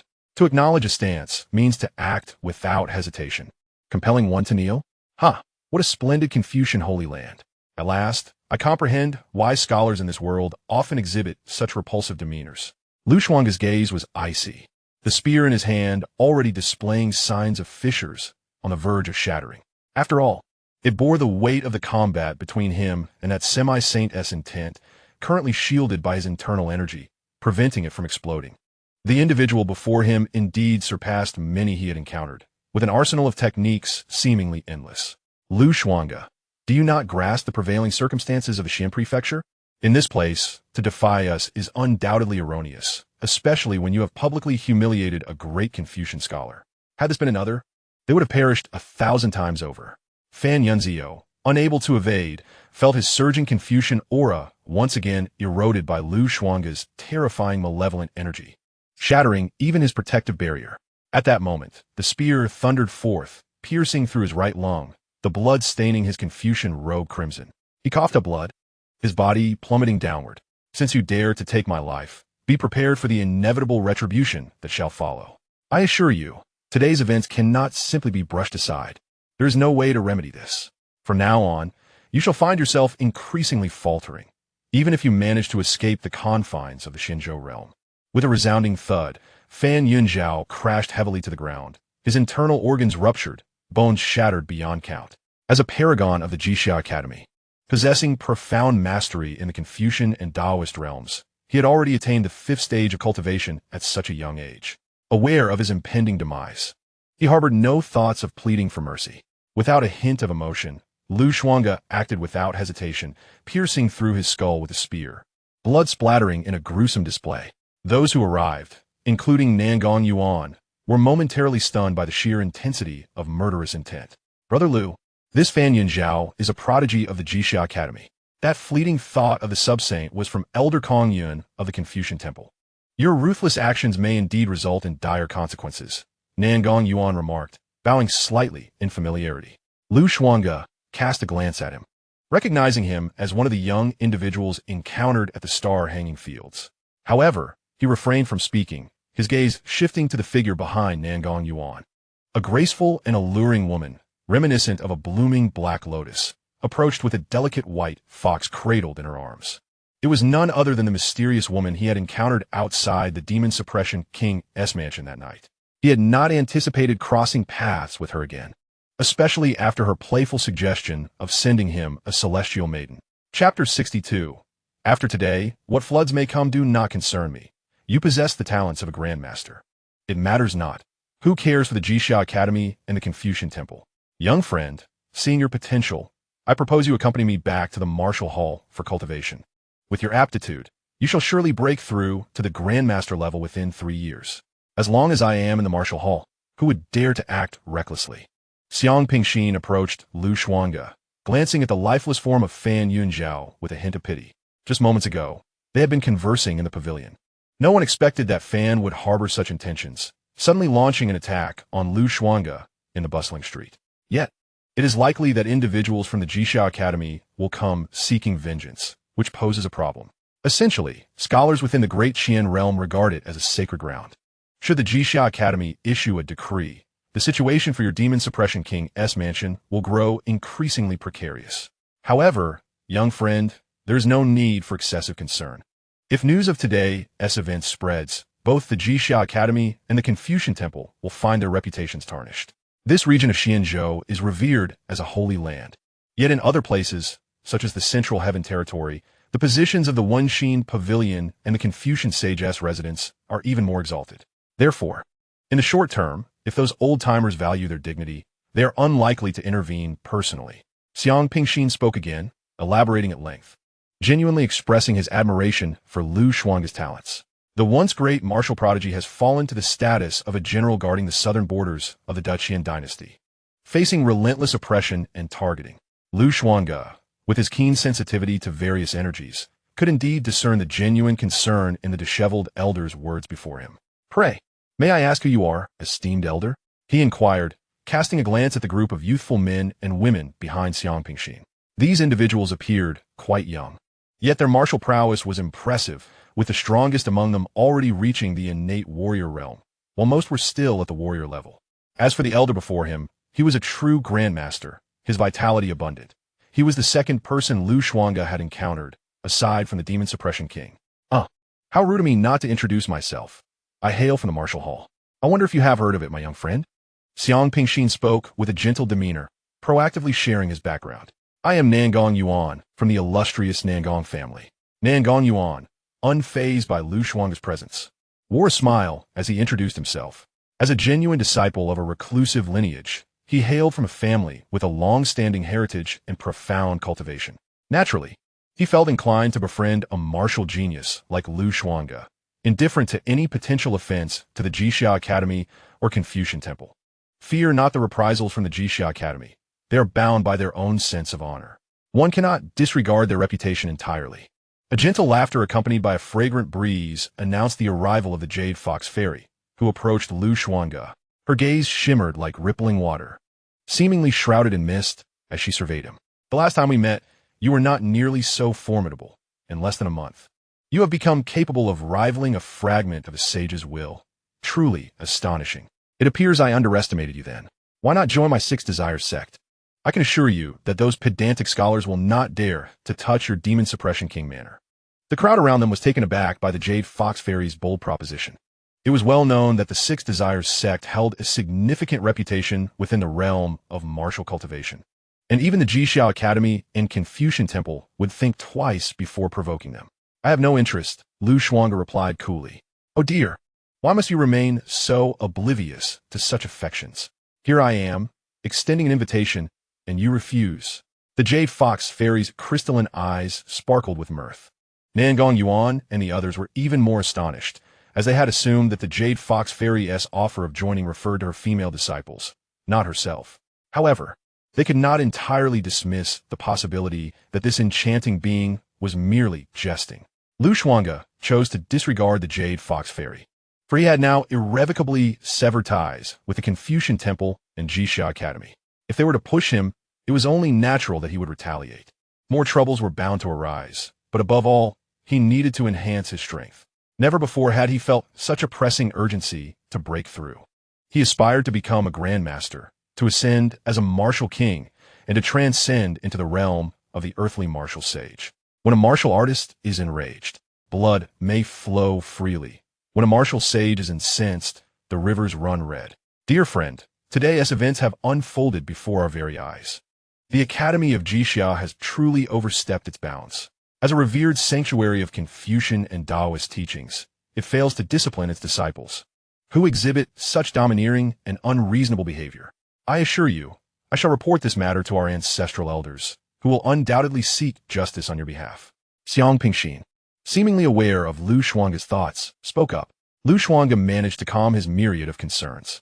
Regaining his usual demeanor, he nodded slightly and replied, I appreciate your kind intentions, senior, but I am capable of resolving this minor inconvenience myself. At least for now, the great Confucian scholars do not dare to set foot here. With the formidable demon suppression army of 500,000, I possess ample means to counteract them, albeit it may prove somewhat troublesome. It is indeed a pity that I did not encounter talent such as you sooner, Xianxia lamented. Brother Liu, we harbor no ill intentions. Although we were in the company of Fan Yinzhao and others earlier, it was merely out of some prior acquaintance. Might we have the honor of forming an acquaintance with you? Nangong Yuan inquired with a warm smile, his demeanor remarkably affable. He genuinely admired such a decisive and bold character. Ming Xiao, standing at a distance, did not approach, but her expression darkened further upon hearing this exchange. As a fellow practitioner of martial arts hailing from the esteemed martial god mountain, she recognized the disparity in Nangong Yuan's treatment of the two. The warrior was merely a rogue cultivator. Please hold on, Brother Nangong. Xuange was not one to overlook a good opportunity.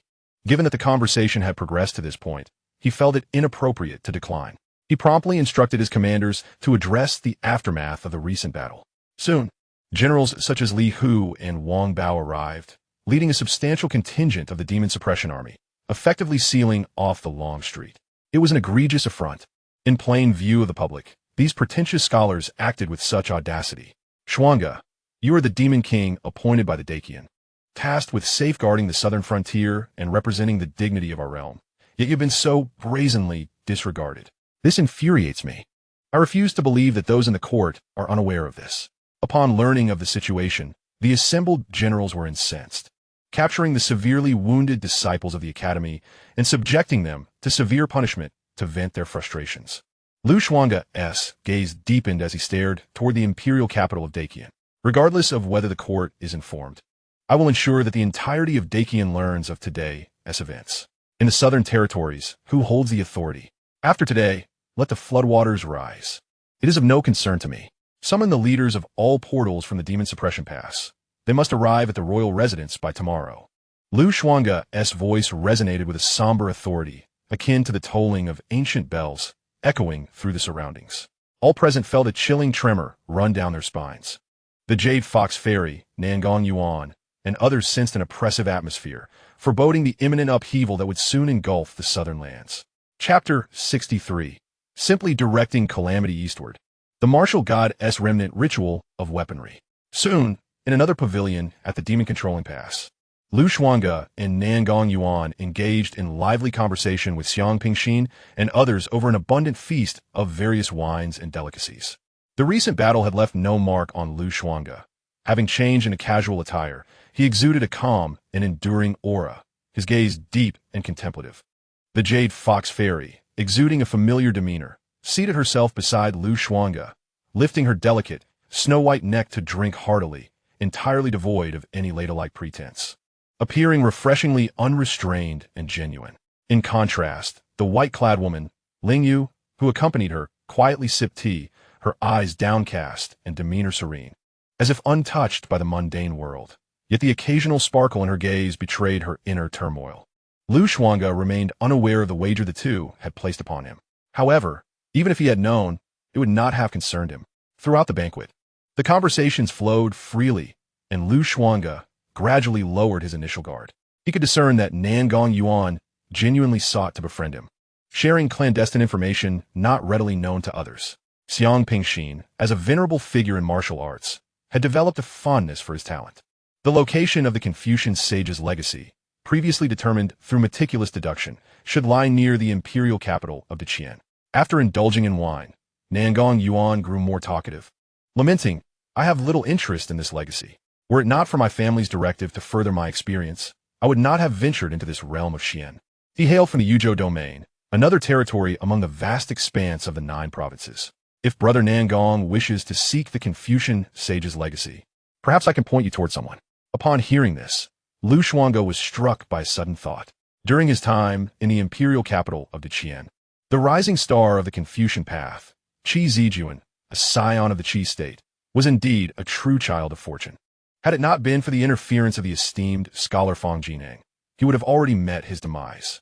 Initially, Qi Zijuan had arrived at Qian without much fanfare, displaying no extraordinary talent in Confucianism. Yet now, his performance suggested he had encountered some fortuitous opportunity. It might be wise to redirect the calamity eastward. "Oh, what news do you possess, Brother Liu?" Nangong Yuan inquired with curiosity. Thereupon, Xuange divulged a wealth of information regarding Qi Zijuan. "Qi Zijuan, intriguing indeed," Nangong Yuan mused, a smile breaking forth as he mused. "I shall instruct someone to investigate further." The young men and women behind him shared a similar interest. Should the Confucian sage's legacy truly fall into this fellow's hands, matters would become considerably simpler. Following the banquet, the group had grown considerably more familiar with one another. The purpose of Xiang Pingxin and the others' journey to the Xian domain was to seek out the progenitor of martial arts. Upon encountering Xuange, he became increasingly convinced that, given Xuange's extraordinary martial talent, his future accomplishments would undoubtedly reach a revered and ancestral level. After the banquet concluded, he began to utilize the sect's secret methods to relay the events of the day to the martial hall behind him. He intended to remain at the demon quelling pass with a group of young disciples. Xiang Pingxin was deeply concerned for Xuange's safety. Although he could see that Xuange's strength was on par with his own, he felt that by staying, he could offer assistance if trouble arose. The concern expressed by Xiang Pingxin warmed Xuange's heart to some extent. Meanwhile, the happenings at the demon quelling pass spread like wildfire across the vast expanse of the Great Qian, causing another earthquake of reactions. In the imperial capital of Baiyujing, chaos and clamor reigned. Within the academy, many young scholars found it hard to believe their ears. Even the Confucian Temple and the Jixiao Academy had been drawn into the fray.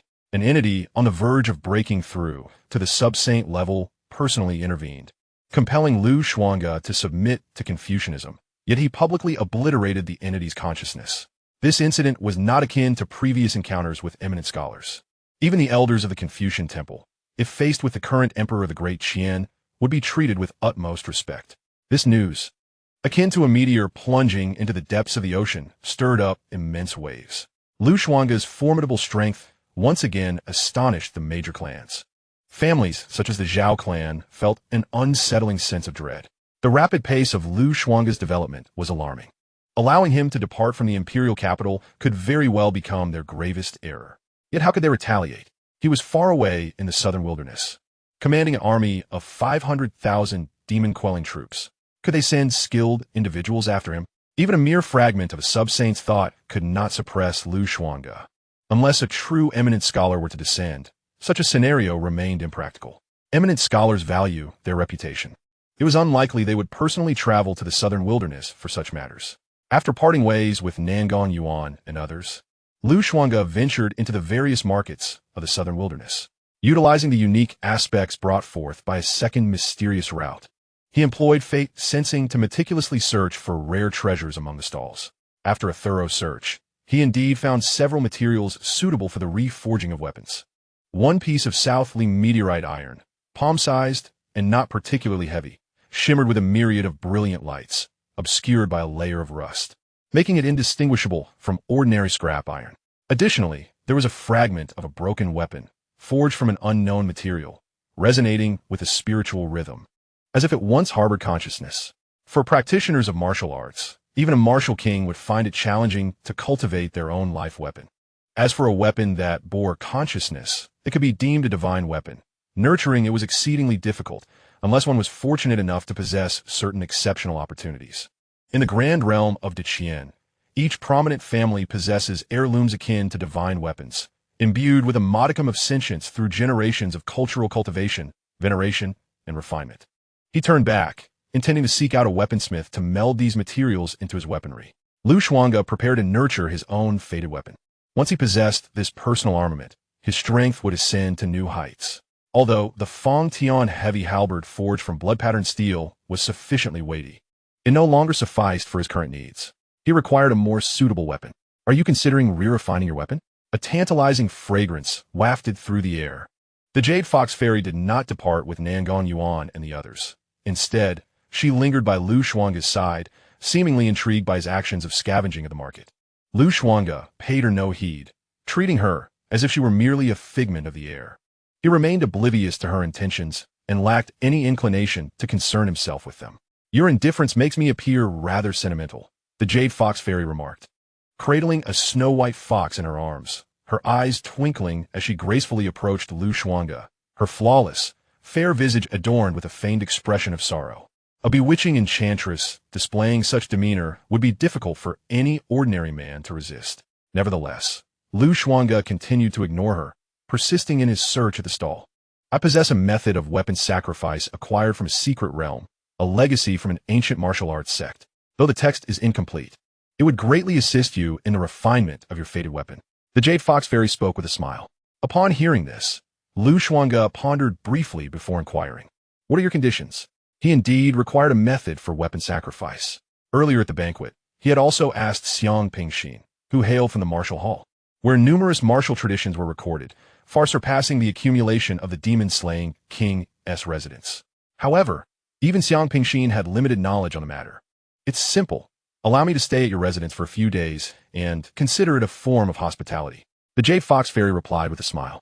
Without waiting for Xuange's consent, she delicately pointed her slender finger, and a stream of golden light, akin to flowing sand, surged into Xuange's Niwen Palace. An ancient martial legacy unfurled slowly, its luminous characters resembling swarming insects. The remnants of the martial deity. Chapter on weapon sacrifice. A torrent of information flooded Xuange's mind. Possessing the embryonic form of his martial soul, he soon assimilated the myriad contents recorded within the remnants of the martial deity. It must be said, this method of weapon sacrifice was indeed well suited for him. Utilizing the original Fong Tian heavy halberd as a template, he could employ the weapon sacrifice method to enable it to absorb various materials, thereby continuously evolving. This is akin to endowing an inanimate object with a semblance of sentience and the capacity for growth. What do you think? Does it resonate with you? The Jade Fox Fairy observed him with a gentle smile, her eyes resembling flawless black gemstones, clear and resplendent. What do you seek by assisting me in such a manner? Xuange found himself perplexed by this individual's thought process. From the moment they first met, he exuded an eagerness to bestow favors upon him. He had never believed in the notion of fortune falling from the heavens. If that old fellow Xianxia appreciates you, why should I not? Are you inherently biased against beautiful women? The Jade Fox Fairy purposefully puffed her cheeks. Without waiting for Xuange's response, she smiled, revealing faint dimples, and said, You need not worry about my intentions. I simply enjoy investing. Even if I incur losses, it matters not. What you require is conveniently within my possession, nothing more. Once you attain the status of a martial god, I may no longer have the qualification to invest. Her words were straightforward and unembellished, her gaze exceedingly pure. Thank you. Xuange had to admit that he had accepted a personal favor from her. Chapter 64.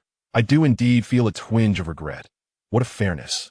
Within the Great Qian Imperial Palace, in the Chengming Hall, the aging Emperor Qian, with increasingly wan features and murky eyes, sat silently behind his desk. I do indeed feel a twinge of regret, he murmured. The chief eunuch, Wei Gonggong, bent slightly and replied, Your Majesty, the stronger General Lu becomes, the more beneficial it is for the stability of the Great Qian's borders. The actions of the Zhao family and the Confucian temple have indeed exceeded reasonable bounds. Upon hearing this, the emperor glanced at the eunuch who had accompanied him for many years and suddenly inquired, Do you also believe they have overstepped? Wei Gonggong was taken aback, momentarily rendered speechless. The thoughts of an emperor were not easily fathomed by him. It was true that the Zhao family had gone too far, and the Confucian temple had made a mountain out of a molehill. In the current realm of Xianxia, Confucianism held a dominant position, compelling even the emperor to bow in deference. The actions of the elders from the Confucian temple were such that even I had received no inkling beforehand. How could I be unaware of this? A shadow of gloom settled upon the emperor's countenance. Wei Gonggong understood that the actions of the Confucian temple clearly indicated a lack of regard for the current ruler of the nation. The Zhao family, as a time-honored lineage, possessed profound roots and a solid foundation. Over the years, they had established themselves deeply within Great Qian, their influence vast and intricate. Enough, the emperor concluded. The Confucian temple has always acted in this manner. I cannot intervene excessively. Currently, Mingxian is still young and requires the support of the Confucian temple. The emperor suddenly felt fatigued and commanded, Draft an edict. The demon suppression king Lu Xuange has offended the sage and shall be punished with a 3-year salary reduction and demotion by 3 ranks. However, considering his merit in guarding the demon suppression pass, I will balance the rewards and penalties. This offense may be absolved. I hope the demon suppression king will diligently guard the southern frontier, be grateful for the imperial favor, and refrain from further conflict. Otherwise, he shall face cumulative penalties. Recently, the disturbances caused by Lu Xuange had been so pronounced that even within the capital, discussions abounded. The situation in the Great Qian was initially one of tranquility, yet now it resembled a pool of water disturbed, with Lu Xuange serving as the catfish stirring the depths. No emperor wishes to witness the nation they govern descend into chaos so abruptly. Your Majesty, might this be somewhat excessive? Could it inadvertently yield contrary results? Upon hearing the draft edict, Elder Wei was momentarily taken aback, his hesitation palpable. It was evident that the elders of the Confucian temple had overstepped their bounds by intervening in the affairs of the Great Qian. This proposed edict, which appeared to favor the Confucian temple, struck him as decidedly unjust. You failed to comprehend. If I do not express my stance, the Confucian temple, with its characteristic obstinacy, will surely not relent. We cannot afford any further unrest in the southern borders, the Emperor of Qian said, weary, waving his hand dismissively. However, Your Majesty, General Lu is known for his impulsive nature. I fear this draft may reignite his rebellious spirit. He commands the 50,000 demon suppression troops, Elder Wei expressed, a sense of unease settling over him. He recalled the scene from the day he visited the demon suppression king's residence to pay his respects, where Lu Xuange, brimming with murderous intent and fury, had managed to rein in all his emotions in an instant. Such composure was not characteristic of a mere reckless brute. Perhaps everyone had been deceived by his facade? The 3 children of the Lu family. Lu Hanjin is gentle and weak. Lu Hanyue is too young to be of concern, while the other generals only know how to fight on the battlefield, lacking in strategy. Although Lu Xuange appears the fiercest and most ruthless, he is, in fact, the most honorable and obedient to the late demon suppression king. Since the day he was raised by the king, I recognized his integrity. The late king was fiercely loyal, and Lu Xuange, valuing loyalty and kinship, would never tarnish the king's legacy after his passing. I am still arranging for a shrine to be built in honor of the late king. What of 50,000 demon suppression troops under his command? Would he truly rebel over such trivial matters? The Emperor of Qian dismissed the thought with a wave of his hand. Whether it was Lu Xuange's uproar at the princess's residence, The slaying of the Zhao family's second son, Zhao won, or this latest confrontation with the elders of the Confucian temple, the emperor regarded them all as mere trifles, inconsequential. Viewed from a national perspective, Xuange was merely throwing a tantrum over a perceived slight. As the sovereign, he showed him leniency, even arranging a marriage and bestowing titles. Was that not sufficient?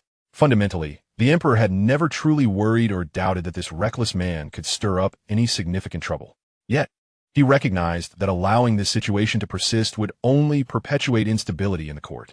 Rather, it was Xuange's martial prowess that concerned him most. Should he ascend to become a martial sage of the land, he might truly possess the courage to challenge the esteemed families. If I lived to see that day, perhaps I could wield this sword to excise the weeds that merely drain nourishment without contributing anything worthwhile. With these thoughts, the emperor contemplated, while Elder Wei sighed inwardly, respectfully withdrawing to prepare the edict.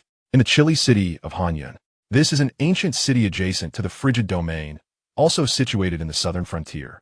At this moment, within an inn of the city, the noble princess Ji Qingxian and the newly appointed Xianxia Zijuan are receiving a gentleman of refined demeanor. Adorned with a white jade pendant, though his temples are slightly grayed, clad in a cloud-patterned brocade robe. Beside him stands an elder, ethereal in appearance, donned in celestial garments and a star crown, who is silently meditating with closed eyes. The elder seems indifferent to the unfolding events, embodying a Taoist transcendence, as if removed from the mundane world. Brother Zhao, rest assured, my bond with Zhao is sincere. Upon learning of his demise, my fury surpassed that of anyone else. Whatever you require, command me without hesitation, Qi Zijuan declares, bowing respectfully to the gentleman before him, his eyes filled with profound hatred. This gentleman is none other than Zhao Wen's elder brother, Xianxia, the next heir of the Zhao family. He has reached the 6th realm of Confucian and Taoist cultivation, bearing the title of Grand Scholar.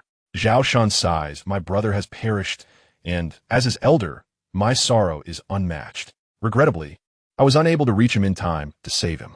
The strength of that warrior was truly unfathomable.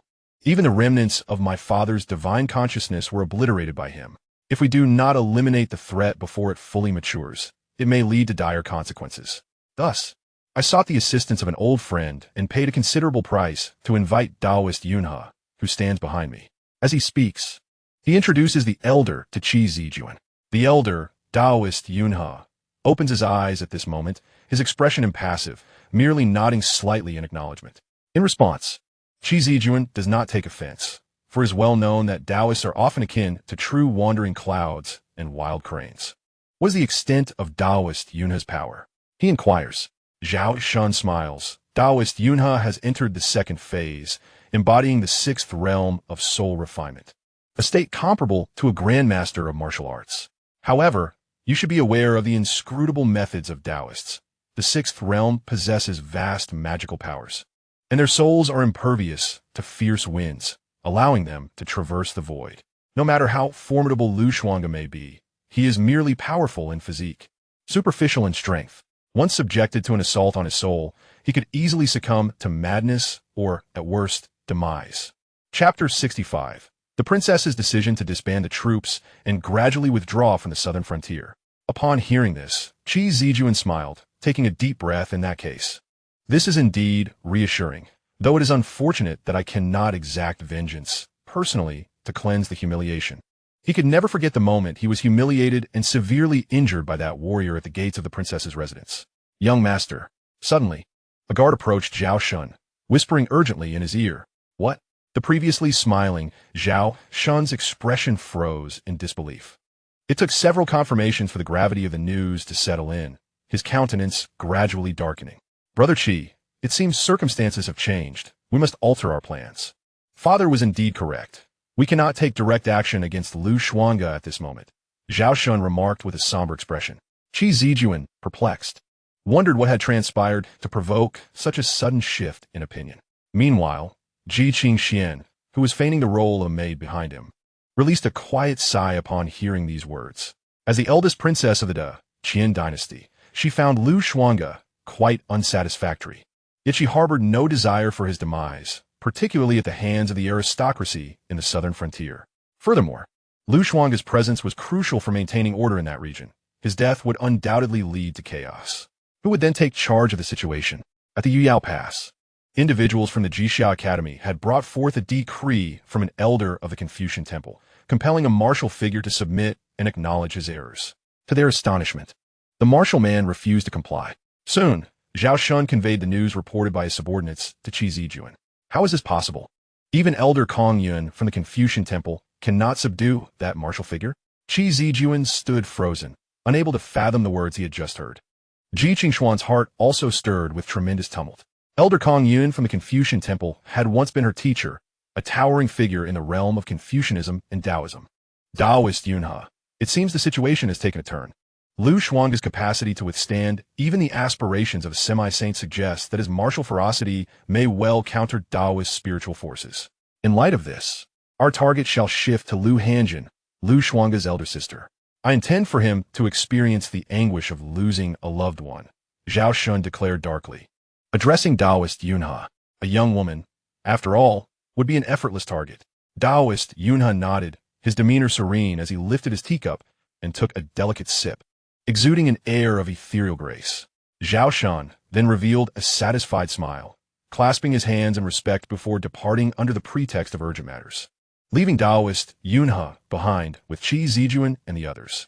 The journey from Hanyun City to the Yuyao Pass is not far. At that time, esteemed elder, you need only conceal your identity and strike once you reach Tianyun City. Qi Zijuan informed Taoist Yunhe. Rest assured, I know what must be done. Taoist Yunhe replied with a nod. The group soon departed, continuing their journey southward. Throughout the journey, Ji Qingxian remained silent, her thoughts tumultuous and conflicted. Lu Hanjin had once been her classmate, and they shared a significant bond. She genuinely admired her. If not for necessity, she would rather avoid the misfortune befalling her. A master at the sixth realm of Taoism, the soul refinement stage, how could Lu Hanjin possibly withstand such an assault? The Zhao family had gone to extremes in their quest for vengeance. Since leaving Kaiyang City, she and Qi Zijuan had traveled southward towards the southern frontier. The scenery they encountered was markedly different from that of Linjiang County. Here, the terrain was harsh and frigid, with numerous hills and scant plains, making it difficult for the common folk to cultivate grain, often resorting to hunting in the deep mountains. Yet, despite these conditions, every household seemed to have a surplus of provisions. Inquiring along the way, people spoke of Hantian County under the rule of the demon-suppressing king. With words of admiration and respect, she initially found herself somewhat in agreement with Qi Zijuan's perspective, believing that the formidable presence of the demon suppression pass in the southern frontier rendered it exceedingly difficult for demonic beasts to breach its defenses. Thus, she contended that the substantial force of 500,000 demon suppression troops was excessive and ought to be reduced, advocating for a decrease in military expenditures and a continuous downsizing of the army. Concurrently, she sought to create divisions within the military and support the emergence of a new demon suppression general to counterbalance Lu Xuange. These strategies aimed to prevent any single individual from monopolizing military power in the southern region, thereby mitigating various potential threats and hazards. However, upon her arrival in the southern territory, she realized that the prestige of the demon suppression king among the populace was exceedingly profound. The prospect of quickly nurturing a new demon suppression general proved nearly unrealistic. Regarding the notion of troop reductions, her observations during her journey confirmed the absence of any significant demonic incursions. According to the citizens of Hantian County, it had been many years since a large-scale demonic tide had besieged them. This underscored the crucial importance of the demon suppression pass, which had successfully thwarted over 70 to 80% of the demonic beasts. The remaining 20 to 30% indeed did not necessitate an army of 500,000 for defense. In recent years, the expenditures allocated by the Great Qian Dynasty for the southern frontier had indeed escalated annually, encompassing various military wages, logistical support, and compensation for the families of soldiers, which proved quite burdensome. Ji Qingxian earnestly wished to assist the court in curtailing expenses, redirecting surplus military funds to more meaningful endeavors, such as disaster relief and the establishment of schools, ensuring that all could afford an education. She hoped her father, the emperor, would heed her counsel, as maintaining 500,000 demon suppression troops posed a liability for the court. Retaining around 200,000 would suffice. and subsequently inviting scholars from the Confucian and Taoist schools to reinforce the formations that the demon suppression pass could effectively deter many lesser intelligent demonic beasts. Xianxia had already discreetly conveyed her recommendations to Emperor Qian through a communication jade talisman. By accompanying Qi Zijuan southward, she was in essence aiding the emperor in his incognito inspection of the realm. Meanwhile, as Xianxia, Qi Zijuan, and their companions made their way towards the southern frontier's demon suppression pass, Xuange in Yuntian City had already begun mobilizing the commanders stationed at the various gates of the demon suppression pass, issuing orders to evacuate the citizens from the border regions back into Hantian County. The commanders responsible for guarding the gates had gathered at his residence. Initially, figures like Li Hu were perplexed, but upon hearing Xiangbo's explanation, their indignation became apparent. How dare they withhold military wages and deliberately cut off supplies? What sort of defense could be maintained under such conditions? These aristocratic families truly believed they could treat us like their dogs, expecting us to jubilantly scramble for scraps while serving them. Their outrage was palpable. General, to so brazenly order the withdrawal of the border commanders will surely attract considerable attention to this vast procession. At such a critical juncture, might the court harbor suspicions? Some of the more astute commanders expressed their concerns, their expressions betraying their unease. Not to worry, the demon suppression pass comprises 16 portals. There is no immediate need to withdraw. We shall allow the nearby populace ample time to evacuate safely, proceeding in batches of 100, 1,000, and finally 10,000. As for the rationale, we shall attribute it to insufficient logistical support and a dire lack of provisions that hinder our soldiers from engaging in battle while starving. Fighting the demon clans under such circumstances would be futile and would only lead to needless loss of life. Furthermore, Xiangbo, instruct your men to disseminate word at each portal of the demon suppression pass, claiming that this year's autumn rations cannot be dispersed, thereby inciting unease among the troops. Xuange sat with a profound demeanor in his dark robes, commanding from his study. Chapter 66. The demon tide enters, turning the world upside down, no longer our concern. Lu Hanjin, diligently grinding, listened intently, her eyes wide with astonishment. She needed to ponder deeply to grasp the profound implications of Lu Xuange's words. Gifted with exceptional intelligence, she understood many matters without the need for excessive explanation. A mere hint sufficed. Since regaining his spirit, Xuange had become exponentially more astute, which left her in quiet awe. An aged general, unable to suppress his confusion, ventured, "General, please pardon our ignorance." When the prince was still present, he remarked that those in command must not undermine morale. If we incite panic among the ranks, won't the demon tribes of the southern wilderness seize the opportunity to strike? Another general voiced his concern.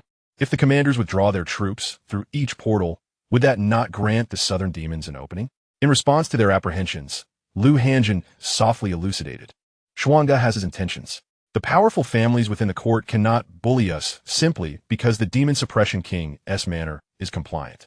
It is vital to realize that the southern wilderness portal guards the vast territories of the Qian, protecting countless citizens within, and serves as the foundation upon which the great families rest and recuperate.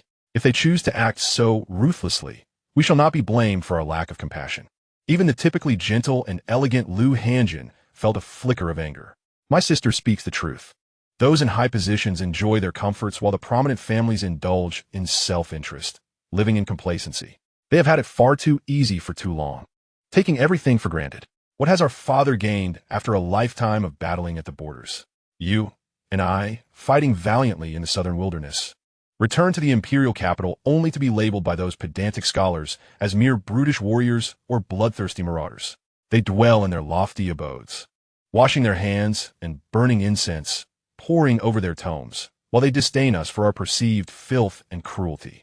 The great families, for their selfish gain, have withheld military funds and delayed logistics, treating the lives of our 500,000 troops at the demon suppression pass as trifles. I ask you, what is the purpose of guarding the southern wilderness? Lu Xuange's expression remained calm, though his gaze was profound. His extraordinarily serene words left the assembly of generals in stunned silence. Lu Xuange understood that many of these individuals had followed the former demon suppression king for years, their loyalty often bordering on foolishness. He did not expect them to grasp his perspective entirely.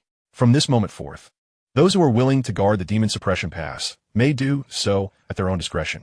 The oncoming tide of demons will turn the world upside down, and it shall no longer concern us. He spoke with a detached demeanor. Should anyone defy orders, they shall be punished according to military regulations. And I shall harbor no fondness for past ties. The several generals exchanged glances, as veterans who had loyally followed the demon suppression king since their youth. Their allegiance was unquestionable. Their earlier inquiries stemmed from concern over the impending demonic invasion and the potential upheaval it could bring to the Great Qian. Given Lu Xuange's resolute stance, even if he were to raise a rebellion, they would not question him further, but simply obey his commands. Before long, the generals departed. Wang Bao scratched his head, somewhat perplexed, and said, "Xuange, what you just articulated is rather intricate. I cannot quite grasp it. If you no longer wish to guard, then let everyone return. If there is no food, we can simply cultivate the land and negotiate with the common folk to weather this winter." Lu Xuange regarded his closest companions, patiently and methodically elucidating. In this current world, whatever we undertake must adhere to the principle of propriety. While a direct withdrawal is indeed feasible, such an action would be indistinguishable from dereliction of duty in the eyes of the prominent families. I'm not particularly concerned about that. However, what of my father? He has lived a life of integrity and loyalty, serving his country and people. Should he be subjected to slander by the noble families after his death, it would tarnish his legacy.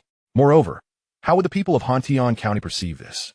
Heir County is a vast region under the jurisdiction of the Great Qian Dynasty. The populace considers themselves subjects of the Great Qian. If Lu Xuange were to instigate rebellion and withdraw the demon suppression army from the front lines, how would we quell the ensuing public unrest? This would undoubtedly incite turmoil among the masses, much to the delight of the noble families. Cutting off supplies and withholding wages may seem to strangle the throat of the demon suppression army, yet in Lu Xuange's view, it presents him with the most suitable justification for retreat. As a general, he cannot idly stand by while his troops suffer from hunger amidst their battles against the demons. Clearly, as these tidings spread, the citizens of Heir County would comprehend and cooperate. This is the harmony of time, place, and people. As for the reactions within the court, they can be readily anticipated. First, the Zhao family will undoubtedly become the target of public ire. Withdrawing troops from the demon suppression pass is merely the first step Lu Xuange must undertake. This solitary action will set the entire operation of the Great Qian on a path toward disintegration. With 500,000 troops of the demon suppression army retreating to Heir County, even if they cannot sustain themselves, once the demon tide inundates the realm and chaos ensues in the Great Qian, ample granaries will be found nearby. All he needs to do is remain poised, observing the ebb and flow of events.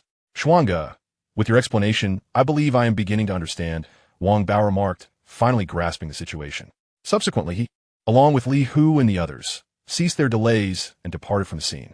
On that day, various rumors began to circulate through the numerous portals of the demon suppression pass. Whispers of the demon suppression army's delayed autumn pay, the cessation of logistical supplies, and the purported death of the demon suppression king under duress spread widely through the streets, taverns, and tea houses. Many martial arts practitioners and ordinary citizens who came to the demon suppression pass for training heard these reports. Initially, they dismissed the claims, convinced that such things could not possibly occur. How could the pay of the demon suppression army be in arrears? After all, they were engaged in fierce battles against the demon clan at the front lines, safeguarding their homeland. Could it be that the imperial treasury was in such dire straits that it could not disburse military salaries? Yet, the Qian was one of the 7 dynasties in the Xianzhou domain, vast in territory and rich in resources. It was inconceivable that it could not afford to pay its army. Such rumors must surely be unfounded. However, as time passed, reports emerged from the major portals of the demon suppression pass, revealing that soldiers from the demon suppression army were retreating from the front lines, witnessed by numerous martial artists and citizens. Upon their inquiries, these returning soldiers reluctantly confirmed that they had gone days without sufficient food at the front. The logistics warehouse in Heir County could not sustain them for long. Consequently, a large number of the demon suppression army had endured hunger for several days, retreating only to leave provisions for their comrades still at the front lines. This information gained credence, quickly causing a significant stir around the demon suppression pass. Many martial artists and citizens could scarcely believe their ears. Then, an even more explosive piece of news arrived. The Demon Suppression King's residence had issued orders for the orderly evacuation of citizens from the border to the safety of Hion County. In recent days, the Demon Suppression Army had been dispatched to nearby villages and towns to facilitate this evacuation. These scenes led many to question the veracity of the previous rumors. Was it possible that the Demon Suppression Pass would be left unguarded? In an instant, an undercurrent of unrest surged within the Demon Suppression Pass, with discussions and speculations running rampant. The major families began to panic. What would happen if they defied the imperial decree? Learning that the Demon Suppression Pass would soon be left without defenders, numerous martial artists and adventurers refrained from taking further risks, hastily retreating to the interior of Qian. The commotion in the southern region was indeed too great, coupled with the fierce temperament of many citizens in Hion County, who held a deep-seated affection and reverence for the Demon Suppression King's residence, leading to a chorus of invectives directed at the court. News continued to flow back to various parts of Qian, eliciting intense reactions. Upon receiving these reports, the major families initially harbored doubts about their authenticity, but soon dispatched individuals to verify the claims. Those families located near Hion County grew alarmed, as their informants relayed the many upheavals occurring in the southern region. At this point, they could no longer remain idle and hastily petitioned the Qian Emperor. What would happen if the Demon Suppression Pass fell? Should the demon tide breach their borders, their own territories would undoubtedly bear the brunt of the assault. The Demon Suppression King, Xuange, has failed to diligently guard the southern frontier, a clear dereliction of duty for which he must be held accountable before His Majesty. At the same time, a decree from the imperial capital of the Great Qian Dynasty arrived swiftly by horseback, delivered to the front of the Demon Suppression King's residence. Xuange, having opposed the sage, is to be penalized with a 3-year suspension of his salary and a demotion of 3 ranks. However, considering his contributions in defending the Demon Suppression Pass, the decree balances merit and fault, allowing for the possibility of absolution. He is urged to maintain his vigilance over the southern frontier, be grateful for the Emperor's grace, and refrain from further conflict. Otherwise, he shall face cumulative penalties. So decreed.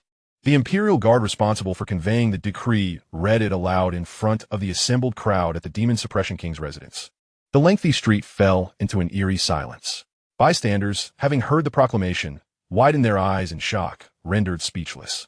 They had not anticipated that the Emperor of Qian would blame Xuange for the recent incident involving Elder Kong Yun at the Confucius Temple. It was evident to all that the temple had taken advantage of its status to bully others. How could the sovereign of the Great Qian exhibit such blatant favoritism? It was a blatant injustice. No wonder there had been such unrest in the southern frontier, with military funds being withheld and logistical supplies cut off. Many sensible citizens murmured their discontent and indignation.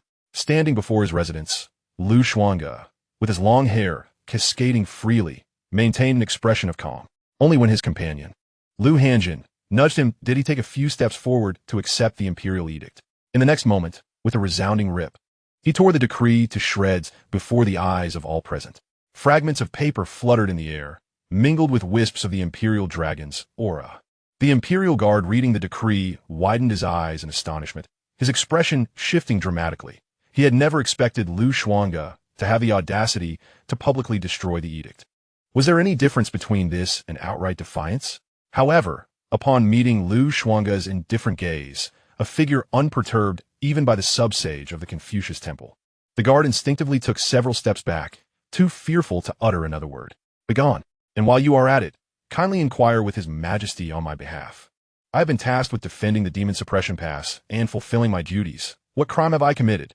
The Confucius Temple, overstepping its bounds, disregards imperial authority and interferes in the internal affairs of the Great Qian. What punishment should they face? Xuange's gaze was profound, his voice resonating like thunder, causing the entire street to tremble. The crowd around him was once again struck speechless by the gravity of the moment. Though the Emperor's decree was unjust, this was an overt act of defiance. In any other context, it would warrant the execution of his entire clan. The Imperial Guard's scalp tingled, his face drained of color, as he dared not linger any longer. Xuange's gaze remained icy and resolute. The day he chose to leave the imperial capital, Beijing, was the day he resolved never to return unless he achieved the realm of the earthly martial sage. What a defiance! Would the Emperor truly send someone to apprehend him? Upon returning to his study, Xuange began to prepare for the matters that lay ahead. The burdens of the household have fallen solely upon your shoulders. You must cultivate your skills while also engaging in a battle of wits and courage against the great noble families. I feel utterly useless and unable to assist you in any meaningful way. Lu Hanjin prepared ink for him. Observing the weariness that had begun to settle upon Lu Xuange's brow, her heart aching in sympathy, she stepped forward, extending her delicate hand to gently massage his temples. What nonsense you speak! With your elder sister managing the household affairs, you have alleviated much of my burden. How could you consider yourself useless? Lu Xuange softly shook his head. As for the situation at the demon subjugation pass, he harbored no concerns. His only fear was that the noble families would act without principles, resorting to despicable tactics against those around him. Though Lu Hanjin and Lu Hanyue were not of his blood, they had become his most cherished kin in this world. Should anyone dare to harm them, he would pursue them to the ends of the earth, ensuring their utter annihilation. You always bury your emotions deep within. You are not much younger than I, yet you carry yourself with such maturity. If anything troubles you, do not hesitate to confide in me. After all, I am your elder sister. Lu Hanjin spoke gently. Lu Xuange smiled softly in response, assuring her, "Rest easy, elder sister. These are merely trifling troubles, and there is no need for your concern. By the way, in the coming days, Senior Xiang and others will be residing in the estate. Senior Xiang is a genuine master of martial arts. I may need to be away for a while, but I have requested him to safeguard you." Lu Hanjin paused, then nodded in understanding, refraining from saying more. In the following days, a substantial number of the demon subjugation army began to withdraw from the various gates of the demon subjugation pass. The once massive forces stationed at the border had dwindled to sparse numbers. Soon after, news of all that transpired in the southern border reached the capital of Qian, stirring a significant uproar within the White Jade capital. Upon learning of these events, even though the Qian emperor was aware of his limited time left and should not succumb to anger, he erupted in fury during court. Particularly upon hearing that Lu Xuange had torn up the imperial edict sent by him, his complexion darkened ominously. The great noble families and aristocrats knelt before the golden throne, silent as the grave, afraid to utter a word. Many displayed expressions of schadenfreude, astonished by Lu Xuange's audacity to defy the decree. Very well. A splendid return for the honor bestowed upon you by me, the emperor's appointed general of demon subjugation. The Qian emperor's countenance was grim. Were the rumors from the southern border to be believed? However, he soon reined in his emotions, interpreting Lu Xuange's actions as a deliberate defiance meant to express his dissatisfaction. It was evident that the Qian emperor recognized the injustice of his own actions. He had heard the voices of the southern border's populace, filled with grievances. Although he believed he could not compare to his illustrious ancestors and considered himself a great emperor of the ages, he prided himself on being a wise ruler who had accomplished much for the people of Qian over the years. Yet the fact that the 500 demon subjugation troops in the southern border had not even received their military pay and that they could not secure sufficient food while fighting on the front lines was to him an unfathomable absurdity. Each year, the court allocates a substantial sum for the military salaries and compensation of the demon suppression army stationed at the front lines, representing a significant expenditure. Such a vast amount of money raises questions. The Emperor Qian is well aware of the nature of these prominent families. Thus, he does not expect all the funds dispersed to reach their intended recipients. But surely some must remain unspent, correct? The Minister of Revenue.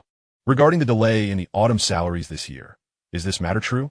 The Emperor's gaze deepened as he focused intently on the minister responsible for the disbursement and verification of military funds. Chapter 68. It suffices for the demon suppression army to retain 200,000. The cuts must be made to the main arteries. To your majesty, indeed, this matter is accurate. Recently, due to the false accusations against the demon suppression king, the 6 ministries of the court underwent personnel changes, necessitating the handling of numerous affairs, which consequently delayed the distribution of military salaries. The Minister of Revenue had already devised a response and replied, "The military salaries have now been dispersed, and it should not take more than half a month for them to reach the hands of the various leaders in the southern border." The leaders and soldiers of the demon suppression army bravely fight for the glory of Qian against the tide of demons. Had it not been for this unusual situation, we would never have delayed their salaries. Upon hearing this, the emperor's expression softened considerably. This reasoning was indeed within the realm of understanding. What was the cause of the food shortage at the front lines? He inquired once more. The Minister of Revenue responded, "Reporting to your majesty, It has been verified that in Hion city of Linjiang County, due to the severe drought, the populace has suffered a complete crop failure, leading to a multitude of refugees. In an effort to alleviate the crisis, we diverted a portion of the grain from the Grand Granary, meant for the southern border, to provide relief for the disaster in Linjiang County. The logistics for the front lines are already on their way. It will take at most half a month for the supplies to arrive in the southern border. The head of the Zhao family, Zhao Hongzhang, had already conversed with him and speculated about the reactions from the southern border. Therefore, he had prepared a response for such circumstances well in advance. The logistics, military salaries, and autumn silver all require time for transportation, should any troubles arise during this period. Causing delays of 10 days to half a month, they would be unable to do anything about it. At least before Emperor Qian, all their actions were justifiable. Whereas Xuange, due to this minor issue, had thrown the southern border into turmoil. This was indeed a dereliction of duty. Emperor Qian wearily waved his hand. Have someone send a message to Xuange, informing him that the military salaries will arrive shortly, and he must refrain from any foolishness. The southern border is of utmost importance, and we cannot treat troop withdrawals lightly. The demon suppression pass is crucial. Any negligence could result in demonic beasts breaching the defenses. Can I bear such a responsibility? Suddenly, Emperor Qian recalled the news relayed by his daughter, Xianxia. His advanced age and prolonged illness had kept him away from the southern border for an extended period. In her letter, his daughter mentioned that the construction of the demon suppression pass had thwarted nearly 80% of the demonic beasts, implying that the 500,000 troops of the demon suppression army were only needed to fend off the remaining 20%, should troop reductions occur. It would also serve to reduce military expenses and logistical burdens. Emperor Qian did not doubt his daughter Xianxia's insight and perspective. Throughout the years, she had never disappointed him. Perhaps her suggestion was worthy of consideration. The number of the demon suppression army has increased significantly over the years, and the military expenditure incurred is considerable. Since Xuange intends to withdraw the frontline troops, it is prudent that those being withdrawn shall not return to the battlefield. Minister of Revenue, please verify this matter, ensuring compensation for the wounded soldiers and the families of the deceased. The Great Qian can no longer sustain such a surplus of idle soldiers. Retaining a mere 300,000 of the demon suppression army would suffice. The moment these words left the Emperor Qian's lips, the great hall was enveloped in a profound silence. The noble officials and ministers gazed in disbelief, questioning whether this meant the dissolution of the demon suppression army. Your Majesty, could this be unwise? Beyond the southern frontier, countless beasts stir restlessly. If the demon suppression army is disbanded, and come spring, should a new wave of demon tide emerge, how might we withstand it? Many ministers voiced their concerns, their faces etched with worry. The late emperor, defying all opposition, had constructed the demon barrier precisely to guard against the demon tide, a feat of merit for the present age and benefit for generations to come. Indeed, since the establishment of the demon barrier, the ravaging beasts within the Great Qian have been scarcely seen, and the annual casualties among soldiers and commanders on the front lines have significantly diminished. Nonetheless, many officials shared a differing perspective. While a reduction from 500,000 to 300,000 in the demon suppression army represents a difference of 200,000, their role in safeguarding the demon barrier remains largely unchanged. The annual silver contributions from the populace are expended on sustaining these idle soldiers, which is truly regrettable. Moreover, it has only emboldened Xuange, who, wielding the authority over 500,000 troops, perceives them as his private army, daring to defy imperial edicts and tear apart royal decrees. We believe, Your Majesty, that this course of action could greatly alleviate the financial burdens of the Great Qian's administration, proving to be a wise strategy. Indeed, we have ventured into the southern frontier and found that such a formidable force is unnecessary. In my humble opinion, a mere 200,000 of the demon suppression army would suffice. They may toil more than before, yet knowing they serve the Great Qian and protect the tranquility of the people, they would surely feel gratitude and strive with even greater diligence. This action would also serve as a reminder to Xuange not to take advantage of the legacy of the demon suppression king. The northern king, stationed in the north to fend off the barbarians, commands only about 300,000 troops. With the existence of the demon barrier, the southern frontier indeed does not necessitate such a large garrison. The soldiers that are trimmed from the demon suppression army can return to the fields, cultivating the harsh lands of Hion County, thereby increasing the treasury and alleviating logistical burdens. A flurry of discussions and debates filled the hall. Minister of War. How severe are the casualties at the demon barrier during the annual spring demon tide? The emperor raised his hand, inquiring of one individual. Instantly, silence fell over the great hall. The Ministry of War maintains detailed records of annual military casualties based on household registrations. Your Majesty, in recent years, the casualties among the demon suppression army stationed at the demon barrier have been minimal. Even in the most severe instance following the spring tide, the losses amounted to just over 30,000. Over 10,000 individuals were grievously injured, and approximately 20,000 perished in battle. The Minister of War responded. Upon hearing these words, laughter and sighs of relief echoed throughout the court. The ministers who had earlier expressed their agreement could not help but remark. In comparison to the 500,000 demon suppression army, these casualties are negligible. Retaining a mere 200,000 might result in slightly greater losses, yet the empire is never short of valiant warriors. Such losses can be easily replenished. Each province can readily contribute 5,000 men to fill the gaps. Upon hearing this, the Emperor of Qian rarely displayed a hint of a smile. Of course, the reports of these casualties had already been conveyed to him by Ji Qingxian in her letters, which is why he proposed the notion of troop reductions at this opportune moment. It seemed that this strategy had garnered the overwhelming approval of the majority. Thus, it was decided. The Emperor immediately issued the order. Chapter 69, a request to retire and return home. The court in turmoil, the Emperor of Qian faints from anger. Within the demon suppression hall, Xuange was practicing martial arts in the training ground. The heavy, magnificent halberd in his hands danced effortlessly, as light as a twig, effortlessly creating a flurry of spear flowers. Opposite him, Xianxia, with fists radiant as the blazing sun, charged at him like a roaring lion. After a brief clash, Xianxia felt excruciating pain in his fists. The fierce winds, like blades, forced him back several paces. Xuange, however, remained poised, holding the halberd with one hand. His stance as steady as a mountain. This weapon was exceptionally heavy. Even most grandmasters would struggle to wield it. Xianxia, unable to suppress his astonishment, glanced at his sore fists. This was merely a slight collision, not an actual combat scenario. He employed the top-tier martial technique, the fiery sun fist, which he had mastered to a high degree. Yet, in sparring with Xuange, he found himself at a disadvantage. Despite his profound martial experience, it was as if Xuange possessed foresight, accurately predicting his every move. Thus, even with his wealth of experience, he could only endure the onslaught. It seems that even a typical martial king would not be your match, Xianxia remarked in admiration. How does it feel to wield such a weapon now? Asked the Jade Fox Fairy with a smile, her eyes brimming with satisfaction as she sat beside the stone bench. Next to her, Xuange cradled a snowy white fox, clearly enamored, gently stroking its fur, while the little fox squinted its eyes in blissful contentment. A stone table was adorned with an array of tea, pastries, and candied melons. Heir was diligently practicing martial techniques under the tutelage of a young woman in the martial hall, displaying utmost seriousness. Xuange observed this exceptionally harmonious scene and nodded in response.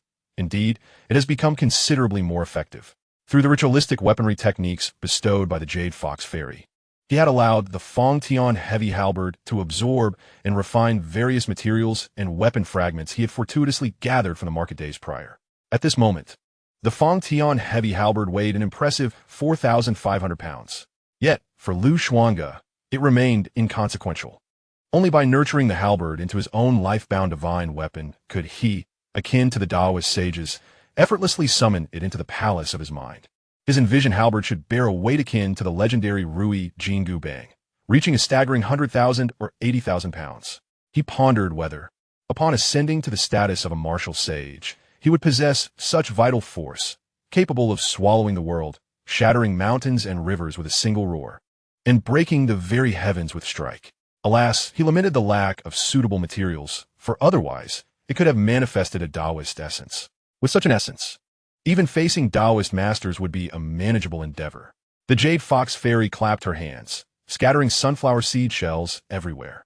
The bloodthirst of a martial artist easily dispelled the Confucian aura, yet it struggled against the intricate arts and vast powers of the Taoists. Any method, in the face of sheer force, proved futile. Xuange remained unfazed. I caution you to beware of the Taoists, the Jade Fox Fairy remarked with a slight huff. resuming her snacking. General, a message has arrived from the imperial capital by Yujing. His Majesty intends to reduce the army, and the imperial edict is already en route. Furthermore, the general is ordered to cease all troop withdrawals or be treated as a traitor. The delayed military pay and supplies are on their way. I hope the general does not take this lightly. At that moment, a commander hurriedly approached the training grounds, his expression grave and anxious. With delayed pay and food supplies, and now the intention to cut the military, Xuange merely chuckled, his demeanor unperturbed, for this was within his expectations. Although Emperor Qian could not be deemed foolish, many matters could not be settled merely by the written records on paper. To casually dismiss 300,000 demon suppression troops was a perilous proposition. Nonetheless, have the border citizens been adequately settled? Xuange inquired. Reporting to the general, the villagers from various towns and the populace at the frontier have been mostly settled. The troops stationed at the 16 gateways have gradually returned to Hion County. In recent days, under the comfort of various commanders, the major cities in Hion County have started preparing surplus provisions, the commander replied. Xuange smiled, yet his gaze grew frigid as he declared, in that case, I shall compose a letter to report to His Majesty of the Great Qian. 500,000 demon suppression troops is indeed excessive. No, not merely 500,000. Even 300,000 is already too many. We can no longer defend the southern frontier's demon guard. I request to retire and return to the countryside, to tend to livestock and cultivate the land. Let the great families send their representatives to guard this vast and formidable pass, the 1,000-mile demon guard. As these words left his lips, not only did the commander stand in stunned silence, but all present in the training grounds also found themselves momentarily frozen. The sound of a pin dropping could be heard, and breaths were held in suspense. The silence lingered for several heartbeats. Such audacity! However, why must we retreat to the mountains? Our grand gates of the martial hall shall forever stand open for you, remarked Xianxia, unable to contain his applause. The jade fox fairy gazed into Xuange's eyes, a gentle smile gracing her lips. Regardless, the quota for the Six Desires sect shall eternally be reserved for you. We shall not succumb to this indignity. As news of the events at the Demon King's Manor in Tianyan Town spread, the entire Hion County found itself in turmoil. The dissemination of this information swept through the surrounding states like a tempest. Even the distant capital of the Qian Empire, thousands of miles away, was stirred into upheaval. The prominent families and nobles, upon hearing the news, could hardly believe their ears. Among the esteemed clans, ministers holding significant positions in the court hastened to the Golden Wan Hall to present their petitions. Rebellion. This martial man has truly crossed the line, disregarding the emperor's grace and brazenly defying the imperial decree. Such audacity is nothing short of treason. Their anger was palpable. They could scarcely believe that this martial man, so ungrateful, had already been granted clemency by the emperor regarding the destruction of the imperial edict. Yet he dared to openly defy the royal command and lead 500,000 demon-suppressing troops back to the fields. The court fell into a profound silence. The Emperor Qian's complexion turned ashen, his breath coming in quick gasps. Already in poor health, the news nearly rendered him breathless, threatening to take him to the brink of death. Foolish brute, does he comprehend the gravity of his actions? Is he aware of the consequences his defiance will incur? Such courage, to lead the demon-suppressing army back to the wilderness. How I have underestimated him, repeatedly testing my limits. The Demon King has indeed raised such a rebellious son. Enraged, Emperor Qian swept the many memorials from the table to the ground. The developments had completely surpassed his expectations. He had thought Xuange to be the most loyal and filial among the Demon King's offspring, brimming with passion yet devoid of courage or cunning. Never did he imagine that Xuange would force him into such a predicament. The ministers in the court fell silent, astonished by the extent of Xuange's audacity. Should he persist in his refusal to guard the Demon Pass, it would indeed pose significant complications. Must we then mobilize troops from the north? Your Majesty, it is evident that Xuange is merely venting his dissatisfaction. His haste regarding troop reductions has incited his rebellious sentiment. Furthermore, the issues surrounding military supplies and logistics have also contributed to his discontent. The immediate priority is to quell his anger and find a way to placate him. The Demon Pass cannot be left unguarded. Additionally, this matter concerning military funds appears to involve the Deputy Minister of Revenue and the Zhao family. In my opinion, It would be prudent for someone from the Zhao family to personally go and offer apologies to soothe his ire. Moreover, your majesty must retract the imperial decree. At this moment, the Grand Master of the Qian Empire, Xikong Fenghua, has also arrived in the court, his expression grave as he clasped his hands in respect. Tall and dignified, with an air of elegance, he donned a high crown and flowing robes, exuding the essence of an ancient scholar. The emperor's countenance turned a deep shade of anger, and he struck the dragon throne, exclaiming, "Does this mean I must bow my head in apology to a mere warrior? Impossible, utterly impossible." Upon finishing this proclamation, he was seized by a violent cough. A torrent of blood, tainted with the stench of decay, erupted forth, staining his dragon robe crimson. Almost immediately, a piercing pain gripped his chest, and darkness enveloped his vision, causing him to tumble from the throne. "Your Majesty, your Majesty! Summon the imperial physician at once." Chaos erupted within the Golden Wan Hall, the recent news from the southern frontier forgotten in the turmoil. Chapter 70.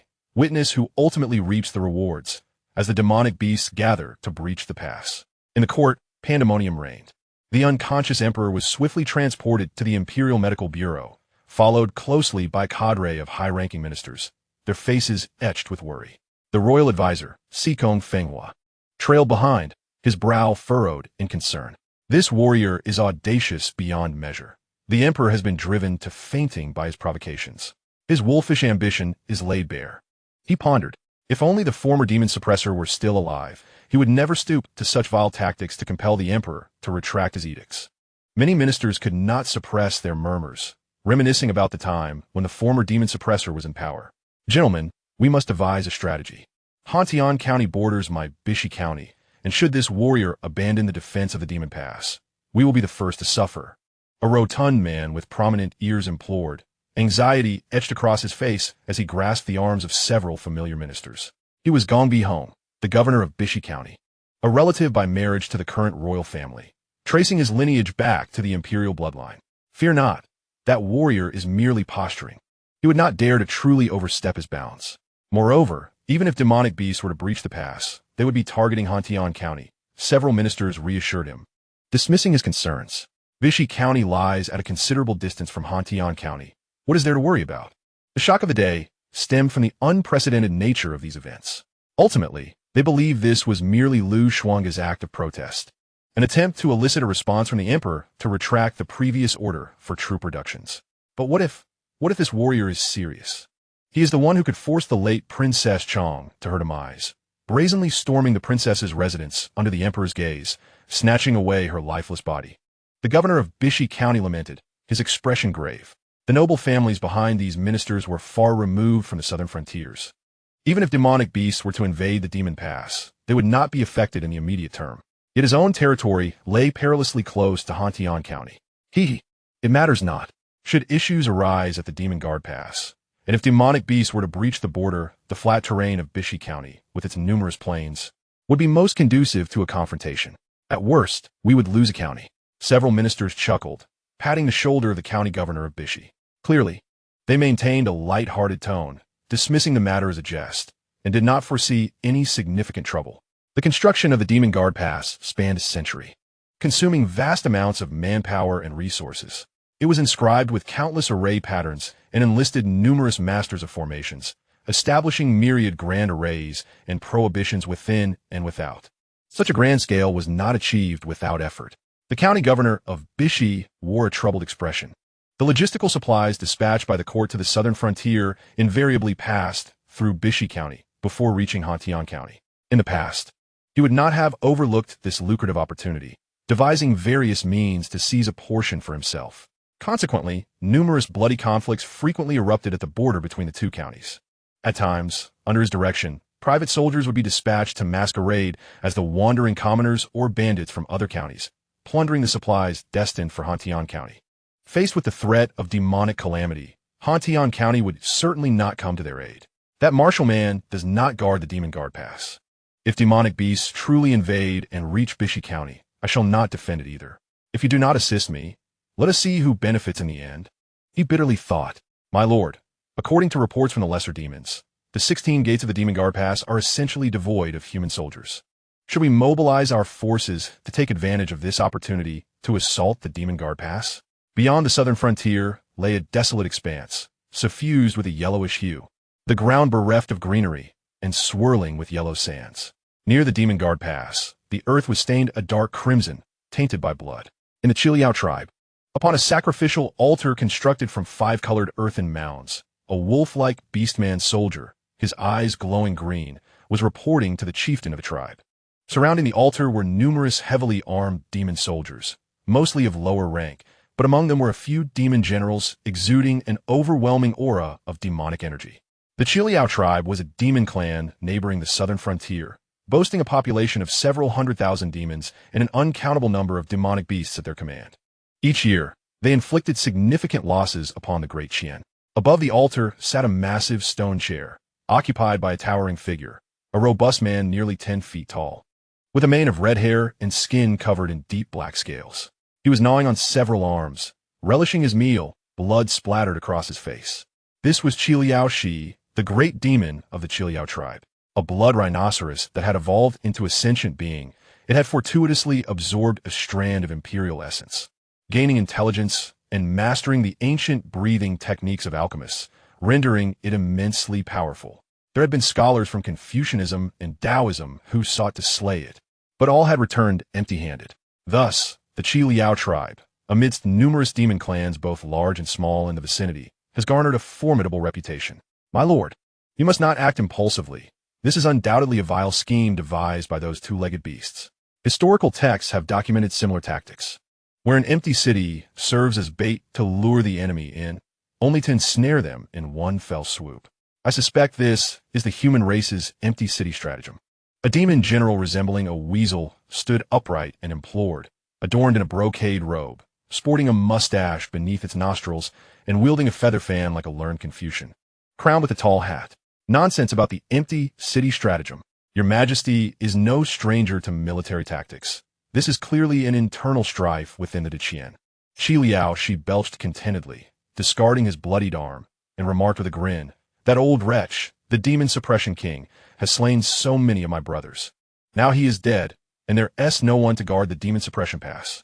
Let be known, sound the drums of the bovine charge, and summon the demon soldiers from all tribes. It has been many years since I have savored a hearty feast." Boom! Boom! Boom! Soon, the heavy battle drums resounded, their echoes piercing the heavens, resonating throughout the many demon tribes beyond the southern frontier. In the depths of the Yunza Mountains, little demons clad in tiger skin skirts stood atop the ridges, beating the war drums before them. By royal decree, all tribes are to assemble their demon soldiers and assault the demon suppression pass. The mountains quaked, the wilderness trembled, as the crimson dust surged across the sky amidst the demon miasma. That day, throngs of demon beasts surged forth, rolling like a tidal wave, emerging from the vast yellow sands outside the demon suppression pass. Chapter 71. Those adorned in brocade are not silk farmers. Their rage gives rise to courage. At a time when the entire Deqian was shaken by the tumult in the southern frontier, at the southern gate of the demon suppression pass, the weary Qi Zijuan, Ji Qingxian, and others were embroiled in a heated dispute with an aged commander. Nearby, some citizens, packing their belongings to migrate with the demon suppression army, joined in the outcry, hurling curses at the current Deqian court. Some robust, young men rolled up their sleeves, prepared to engage in a brawl with the refined Qi Zijuan. Do you not possess a shred of shame? As border commanders, it is your duty to protect your homeland, ensure tranquility, and confront the demon beasts. Yet now, due to Lu Xuange's command, you hastily retreat from the southern frontier. How can you justify this to the citizens who have supported you from behind, to the nation, and to His Majesty?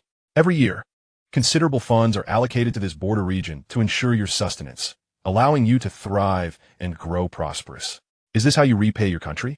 Have you not seen the rising demon energy beyond the southern border? The demon beasts are gathering.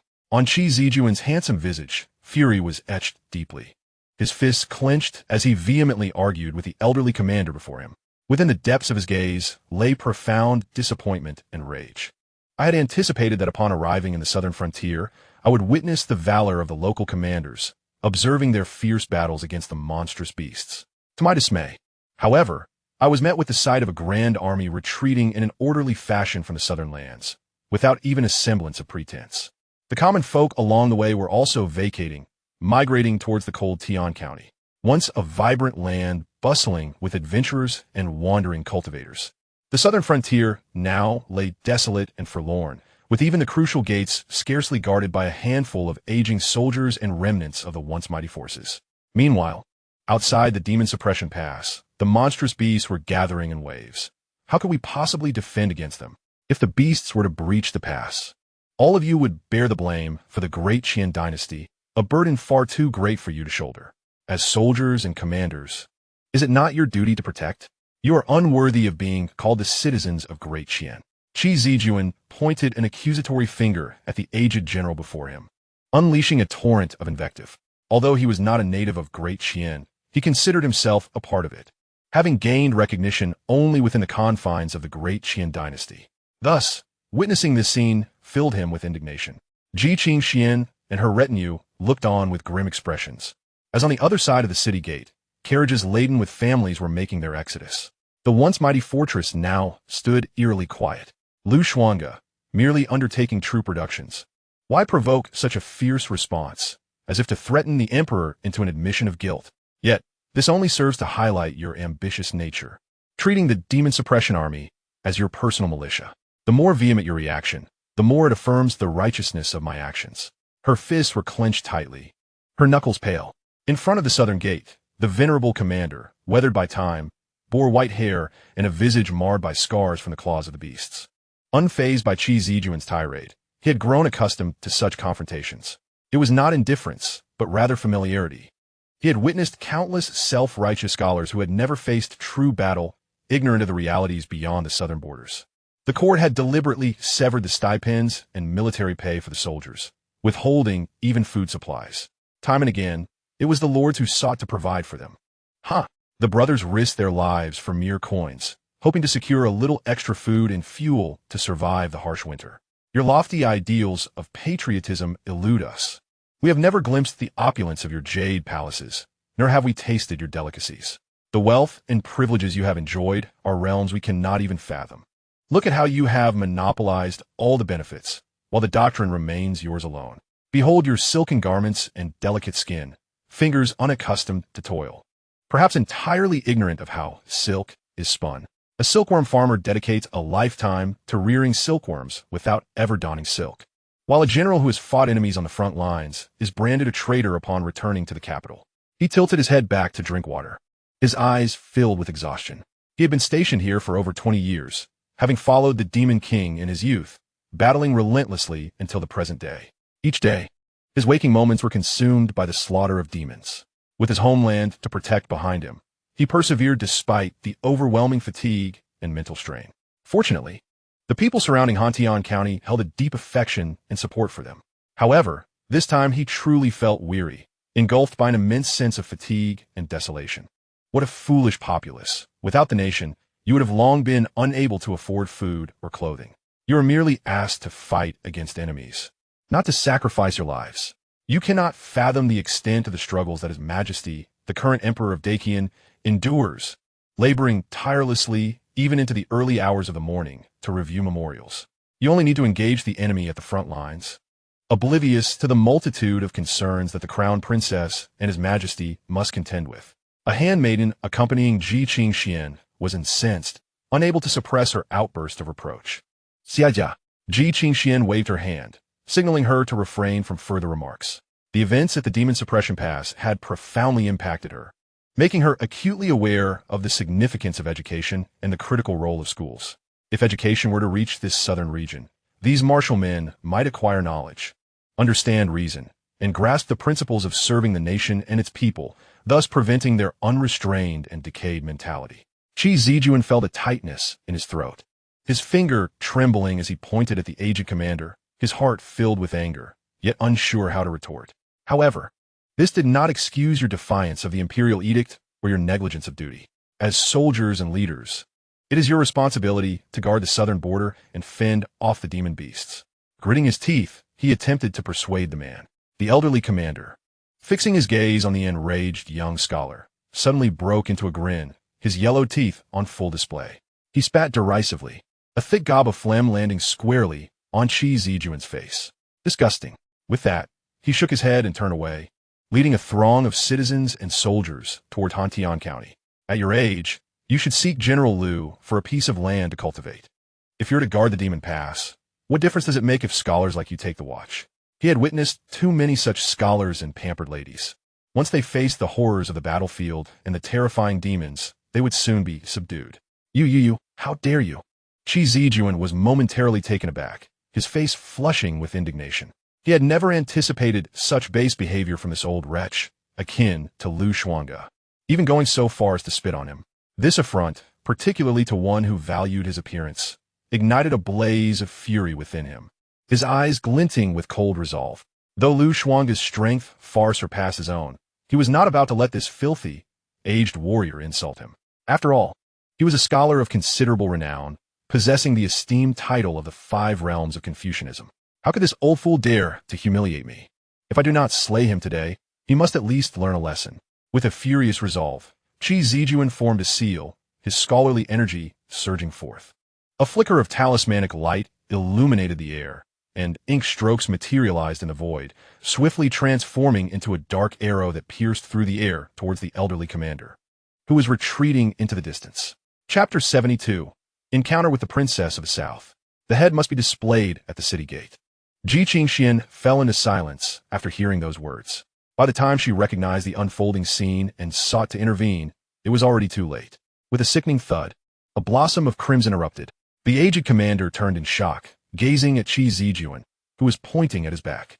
He glanced down to see a wound the size of a chopstick in his chest, disbelief washing over him. How could this scholar possess such formidable strength? The proximity of the attack rendered any chance of evasion futile, even if he had reacted in time. The city gate was engulfed in chaos and outrage. Many citizens rushed forward to support the old commander, attempting to staunch the flow of blood from his wound. After more than 20 years of slaying demons in the south, was he truly to perish at the hands of a young scholar? Capture him! A throng of soldiers roared as they charged towards Qi Zijuan, plunging the city gate into tumult. This is bad. We must flee. Realizing his impulsiveness, Qi Zijuan felt a pang of regret. However, it was too late for reflection. His only concern now was to escape. Xianxia, taken aback by Qi Zijuan's sudden aggression, recognized that while the old commander's words were harsh, they hardly warranted death. Yet, in this moment, she could not blame Qi Zijuan and thus followed him as they fled towards the opposite side of the city gate. Suddenly, a thunderous roar erupted. An arrow, imbued with a terrifying sound of slicing air, streaked through like a howling tempest, shaking the very ground beneath them. Its speed was blinding, akin to a flash of lightning, relentless in its pursuit. Then came a deafening explosion. A massive bloom of crimson erupted, and as Qi Zijuan was fleeing, his expression shifted from shock to disbelief, ultimately twisting in agony. The overwhelming force pierced through his shoulder, sending him hurtling backward. A gaping wound, the size of a bowl, exploded from his shoulder, his arm disintegrating into a mist of blood, revealing the stark whiteness of flesh and shattered bone. The excruciating pain nearly caused Qi Zijuan to lose consciousness, his complexion turning deathly pale. This sudden turn of events left Xianxia stunned, and as she regained her senses, her pupils constricted in horror. In the distance, a magnificent steed, glistening with sheen, galloped towards them, followed by the formidable demon subduing army. A tall and stoic young man sat upright, his handsome features marked by an air of indifference, a flowing cloak billowing behind him as he drew his bow. An arrow knocked and ready to fly. Lu Xuange, what would he possibly be doing here? No, this was indeed the demon suppression pass in the southern wilderness, where he was originally meant to stand guard. Encountering him here was, in fact, quite reasonable. This is not good. I must leave quickly. A refined and gentle voice resonated in Qi Zijuan's mind, laced with an urgency he had never felt before. Teacher, Qi Zijuan's complexion turned pale as he summoned his formidable will to rise from the ground. He clenched his teeth, feeling the searing pain from one shoulder, which had erupted in a gruesome display of blood. The arrow that had just flown was aimed directly at your head. By the time I realized it, there was no time left. I could only alter its trajectory slightly. You must depart from here at once. That man desires your death. Losing an arm is inconsequential. As long as you can find the right celestial materials later, it will surely grow back. The voice of the literary sage was succinct yet insistent, urging Qi Zijuan onward. Flee. Qi Zijuan dared not linger. Despite the intense pain, he distanced himself, enveloping his body in a protective layer of scholarly essence. A warm aura akin to the gentle sunlight of winter illuminating him entirely. Though the sage was now but a remnant of his former soul, he had once been a true sub-saint. Aware of the perilous circumstances, he risked damaging his remaining essence to assist Qi Zijuan in his escape.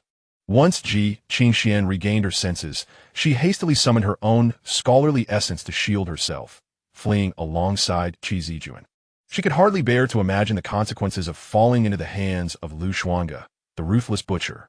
If he were to discover that she had feigned death to evade marriage, he would surely not let her off lightly. Whoosh! An arrow of light shot forth once more, streaking through the air like a meteor, aimed directly at Xianxia. Its momentum was fierce, crackling like thunder, tearing through the atmosphere with a terrifying howl. This is perilous. Qi Zijuan, who was being guided by the sage in his escape, caught a glimpse of this scene from the corner of his eye, chills racing down his spine. This butcher was indeed merciless, intent not only on his own demise, but also on that of the princess. However, he was unaware that the princess had not perished, nor did he recognize that the woman before him was none other than the Long Princess, Xianxia. He was simply a creature of slaughter, heedless of the innocent in his path. Teacher, please save the princess. She cannot come to harm. A wave of anxiety washed over Qi Zijuan as he implored the sage in his mind. You foolish boy, truly a romantic at heart. Even at such a moment, you still think of rescuing others. The sage seemed somewhat exasperated. Very well, relax your mind. I shall borrow your body for a time. As the words fell, Qi Zijuan felt a surge of overwhelming flood into his heart, imbued with profound Confucian truths and boundless wisdom, flashing before him. In the next instant, he realized he had lost control over his own body. With an unflinching countenance, even as one of his arms was severed, he displayed no fear, swiftly striking a palm towards a maidservant fleeing behind Xianxia.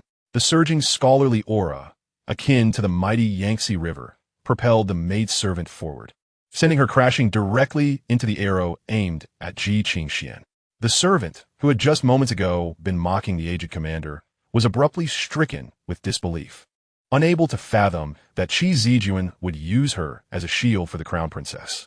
Initially incredulous, her expression soon morphed into one of despair, her eyes brimming with deep-seated resentment. With a sickening sound, the terrifying force pierced through her, and lacking the protective might of the scholarly aura, her leg was instantly obliterated into a mist of crimson. She let out a pained scream and collapsed to the ground, unable to rise. The soldiers who had pursued them swiftly surrounded her. Qi Zijuan himself stood momentarily in shock, grappling with the harsh reality of a servant prioritizing her own survival over her mistress's life. Such a maidservant had long forsaken her duties, and to perish in place of her mistress would have been an honor for her. Did she truly wish to take the arrow meant for Xianxia? The voice of the sage resounded in his mind, elegant yet laced with an icy detachment. Qi Zijuan found himself at a loss for a retort. It had seemed the only course of action was to shield the crown princess from the arrow. This scene momentarily rendered Xianxia speechless, as if she were encountering a different Qi Zijuan for the first time. Although she understood that he was acting in her defense, Xianxia had grown up alongside her, their bond akin to that of sisters. Biting her lip, she suppressed the pain swelling within her. She possessed several hidden trump cards, as the emperor had even bestowed upon her life-preserving talismans to guard against unforeseen dangers.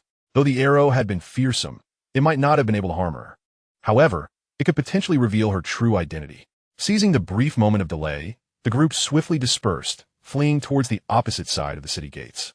Throughout this, the Taoist priest Yunhe, who had been following closely behind, effortlessly leapt away, resembling a wisp of ethereal energy, vanishing without a trace in a most extraordinary manner. The formidable, demon-suppressing army soon approached. Xuange lowered his bow and dismounted. General Liu, the throng of citizens and soldiers, bustling in chaos, moved forward to assist the elderly commander. Xuange gazed upon the weathered, silver-haired elder, placing a hand upon him to halt the bleeding. This was a commander who had fulfilled his duties diligently, having lost his own offspring in the slaughter of beasts. His loyalty to the Qin Empire and the demon-suppressing prince's mansion was evident, a testament to his unwavering dedication. Commander Mo grimaced slightly, General Liu, this injury is nothing. It won't claim my life. Having battled demons for years, I've endured far worse. One could say I am quite resilient. Lu Xuange waved his hand, signaling him to refrain from further words. In his twilight years, Commander Mo was entrusted to the care of the Demon Suppression King S. Manor, summoning the finest physicians in the city, ensuring that he would bear no hidden injuries. Furthermore, he commanded Generals Sun Tai, Chu Yin, and Ma Tao to each lead 3,000 demon suppression troops to encircle these individuals. Once captured, they were to execute him and his female companions on the spot, leaving no trace of their remains. Rising to his feet, his gaze icy and resolute, he issued his orders. Truly a case of there is a path to heaven that you refuse to take, yet you dare to trespass into hell. Lu Xuange immediately recognized the striking young man who had just made his move. It was Qi Zijuan, the one who had narrowly escaped with his life from the imperial capital of Qian. He was taken aback by the audacity of this individual, who dared to venture into the southern frontier, fully aware that it was his territory, initially intending to observe the movements of the demon tribes in the southern frontier. He had not anticipated the encounter with these two. Just moments ago, he had a clear shot to slay Qi Zijuan with an arrow, yet inexplicably, an unseen force had interfered, causing the arrow to veer off course by several inches, merely piercing through one of his arms. It could only be said that this fellow possessed extraordinary fortune, consistently turning misfortune into fortune. Perhaps the inheritance of the sage of literature, as mentioned by Nangong Yuan, truly resided within him. The guard immediately took his leave upon receiving the command. The maid, whose leg had been pierced, lay on the ground, drenched in blood, surrounded by soldiers, her hair disheveled, her face pale and devoid of color, her eyes filled with venomous hatred. Lu Xuange, I am a maidservant of the princess, she cried, enduring the excruciating pain and fear as he approached. Without a moment's hesitation, Lu Xuange unsheathed his long blade, swiftly severing her head from her shoulders, which soared into the air, blood splattering at his feet. Hang the head at the city gate, he commanded coldly. Chapter 73. These demon beasts are utterly insufficient for the formation's sinister aura. The grand demon suppression pass loomed like a colossal dragon across the heavens and earth. Its entirety was imbued with a desolate and profound aura, the outer walls marred by claw marks of demon beasts, alongside patches of dried, dark blood. The 16 gates of the city towered majestically, crafted from various mystical metals, exuding a regal presence, resembling towering mountains that stood timeless and immortal. Standing at the highest point of the city gate, Lu Xuange's robes billowed dramatically, his cloak fluttering in the wind. He gazed into the distant, endless yellow sands, where swirling demonic miasma gathered ominously, resembling a vast tempest of doom. Within it, scales and wings flickered in and out of sight, a terrifying aura of formidable demons approaching. With a quiet utterance in his heart, a vertical golden fissure appeared upon his brow, radiating brilliant golden light, as if an immortal glow were gradually expanding. It seemed as though a dark golden eye was poised to open. The martial Tao, true, I penetrated the mysteries of the universe, seeking the azure skies above and gazing into the yellow springs below. At that moment, amidst the distant, rolling demonic miasma, the presence of several mighty demons became starkly visible within Lu Xuange's gaze. Qi Liao, Heir, and Yun Yi. For over a decade, he has engaged with these tribes of the demon race along the southern border, recognizing several formidable demons among them. The tribes of Qi Liao, Heir, Yun Yi, and Shui Qing can only be classed as medium-sized factions. Within these tribes, powerful demons hold dominion, although referred to as great kings by the lesser demons. They do not reach the status of a seventh realm demon king.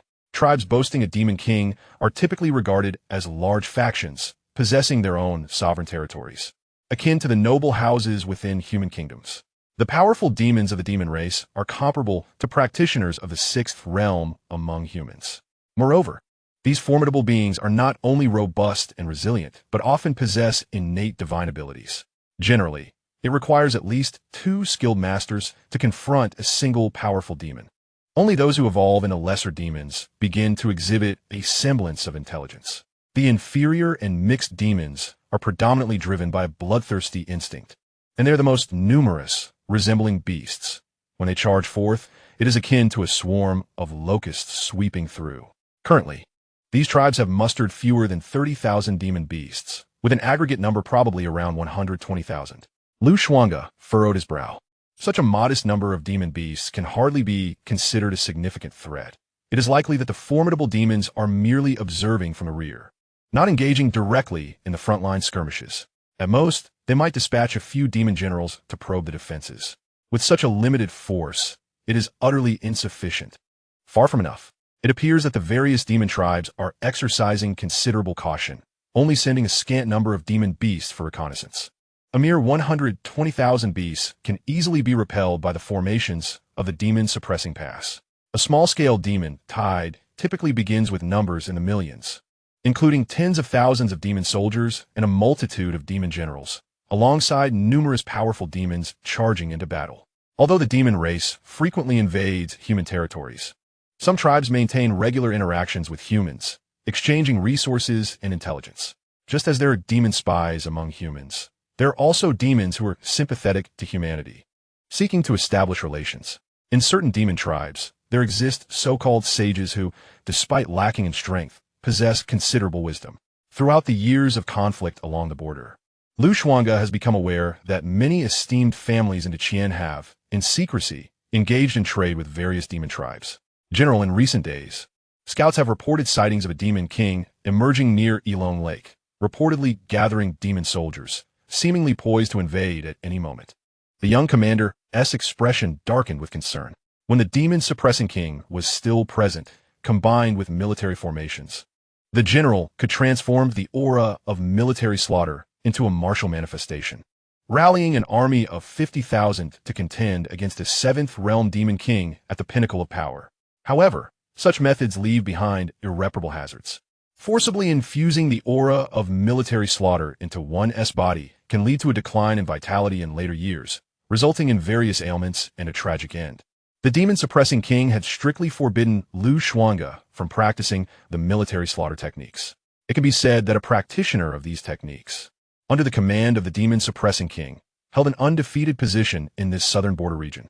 The larger the assembled army, the stronger the martial embodiment. Over the years, no fewer than 7 demon kings have fallen at its hands. Of course, it could also be attributed to the cultivation of the military slaughter technique, which has imbued too much malevolent energy into his body, causing the demon-suppressing king to stagnate at the pinnacle of the Grand Master realm for many years, unable to break through to the martial king level. This has become a lingering regret among many generals in the southern frontier. Has there been movement at Elopes Lake?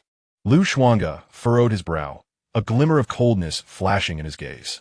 Elopes Lake is a formidable force within the demon realm, larger than most substantial tribes, presided over by no fewer than 3 demon kings, and is also adjacent to the infant sea. However, they had remained relatively quiet until now, not launching large-scale demon tides. The birth of a demon king is rare, and their intelligence is quite high. They would not easily venture into human territories. Should a demon king dare to act recklessly, they would provoke the eminent scholars within the realm to take action and vanquish them. His adoptive mother had previously perished by the shores of the infant sea. What was supposed to be a simple escort of border civilians to safety and the destruction of a demon beast lair unexpectedly drew out 3 demon kings. It is worth noting that at that time, his adoptive mother was merely at the Grand Master level, and with the various secret techniques she mastered, it was already a considerable feat to contend against a single demon king, aided by numerous generals. Upon receiving the news, the demon-suppressing king rushed to provide assistance, only to receive a blood-stained fragment of his adoptive mother's battle robe. She chose to sacrifice herself to ensure the safe retreat of the civilians, delaying those demon kings, ultimately falling in battle by the shores of the infant sea. It was evident that those demon kings had their sights set upon her and did not pursue the fleeing civilians. The demon-suppressing king had once pondered why 3 demon kings had appeared and when his wife's whereabouts had been leaked. Yet, there was no evidence for any of it.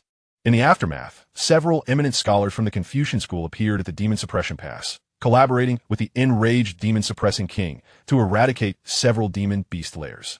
Those demon kings concealed themselves within Elopes Lake, masters of aquatic stealth, adept at lurking, at the slightest hint of danger. They would retreat into the vastness of the infant sea.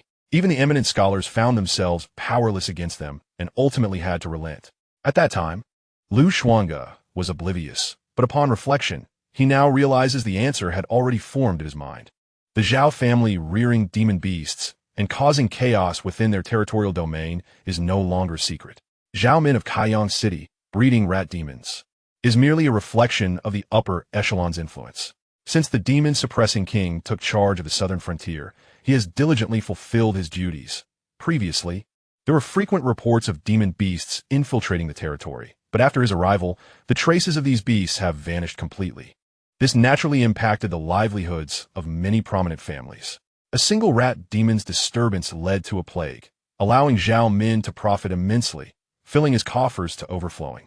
When Lu Xuange raided his estate, the amassed wealth left the attending generals astounded. How could a mere city lord, not even at the 6th rank, possess wealth surpassing that of a first-rank demon-suppressing king? Is this not absurd? Chapter 74. The day of reckoning will inevitably come. Thus, let us open the city gates to welcome the demons and ensure a complete withdrawal. To all the prominent families, I shall settle this account with each of you. None shall escape. Lu Xuange's gaze was profound. He does not believe that the demon king of Pterosaur Lake would dare to manifest in the southern lands. This is likely merely a test. Not only are the various major demon tribes probing, but there may also be other motivations at play, such as the insinuations from certain noble families within the court. Subsequently, he departed the city gates accompanied by numerous generals. Under Lu Xuange's orders, many stubborn old soldiers who insisted on remaining at this demon-subduing pass were forcibly removed. The once bustling markets and pavilions have been emptied over the past few days. Those elderly, weak, and infirm who remained were personally attended to by Lu Xuange, who instructed others to escort them back to Heir County for resettlement. Although Heir County is frigid, it boasts vast territories. Even the barren lands, with a bit of cultivation, are sure to yield a good harvest in the coming year. Meanwhile, Li Hu, Wang Bao, and others personally set out to escort the loyal old soldiers away. Soon, generals such as Sun Tai, Chu Yan, and Ma Tao arrived upon hearing the news. Each led 3,000 demon-subduing soldiers to scour the southern city gates, in search of traces of Qi Zijuan and others. Lu Xuange harbored little hope regarding this endeavor. After all, as a child of destiny, he undoubtedly had powerful allies in the shadows, and with extraordinary fortune on his side. Evading the pursuit of the demon-subduing army should be no great challenge.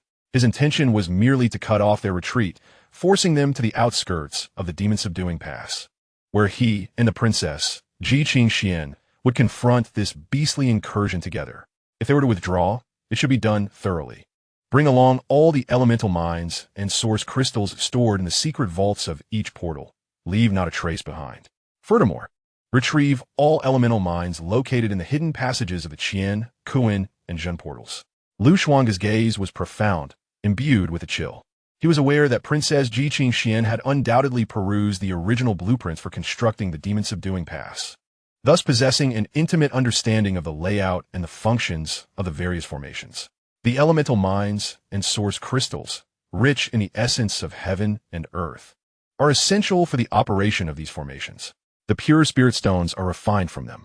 Should a Taoist master be present, they could even extract the celestial essence for personal cultivation. Of course, during the initial construction of the demon-subduing pass, the array masters had considered numerous scenarios. Hence, the internal formations were designed to automatically draw in the essence of heaven and earth, allowing for the spontaneous revival of the various arrays.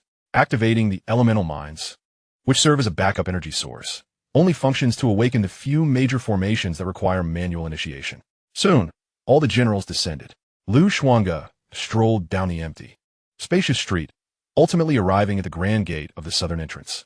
This gate stood 30 zhang high, exuding a bronze-like texture, its surface intricately engraved with numerous complex formations that shimmered with divine light. Merely approaching it instilled a sense of trepidation, as if one were to cross an impassable chasm and draw near to the thunder pool. Similar to such city gates, the demon-subduing pass boasts a total of 16 portals, distributed over a distance exceeding 100 miles. Traditionally, every 5 years, the southern frontier hosts a demon-hunting festival, attended by the reigning emperor of the Qian Dynasty. Should other matters delay him, he may send forth a fragment of his divine consciousness to witness the event personally. The top 10 participants of the festival are awarded numerous generous prizes. However, the majority of noble scions regard this event with disdain, showing little interest. Since the age of 10, Lu Xuange has participated in the demon hunting festival annually, emerging as the undisputed champion each time, far ahead of the second-place contender. According to the current regulations of the Qian Dynasty, the 16 portals of the demon-subduing pass may only be opened once every 3 months. The 16 demon-subduing generals, each wielding a token, gather at the gate to collectively unlock it. These 16 tokens signify the 16 locks of the portals. And this is merely the first layer of the protective formation. When one portal is opened, the remaining 15 are sealed, unless one possesses unparalleled strength to destroy them. The keys cannot reopen the sealed gates, a second layer of security. At the gates, several mirrors crafted from the bones of demon kings hang, capable of capturing demonic energy and revealing the true forms of demonkind. Should any disguised demons attempt to infiltrate during the gate's opening, their true appearances will be unveiled immediately. This serves as the third layer of protection. The final layer requires all 16 innate martial artists to consolidate their vital energy and collectively exert their strength to create even a slight opening. The weight of the gate is such that it cannot be opened by human effort. Any attempts to force it from the opposite side would only reinforce its structure. These 4 layers of security ensure that even those with nefarious intentions, conspiring with demons to breach the portal, would find such endeavors nearly impossible. Only the esteemed sages of Confucianism, Buddhism, and Taoism possess the capability to silently procure all 16 keys. Yet their physical prowess pales in comparison to that of martial practitioners of the same realm. Even if they could breach the formation, they would be incapable of pushing it open. Xuange gently closed his eyes, remaining silent for a moment before suddenly opening them. His gaze was profound and indifferent, his stature tall and imposing as he strode purposefully toward the southern gate. The further he advanced, the heavier the immense and terrifying pressure became, as if it sought to crush his spine. Ordinary, innate martial artists would find their limits reached at this juncture, unable to take another step forward. Yet he remained unfazed, exuding an air of tranquility. As the intricate patterns upon the gate began to shimmer with light, intertwining runes emanated a palpable, chilling pressure, as if thunder might strike at any moment. With a hum, he raised a hand, and from the bundle at his waist, 16 ancient bronze tokens soared forth. Each token bore an inscription of archaic characters, imbued with an inexplicable mystical force, extraordinary in its essence. As the 16 bronze tokens emerged, the oppressive aura above him gradually dissipated. Xuange arrived at the city gates, gazing at the preformed recesses ahead, and placed the tokens sequentially within. With each token, streams of luminous energy flickered upon the gates, illuminating them before fading into obscurity. The once resplendent gates, shrouded in divine brilliance and hues of twilight, suddenly lost their sanctity, revealing their original ancient azure hue. Approaching the dual gates, Xuange joined his palms to forcefully disengage the embedded latch. Subsequently, he grasped the dark copper rings on either side.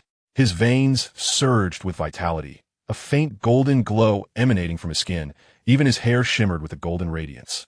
Resembling a youthful deity imbued with overwhelming vigor, akin to a boiling volcano or a furnace. "Open for me," he commanded, his voice resonating like thunder, causing the entire street to tremble. As he exerted force with his arms, his energy surged skyward, reminiscent of a true dragon spiraling into the heavens, intent on piercing the firmament. The tremendous force shattered the layers of bluestone beneath him, cracking and splintering until the gates themselves began to shift apart. Before long, a heavy creaking sound heralded the emergence of a gap. Amidst the blood-red dust that rushed forth with a pungent scent, the distant outline of the southern mountains became faintly visible in the waning sunlight. Xuange stood amidst the blood-tinged sunset, gazing into the endless yellow sands, his cloak billowing behind him. This was a land where he had fought for many years, where he had shed his blood and buried his fallen comrades, and it held the deepest memories of his time in this world. He paused for a moment before turning back into the city. From that moment on, all storms and thunder would no longer concern him. General, the distant street was already alive with commanders leading their steeds, waiting expectantly. Home. Xuange mounted his horse without a glance back. Chapter 75. In times of crisis, one knows not where to seek help. What to do when surrounded by wolves and tigers. As the scouts of various prominent families began to uncover the truth beyond the demon suppression pass, it became evident that a vast multitude of beasts was indeed gathering, a tide of demonic miasma surging through the sky like an angry wave. The capital of the Great Qian Empire erupted once more into a cacophony of alarm and fury. Initially confident that Xuange was merely pressuring the Qian Emperor for a declaration, rather than genuinely considering retreating from the demon suppression pass to return home. The prominent families now found themselves gripped with unease, particularly the Zhao, Zhou, and Wang families. On the very day the Qian Emperor awoke from his stupor, he was compelled, despite his fatigue, to meet with the heads of these influential families. Undoubtedly, the demon suppression pass could not be abandoned. The earlier casual remark about potentially losing only a county was but a jest. The wisdom that a 1,000-mile dam could be breached by an ant's burrow was well understood by these families. Therefore, it was imperative to stifle the threat at its source. Despite the Emperor Qian's profound reluctance, believing this would undermine his sovereign authority, he ultimately acquiesced to the counsel of his ministers and consented to draft a decree. He instructed several esteemed elder officials of the court to promptly journey to Hion County, bearing the intent of peace negotiations, to confer with Xuange regarding this matter. The emperor expressed his willingness to discuss everything. He assured Xuange that military reductions could be postponed, that military salaries and logistical supplies would be adequately provided, and that they would surpass those of any previous year. Furthermore, he even suggested that the Zhao family could intervene, absolving them of any inquiries into the death of the second son, Xuange. With such an attitude, the elder officials set forth aboard a cloud vessel crafted by Taoist artisans, hastening their way to Hion County. Beyond the southern borders, ominous demonic energy surged into the skies, as a multitude of monstrous beasts began to gather, rendering the situation urgent and in need of immediate attention. On the same day, the elder officials arrived at Hion County. However, they did not encounter Xuange. The servants of the residents informed them that the general had recently taken an interest in exploring the mountains and rivers. Reveling in the pastoral scenery, accompanied by 2 young ladies and several commanders, having gone hunting in the mountains, they were unaware of when he would return. Having been met with a closed door, the elder officials seethed with indignation, their beards quivering in frustration. Yet they were compelled to exercise patience and engage in conversation with the attendants of the Demon Suppression King's residence. Not only were they venerable figures in the court, but they also held esteemed positions as elders in the Confucian Academy, possessing the cultivation of the 6th realm, akin to that of a grand scholar. When the old Demon Suppression King was alive, he would have treated them with courtesy, granting them a measure of respect. Consequently, they stood outside the Demon Suppression King's residence for an entire day and night, unable to gain entry. Unfortunately, being in Xuange's territory in the southern region, they dared not act recklessly, as even the arrival of a sage would not deter Xuange. The news returned to the court, stirring up another tempest. The already pallid Emperor Qian was further incensed, shattering the medicinal bowl he had consumed from that day, erupting in fury. Within the court, he commanded his ministers to devise a solution, warning that failure to do so would result in dire consequences. The officials fell into a profound silence, acutely aware that even the emperor, in such dire circumstances, was resorting to desperate measures without regard for the consequences. In the southern borders, at the Demon Suppression Pass in the southern city, within a dilapidated and remote courtyard, Xianxia lay with his eyes tightly shut, his complexion ashen, occasionally trembling. After the sage of literature borrowed his form, there were indeed repercussions. He had succumbed to unconsciousness that very day. Moreover, one of his arms was entirely severed, his limb shattered, now swathed in tattered cloths, though the bleeding had ceased. However, the loss of a hand rendered many tasks exceedingly cumbersome. For the past few days, he had been attended to by his servant boy. Cold, cold, cold water, Xianxia murmured, trembling once more. The servant boy hastily fetched water in a cracked bowl and brought it to him. Over the past few days, temperatures in the southern region had plummeted significantly, with fine snowflakes occasionally drifting from the nearby Hion County. Inside the humble abode, a makeshift bonfire flickered, fueled by a collection of dried weeds and split timber. Yet, the biting cold winds that occasionally swept through rendered the meager warmth almost futile. The occupants, wary of venturing outside, understood the peril of being hunted by the demon-slaying troops of the southern wilderness. To remain undetected in this impoverished enclave was a stroke of fortune. Had they anticipated the dangers of their journey to the south, they might have employed disguises to evade the notice of the brutish warriors. It was a pity for Sister Xianxia, who had once shown great kindness to Xianxia, only to be sacrificed in a treacherous ploy. Had they perhaps placed too much faith in him? Did he truly merit their trust? Within the confines of the room, the younger maid, Qiange, wiped away her tears, her eyes swollen with fear, trepidation, and indignation. Xianxia and Dongya remained silent. Meanwhile, the wandering Taoist, Yunhe, who had gone to evade the demon-slaying forces and gather intelligence, returned with grim tidings. At the city gate, he had encountered a familiar sight, a severed head, that of their companion, Xianxia. Her lifeless visage, with disheveled hair and bulging eyes, resembled a vengeful spirit, unable to find peace. Fearing detection by the demon-slaying troops, Yunhe refrained from retrieving her remains. The news cast a pall of sorrow and despair over the room. However, they recognized Qi Zijuan's actions were driven by a desire to protect Xianxia, rendering their criticism somewhat muted. Esteemed ladies, Yunhe began, his expression austere. I initially came at the behest of the young master Zhao Shun of the Zhao family, and I bear no obligation to safeguard you. My efforts over the past few days to gather intelligence, secure water, and provide tattered garments have been an act of compassion.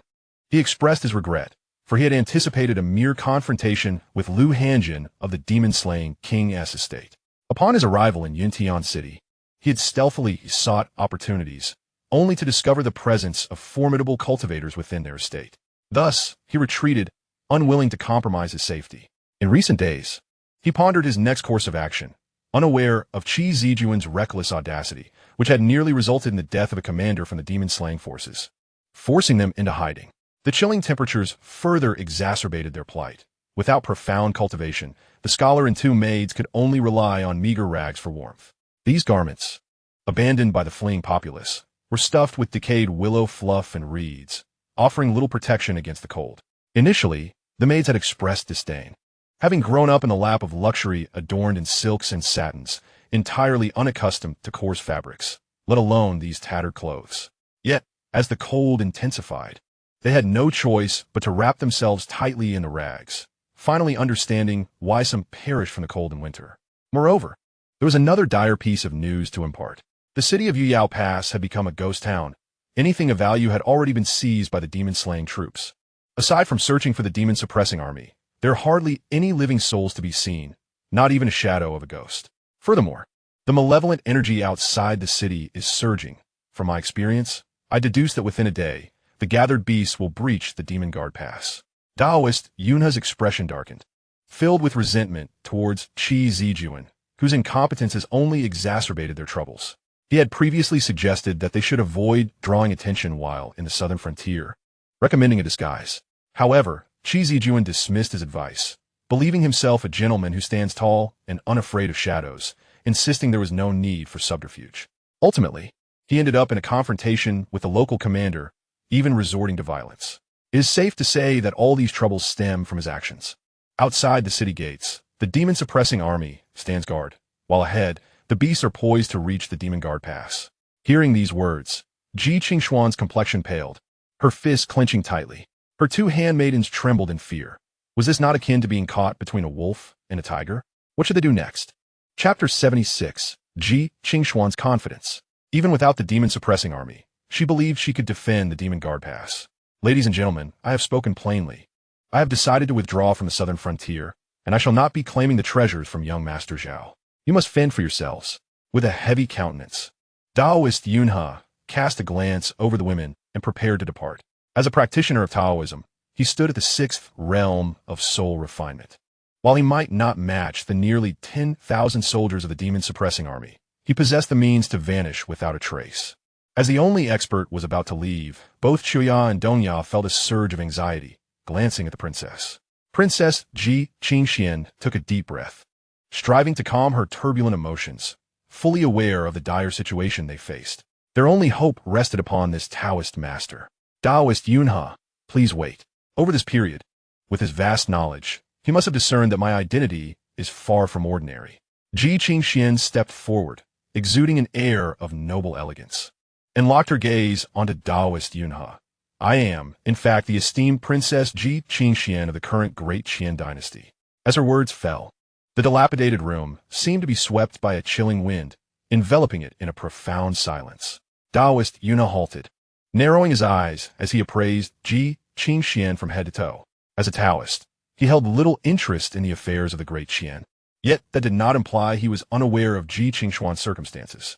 Was she not the one who was said to have been forced to death by Xuange, the adopted son of the demon-suppressing king, on her wedding day?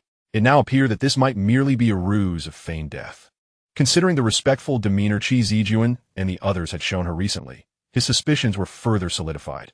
Oh, Taoist Yunhe's previously indifferent expression transformed into one of mild amusement as he inquired, "Might you possess any proof of your identity?"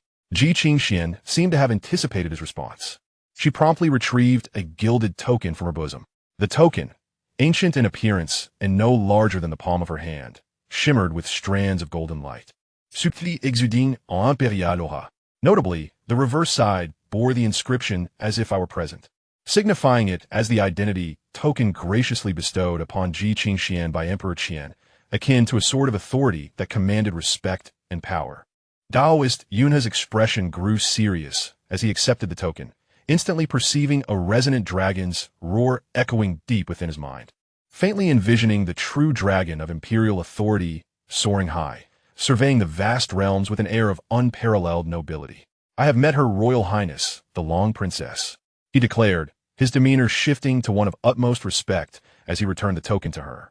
Though Taoists often embrace freedom and spontaneity, their cultivation still adheres to the principles of wealth, companionship, law, and land, which elucidated his willingness to assist Zhao Shun, the eldest son of the Zhao family. Clearly, the Long Princess Ji Qingxian before him could offer far more than Zhao Shun ever could. Naturally, the Long Princess recognized that Taoist Yunhe was a man of intellect, and such individuals invariably prioritize their interests. She felt compelled to reveal her identity for this very reason. "Taoist, I have already informed His Majesty of the current events transpiring in the southern frontier through a message jade talisman. However, due to my unique status, if news of my supposed death were to leak, it would undoubtedly provoke upheaval across the Great Qian, particularly in the southern frontier, inciting public outrage and counterproductive consequences. Currently, Xuange is merely protesting the withdrawal of troops, and I dare not take any drastic measures that might incite a more vehement response from him. At present, the southern frontier's Demon Suppression Pass faces an incursion of demonic beasts, while the Demon Suppression Army continues to pursue us. His Majesty has dispatched envoys, but it will take several days for them to arrive. I hope you can ensure our safety during this time. Once the turmoil in the southern frontier is quelled, feel free to request anything you desire. As long as it is within the Great Qian treasury, it shall be granted to you." Ji Qingxian maintained her composure as she articulated the situation, making her promises with clarity. Taoist Yunhe narrowed his eyes, even with his composed nature. A flicker of greed stirred within him. Would the treasures of the Great Qian treasury be available for his taking? "Rest assured, Long Princess, with my abilities, protecting you and your companions will be a trivial matter," he replied with a jovial demeanor. Ji Qingxian felt a wave of relief wash over her. "For now, I hope you can ascend to the city gates and assess the potential number of demonic beasts invading us. I have perused the blueprints of the Demon Suppression Pass many times. They are etched firmly in my memory, and I am well versed in the various formations and terrains. Ideally, should all formations awaken, we could withstand the onslaught of 1,000,000 demonic beasts and remain unscathed. Additionally, I wish for you to place this mother and child reflective communication mirror in a prominent location at the city gates." Ji Qingxian spoke again, her eyes glimmering with wisdom. Her ability to petition the emperor regarding the matter of troop reductions was undoubtedly the result of careful consideration and thorough investigation. The formidable and enduring fortress, constructed over the span of a century, is etched with an abundance of intricate runes. On ordinary days, a mere 200,000 demon suppression troops suffice for its defense. Hence, the rumors of disarmament have stirred such a profound reaction in Xuange, as he seeks to lead all soldiers back to their homes. Does this not imply a guilty conscience? His vehement response suggests a fear of missing out on future opportunities here. By neglecting the defense of the demon suppression fortress, has he not unwittingly crafted an opportunity for himself? He is determined to prove that even without his vast number of demon suppression troops, the fortress can withstand the test. In the midst of this dialogue, she produced 2 translucent bronze mirrors, the backs of which were obscured by a multitude of complex engravings. She handed the smaller of the 2 to Taoist Yunhe. This was a precious secret treasure crafted by the Taoists, long housed within the imperial treasury of the Great Qian. On this occasion, it had been personally bestowed upon her by Emperor Qian. By merely infusing it with spiritual energy, the images within the smaller mirror could be synchronized with the larger one. Aside from these two, the principal mirror remained in the possession of her father, Emperor Qian. Very well, Taoist Yunhe replied readily, and in an instant, his figure vanished like a wisp of smoke. Princess Xianxia braved the biting cold winds and approached the dilapidated exterior, clenching her fists, her gaze resolute and unwavering. It was not long before Taoist Yunhe returned, while Qi Zijuan, lying on the couch, began to awaken slowly. He first drew a sharp breath, feeling a piercing pain radiate from his shattered arm, his complexion turning pale. Princess, he began, glancing toward Xianxia at the door, eager to explain why he had sent Xianxia to take his place. However, Xianxia merely waved her hand, her tone calm. Zijuan, focus on your recovery. There is no need for explanations about that day. I understand your good intentions, yet I hope such matters do not recur. Xianxia and the others have grown up with me. Their loss brings me immense sorrow. Her words moved both Xianxia and Dongya, their eyes glistening with unshed tears. Guilt washed over Qi Zijuan, yet he clenched his other hand tightly, his resentment towards Xuange intensifying. Before long, accompanied by the delicate fall of snowflakes, Taoist Yunhe returned. Your Highness, based on my experience, the number of beastly invaders we face this time should not exceed 200,000. The ancient mirror has been placed atop the city gate, he reported. Upon hearing this, a spark ignited in Xianxia's eyes, and she could not help but respond with conviction. Excellent. In that case, the demon suppression fortress can surely hold until reinforcements from the noble families arrive.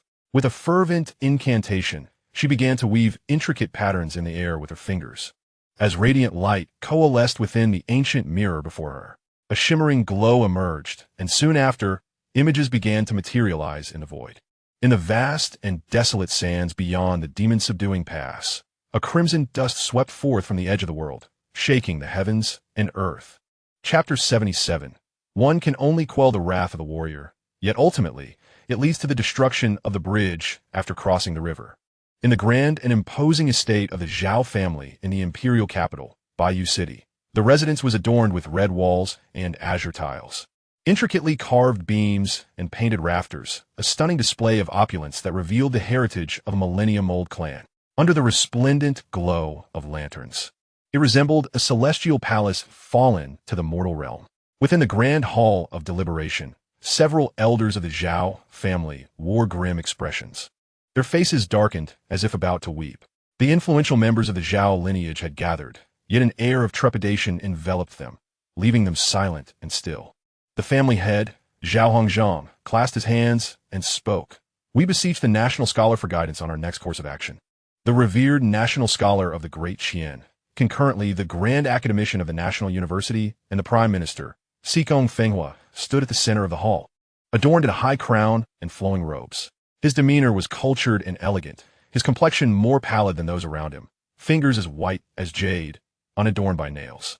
He meticulously attended to his appearance, with many scholars of high standing in the Great Qian court emulating his style.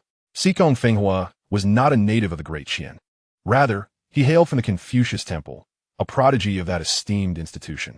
By the tender age of 20, he had attained the sixth realm of Confucianism and Taoism, earning the title of Grand Scholar, subsequently dispatched to the Great Qian for practical experience, ascending through the ranks of the Hanlin Academy to wield significant power. The current emperor, under his counsel, gradually ascended to the throne. Now, in his 40s, Xikong Fenghua's mastery of Confucianism had reached profound depths, and he had not intervened in affairs for many years. Among the court, he commanded unparalleled respect.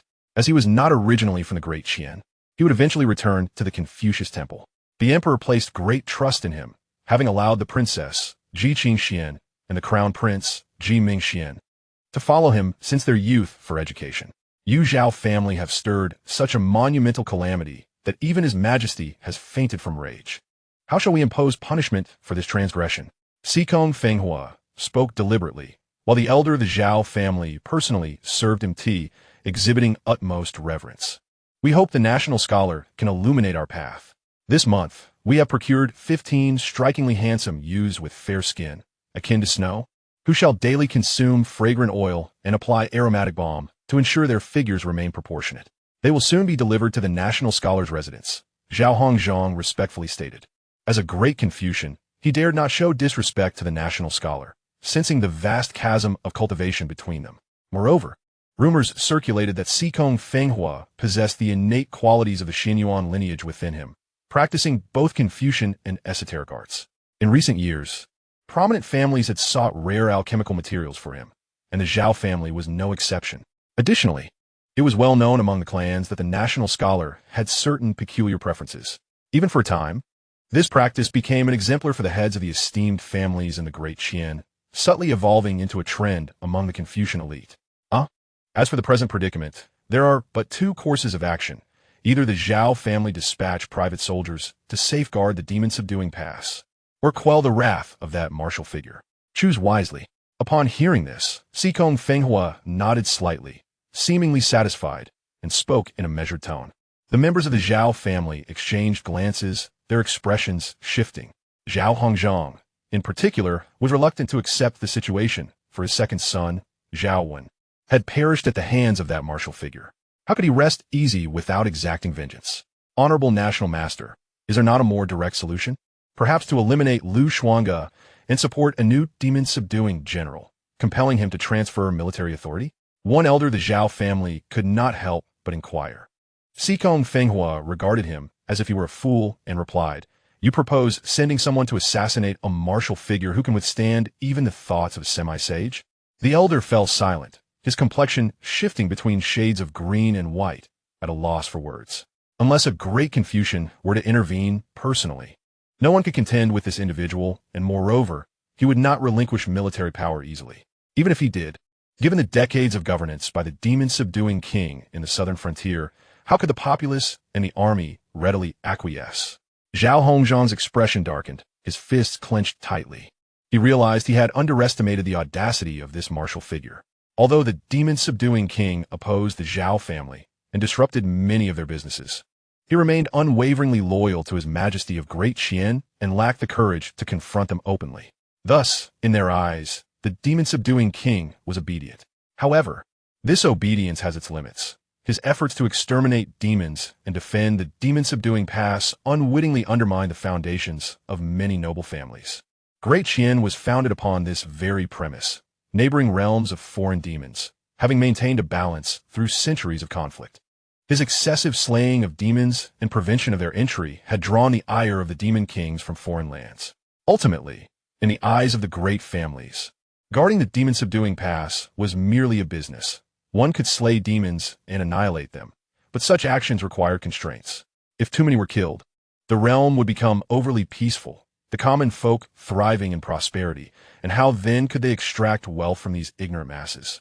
When great demons wreaked havoc, the court would allocate funds for disaster relief, which involved significant expenses at every turn. In this vast territory, the common people were plentiful. The demon-subduing king commanded an army of 500,000, to the point where even his majesty began to feel wary. The noble families merely rode the wave, subtly providing assistance from behind the scenes. Now, should the military power of the southern frontier be diminished, and the demon-subduing army reduced, the influx of demons would increase, thereby enlarging their share of the spoils. This represented a true and proper balance. My visit to your Zhao family serves merely as a reminder.